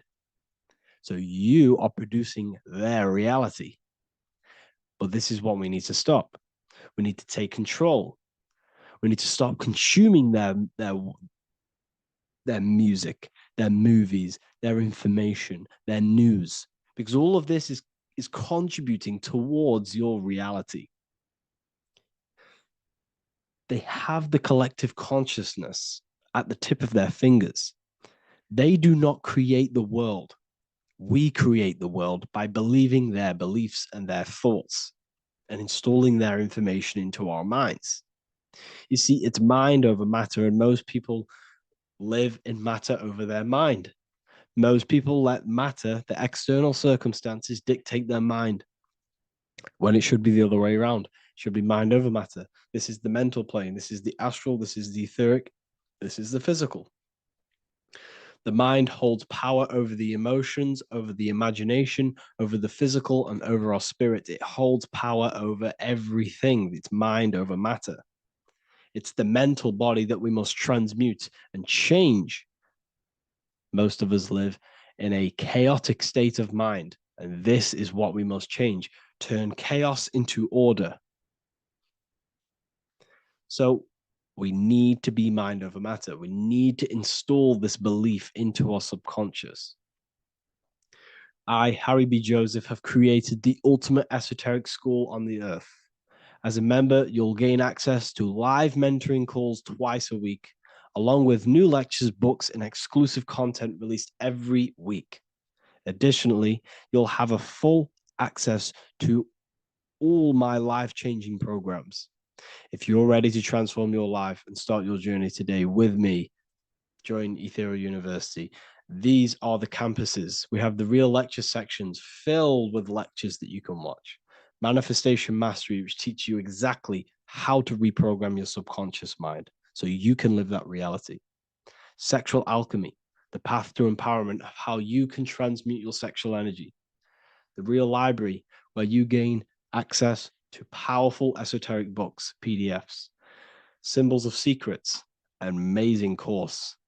The course that allows you to see beyond the veil that has been pulled over your eyes. The language of symbolism that secretly rules the world. I teach you how to read symbolism. Esoteric Exchange, live calls. You get to rewatch all of the old live calls. Mindwave Hub, this is a place of binaural beats where you can listen to infinite amounts of binaural beats. So you can meditate to them. Meditation section, numerology, health section, and electromagnetism. This is a life-changing place. And if you are serious, we only accept serious about changing your life and studying the occult and esoteric, this is the place for you. I've been there. I've been on YouTube looking around for valuable information, trying to find good accounts, good channels. It's very hard. I had to go through years of trying to find good information on YouTube. But what I've done is instead of you searching around everywhere for bits of information and connecting the dots, I've put it all into one big place. You get your binaural beats, you get all the programs you need to walk the path of enlightenment to transform your life. I will connect with you on the inside, and I hope this lesson, this lecture, you gained some information, you gained some power from it. Please like and comment, or don't. It's up to you. If you have any reviews, if you have any ideas of lectures that if you don't understand certain things, make sure to leave a comment and I can make a lecture about it. I can make a video about it for sure. I don't mind taking recommendations for videos. So I thank you all, people. Have an amazing day.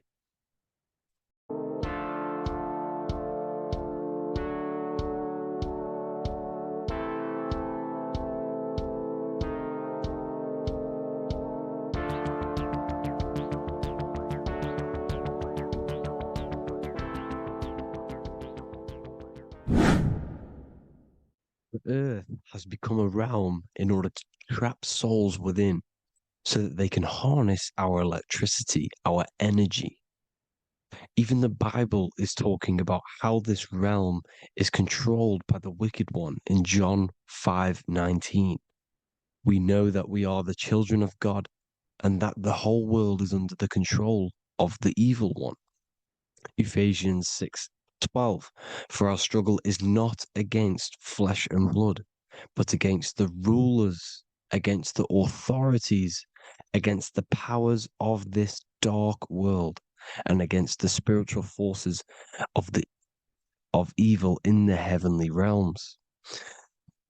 So the Bible is telling us that this is not the only world. There are other worlds, there are other realms that we can go to, considered as heaven. Heaven being a higher realm where there is no evil, no darkness. This is a midpoint realm where there is good and evil. Now, we're going to explain how the soul trap is how it's working and how your soul is being harnessed for its energy and how you are tricked to come back to this realm after death. What you need to understand is first is that you are the invisible intelligence behind the physical body. You are the mind and soul. The soul is the true you, the good you. It is pure love, pure bliss, eternal, never dies. The mind can be corrupted, though. The mind is the intelligence of the soul. It is invisible. It has no true form. The intelligence inhabits the brain. The brain is the computer to control the electrical machine called the nervous system, which is choice, program, and action. You are the invisible intelligence behind the body, and this will prove it even more. You do not even see into the external world. You are seeing an image produced by the brain because the light is being sucked through the retinas of the eyes. The image is produced in the visual cortex at the back of the brain. What does this mean? This means that we are the consciousness in the center of the brain, in the pineal gland, that is experiencing the program being ran by the central nervous system in the brain. This is the sigil of Lucifer. Lucifer in Latin is Lucy. Lucy is light in Latin. Lucifer is known as the light bearer. This is how the eyes work, people. It's not a demon or a devil. The sigil for Lucifer is how the eyes work and how the left eye is controlled by the right brain. The right eye is controlled by the left brain. There is a crossover. It's the same with the body. The left side of the body is controlled by the right brain. The right side of the body is controlled by the left brain. There's a crossover with our hemispheres in the brain. Now, this empty chamber in the center of the brain is where this universal cosmic intelligence is hell, known as the most holy place in the Bible, the throne of God. Okay? This is above the 33 vertebrae on the spine. As you can see here, you are the being in the center of this point. All of the nerves are being sent back to this one particular point, which is the seat of our invisible intelligence. You can see it's an empty chamber. Our consciousness, our intelligence is not a physical thing. This intelligence is the true voice inside of your head. This is why your head is heaven, your heart is earth, your heel is hell. Your head is heaven because this is the seat, the throne of God. God is in heaven because the consciousness, this divine intelligence that's controlling the body, is sat in the center of the brain. The brain is taking commands of this invisible intelligence. When you close your eyes, you can feel your awareness, your consciousness, your intelligence is all in the brain. Your awareness is not in the feet, the heart, the legs, the arms. It's all in the center of the brain. Now, if you meditate deeply, you will find that you are beyond the mind. You are the being observing the thoughts. You are the soul observing the thoughts. Now, with this being said, you are the consciousness experiencing the program being ran by the central nervous system in the brain, because you're not seeing into the external world. It's an image, it's a simulated image produced by the brain and the central nervous system. You do not experience the external world. You do not feel the external world. You feel electrical impulses on your nervous system. Your nervous system is decoding what you are feeling.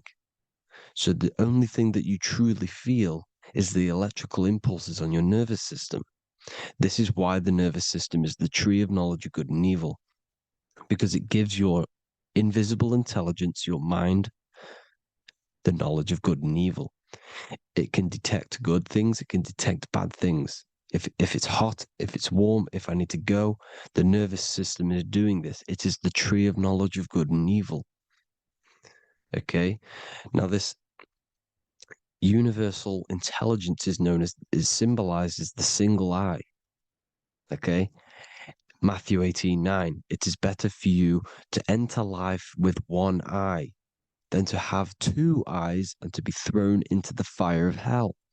What does this mean? It's symbolic, it's metaphorical, people. It is metaphoric. Your universal intelligence is the single eye, the one eye. It's the balance between the two poles, between the left and the right, the good and the evil. It knows the right thing to do all the time. This is our inner guide. The inner self is the inner guide. And when you are operating your life off duality, using your two eyes, you'll be thrown into the fire of hell, lower states of consciousness. Because you're split. You need to live in oneness, even, balance. Matthew 6:22, the light of the body is the eye. The light of the whole body is the eye. You are a light being. Human. Hue means an attribute of a color. Man is the word manifested. We are light manifested into physical form. Depending on your vibration is depending on what color that you are vibrating on, which is a hue, a human. If therefore thine eye be single, thy whole body should be full of light. Again, it's talking about the single eye, oneness, completeness. When you balance the hemispheres of the brain, we'll go over that later. But anyways, the body is the earth. This is what we need to understand, people. The body is running the simulation, the program that our consciousness is experiencing. So when we leave the body during death and astral projection, we leave the earth. This is how it works. The body is the vehicle for the earth, for this realm. Everything exists within our mind. You have the soul, mind, and body. The soul is the observer, the watcher, the true being. This is why she has many different heads, because the soul inhabits different bodies. This is the serpent, which means knowledge, which is the mind, wisdom. And this is the body, soul, mind, and body, Brahma, Vishnu, Shiva. The mind is the bridge between the soul and the body. So what do I mean? When you astral project, you are using your mind to project your awareness, your observing consciousness outside of the physical body. The mind is the projector, projecting consciousness. By using your mind, you can project your consciousness outside of the body, which is known as the astral realms, which is known as walking on water. Jesus was never walking on physical water, people. It's metaphorical. Believing the physical body. The water is the ether, which is the veil between the physical and the astral realm. It's a fluid substance. It's on either side. It's physical and astral. The ether is the fifth element that they hide from us. Why? Because they're trapping you in the physical. They are hiding all of these realms. Etheric, astral, and mental. People think their mind is their brain. It's two separate dimensions. These are completely different dimensions. The mind is way more intelligent. The mind is formless. There is no form to the mind. You can think anything you want. You can manifest anything you want within your mind. It is not a physical object. The physical realm is being controlled by the mind. Everything's being controlled by the mind. Everything exists within the mind. This is why the Egyptian says the universe is mental. So when we project our consciousness outside of the physical, we go to the astral. The ether is the water that Jesus is walking on. This is the veil between the physical and the astral world. The word together has ether within it because it joins the two worlds together, together, the astral and the physical. The word either is ether because the ether is on either side, physical and astral, physical and spiritual, physical and non-physical. In the astral realm, the mind can manifest anything we want. We incarnate to restrict our minds. This is why Saturn, if you go and watch my video on Saturn, how Saturn is this simulation, okay? Our minds can manifest anything we want in the astral plane in the click of a finger. However, when we incarnate in matter, we now have to labor for our manifestations. This is why Saturn's known as the great teacher in astrology, because he teaches you a lesson. When your mind incarnates into matter, it's teaching your mind a lesson, the knowledge of good and evil. This is why the Bible says you shall be gods and know the knowledge of good and evil. When you incarnate here, you have to know the knowledge, you need to know the knowledge of good and evil to become a god. Okay? Now, the square is the physical plane, the triangle's the ethereal plane, the circle's the eternal plane. The circle has no beginning, no end, it's eternal. The physical plane is the square, it's limited. The square is limited. The cube is the geometric shape which gives rise to matter. Now, the term think outside the box has truth in plain sight. You have to think outside the box to project your consciousness, use your mind to project your consciousness outside of the box, the physical plane, into the astrals. The astral realm is the realm of the stars. Above us is the stars. Through the stars is the astral plane. This is why astral has the word star within it. The devil is the deveil. When you sell your soul to the devil, quote unquote, it's metaphorical. The devil exists in the physical plane. It's the lowest state of consciousness. The deveil, you deveil yourself into the physical when you are the devil, the devil, the ethereal plane. Now, we also know what the famous symbol of the all-seeing eye, right? The all-seeing eye with the eye in the triangle.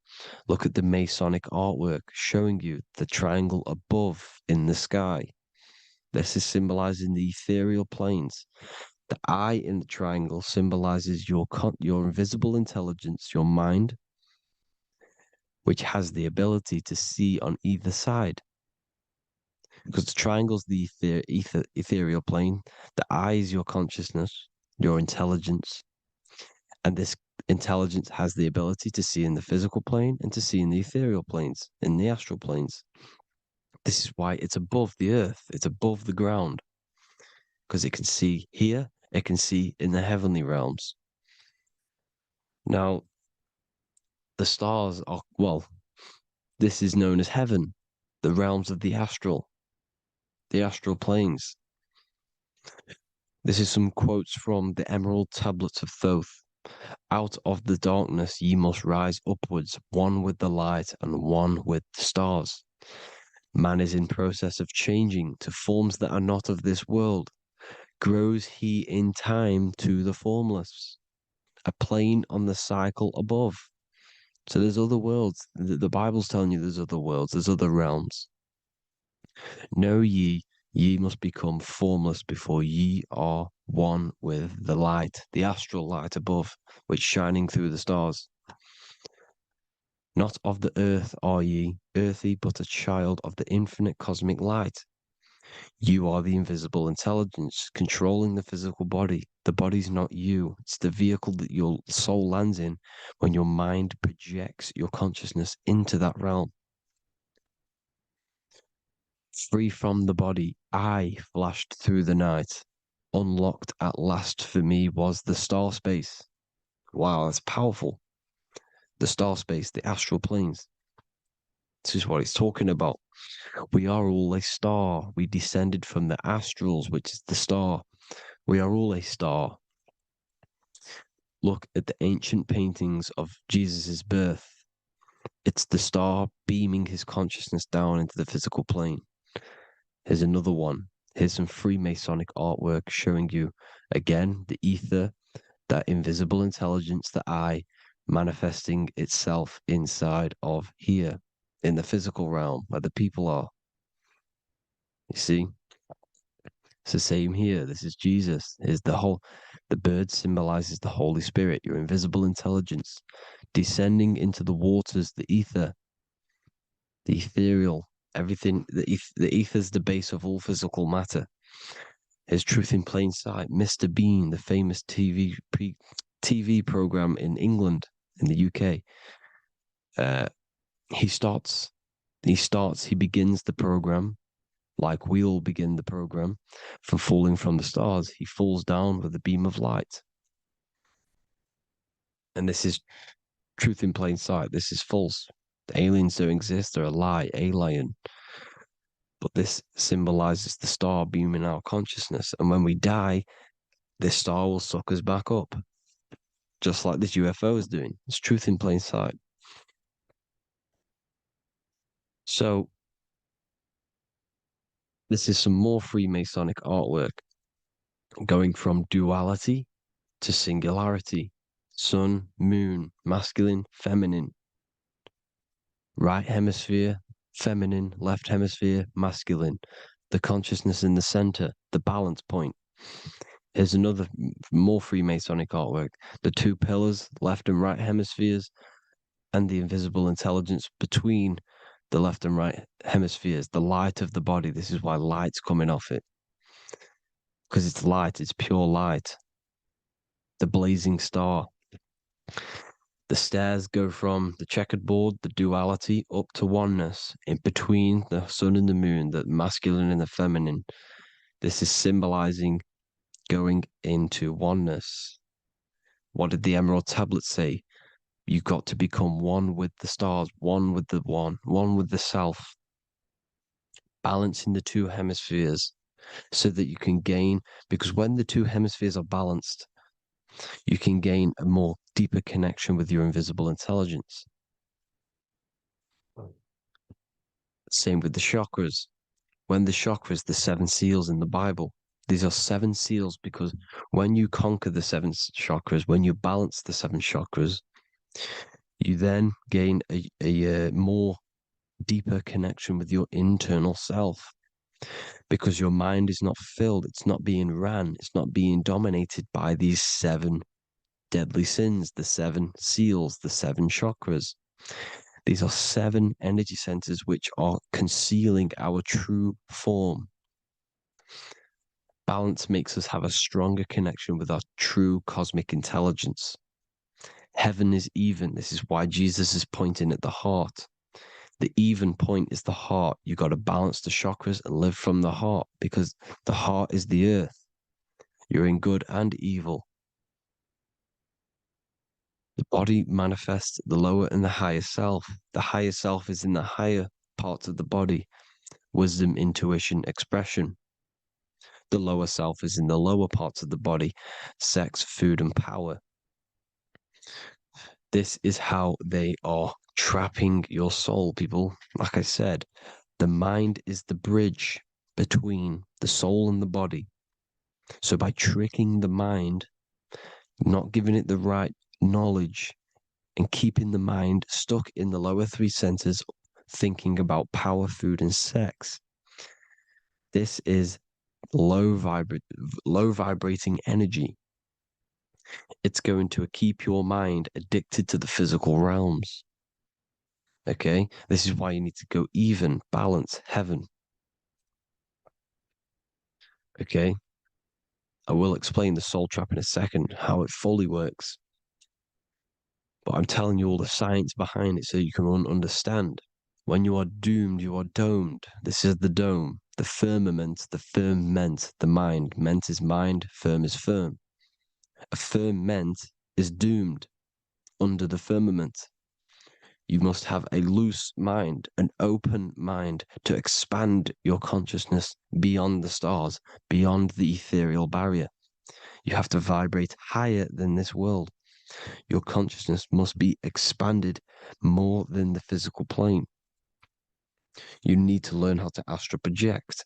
You need to learn how to leave the body, how to operate outside of the body, so that you, when you do leave the body, you will have recognition. You'll have knowledge. You'll have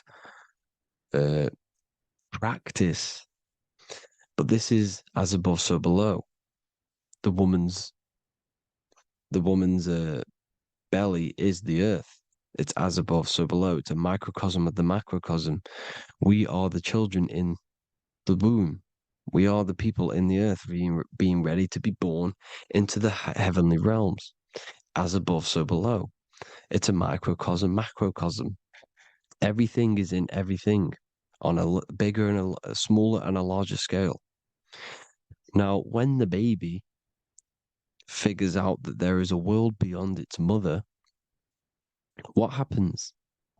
The baby starts to move around and tries to get out of the mother. Because once it starts to hear the external world, starts to hear people, it's going to wonder, what's outside of why am I in here? What's outside? So the baby will force its way out of the mother. It's the same with our minds, as above, so below. When our minds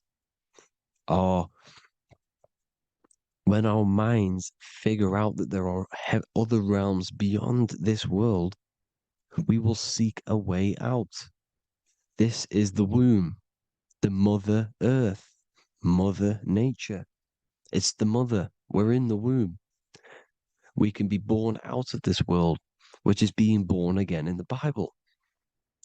When you are doomed, you are domed under the dome, under the firmament, the firm mind. The firm mind will keep you under the firmament. Due to the law of polarity, there has to be other realms. There has to be.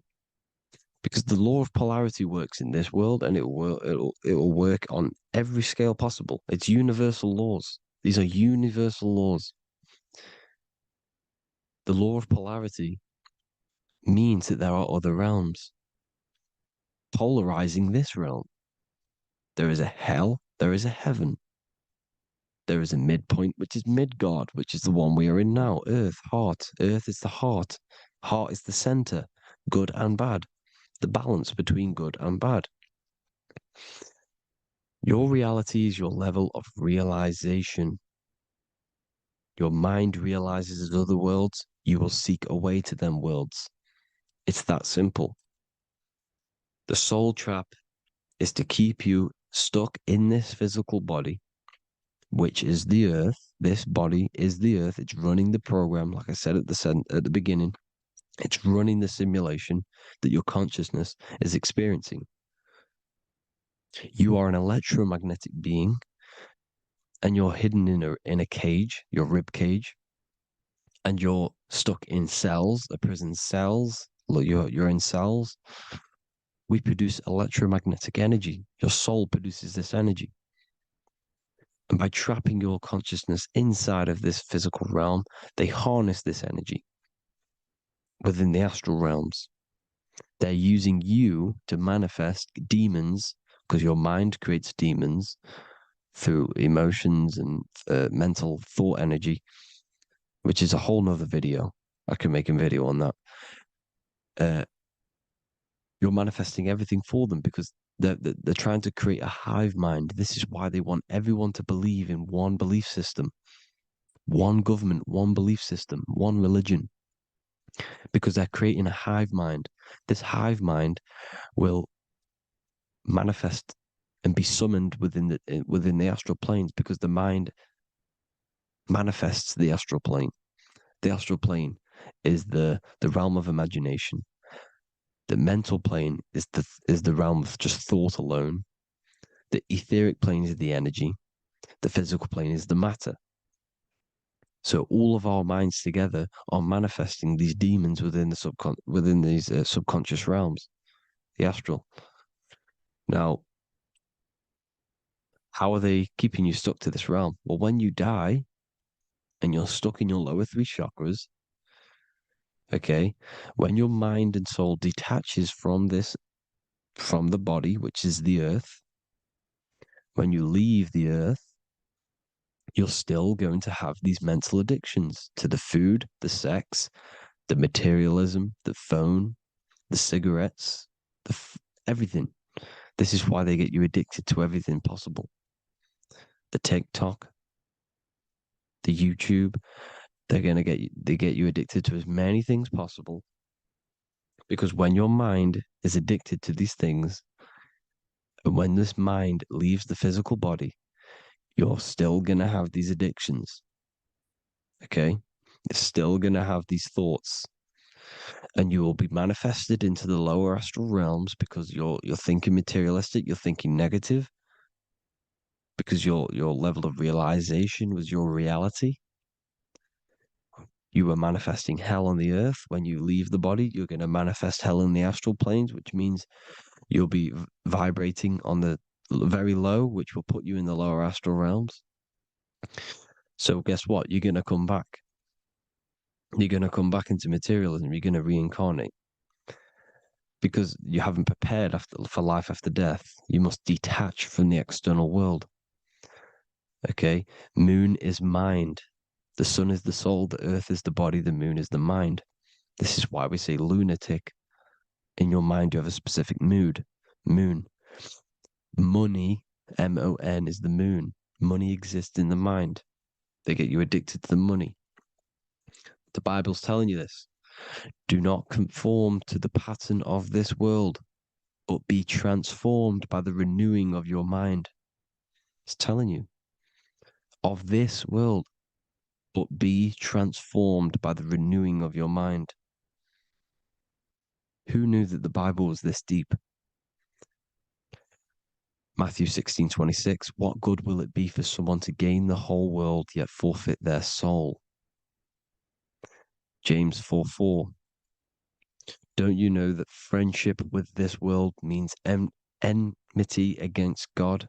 Therefore, anyone who chooses to be a friend of this world, of the world, becomes an enemy of God.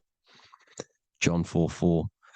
Dear children, are from God and have overcome them, because the one who is in you is greater than the one who is in the world. It's talking about the invisible intelligence. It's greater than the physical world. John 2:15. Do not love this world, nor the things it offers you, because this world will create you to, if your mind has attachments to what this world offers, sex, money, and power, pretty much, you will reincarnate here. You will come back here, because when you leave the body, your mind will still have these addictions. Do not love the world, nor the things it has to offer you. All of this is in my newly published book. The paperback versions are now available. Finally, for all the people who have been waiting, the Book of Wisdom. All of this knowledge is inside of the Book of Wisdom. The paperbacks are available. There's worldwide shipping. You can get it anywhere, pretty much, any country. My new website, it's amazing. There's going to be some amazing products coming on the new website. But I thank you all for the support. Before I leave, I need to explain what is going on with the soul trap. Like I said at the beginning, the mind's the bridge between the soul and the body. The body's the realm.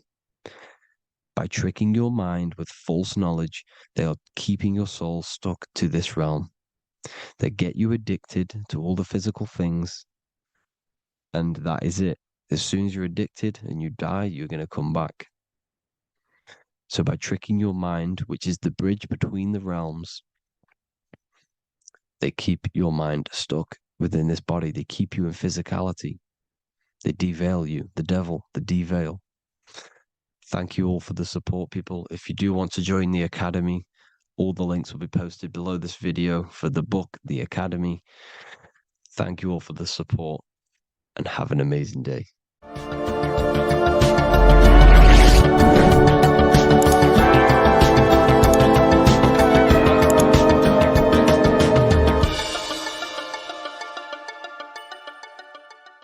You're living in 4 planes of existence right now, but most people are only aware of one. And that's why they feel lost, disconnected, and stuck in cycles they can't explain. If you don't understand the blueprint of reality, you'll keep trying to fix the physical, while the real causes lie in the unseen dimensions that you have direct access to. You must understand is that the universe only exists in the mind. Everything is a projection of consciousness. Therefore, consciousness produces everything. Our internal world is consciousness. Our external world is this physical body, physical world. Everything is an externalization of consciousness. For example, this was a thought. Now it's made physical. But before this was invented, it was existing in someone's mind, in consciousness, invisible. Then it was made manifest, made physical. So everything in this physical plane is the effect. The cause is consciousness, mind, the mental plane. So now I'm going to explain these different dimensions of consciousness. You don't just exist in this physical plane. The physical plane, in fact, is the lowest plane there is. It's the illusionary plane. So first of all, we have the Buddhic plane. This is the nothingness. So think of it like this. Absolute nothingness. If you turn off thoughts, there is nothingness. This is the void. And out of the void springs infinite potential, which is the mental plane. Now, your mind has no limitation. It can think anything, be anywhere, anytime, any place. In the whole world, there is no limitation with the mind. This is the realm of infinite possibilities. This is the realm of thought. Thought is a dimension, information and thought. To go a little bit deeper on this, there are pockets of thoughts, what we call in the occult fields of thoughts. Your mind does not think thoughts, it receives them. Your mind is like a radio. Whatever the mind is tuning into, setting its mindset, setting your frequency or setting your mind, You will receive thoughts based on that set, whatever you set your mind to. So there are pockets of thoughts that we penetrate in the mental plane. The mind is the mental plane, the infinite possibilities. This is the spark of creation. This is where all things begin to manifest as an idea in the mind as a thought. So if you want to gain certain information, you need to meditate or do thought exercises where you are penetrating that dimension of thought, that pocket of thought. For example, if you want to find a way on how to make financial wealth, you would use your mind, set your mind on wealth and money, and think, close your eyes and think about that specific topic and see where your mind takes you. And you will expand your mind into different pockets of thought and gain information. So this is the mental plane. This is how you can use the mental plane. You can use the mental plane to do this. Then we have the astral plane. We have higher, middle, and lower astral plane. The astral plane is the body for thought. So every dimension, physical, etheric, astral, mental, Buddhic, is a body for a dimension above. Each dimension below is a product of the dimension above. So for example, the astral plane is imagination. This is the lucidic realm of imagination. This is where thoughts begin to manifest into some sort of form. It's not a physical form because this is physical, but imagination is a lucidic form. It's not really physical, but it's there. It's a projection of light. It's astral matter condensed by the willpower of the mind. So depending on the vibration of that thought will depend whether it manifests in the higher astral plane, middle astral plane, and lower astral plane. If you think about more material things and visualize material things, this will manifest on the lower astral plane because material matter is low vibration. Now, that does not mean it's evil. That does not mean it's bad. Okay? It just means low vibration, just means more material. But if you think and imagine more spiritual things, this manifests on the higher astral plane. So the astral plane is the screen in your mind that allows you to vision an apple, that allows you to vision anything. It's that mental projection that's inside of your mind. Now, this is what we call the third eye. It's an eye because the eye is the mind, and the mind can see into the astral plane. It perceives this spiritual world, this lucidic realm that we have access to. This is where also infinite potential takes place. This is the realm of spirits, demons, jinns, whatever you want to call them. Spiritual entities exist in this because this is where thought forms manifest into form. This is where thoughts create bodies. Think of it like this. The mental plane is a thought of a chair. The astral plane is the imagination of that chair and all of the different possible chairs that could possibly be. The etheric plane is the energy double of that chair. And the physical plane is the physical chair. So as you can see, the higher we go up, the more formless and lucidic it is. The lower we go down planes, the more dense it becomes. This is formless and this is form. Everything manifests through this process. This highlighter is down here in the physical plane, but the idea began in the mental plane. Everything begins in consciousness before it creates a physical body. It goes through this process. Therefore, if you want to start to mold and create your own reality and create things in your world, you can use these planes to your advantage. You can use your mind to do mental thinking exercises by closing your eyes and expanding your mind into a different pocket of thought to gain wisdom, gain information, gain downloads. The way you do that is simply get into a meditative state, close your eyes, pick a topic that you want to think about, and see where your mind takes you, but always remain centered on that topic.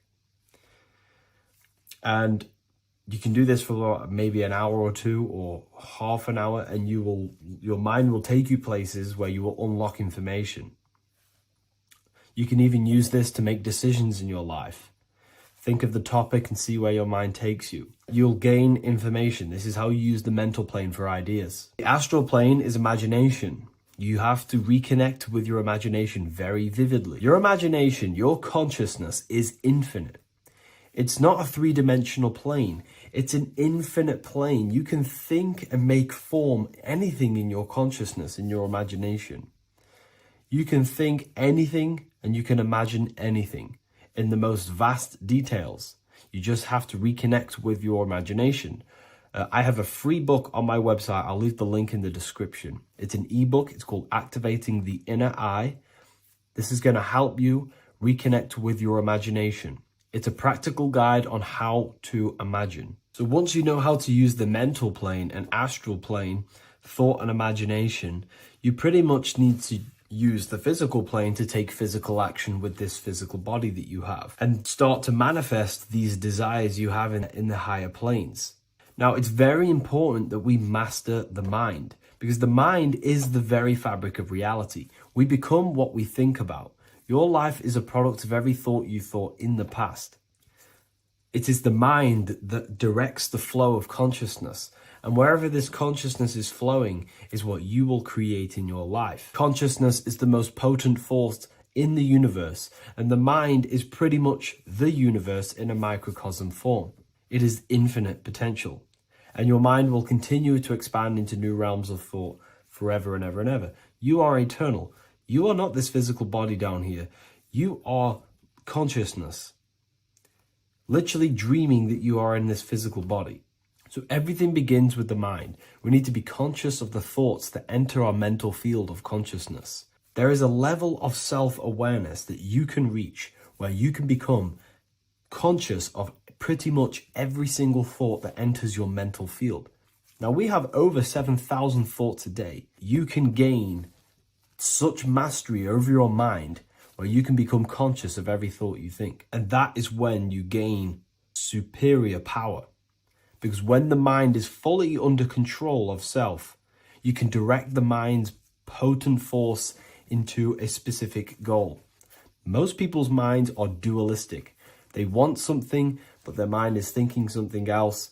They have limiting belief systems. They have the little voice that comes in and says, you can't do this, you're a failure. That is a fractaled mind. The mind needs to be singular. It needs to be on your team and not an enemy. Do not let your own mind take away your power. Your mind should be on your team, giving you power, giving you the best possible thoughts and the best possible beliefs. When the mind is in this condition and on your team and not taking away your power through the destructive thoughts, it becomes a potent, powerful force used for manifestation to create anything. And the way we get the mind on your team is through constant meditation to learn how to control the mind and turn it on and off. Subconscious reprogramming through visualization, affirmations, cultivating emotions associated with your goal. All these three ways we can reprogram the mind slowly over time so that it becomes powerful and becomes on your team and doesn't give you negative contradicting thoughts. When the mind is fully aligned on one thing, it can create massive empires and things in your physical reality. So I hope this video helps, and I'll see you in the next one.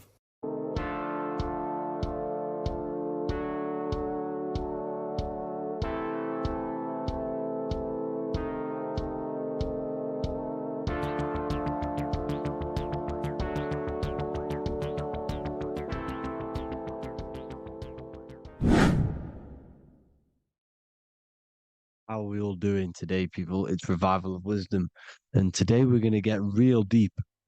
This video is going to get real deep. A lot of people are not going to be ready for this sort of knowledge. Okay, you really have to do is to really deprogram the mind, because everything we've been taught is a complete lies to keep us trapped.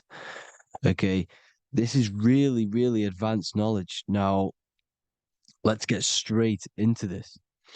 All of the ancients depicted other worlds, and they called this place Midgard. Midgard is the mid garden, the middle garden. This is why the Masonic symbolism on the floor is always a black and white checkered board symbolizing the polarity here, the good and bad, because we're in the middle garden, the heart. Earth rearranged spells heart, because we're in the heart of this system, or whatever it is, a super quantum computer, whatever you want to call it, simulation. Now, in the Quran, it talks about the 7 layers of heaven. All of these ancient artworks are depicting these different layers of reality. Okay, and look at the Egyptians here with the boat outside of the firmament. Boats travel on water, and this is exactly what the Masons are doing. So they're still using the same symbols. Why?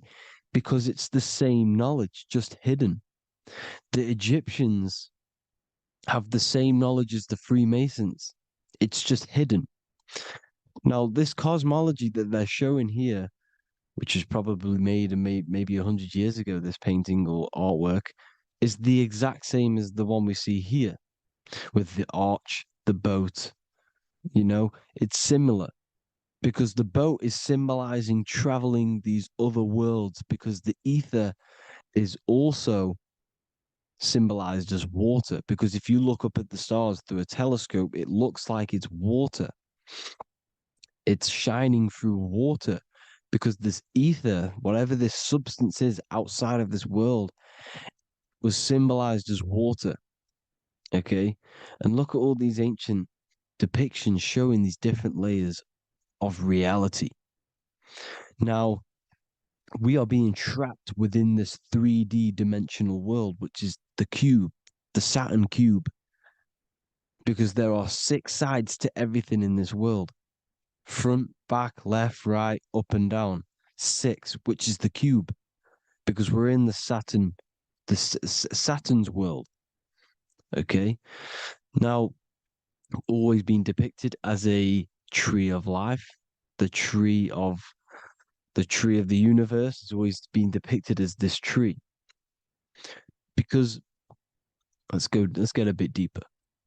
Now, the cosmology of this reality is the sun, the moon, and Polaris, always in the Masonic art. The sun, the moon, and Polaris, the all-seeing eye. If you go inside of the temples, of the Masonic temples, they always have this star in the middle, shining light beams. Okay? Look here. The light beams coming from the big star in the middle, which is Polaris. This eye is God. It's God's light shining down from his abundance. Now, when you astral travel, you will see this big ball of light above you, and this big ball of light is God. But you cannot travel towards it until you are pure. It doesn't work like that. You have to become formless. You have to become pure before you can become one with the light. In all these Masonic artworks, it's all depicting the star in the center. This star is Polaris, because Polaris is the way out of this place. And this is why you see the stairway to heaven all the way up to the light beam, the light source. What does it say in the Bible? God is light, because everything is made out of one substance, and that substance is light. And it symbolizes the eye, because God is an eye. All things that are alive have an eye. And we all say, I am. We all see these realities through eyes. God is an eye. He's the all-seeing eye. He sees all things at all times. And he is projecting this light. And this light comes down to create all the different levels of the worlds. And this is what the 2 pillars symbolize the number 11. 11, the number 1, is just a vertical line. It's the 1. It's a 1 point. 11 symbolizes the mirror nature of reality. Everything's mirrored. As above, so below. Now, the 11 also symbolizes openings, doorways. And as you can see here, an opening to the all-seeing eye. And you see here again, an opening to the stairway all the way up to the light. This light is the light of God in the astral worlds, beyond this world. Now, Polaris has also been symbolized as the UFO. They put the truth in plain sight. So, you know, in the films, how the UFOs suck people up.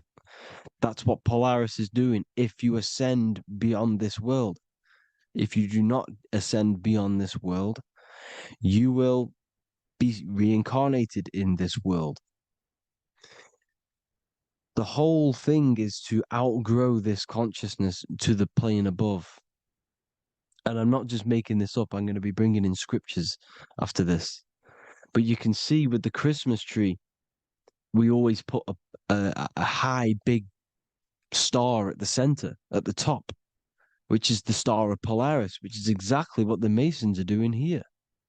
The star at the top. And it's on top of our Christmas trees. And all of these symbolize the other stars, because Polaris is the most high star.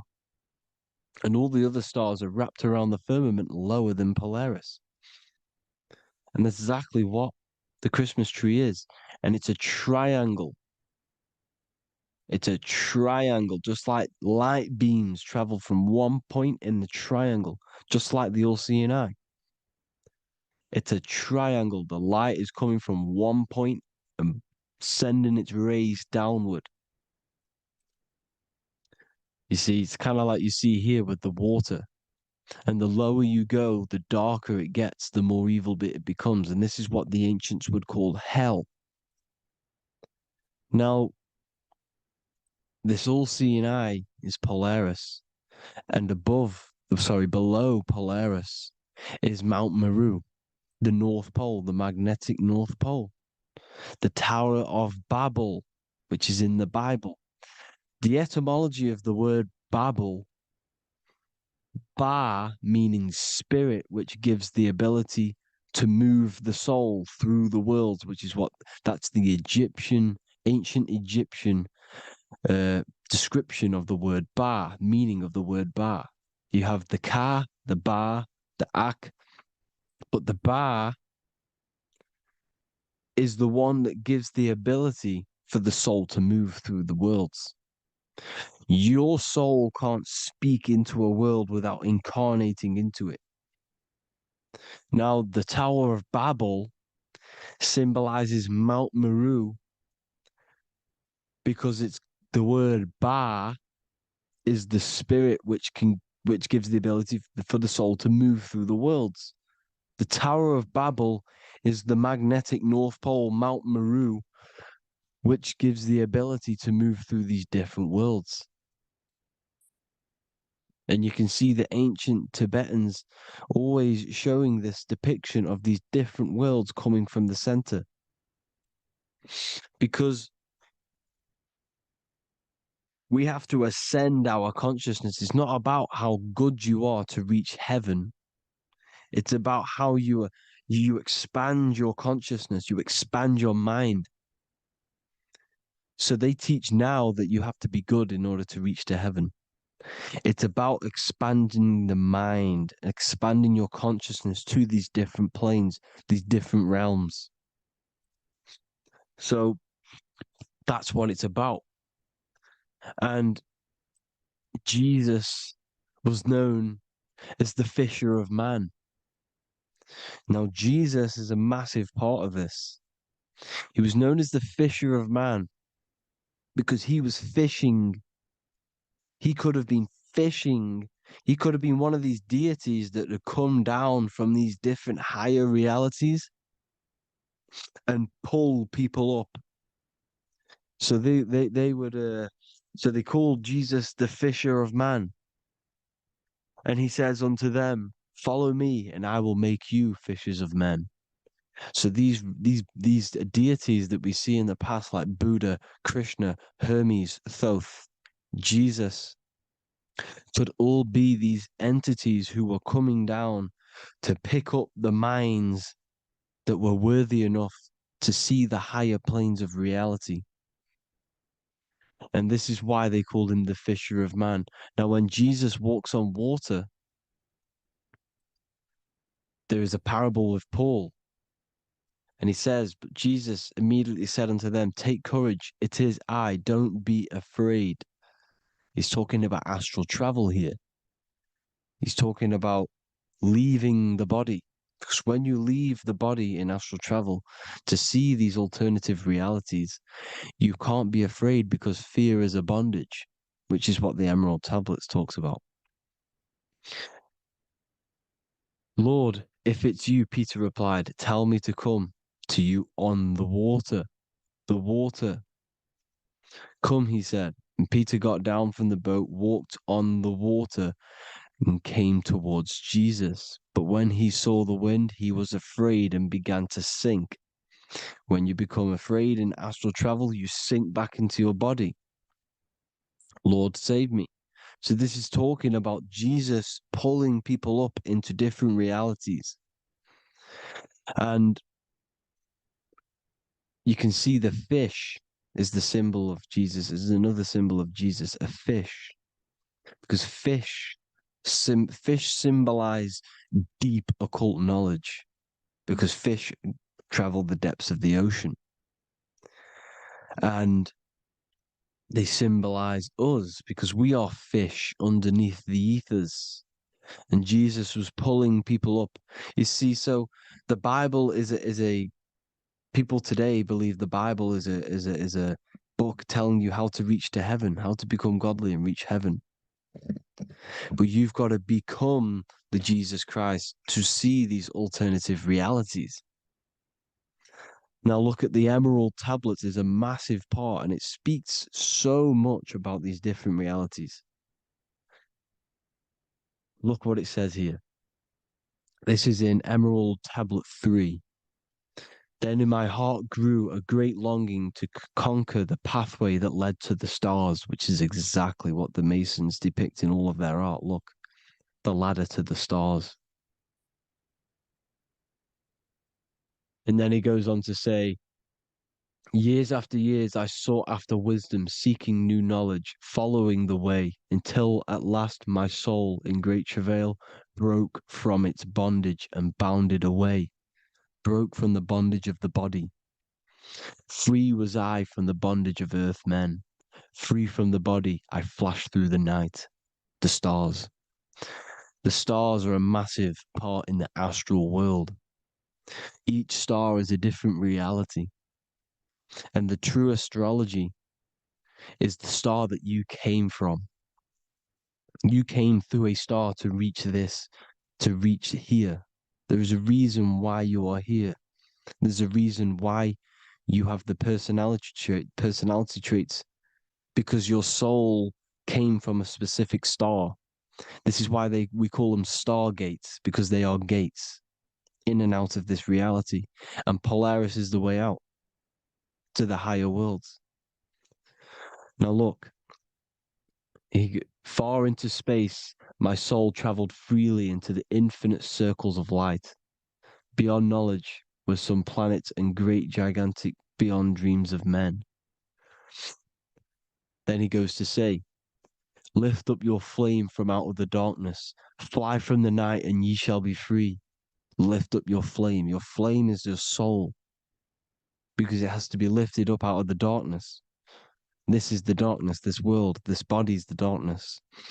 Because it's a bondage. You need to break free. You need to learn how to astral travel, people. You have to learn this. If you want to get out of this world,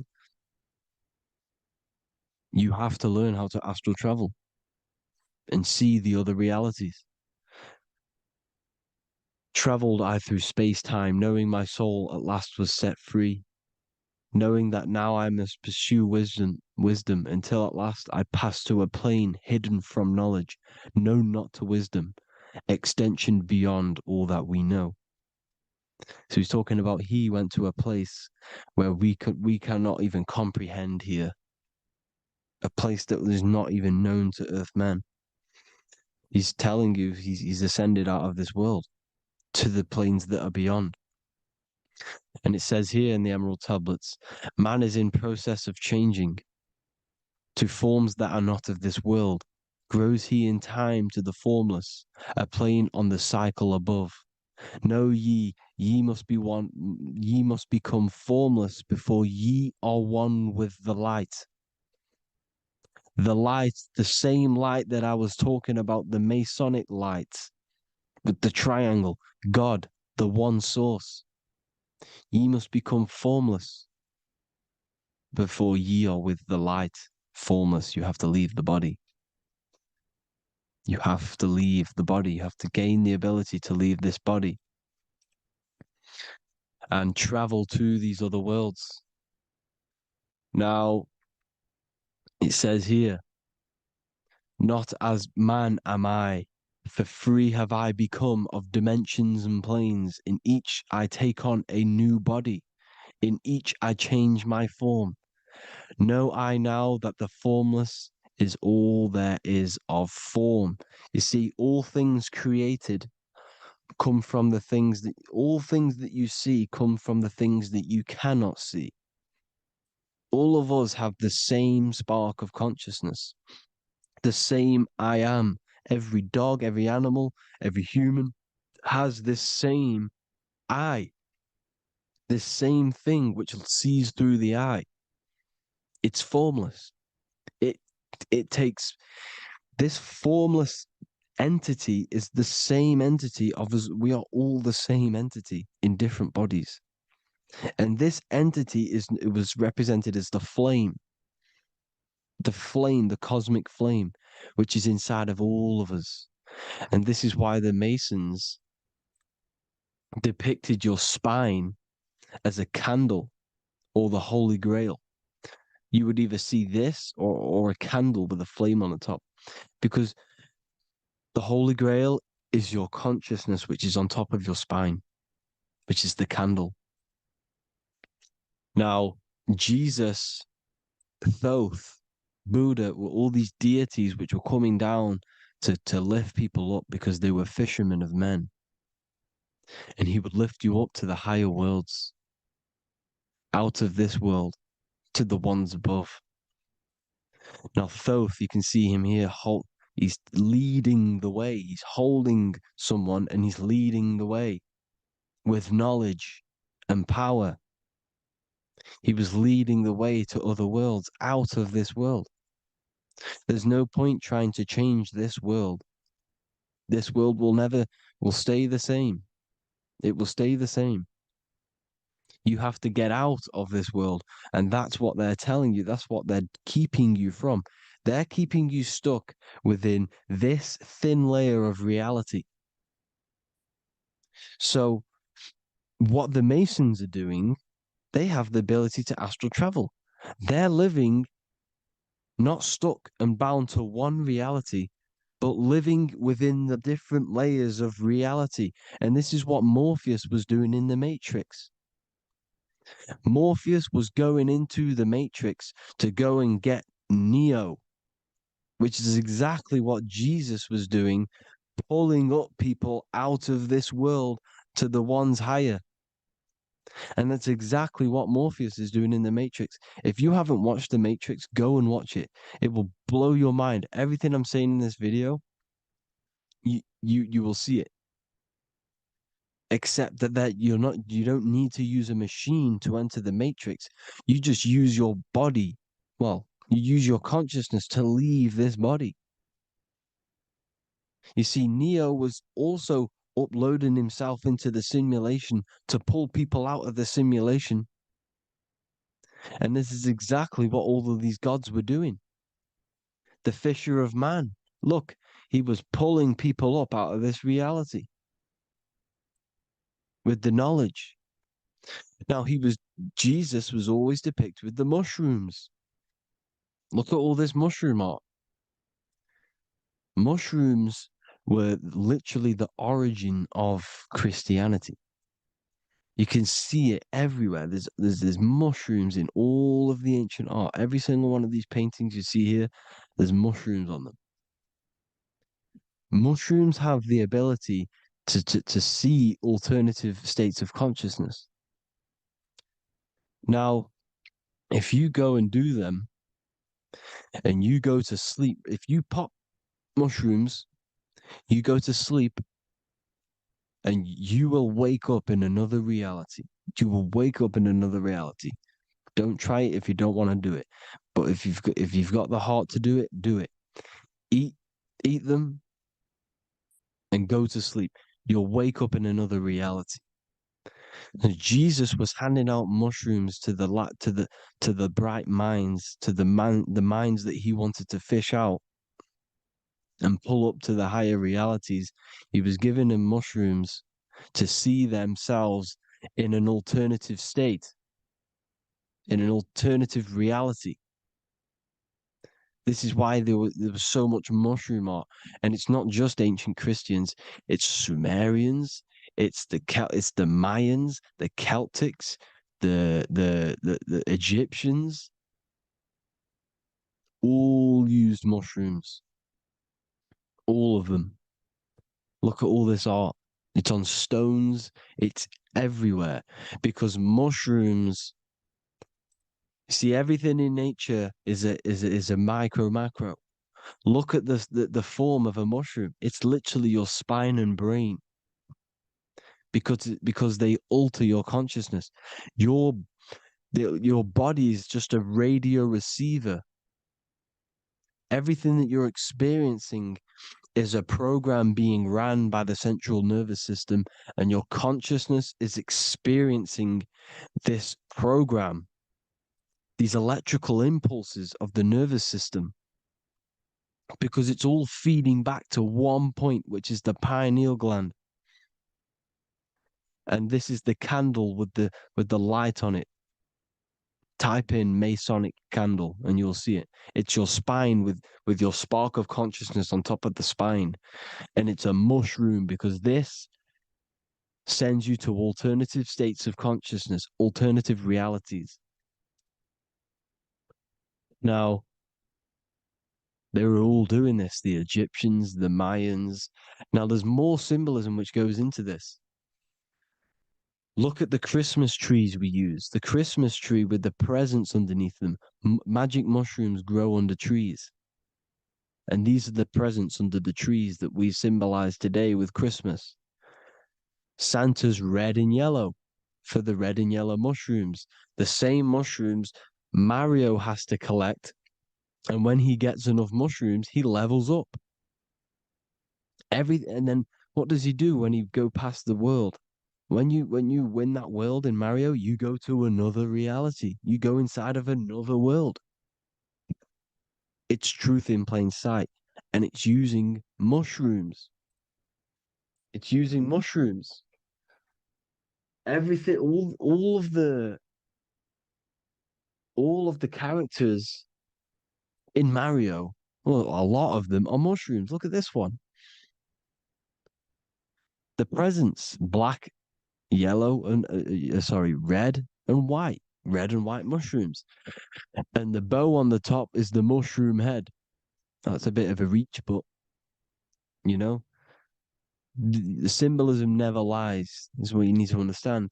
And it's as above, so below. Now look at the Sumerians.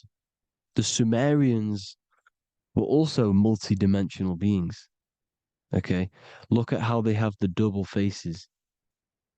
They had 1 foot in this reality and 1 foot in another reality. And look at this one, a double-headed god inside of like a portal. You see? Because and look at these with the wings, the astral travel. Birds, ancient birds symbolize the soul. Because the soul is a bird, it flies to different worlds, it flies around the cosmos. And mushrooms gave you the ability to see these alternative states of consciousness, these alternate realities. Because you exist in infinite realities. You exist in infinite realities. Now look at the 33rd degree Ordo Ab Chao badge. You get this badge when you become a 33rd degree Freemason. And it's a double-headed eagle. A double-headed eagle. And you can see this in Sumeria first. Sumeria have the same symbol. A double-headed Well, bird. You can see it here, here as well. And the Masons are still using this symbol today. And when you become a 33rd degree, 33 vertebrae on the back of your spine, above the vertebrae is your consciousness, and it's a double-headed eagle. One reality in one, you become a multi-dimensional being in the 33rd degree. And I've heard many interviews of Masons say it becomes Luciferian. You see, they speak in code. These Masons can't tell you about what they learn about, but they will speak in code. They said it becomes Luciferian. The word Luciferian is lucid. The root word of Luciferian is lucid, and lucid is lucid dreaming, alternative realities, dream worlds. You become a god. Luciferian means you're becoming your own god, pretty much. Because you are becoming a multi-dimensional being living in between the different layers of reality at the 33rd degree of Freemasonry. And look at the double-headed eagle, because the birds symbolize the soul. And they reach high, they fly high, just like the soul wants to fly high to the light, to become one with the light, like the Emerald Tablet says. Now look at Janus. Janus was another god, and he's known as the god of doorways. Janus always depicted with a double head. Janus is why we say janitor or January. And January is entering a new year. Janus is known as the god of doorways with keys, always got a key, because keys open doors. That's why the janitor holds all the keys. And Janus always has double heads, because he had one foot in this reality, one foot in another. He was a multi-dimensional being, a Luciferian, living between the different layers of reality, except from instead of being stuck in one like we are. Well, a lot of people. And that's the whole point. You see, all of this stuff is about like changing the world and stuff like that. This world will probably never ever change. It's probably been like this forever. Well, forever, for a long time. But it's about moving out of this reality to the higher states. And the Masons always depict the ladder to the luminaries, the stars, with a key, the same key of Janus. The Vatican is a key, and it's in charge of all the religions. Why is it a key? Because they're holding back the key. They're keeping you stuck within this reality, keeping you stuck as identifying yourself with the body, identifying yourself with this world. You are not in the world is within you. This is a program being ran by your central nervous system, and your consciousness is experiencing this reality. Now, this is going to be a mind-blowing video for some people. You have to have an open mind. You have to let go of all the programs. I'm repeating what the ancients are talking about and the ancient symbolism. Look at Janus with the double-headed god. He was just another god coming down, giving keys to people who had the worthy mind to be pulled up out of this reality, to be pulled up to heaven, just like Jesus was teaching how to reach heaven. But really, it's an encoded scripture. But anyways, hope you all gained some insight on this video. Have an amazing day. Please like, share, comment. All the links are in the bio for the PDF, for the Manifestation Mastery course, and all the other amazing stuff. And if you want to support the channel, I'd greatly appreciate if you became a Patreon member. Hope you'll have an amazing day, people. God bless.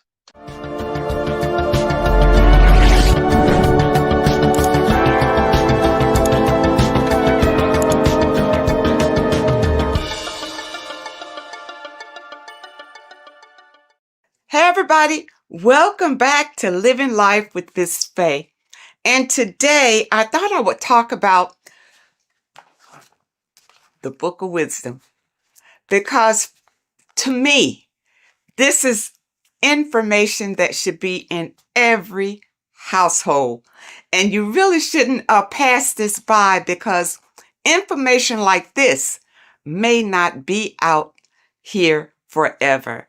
But this information is so important, especially for you today, because so many things have been hidden from you about the world, about our living in the world, about our own existence. So many things have been hidden. And these books, the Book of Wisdom, this is book 1, and this is book 2, and they both are jammed with hidden knowledge. Now, I realize, I have been promoting this material for some time, because I wholeheartedly recommend that this material should be in everybody's home. Your children should be exposed to this material, because when they go to school, they're taught one thing. They're taught to be, not to be free thinkers. They're taught to be followers in school. And this information goes into why that happens, and why the system keeps you in the dark. All right. And also your religion has a lot to do with it. Now, even in your religion, a lot of things have been misconstrued, and some of it is just downright lies that have been told to you. But in this material, it tells you exactly what's going on. It really does. And it tells you the meanings behind a lot of the artwork that we've seen, and the beautiful figures and the way that the chapels are painted. There's a meaning behind all of that we are not privy to. But this information reveals it. These people have really dug deep into finding the truth. And I am a truth seeker. So I am all about finding out the truth. Now, in book 1, it's an overall summary, and it really opens your eyes about a lot of things. Look at this. Know thyself. Do you really know who you are? Do you really know who you came from? Do you really know how powerful you are? The powers that be don't want you to know that you have power. They want you to live your life in fear, number 1, because when you're fearful of everything, then it's easier to control you, easier to manipulate you. And people look at it. When you go to school, what are you taught in school? You're taught to follow instruction. You're taught a skill to work for someone else. You're not taught to work for yourself. You're not taught to think for yourself. You're taught to obey orders. People, you're bigger than that. You're more intelligent than that. And this Book of Wisdom will help to open your eyes. You're not stuck in a life that you have no control over. In book 1, it talks about man is God made flesh, and it tells you why that is. We're all a part of the God source. That's how we were made, being a part of it. And a lot of us don't know that. We just think we're just out here flapping in the wind, and that's not true. It talks about the influence that the moon has over our lives. In a full moon, you realize that there's a lot of activity that goes on during the full moon, because it energizes people. It energizes, and a lot of times there's a lot of crime that goes on because people are energized. They don't know what to do with that energy, but they're being affected by the moon. And it tells about Saturn and what Saturn has to do with your religion and what Saturn has to do with our existence. Okay? This book goes into all of it. And what it does, like I said, book 1 is more of an eye-opening summary of it all. And it says here, this discerning wisdom doesn't merely offer easily assimilated insights. It serves as a guide, illuminating the intricate threads weaving between our essence and the cosmic expanse. It provides an abundance of information to facilitate the evolution of your mind, your body, and your soul. This is genuine awakening. The author is Harry B. Joseph, and I know a lot of you, if you're on social media a lot or whatever, you've probably seen where he'll tell you some inserts from these books. And volume 2 is a more in-depth look at it. So if you want to go really deep, then you want volume 2. Now, one thing in volume 2 that I thought was interesting, of course, everything in here is eye-opening. But I wanted to bring this one to you because it's about the significance of sex. It says sex is a sacred ritual that transcends the physical realm and also takes place in the astral plane. So, you know that saying, as above, so below? Everything that happens here on this plane happens in the astral plane. So when you have sex with someone, you have bonded with them in the astral plane. And that's why you can't just walk away from a sexual experience and not have the energies from that person, because you have shared energies during this sexual ritual. And really, that's why it's better to wait until you are married to have sex and not have casual sex with all sorts of people. Because even here it says, casual sex, often driven by superficial desires such as greed, lust, and monetary attraction, tends to vibrate at a lower frequency on the astral plane. Now, what does that mean? If your casual sexual experiences are vibrating on a low vibrational astral plane, well, what's in a low vibrational astral planes? Demons, low entities that will attach to you, because that's where you are. They will attach to you and make your life miserable. You see, that's one way how we get these entities attached to us like parasites, because of casual sex. You got to be careful of that. And the only way that you can break the tie from a casual sex is through a spiritual awakening. See, when you have casual sex, these entities feed off of that energy. That's why they attach to you so easily. This is what you need to be aware of. And a lot of you don't understand why your lives are in the toilet. It's because of the things that you are doing and the people that you are interacting with. And if you had this material beforehand, then you would be aware and able to guard yourself from a lot of heartbreak and disappointments in your life. Because once these entities attach themselves to you, they're not bringing you any good. They're going to bring you harm. Okay? And devastation. You don't want that. When sexual activity is engaged from a place of love, deep passion, and high vibrational energy, it fosters a protective and positive atmosphere. Protective and positive. When you engage in a sexual experience and you both love each other, it's genuine love. Okay? That's what you get. Not when somebody's fooling you and tricking you and making you think that it's love. And as soon as you've had sex with them, now they disappear. Now they have nothing to say to you. Now they'll tell you that they didn't want to get involved. They're not looking for a relationship, that sort of thing. But no, that's still low vibrational because you didn't wait until you got to know the person.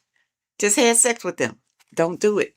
And when you have a love-based connection, elevates the energy, creating a shield against negative influences and ensuring that the experience aligns with higher spiritual principles. Okay, and that's what you want. See, this book goes into everything, and it goes into the foods that you should be eating, the foods that you shouldn't be eating, and it goes in a lot of Masonic symbolism because the Masons have been ruling for a long, long time, and we're not aware of it. It just passes us by, because we are in survival mode. And the powers that be have put us in survival mode. We hardly have time to just enjoy our lives because we have to work for the elites. Work hard for the elites, you see. But if you have knowledge and understanding about how they maneuver and how they manipulate and control you, it will help you to improve your own life. In this book, you will discover more than just knowledge. You'll unlock the mysteries that lie beyond the veil of the ordinary. Dive deeper into the cosmic currents that flow through the universe, guiding your mind, body, and spirit toward a higher plane of existence. People, you don't realize how powerful you are because you have been dumbed down from the time you got here and made to believe you don't have any power. There's an external God that you must pray to for forgiveness of your sins, for anything that you desire in your life. You pray to that God, and that God will deliver it to you. Now, has it happened? Have you received all that you desire from the God that you have been worshiping? If not, maybe you need to know the truth about things. Maybe you need to look deeper into things. Now, it also talks about symbolism, and symbolism is everywhere. But many times we don't understand what the symbolism is. And we see people doing these mantras, and we think, it's evil what they're doing. What they're doing is calling in power from the entities that are around them, because they understand that we are all energy. And they do these mantras to bring in energy, whether it's for confidence, whether it's for strength, endurance, or whatever. That's why you see a lot of celebrities doing these mantras that you think is evil, because you don't know, because your mind is closed and you're living in fear of everything. You don't understand, but you see them progressing and doing better and better and better and doing all these evil signs. These signs are not evil, number one. They're not evil. They have learned how to manipulate energy to their benefit. And you don't know how to do it. That's why you need the information. You need the information to learn how to manipulate the energy that's already here to better your life. The first book will open your eyes to it. When I first got this, I tell you, when I first got this book, I was so impressed by it. I bought my people a book, sent them a book, whether they could understand it or do something with it or what. But I think it's so important just to have it in your home, because somebody is going to pick it up and this information will resonate with them and put them on a path of enlightenment. And those of you who have your book, spend a little time every day reading and understanding, because there's so much information, even in the first book, that it will take you a while to go through, where you can understand what it's saying in every page.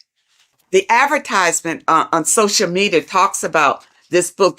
He goes through some key points, but don't think that he's covering all of this information. It's too much information to cover in a 1 or 2 minute stint, but it's information that can change your life. This is the thing, people. It's worth every penny, even if you don't have much. If you don't have much, you need to save enough to get these books. Get both of them. You see, I got both of them. Start with this one. If you never dug into this kind of information before, start with this one. This tells about the black cube.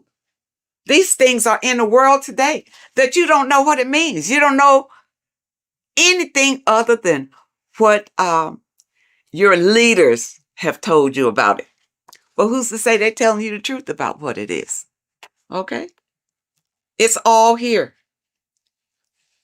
Okay? All here. It talks about the scam. It talks about scams in here.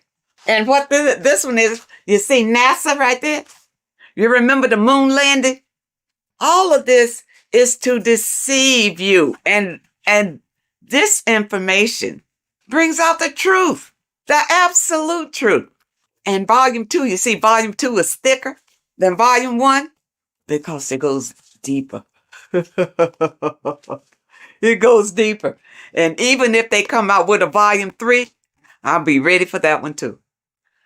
This one opened my eyes to so many things that I had questions about, as far as heaven, hell, the gospel, the Bible. For a long time, I just rejected the Bible totally. I rejected it because the stories in the Bible didn't really make sense to me. It really wasn't logical. Going through this material, I realized that the Bible is written in parables. All right. It's like morals to a story. It's like lessons that you learn from the stories that they tell. Okay. Because think about it. In the Bible, it says that, the apostles wrote these chapters in the Bible. During those days, those apostles couldn't even read or write. So how they write that? Okay. But from whichever documents that they pull certain information out and put the Bible together. All right. But the Bible, and I'm going to use this little slogan that I heard that I really like. The Bible is basic instructions before leaving earth. It's not for you to take the stories literally.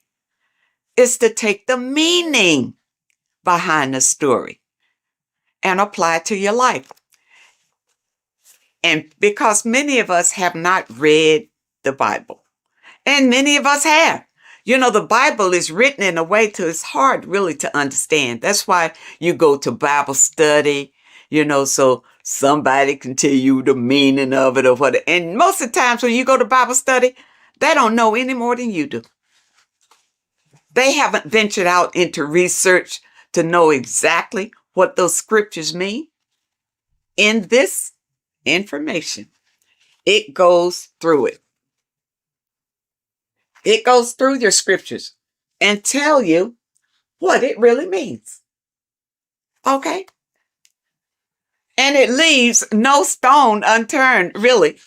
And it opened my eyes so much to the Bible until now I can embrace it. I can embrace the Bible because I understand that these are stories for you to learn from. But you got to understand the meaning and what it means. For instance, water is emotions. Okay, it's not just water. It stands for something. It stands for your emotions. The light is the Christ energy. The Christ energy is light. And we all want to embrace the light. All right, so people who follow the Bible, understand the Bible, understand what the Bible really is. Don't be deceived by the interpretation of the stories. Many of the interpretations that you are given is to put you in a subjective role, a slave than a master. Puts you more in a slave role if you take those stories literally. And that's why you're not encouraged to go out and look for other information, especially in your religious institutions. They don't encourage you to venture out for other information because they'll tell you the information. Just keep coming here. We'll tell you all you need to know. You see, but I understand about religion because I was raised Christian. And the thing about it, even when I broke away, it took some strength because your mind, you have a mindset about it. Being raised as an infant in the church, that's all you know. Every Sunday, you go to church. Yeah, you go to church. Your body is used to going to church. But then when you decide, well, no, it's not working for me. I'm not, my life is not changing.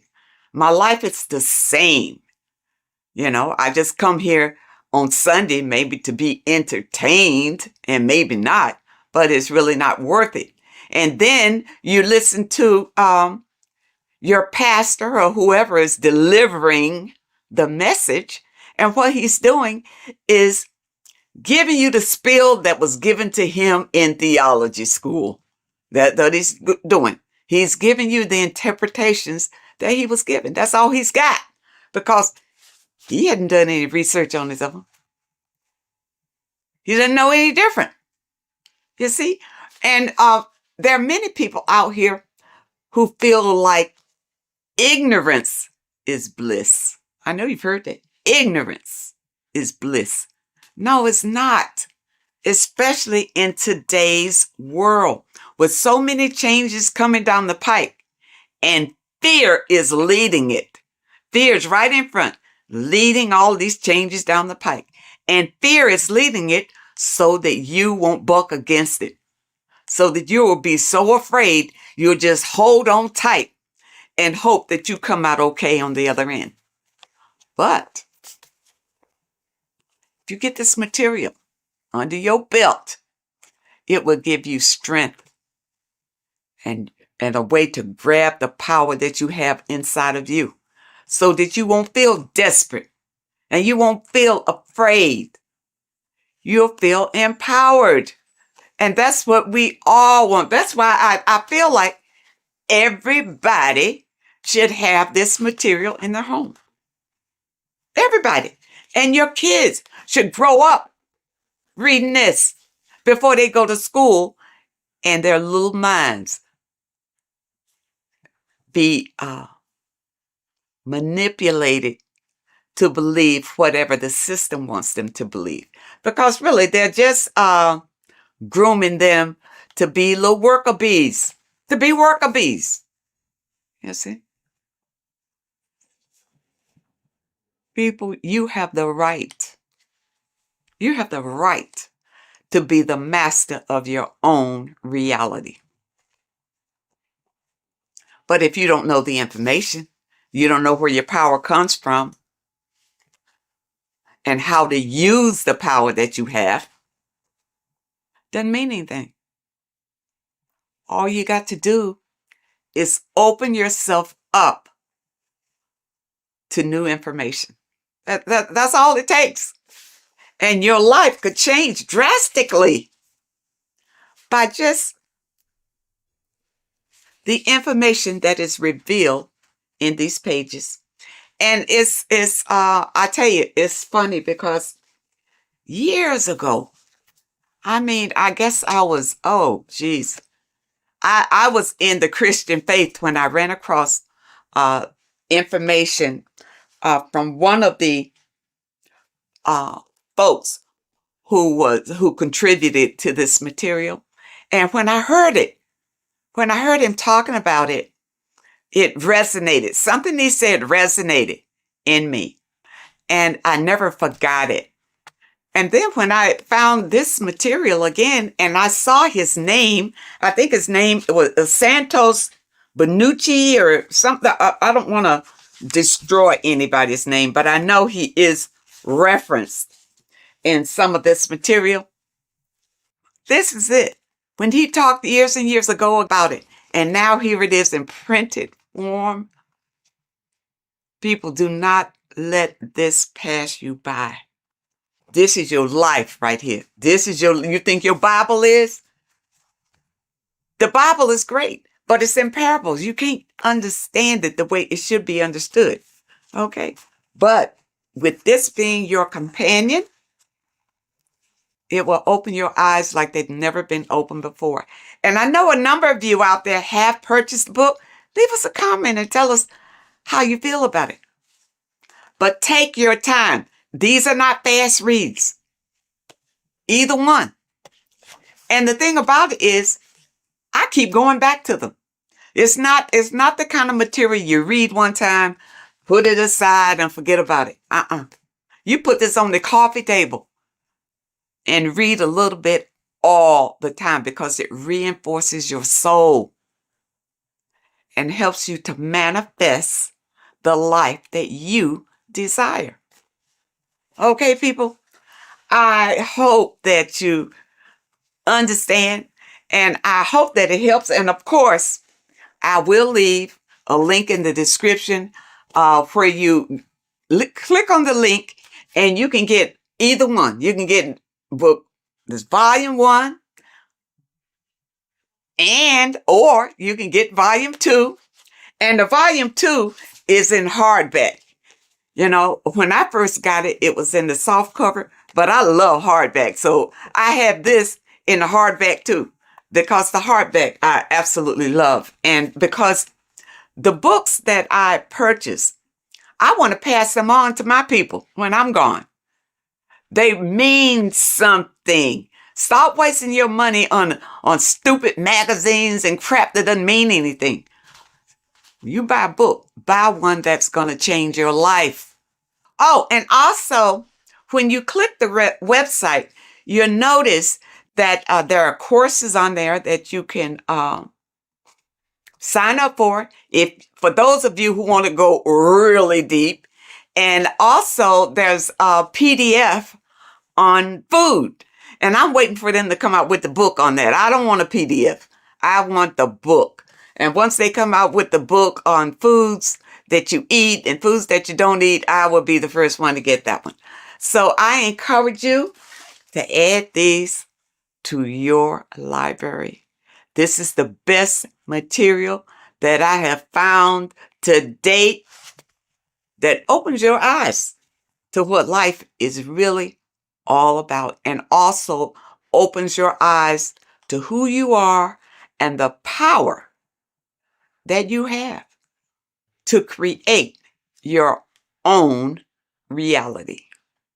I thank you so much for joining me today, and I really hope to see you next time. What if dreams aren't random at all, but messages from a deeper part of yourself? trying to show you things. In this video, you're going to learn exactly what dreams are from an esoteric view, how to control dreams, and how to dream more frequently. Dreams are not nonsense. They are expressions of the subconscious mind. In the daytime, we're using our conscious mind, what we are aware of. This represents the daytime, the sun, the external world. We're operating in the external, outside the body in the day. But when we go to sleep, we return inward. Everything does this breath. We breathe in through the nose and out through the nose. Everything does this in and out process in the universe. We live, we die every single day. We wake up, we express things in the external. Then at nighttime, we return back to darkness, back to the internal. This is the breath of the universe. We have summer, we have winter. This is the breath of the sun and the seasons with the earth. You have an internal world and an external world. External is physical, the internal is spiritual. Like I said, when we go to sleep, we are returning back to the internal world of your own consciousness and subconscious mind. Your subconscious mind holds everything about you,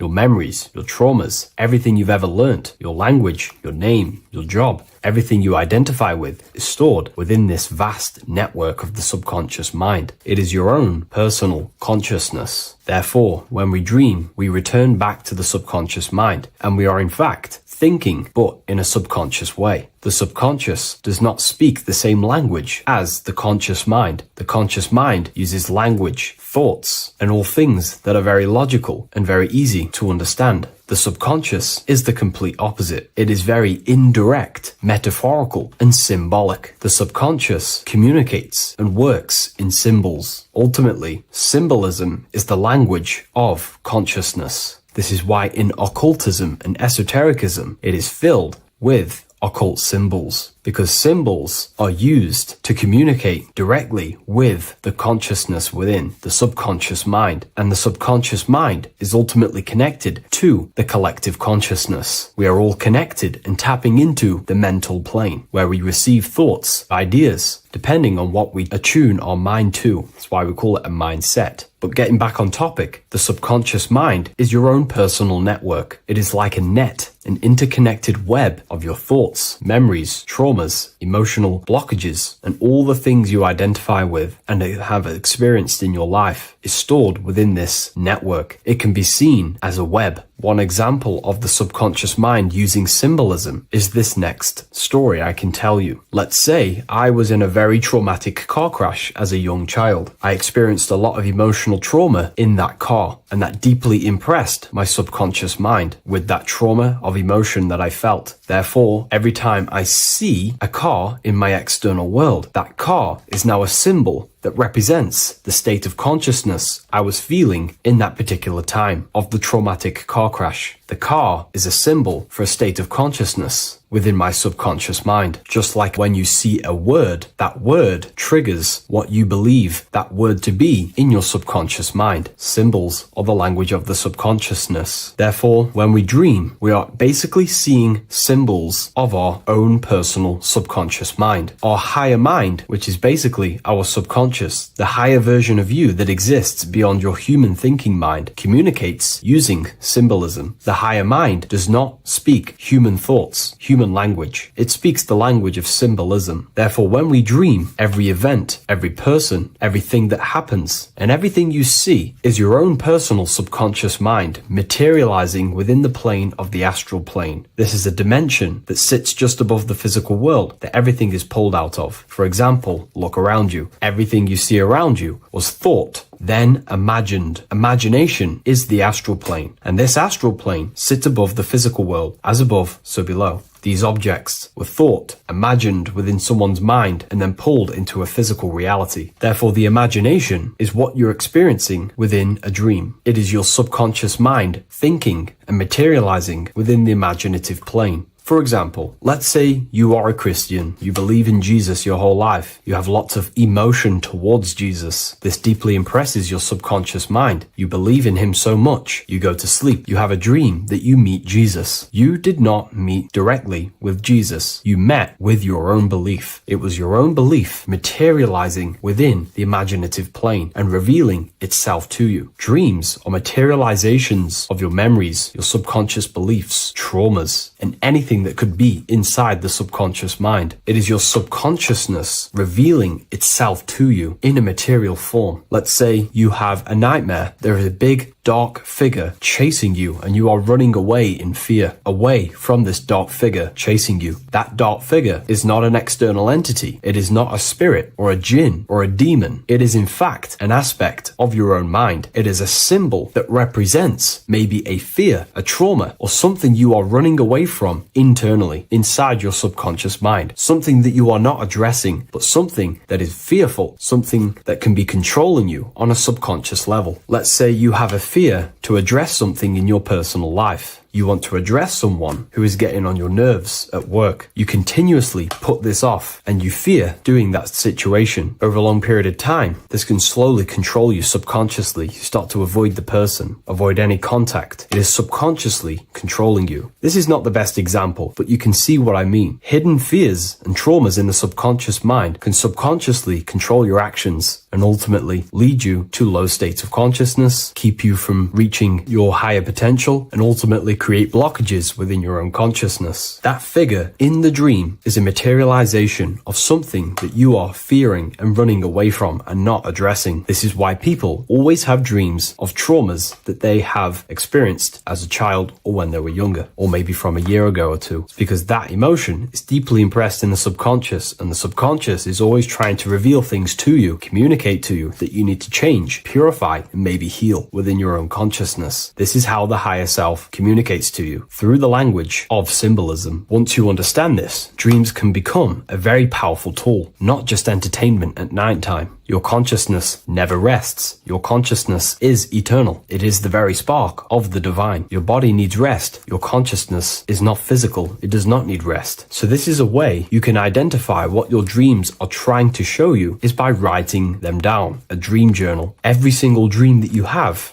a book placed near your bed. Every time you wake up, first thing you should do is pick up the book and write every single detail that you can remember about the dream. The people that you met are all symbols or aspects of yourself. Maybe it is a friend you saw in your dream. That friend represents a state of consciousness that is within you and is trying to reveal something to you. It's about making the subconscious into the conscious, to become conscious of the unknown. Write down every detail, everything you saw, every event that played out, even the details of the clothes that they were wearing. Everything is symbolic within dreams. Write everything down and then analyze the dream. Don't analyze it from a logical mind. Analyze it with the right hemisphere of the brain, which allows you to see metaphors, read between the line. Try and gain the message that it's trying to show you. What does this overall mean to you? And what could this reveal about aspects of yourself that you need to heal or maybe take action in your life and world? Because your higher self is always guiding you towards awakening and fulfilling your mission in the manifested physical world. Dreams speak in symbols, not logic. Ask about your dreams. What is this trying to tell me? Don't take things literally. Look for an emotional tone and symbolic resonance. With practice, you'll begin to understand the personal language of your subconscious mind. Now that you understand that, again, please leave a like or a comment on this video. This is now a technique for lucid dreaming and dreaming more often. This is not going to happen overnight. This is not an easy method. It simply takes practice and dedication. Every morning, choose 3 time slots. For me, I choose 4:30, 5 a.m. and 6 a.m. 3 alarms that are going to go off at these 3 times, half an hour apart from each other. Each time you wake up, stay awake for 5 to 10 minutes. Turn off the alarm. Try and keep your conscious mind awake, but drift back into sleep. There's no other better way for me to explain that. It's very difficult, but try and keep the mind awake, but the body falling back asleep. More than likely, you will drift off back to sleep. Then the next alarm will go off half an hour after. This will wake you up again, guaranteed. You will probably drift back to sleep by repeating this process. After the 3 alarms go off, each one of them times, you're either going to have a dream or a lucid dream, but definitely you will have a dream. And if it doesn't work one time, keep trying it. I've been using this method for a very long time, and I can tell you 70-80% of the time it triggers a dream, and a very very vivid dream. And it's ideal for lucid dreaming because keeping the conscious mind awake while letting the body fall asleep, you can become conscious within these subconscious realms of your mind. But when you are conscious inside the dream world, you can do what you want, but you also want to let the dream naturally unfold. If you try and take too much control, then you will wake back up. If you feel any fear in your dream, you will wake back up into the material world. Another tip to dream more often is to meditate before bed. Simply close your eyes and think about nothing for 5 to 30 minutes. Detach from everything outside you, your name, your job, work, thoughts. Mentally detach from the world and the physical pleasures and become pure awareness before you try and go to sleep. This will help you become conscious while being within the self. If you wish to learn more about consciousness yourself, the Book of Wisdom Volume 2 can definitely help you. I'll leave a link in the description. Thank you for watching this video, and I'll see you in the next one.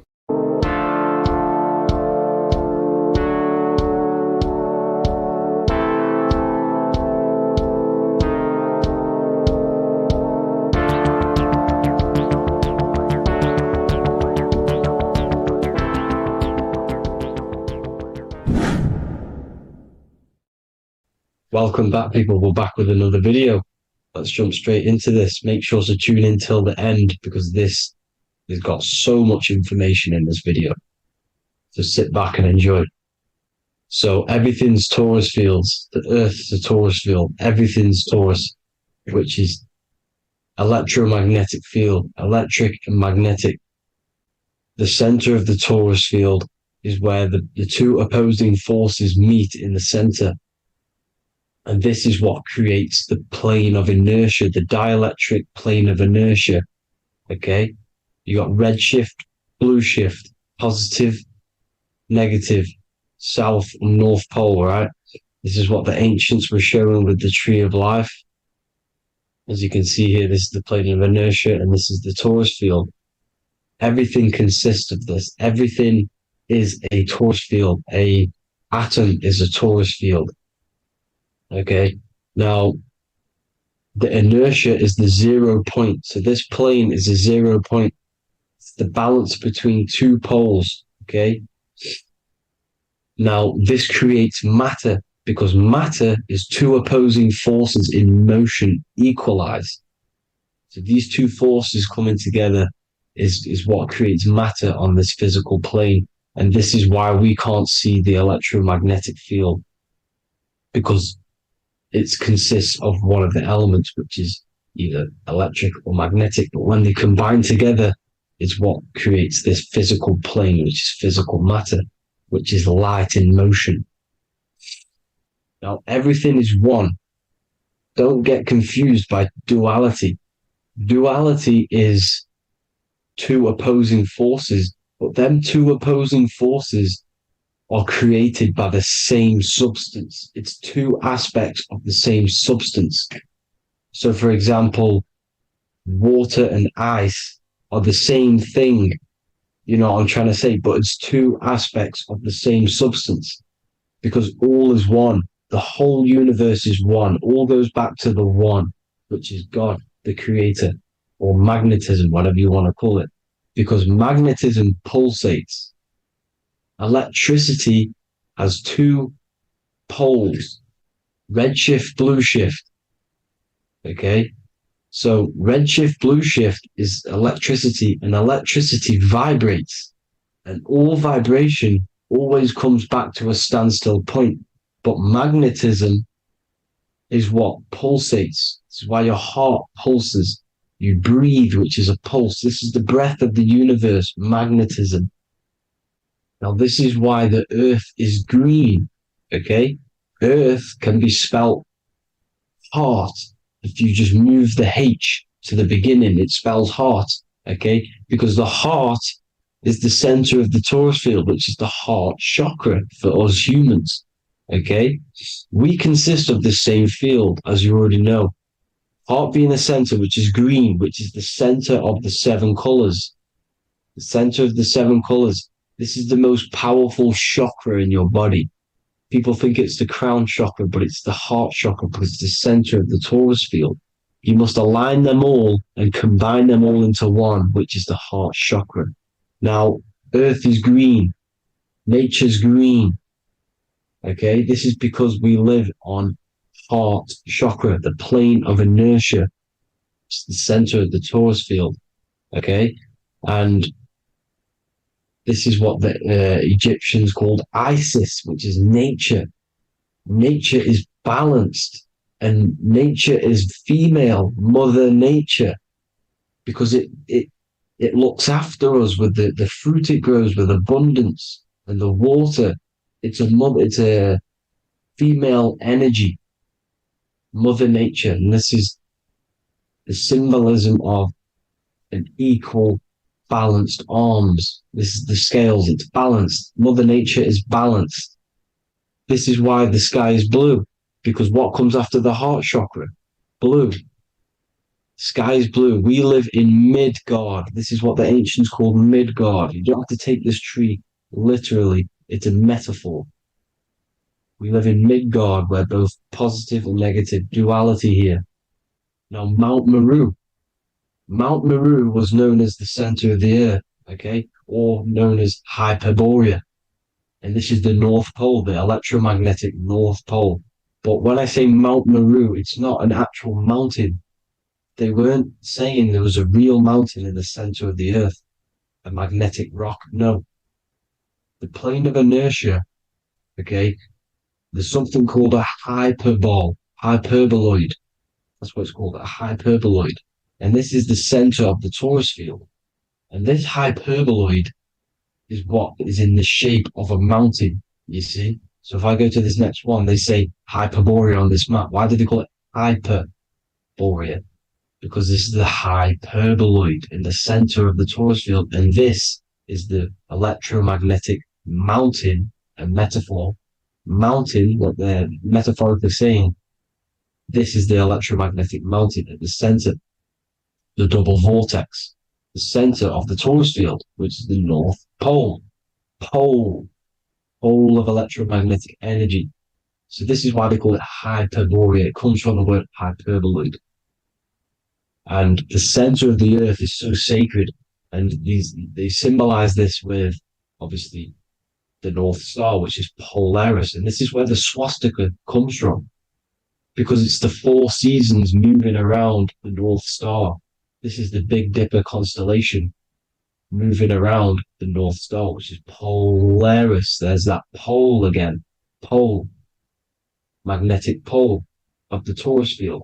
And this is where the green, emerald green, aurora borealis comes from. It comes from this center hyperboloid at the center of the earth, where the most electromagnetic energy is stored. The center of the plane of inertia. The center of the plane of inertia. This is the all-seeing eye as well. As you can see, they got the sun, the moon. This is the Masonic cosmos, the sun, the moon, and the all-seeing eye, because the eye is Polaris, the eye of the stars. It's all a big eye. Now, the eye means a lot more as well. It's not just that. There's different ways you can interpret symbols. Now, this is the emerald tablets. Deep in Earth's heart lies the flower, the source of the spirit that binds all in its form. Okay? The flower of life is thine own place of thine spirit, and stream through the earth as thine flows through thy form, giving off life to the earth and its children, renewing the spirit from form unto form. This is the North Pole. This is what he's talking about. He's talking about the aurora borealis. Aurora borealis. It's the earth's aura. Emerald green. Heart chakra. Plane of inertia. Green. Earth. Heart. You see? All related. Now, there's many symbolism of this. So much symbolism of the ancients. The 7 layers of heaven. 7 layers of heaven, which are the 7 planets. Okay? These planets are the solar system. It's the solar system because we are the soul. We are the sun, the soul. And we're inside of a solar system, which is the 7 planets. That's why there's 7 layers of heaven. Okay? The rings of Saturn, the rings of the planets are moving around us. Okay? So this is what the ancients were depicting in their cosmology. Now this is the Hebrew cosmology of the earth. This is the Mayan cosmology of the earth. You see, it's all an enclosed system. We live inside of a giant torus field. All is atum. It's what the ancients said, the ancient Egyptians said. All is atum. Atoms are torus fields. Don't be tricked by the modern science today with the current model of an atom. It's completely wrong. They're hiding the torus field. They're hiding the electromagnetic field, which is in everything. Absolutely everything is in motion, and motion comes from this field. And you see, this is upside down, but this is the I think it's pretty sure it's candles, but the 7 candles, the 7 planets, the 7 Elohim. You see, it all goes back to the stars and the heavens.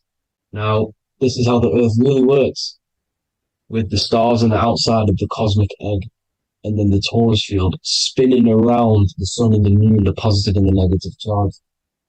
The sun gives you energy, the moon takes your energy. The moon controls monthly cycles. Moon is mon. This is etymology. Mon, month, money, demon, monster. Stir is star, moon star. We are all stars. Youngster, minister, superstar, Hollywood star. We're all stars. We come from the stars, which is heaven. Our soul comes from the stars. You see? We are the universe, the image of man is made in the universe. We are a microcosm of the universe. The universe is a macro. We are micro. We consist of everything. The body, mind, and spirit. The sun, the soul. Moon, the mind. Earth, the body. Body, mind, and spirit.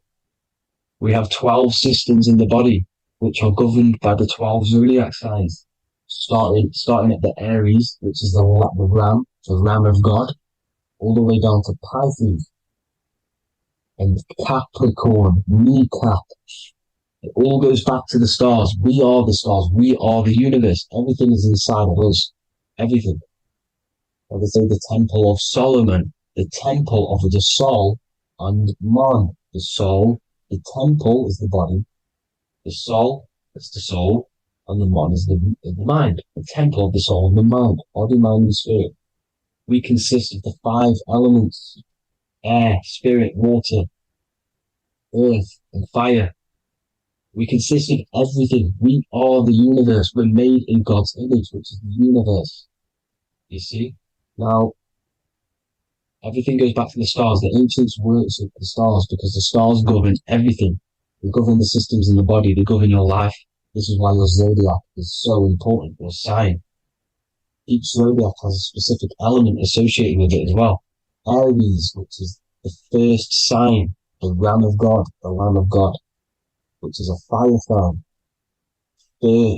Fire, first. Fire, first. F-I-R, this is etymology. The cerebrum, ram, which is in the brain.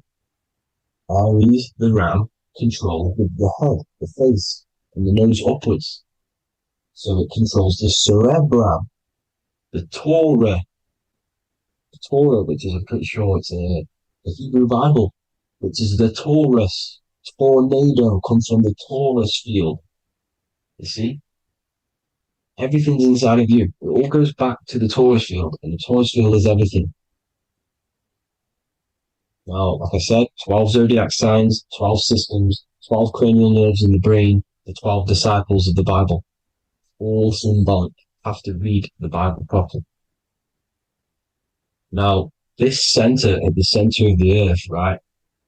This is what's stirring the ether, and the ether consists of the 4 elements. Because there's 5 elements. Spirit can be called ether. People call it spirit or ether. Ether is pure potential, pure energy. It's what connects the astral to the physical. It's the dimension between the physical realm, which we're on, and the astral. So it has pure potential. It's pure energy. This is why we say either. I either want to go there or there. It's connecting 2 scenarios. That's what the ether is. It's connecting the 2 worlds, the astral and the physical. The center is like the cosmic womb. There's a black hole in the center. This is the center of the Taurus field. This is the womb of creation. And inside of this black womb with the 5 elements, and everything's being stirred around. Everything's in motion. Light is motion. Everything's motion. Now, like I said earlier, light crystallizes into physical matter. They are the same substance. Spirit and matter are the same substance, but different variations, different aspects of the same substance. Low vibrational spirit turns into matter. High vibrational matter turns into spirit. Or light, whatever you want to call it. Matter is light crystallized. This is where we get the 7 metals from. The planets. The planets are light. Specific frequencies and vibrations of light. When these lights, or the planets, materialize, material metals, materialize, they turn into the 7 metals. Saturn turns into lead. That's why lead is red. Saturn is red. The sun turns into gold. That's why the gold is yellow and the sun is yellow. You see, Saturn is the time god. What happens in autumn? The leaves turn red and they die. This is why Saturn, Satan, time god, the reaper, everything is crystallized till its death and then reborn again. You see, rust, when things rust, it turns to red because it's Saturn. Saturn crystallizes everything. He's the reaper who comes around in winter. You see, he's Satan. Jesus and Satan, the sun and Saturn. They say we live in a solar system. The solar system. I think I've already just broke this down. The 7 planets are the 7 chakras. Everyone already knows this. But I'm going through it anyway. But this is where we get the 7 planets from. And the 7 metals. You see, all the ancients knew it was an enclosed electromagnetic system. It's not a spinning ball in the middle of space, people. They want you to believe this so you get stuck in this material world. Because if you believe everything's material, you can never affect this plane effectively. You can never create your life effectively. You don't understand the planes of existence. Because the mental plane is a higher plane. And it breaks down and it controls the planes below it. The mental plane, hold on, I've got it here for you. The mental, the astral, etheric, then physical. Etheric connects the physical to the astral, but the mental is what's above them all. You see? Now, it's important to understand this. It's important. However, the ancients always talked about the enclosed system. Only NASA, which is introduced around the Roman times, not NASA, but the globe Earth was introduced around the Roman times. Okay? By these Masons. These Masons introduced this because they wanted to take over the minds of the masses and control them. These people worship the physical realm. They know how it works. They know the ins and outs of it. They know how to do the magic. They know how to do it all. They understand it all. That's why Masonry have to take the oath. The oath of not speaking. You're not allowed to speak about anything you learn about in Masonry because they're discovering the truth about your mind and how it creates reality and stuff like that. So this is the Masonic cosmology, the 5-pointed star, the 5 elements, the checkerboard for duality, positive and negative, the 2 aspects of every substance. This is another ancient painting depicting the firmament, the stars inside the firmament, the sun. You see, the ancients worshipped the sun because it's so important for sustaining our life. It's the only reason we're alive is because of the sun. But then people think it gives you cancer today. They brainwash you to think the sun gives you cancer when it's the #1 source of all life. They want you to believe it's a big, spinning, dangerous ball in space. It's not. It's here to give us life. It's God's son. That's why Jesus is known as God's son. It is the Son of God. God created that to sustain us. You see? So it's important you understand the true cosmology of where you are, because if you don't know where you are depleted of All of your morals, you're depleted, you're demoralized, you're lost, you don't know where you are, you don't know where you exist. Okay? Once you accept the globe model, the heliocentric model, you will subconsciously think that you come from nothing. This is why they implemented the evolution theory just after the globe model was introduced by Charles Darwin. Charles Darwin came in after the globe model. He's a Mason, he was another Freemason, and implemented evolution where we came from monkeys because they want you thinking less of yourself so they can manipulate your mind. You see? They want to manipulate your mind, and they have done since you got here. Since you came through that portal, you were manipulated from that day to believe this, believe that. The true cosmology, the truth will set you free. You will understand things better. You will feel better in yourself when you know the sun is here for you. You'll feel better in yourself that you know that you didn't come from a monkey. You were created as a human, a manifester, a creator. You're so intelligent. Your mind is amazing. You can manipulate matter, mind over matter. See? Thank you all people for tuning in. Tap in with yourself. Love yourself. Find the truth. Spread the truth. Nothing dies. Nothing in this creation dies. Everything's energy. Everything's light. Light can never die. You're a light being. That's why it says Q. Q man. Q is light in Hebrew or Latin. Either one of the two. You are light. You're a light being. You never die. Ever, ever, ever die. Ever. Stop thinking you're going to die. This body will die because it contains electricity. And electricity always goes back to a standstill point because of vibration. Electricity vibrates. You are pure light. You will never ever die. Thank you all people. God bless. Make sure to like, subscribe and share.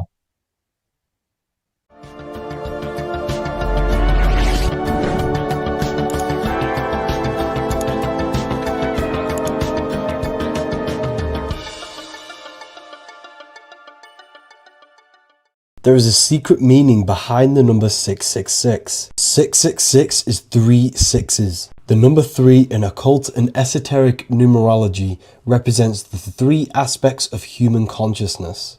We see this symbolism in the all-seeing eye with the light and the triangle. The triangle is the number 3. The eye represents consciousness, observation, and the light represents the light of consciousness, because consciousness is pure light. The 3 aspects of our consciousness is thoughts, emotions, and actions. Every thought creates a feeling, and the feeling creates the action. All physical manifestation is driven from these 3 aspects of our consciousness. All physical manifestation comes from thought. Every object you see around you, this screen, the phone you're on, the laptop you're using, or the iPad, was a thought in the invisible realms of consciousness. Then it was brought into physicality through feeling and action. This is because man is made in the image and likeness of God. We are all mini creators. We are all extensions of God's creative consciousness. Therefore, the number 666 represents 3 sixes. 3 is thoughts, emotions, actions. The number 6 represents the cube, because cubes have 6 sides. This material world that we experience, everything has 6 sides. Everything's created by cubes. We can move forward, we can move backwards, we can move left, right, up and down. This is the cube that we are stuck in. Therefore, 666 represents our 3 aspects of our consciousness, thoughts, emotions, actions, all contributing towards our physical self, material world, material pleasures, completely cutting ourselves off from our spiritual, true, divine self, which means 666 is representing a state of consciousness. A state of consciousness where we only operate from a place of material needs and survival things.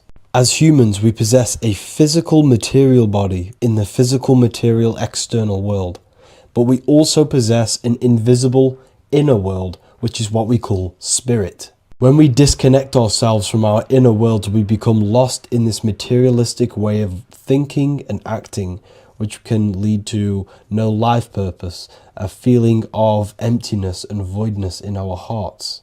Humans possess the ability to transcend our animal instinctual natures and turn to the divine mind, to the spiritual inner world. It is our inner world that is projecting our outer world. The outer world is just an effect of our inner state of consciousness. It's important as we go through this human life to not lose ourselves and look for our validations outside of ourselves. The external world is simply just a mirror, mirroring with mathematical precision what happens inside our consciousness. When we change our inner world, we produce effect in the outer world. To get back on track about this number, this represents when we are lost in our material self and we are completely cut off from our true divine self. The devil is always having goat horns, which represents a ground animal. This is the lower animal self of man. He's always red. The frequency of red is the lowest vibrational color, and it also represents the root chakra. This is all to do with survival mode and our physical needs and physical self. Red represents chaotic and intense emotions like hatred and anger. This is why the devil is always red, because it represents anger and an uncontrolled state of emotion and consciousness.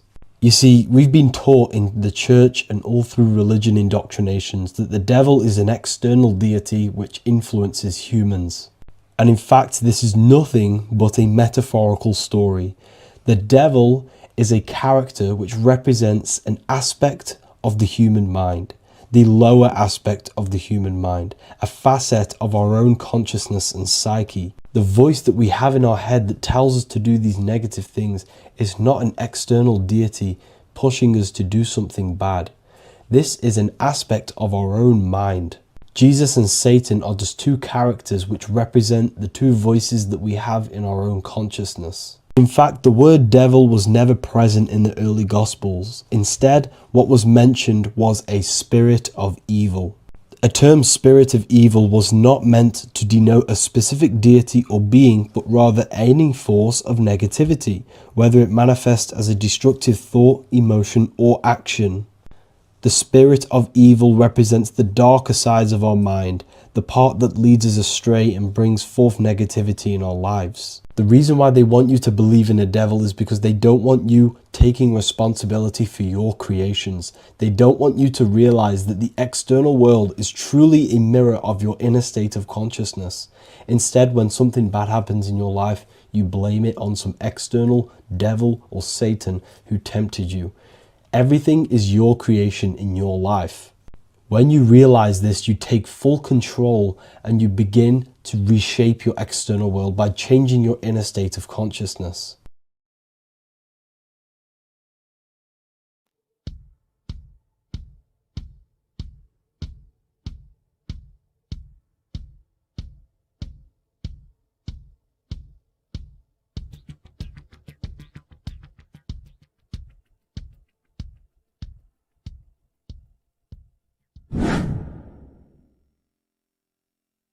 What is good, people? How are we all doing? Today we're going to be talking about the different planes of existence, the occult side of the world, the things they don't teach you in school. And of course, you can only find that on this channel, so welcome.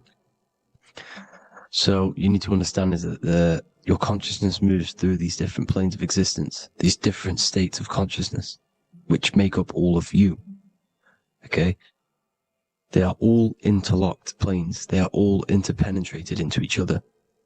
They are all one. They melt into the plane above and below. You see, each plane is a product of each plane. As above, so below. Now, the higher you go, the more fluid, the more dreamy, the less dense it becomes. The lower you go, the more denser it becomes, the more solid it becomes. The lowest plane is the physical plane, which you are obviously aware of. You are inside of the physical plane now. But while you are in this inside of this physical plane, you are indeed inside of all these other bodies which you have not awakened yet. You have to awaken these different bodies. You have these bodies. Okay? It's like a ripple effect. And the center is the most dense, the most solid. This is earth, heart, the heart of the ripple. And the lower you, the further you go out from the center, the more dreamy, the less fluid, the more fluid, the more less dense it gets until you're one with the all. you see. And this is what it's like. This is what this system is. It's like a ripple effect. Now, let's jump straight into the planes. First, you have the physical plane, made out of 4 elements. Five elements. The ether is the mother of the elements. It's the womb of the elements. It's the 5th element. And it gives birth to the 4 other elements. 4 is stability. Tables have 4 legs, and this is why the ether gives birth to 4, because it's the foundation of the physical world. Fire, earth, water, air. They are not pure. Each one of the elements melts into the other one. For example, earth and water both share cold. Water and air both share wet. You see, they compose of each other. They melt, they mold into each other based off the vibrational state of the ether. That's what it is. The 4 elements are the vibrational states of the ether. Okay?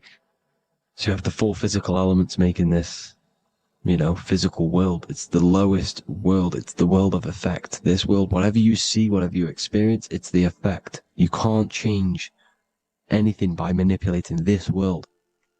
You got to manipulate the higher worlds to affect this world, you see? As above, so below. This is the lowest plane. It has 3-dimensional. It's the 3rd dimension. Space, height, and thickness. That's all it is. Front, backwards, upwards. You see, it's 3-dimensional. We cannot perceive the hidden side, which is the interior of this existence. We cannot perceive the interior from our exterior view. We are looking into this world. Okay? This is the exterior view. We can't see what's inside of that. That's the 4th dimension, which is the next one. It's the most gross and dense plane. 4 states of matter, the most slowest vibrational molecules exist in this plane. Above this plane, you have the ether. Okay? The word ether and either are the same thing, because either connects 2 scenarios in languages. I either support Manchester United or Liverpool. Either is connecting them 2 scenarios. The ether is doing the exact same, as you can see here on the planes of existence. It connects the astral world, which is very important, to the physical world. It's connecting these 2 worlds. So it's the ether. It's the ether. The ether is pure potential. Energy flows through the ether. It is pure energy, pure potential. Okay? The physical body is an exact copy of the etheric counterpart body. So every physical object has an etheric energy double. It's like a blueprint of that object. Every single object has an energy double, and that's the etheric double. Okay? The etheric body determines the shape of our physical body through its lines of force. All through life, it rebuilds and restores the physical body.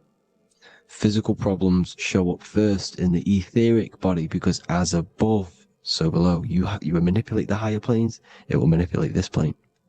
And this is why sorcery works. Contact with astral plane entities. We'll get into that a bit later.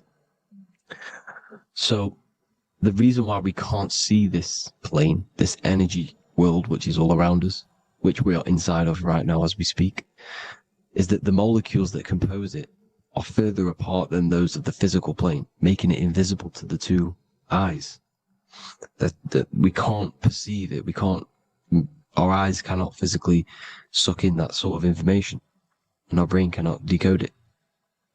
This is why, they brainwash us with all these programs to keep us asleep, to keep these other bodies we have asleep, so we don't find out about these other bodies, and is to make you believe that everything's just a material. Only the material world exists. They don't want you to know is that everything that you see is a result of something you cannot see. As above, so below. There are realities within this reality. This is what I'm breaking down now, these different planes, on how this reality works. So your etheric double is your energy body. You can see here the physical, etheric, astral. Astral is your spirit. The ether is a part of the physical plane. It's like just above the physical plane, but it's still part. But then the astral plane is completely separate. It's another plane, but they're all interlocked. Don't think they're apart. They're all interlocked. They're all one. They all melt into each other. The chakras that we have are inside of our etheric body. They are our sense of organs which tune us to the fourth dimension. These 7 chakras connect us to the astral world, the fourth dimension. Okay? They are points for the flow of energy from the universe / 7 planets, because the 7 chakras are your 7 planets, and the 7 planets are connected to the astral world. They are feeding these 7 senses in our body. They connect us to the universe, to our etheric counterpart, and then to us, supplying the physical body. Because the energy comes from above. As above, so below. These 7 senses, these 7 etheric chakras, are being supplied with energy from the universe, the 7 planets, the solar system. Then it supplies the physical body. You see? So, the ether is very important. And this is, that the ancients understood the science of the ether, and they could, harness free electricity from it, because it's all around us. The ether is all around us. And this is what they were doing. They were harnessing free energy using the ether. The astral plane, the fourth dimension, very important plane. Very, very important. We've all been there. Every single one of you has been there. Okay? The fourth dimension is unseen of what we see. It's the interior of the exterior that we see. We see the third dimension, but we cannot see beyond what's making this third dimension. This is the fourth dimension. Okay? It's the dream world. This is where you go when you dream. Okay? This is where you go when you dream. It's the place of disembodied spirits or ghosts, entities, whatever you want to call them. When you hear ringing in your ears, that is not tinnitus. That is an entity around you. Okay? That is an entity around you. The fourth dimension is where thought forms exist. Mental images. Thought forms as in what you see in your mind when you think of an image, because the mind is the highest plane of existence. Mind is the highest plane of existence. And it manipulates all of the planes below. So it goes the mental plane, then the astral plane. So the thought is in the mind, the mental plane. That just the thought alone, no image, but then the form depiction, the thought form exists. It manifests in the astral plane as a sort of image, an entity, a living conscious being. So this is why thoughts are things. You see, thought forms exist within the fourth dimension. So when you imagine something, when you are, for example, right now, look into your hand and imagine there's an apple in your hand. If you can see that, you are seeing into this fourth dimension. You can only see into this fourth dimension using the mind's eye, not the 2 eyes, the mind's eye. When you shut off the 2 eyes into darkness, the third eye opens. The mind's eye is open. And you can see, this is astral travel. You got to work on astral travel. And you will see this astral plane, this fourth dimension. And there are 3 different sections to this astral plane. Higher, middle, or lower. So yes, there is a kind of a heaven and hell. And a mid-God. Heaven being the higher vibrational entities manifesting higher vibrational thought forms existing there. The lower vibrational thought forms existing in the astral plane. But these thought forms are beings. You can create these beings. They're called elementals. Okay? If you entertain specific thoughts for long enough, this will plant a seed and it will grow. If you keep, so for example, you have a bad feeling or whatever, what's a good example? Unforgiving someone. You keep that energy inside of you for long enough, it will manifest in the fourth dimension. You entertain that thought long enough, it will manifest. And it will create an etheric body, and it will be an entity which will harm you. It will feed off you. This low vibrational energy. Your mind is so powerful. It creates thought forms, and these thought forms can take consciousness, can take bodies, etheric bodies. Now, that's why it's very important that you master your mind, master your thought patterns. So this fourth dimension is the astral world. So when you have a nightmare, this is the lower astral plane. You're in the lower astral plane. Whilst this physical body rests at night, your consciousness, while you awaken this other body, your consciousness goes inside of this other body, whilst the physical body lays asleep. You see? So it's all inside of you. This is what you need to understand. You just haven't awakened these bodies yet. You can awaken them. You just got to awaken them. Okay? The next is the mental plane. This is the mind, the source, pure cause, pure motion, the most less dense, the most fluid. No form. There's no form to the mind. Astral plane is the first plane where a form takes existence, pretty much. The mental world has no form. It's pure mind, pure intelligence. Thoughts alone exist here without any images or manifestation. The most fluid, the most dreamy, the most causal plane. All of the rest take the effects of this plane. That's why it's mind over matter. Your thoughts they create vibrations. Each vibration is vibrating on a specific frequency, which creates mental images, creates effects down here on this physical plane. This is why it's so important to master your mind. Master what you think. Master your mind. It's the hardest thing to master. You could conquer the world, but it's probably harder to conquer your own mind than to conquer the whole world. I can promise you that, because the mind can play tricks on you. You got to listen to that inner guide within you that will constantly manifest the good things. So anyways, people, hope you learned a lot from this. Please work on trying to activate these other bodies. I will maybe do another video on trying to activate these bodies if you wish. Please comment down below if you would like to see that. And have an amazing day.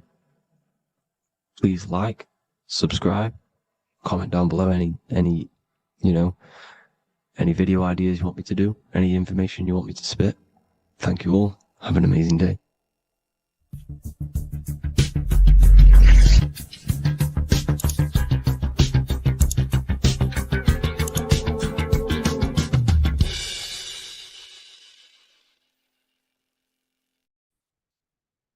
Hello and welcome to another lecture from Harry B. Joseph, also known as Revival of Wisdom, the author of the Book of Wisdom series from revivalofwisdom.com. In this lecture, you will learn how to decode Freemasonic symbolism, gain a deeper understanding of yourself, expand your awareness of consciousness and reality, and receive guidance to navigate life with greater clarity.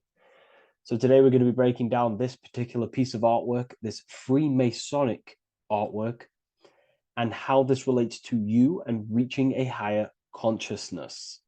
Ultimately, this is what it's about, okay? Freemasonry is considered a craft, and this craft is crafting a better brain and heart, crafting a higher consciousness, crafting a better self.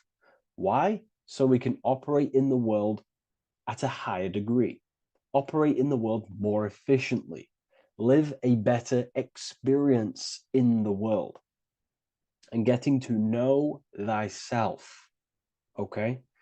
So we're going to start from bottom to top, because this is important.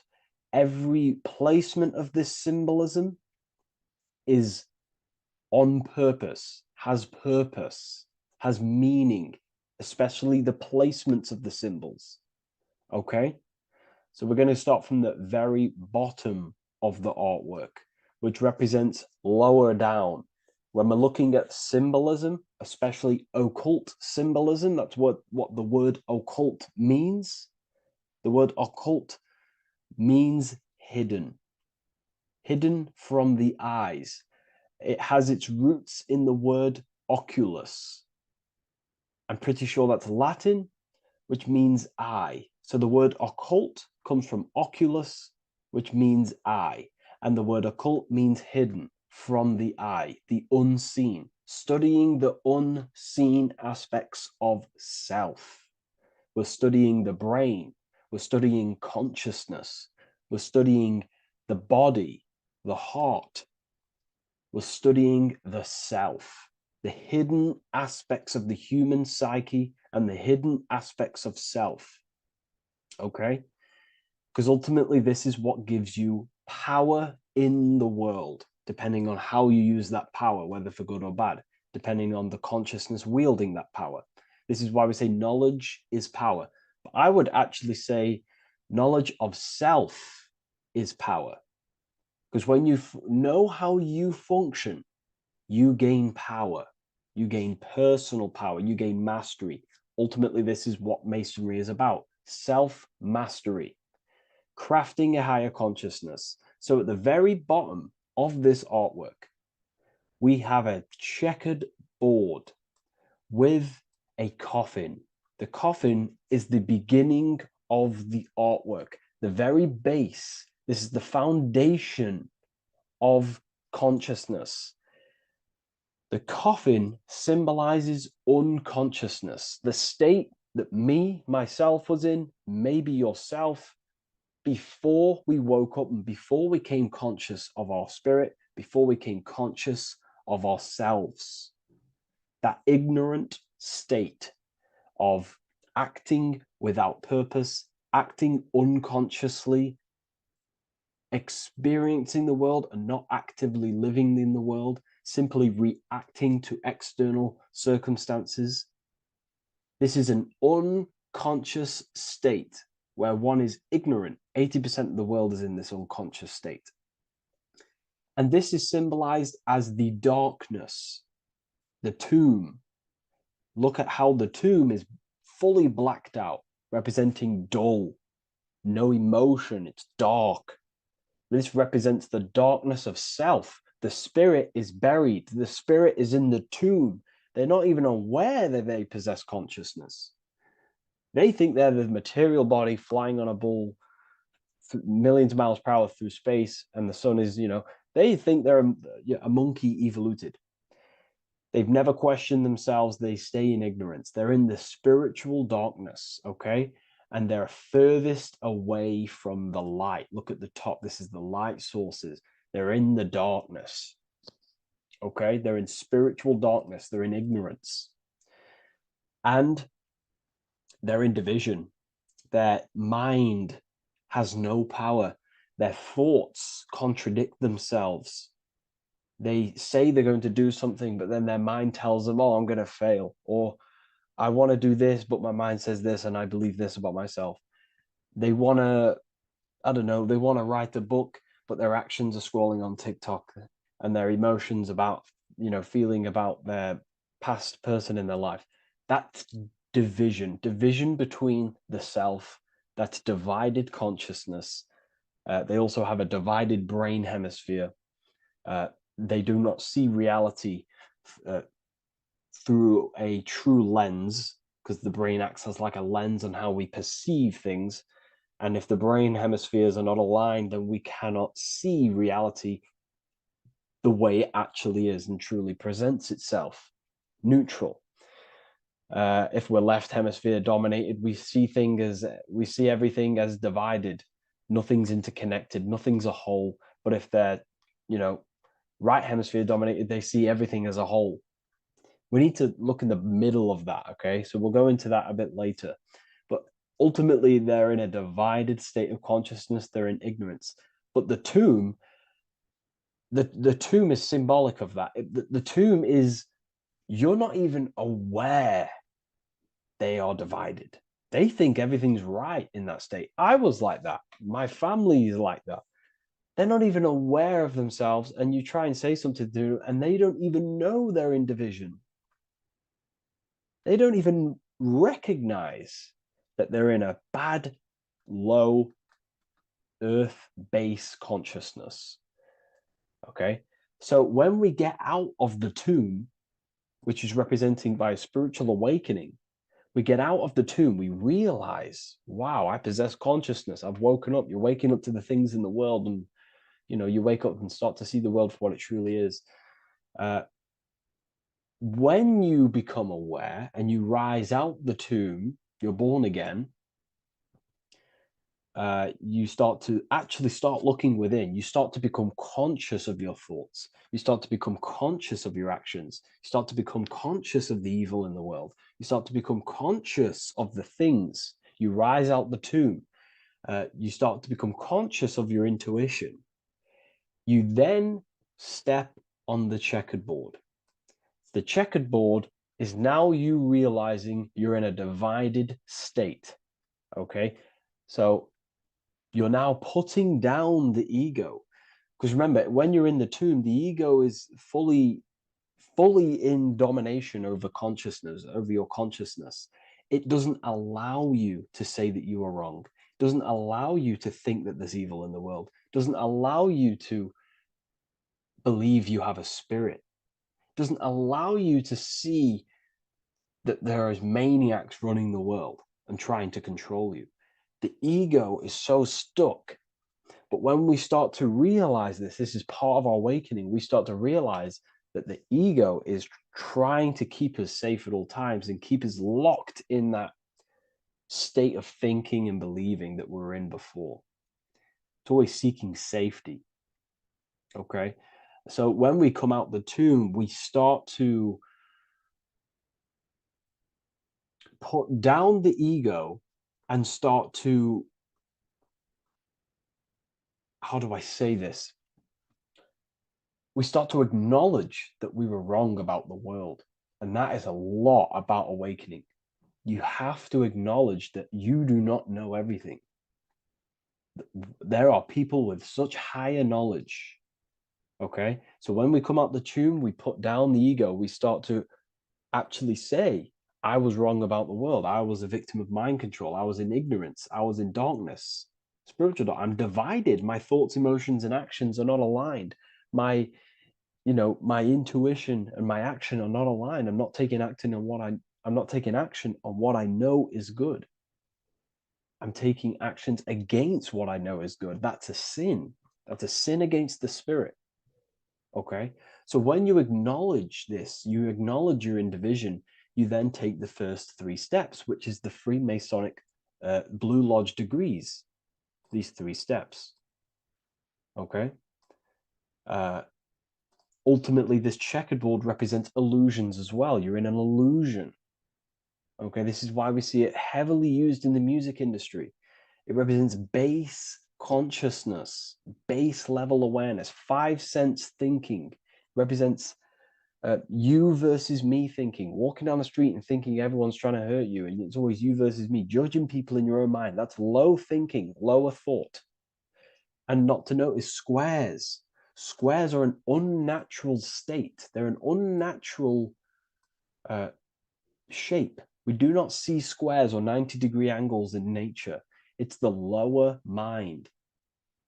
So it represents base consciousness, base level awareness, only aware of the physical body, only aware of the 5 senses, never looked within.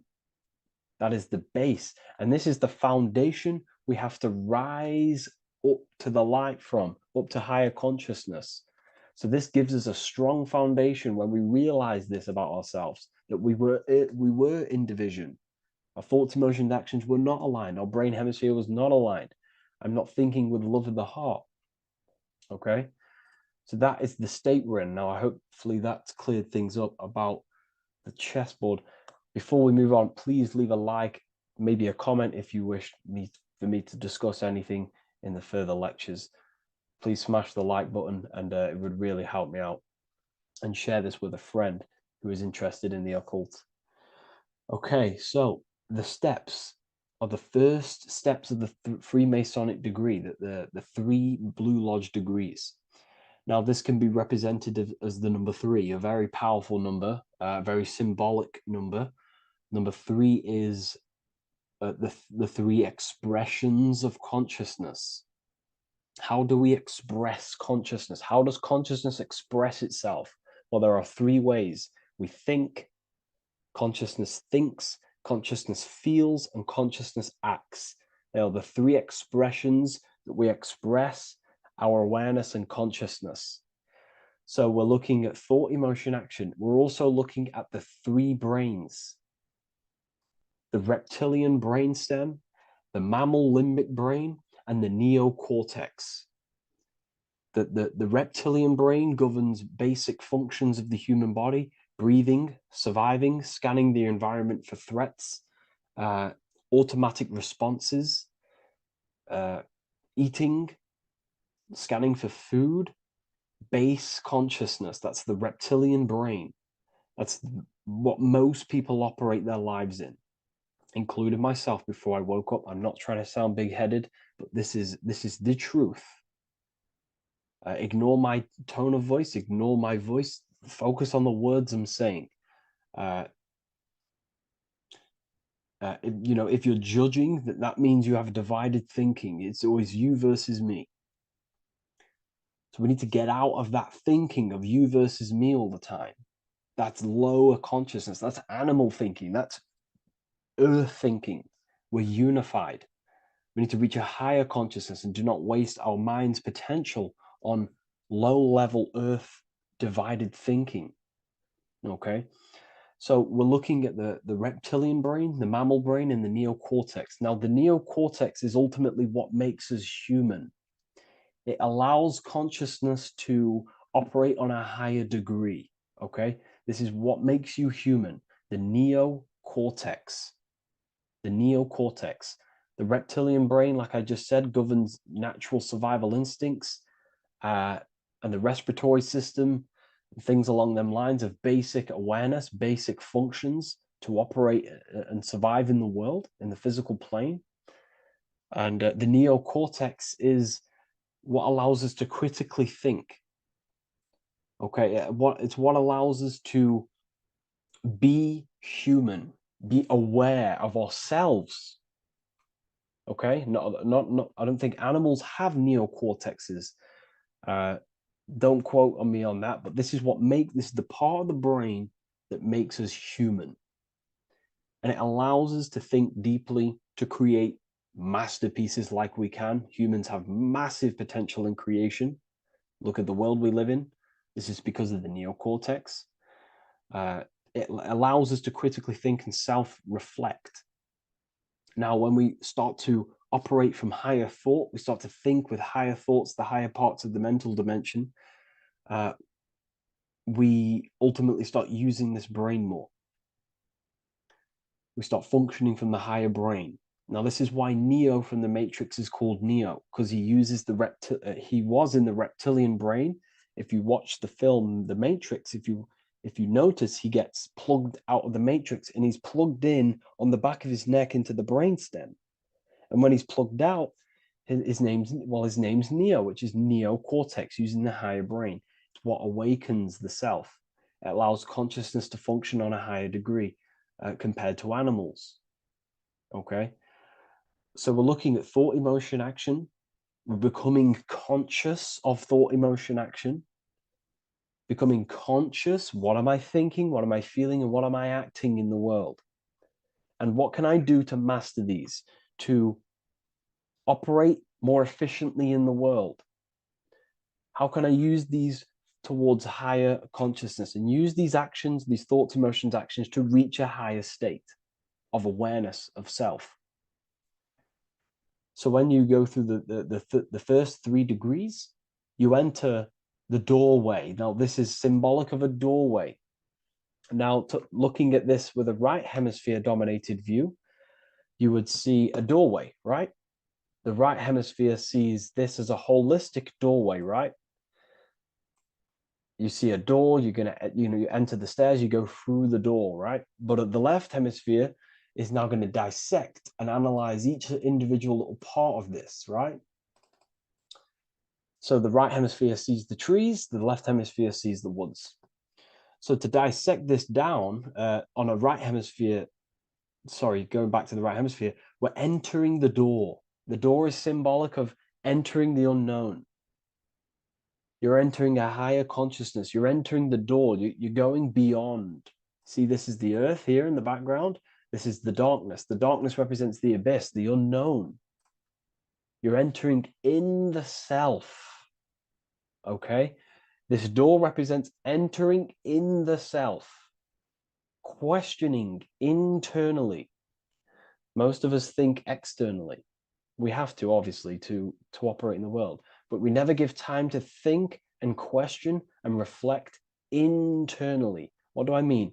Closing the eyes and questioning the self. Who am I? Where am I from? What's the voice in my head? If the voice in my head stopped using the language that I speak, what is it then? It's about going within, into the darkness, what you cannot see, and finding the light. Okay? It's about entering within the self. This is a doorway to higher knowledge, higher consciousness, higher self, and really digging deep for what you truly are beyond your human form. Okay? So we have, most importantly, I'm not going to go over every single one of these symbols here. I'm going to go over this on a basic, well, not a basic level, a very detailed level, but it's not going to go over every single symbol. We have a left pillar and a right pillar. The left pillar has the sun next to it. The sun is more electrical energy. It's very dominant. It's a very powerful masculine force. This represents the masculine quality of consciousness. The masculine qualities. We have many masculine qualities such as actions, physical actions with the body. We have thinking. Thinking is a very masculine force. We have the left brain, analyzing brain, the brain that's very logical, that's trying to figure things out. That's the masculine pillar. Okay. So this is the masculine qualities of consciousness. It also represents what we can see, the sun. The sun allows us to see, to visually see in the world. So the sun represents the external world, the world outside the self. When we close our eyes, we have a self, an internal dialogue, an inner voice. We have an inner world, outer world. This represents the world we take physical action in, the material external world outside you. Okay? The world we can see. And then on the right pillar, we have the moon, which is associated with feminine qualities of consciousness. Now, the moon is in the night, what we cannot see. The moon is the nighttime. The darkness symbolizes what we can't see. So it's representing the internal world, the world of the self, the immortal world. Okay? The self in the mind is immortal. When you close your mind, you go in the mind, that self inside you is immortal. In the mind, you are immortal. Outside the mind, you are mortal. You will die. This body will die. Okay? So this is representing the internal world on a holistic understanding. It's also representing the right brain, the feminine brain. It's also representing intuition, emotion. They're linked. Intuition and emotion. They're a feminine force. Also, we're looking at the heart, the right pillar. So everything that is feminine falls under this right pillar. Now, don't get confused. I know a lot of people can get confused about what I've just said. So this represents the inner world, the outer world. It also represents everything masculine and feminine. So thought is, although it's an internal quality, it would fall under the left pillar, because thought is a masculine force. It's a penetrating force. So try not to get misunderstood with that. On a holistic scale, it's also represented inner world, outer world, and how they are reflections of each other. Now, these pillars, they're the same height, they're the same structure, but just different in sun and moon, which represents their reflections of each other. Their reflections, the inner world reflects in my outer world. My My external world, what I see outside of me, is a reflection of my thoughts and my internal world. So the inner reflects the outer. The inner reflects the outer. As within, so without. So we're also looking at the right and left brain. I've already gone over that. So what we need to do is build the bridge between the two to reach higher awareness of self. Because ultimately, remember, we're still divided. We came from the checkerboard, we entered up here, we've just entered within the self. We started questioning the self. We're still divided. We need to build the bridge. And this is what they're crafting in Freemasonry. The bridge, the arc, the agreement, the great work. This is the crafting of aligning the left and right brain. We're also aligning intuition, feminine, with the actions. Because ultimately, the higher self is always guiding us. That's our true spirit guide. Our true spirit guide is our higher self. And the higher self ultimately exists in a higher dimension. This is going to sound crazy to some people, okay? But who you are is not your human body. And your higher self does not communicate through the language of the human material world. It doesn't communicate through English, doesn't communicate through thoughts. It communicates through intuition and communicates through dreams and symbolism. So it's all associated with the right pillar. This is the things we can't see. The higher self is always guiding us to awakening and to our purpose on the earth. Okay, so this left pillar also can symbolize what we're born into the world with, our circumstances, our external world. What are we born into? You know, our family, our current financial situation, where you're located in the world. So it's also symbolizing this. It's also symbolizing the qualities you bring here, the natural abilities you have when you're born, and what we need to do with our environment to ultimately reach a higher consciousness and reach our and transmute our environment we're born into to realize who we were and why we came here. Okay, so we need to build the bridge between intuition and action, and always take action on what we know and feeling is right at all times. That's unity consciousness. And when we do this, we gain the light. We gain more light, symbolic of more information of the self. Because the higher self is always guiding. It's always watching over. And it's always trying to give us knowledge of awakening, of why we came here. And when we take action on what we know and feel is right at all times, it's like a domino effect and a stepping stone that pushes you closer and closer towards your life purpose. Okay? We're also aligning the right and left brain to perceive the world in truth, to see the world in its true form, to see the world in what it actually is, instead of any distorted left or right hemisphere dominated beliefs or thoughts. We ultimately do that by acknowledging that, yes, you have a self, you have, the left brain is more ego, this like divided thinking, everything's separate, and the right hemisphere is more holistic.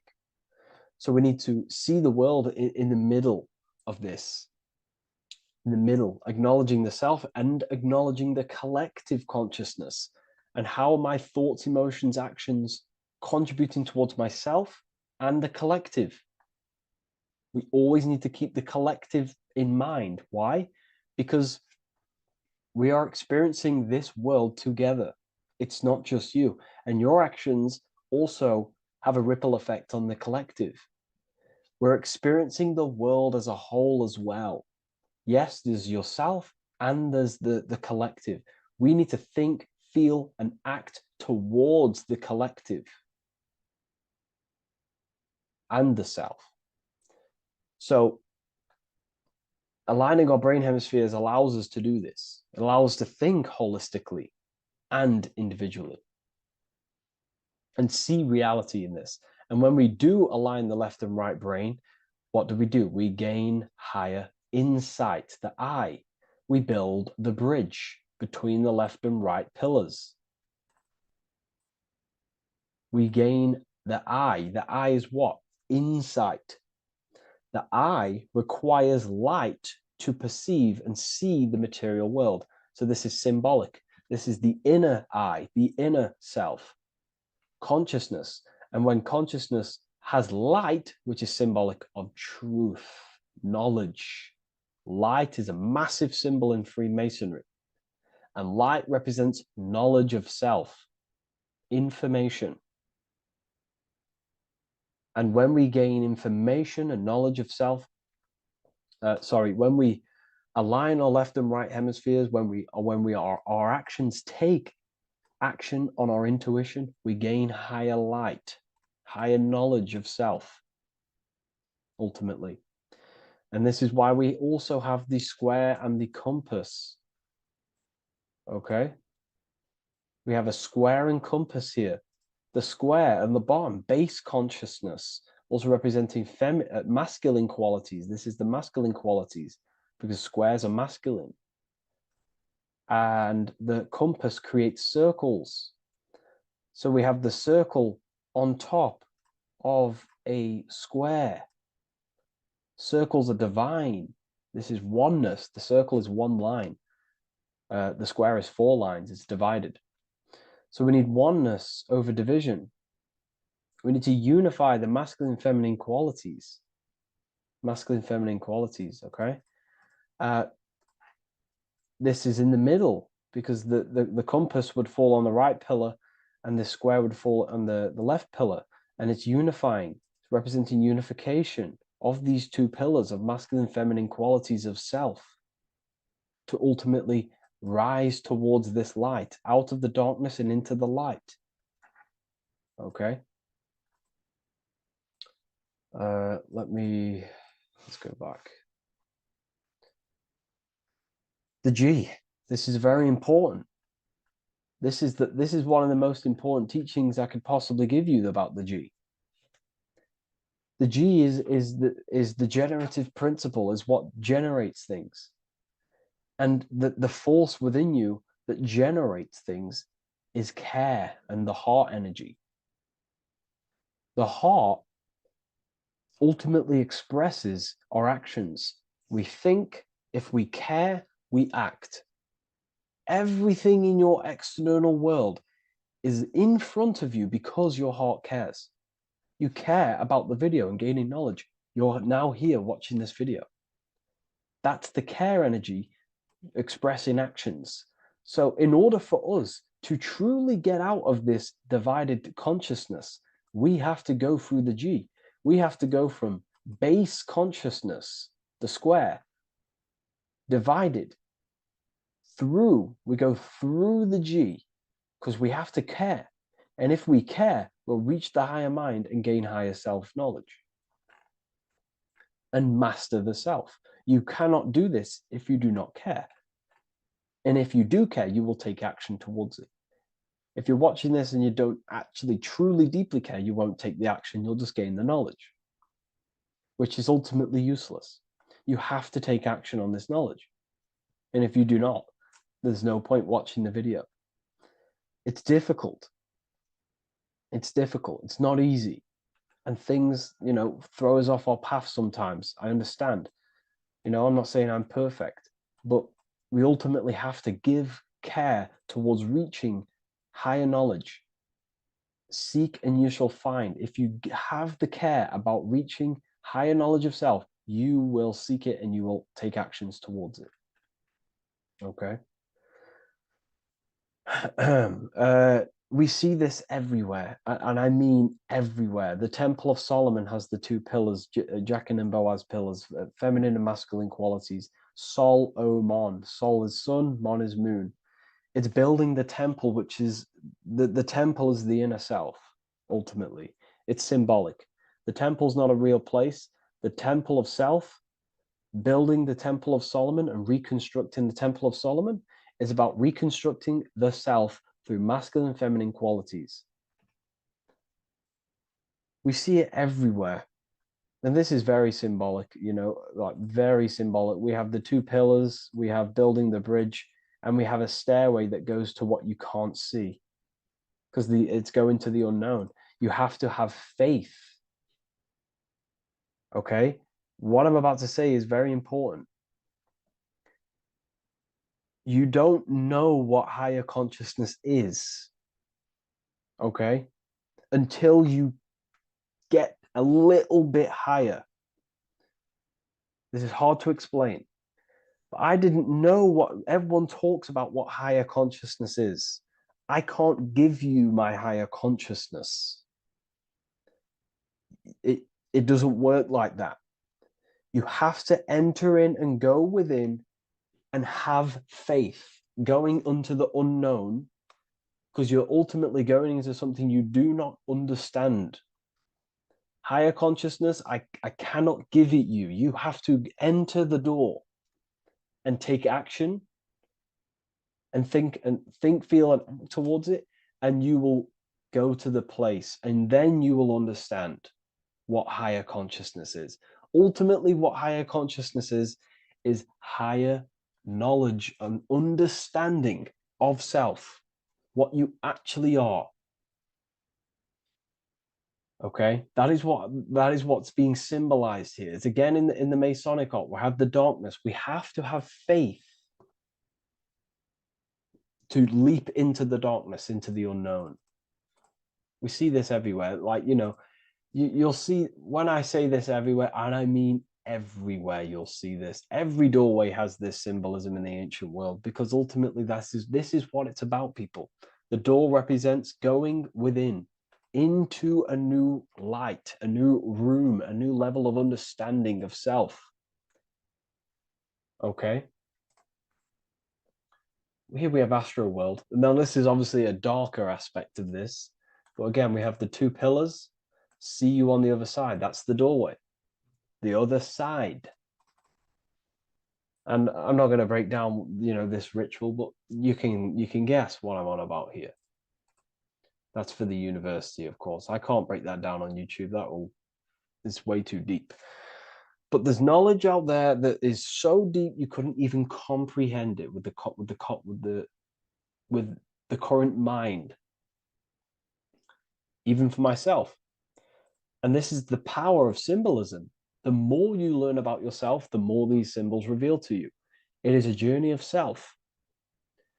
And I can't give you these understandings. You have to go within and question and meditate on these symbols yourself, and have thinking exercises of meditating on a symbol and seeing what your mind does with the symbol, what it lets you think about that symbol, and you'll unlock deeper meanings. I'm going to go over one more symbol before we end this. This is the hourglass, which represents time, a very overlooked thing in today's world. We do not have unlimited time in this body. You have limited time. You will die. You will die. You have limited time in the external world. This is why it's on the left pillar, located on the left side, the external world. You are limited. The scythe represents you will be harvested. Your body will die. It'll be harvested. You will die, and you need to fulfill your mission here. You came with a purpose. You have to find that purpose by going within the self and questioning and taking action on what you know and feel is right. unity consciousness, aligning thought, emotion, action. So, if you wish to learn deeper insights, gain exclusive lectures, astral projection, self-mastery, I've just started a new section on mind control methods and how people are using this in society and becoming conscious of it. I've now opened 5 spots at a limited special price for Ethereal University. Use the code MIND, all capital letters, MIND, all capital letters at the checkout. And there's only 5 of these codes. Whoever uses them gets them. It's ultimately going to give you 20% off the university for as long as you're subscribed to the university. We go so much deeper in the university. Remember, social media is just the tip of the iceberg. Tip of the iceberg information. There are certain things I can't talk about, but I'll see you inside, and I hope you enjoyed this video. Please leave a like, comment, and a subscribe. What if I told you you don't have one body? You in fact have 4. There's a secret hidden right in front of you, and most of you overlook it. And by learning these teachings today, this will change your perspective on life, on yourself, and completely change the conception of yourself. This is the key to your highest potential. If you stay with me today, you will find secrets about yourself that will change your life. But I warn you, once you step this path of esoteric knowledge, there's no going back. Once you see, you can't unsee. So stay with me, and we will discuss the 4 bodies of your soul and how you can master yourself to reach your highest potential. The first thing we must understand is that there is a sun. And just like the sun gives life to the earth, there is this life force within the sun that gives life to all matter. We must understand that matter itself is dead. It has no life potential. It has no ability to create or destruct anything. All of the life comes from above, from the sun, from the life-giving power of this infinite energy source we call the sun. No matter what model you believe, the sun still gives power to this physical realm, giving life to all of the crops, giving life to animals, giving life and growth to all things that the rays come in contact with. This is a macrocosm process. We must understand the teachings of as above, so below. This means that the macrocosm repeats itself in a microcosm form. Now, what do I mean? Humans are made in the image and likeness of God. You are a miniature version of God, a spark of the divine consciousness made in human form, in physical form. Just like the sun gives life to all physical matter and growth to all crops on the earth, your soul is a miniature sun. And your soul is giving life to the body. Your body is a miniature earth, which also goes through the cycles of the 4 seasons of the sun. We feel different in each one of these seasons. It's because our body does not only go through these cycles externally, but these cycles happen within ourselves, within consciousness. Your soul is the sun. The sun you see in the sky is an externalization of your soul. Your soul is the life force. You are the soul, not the body. And like the sun gives power to the earth, the soul gives power to your body. So first, let's look at the etymology of the word sun. The word sun comes from it's a Latin word solis or sol, which means the sun. Sol then became soul, sun, soul. And in fact, S-O-N and S-U-N in the old etymology dictionary mean the exact same thing. They are interchangeable. So when we look at the symbol of the sun, we look at a circle and a cross, which represent the 4 aspects of the sun, the 4 seasons of the sun: summer, winter, spring, and autumn. These are the 4 states of the sun.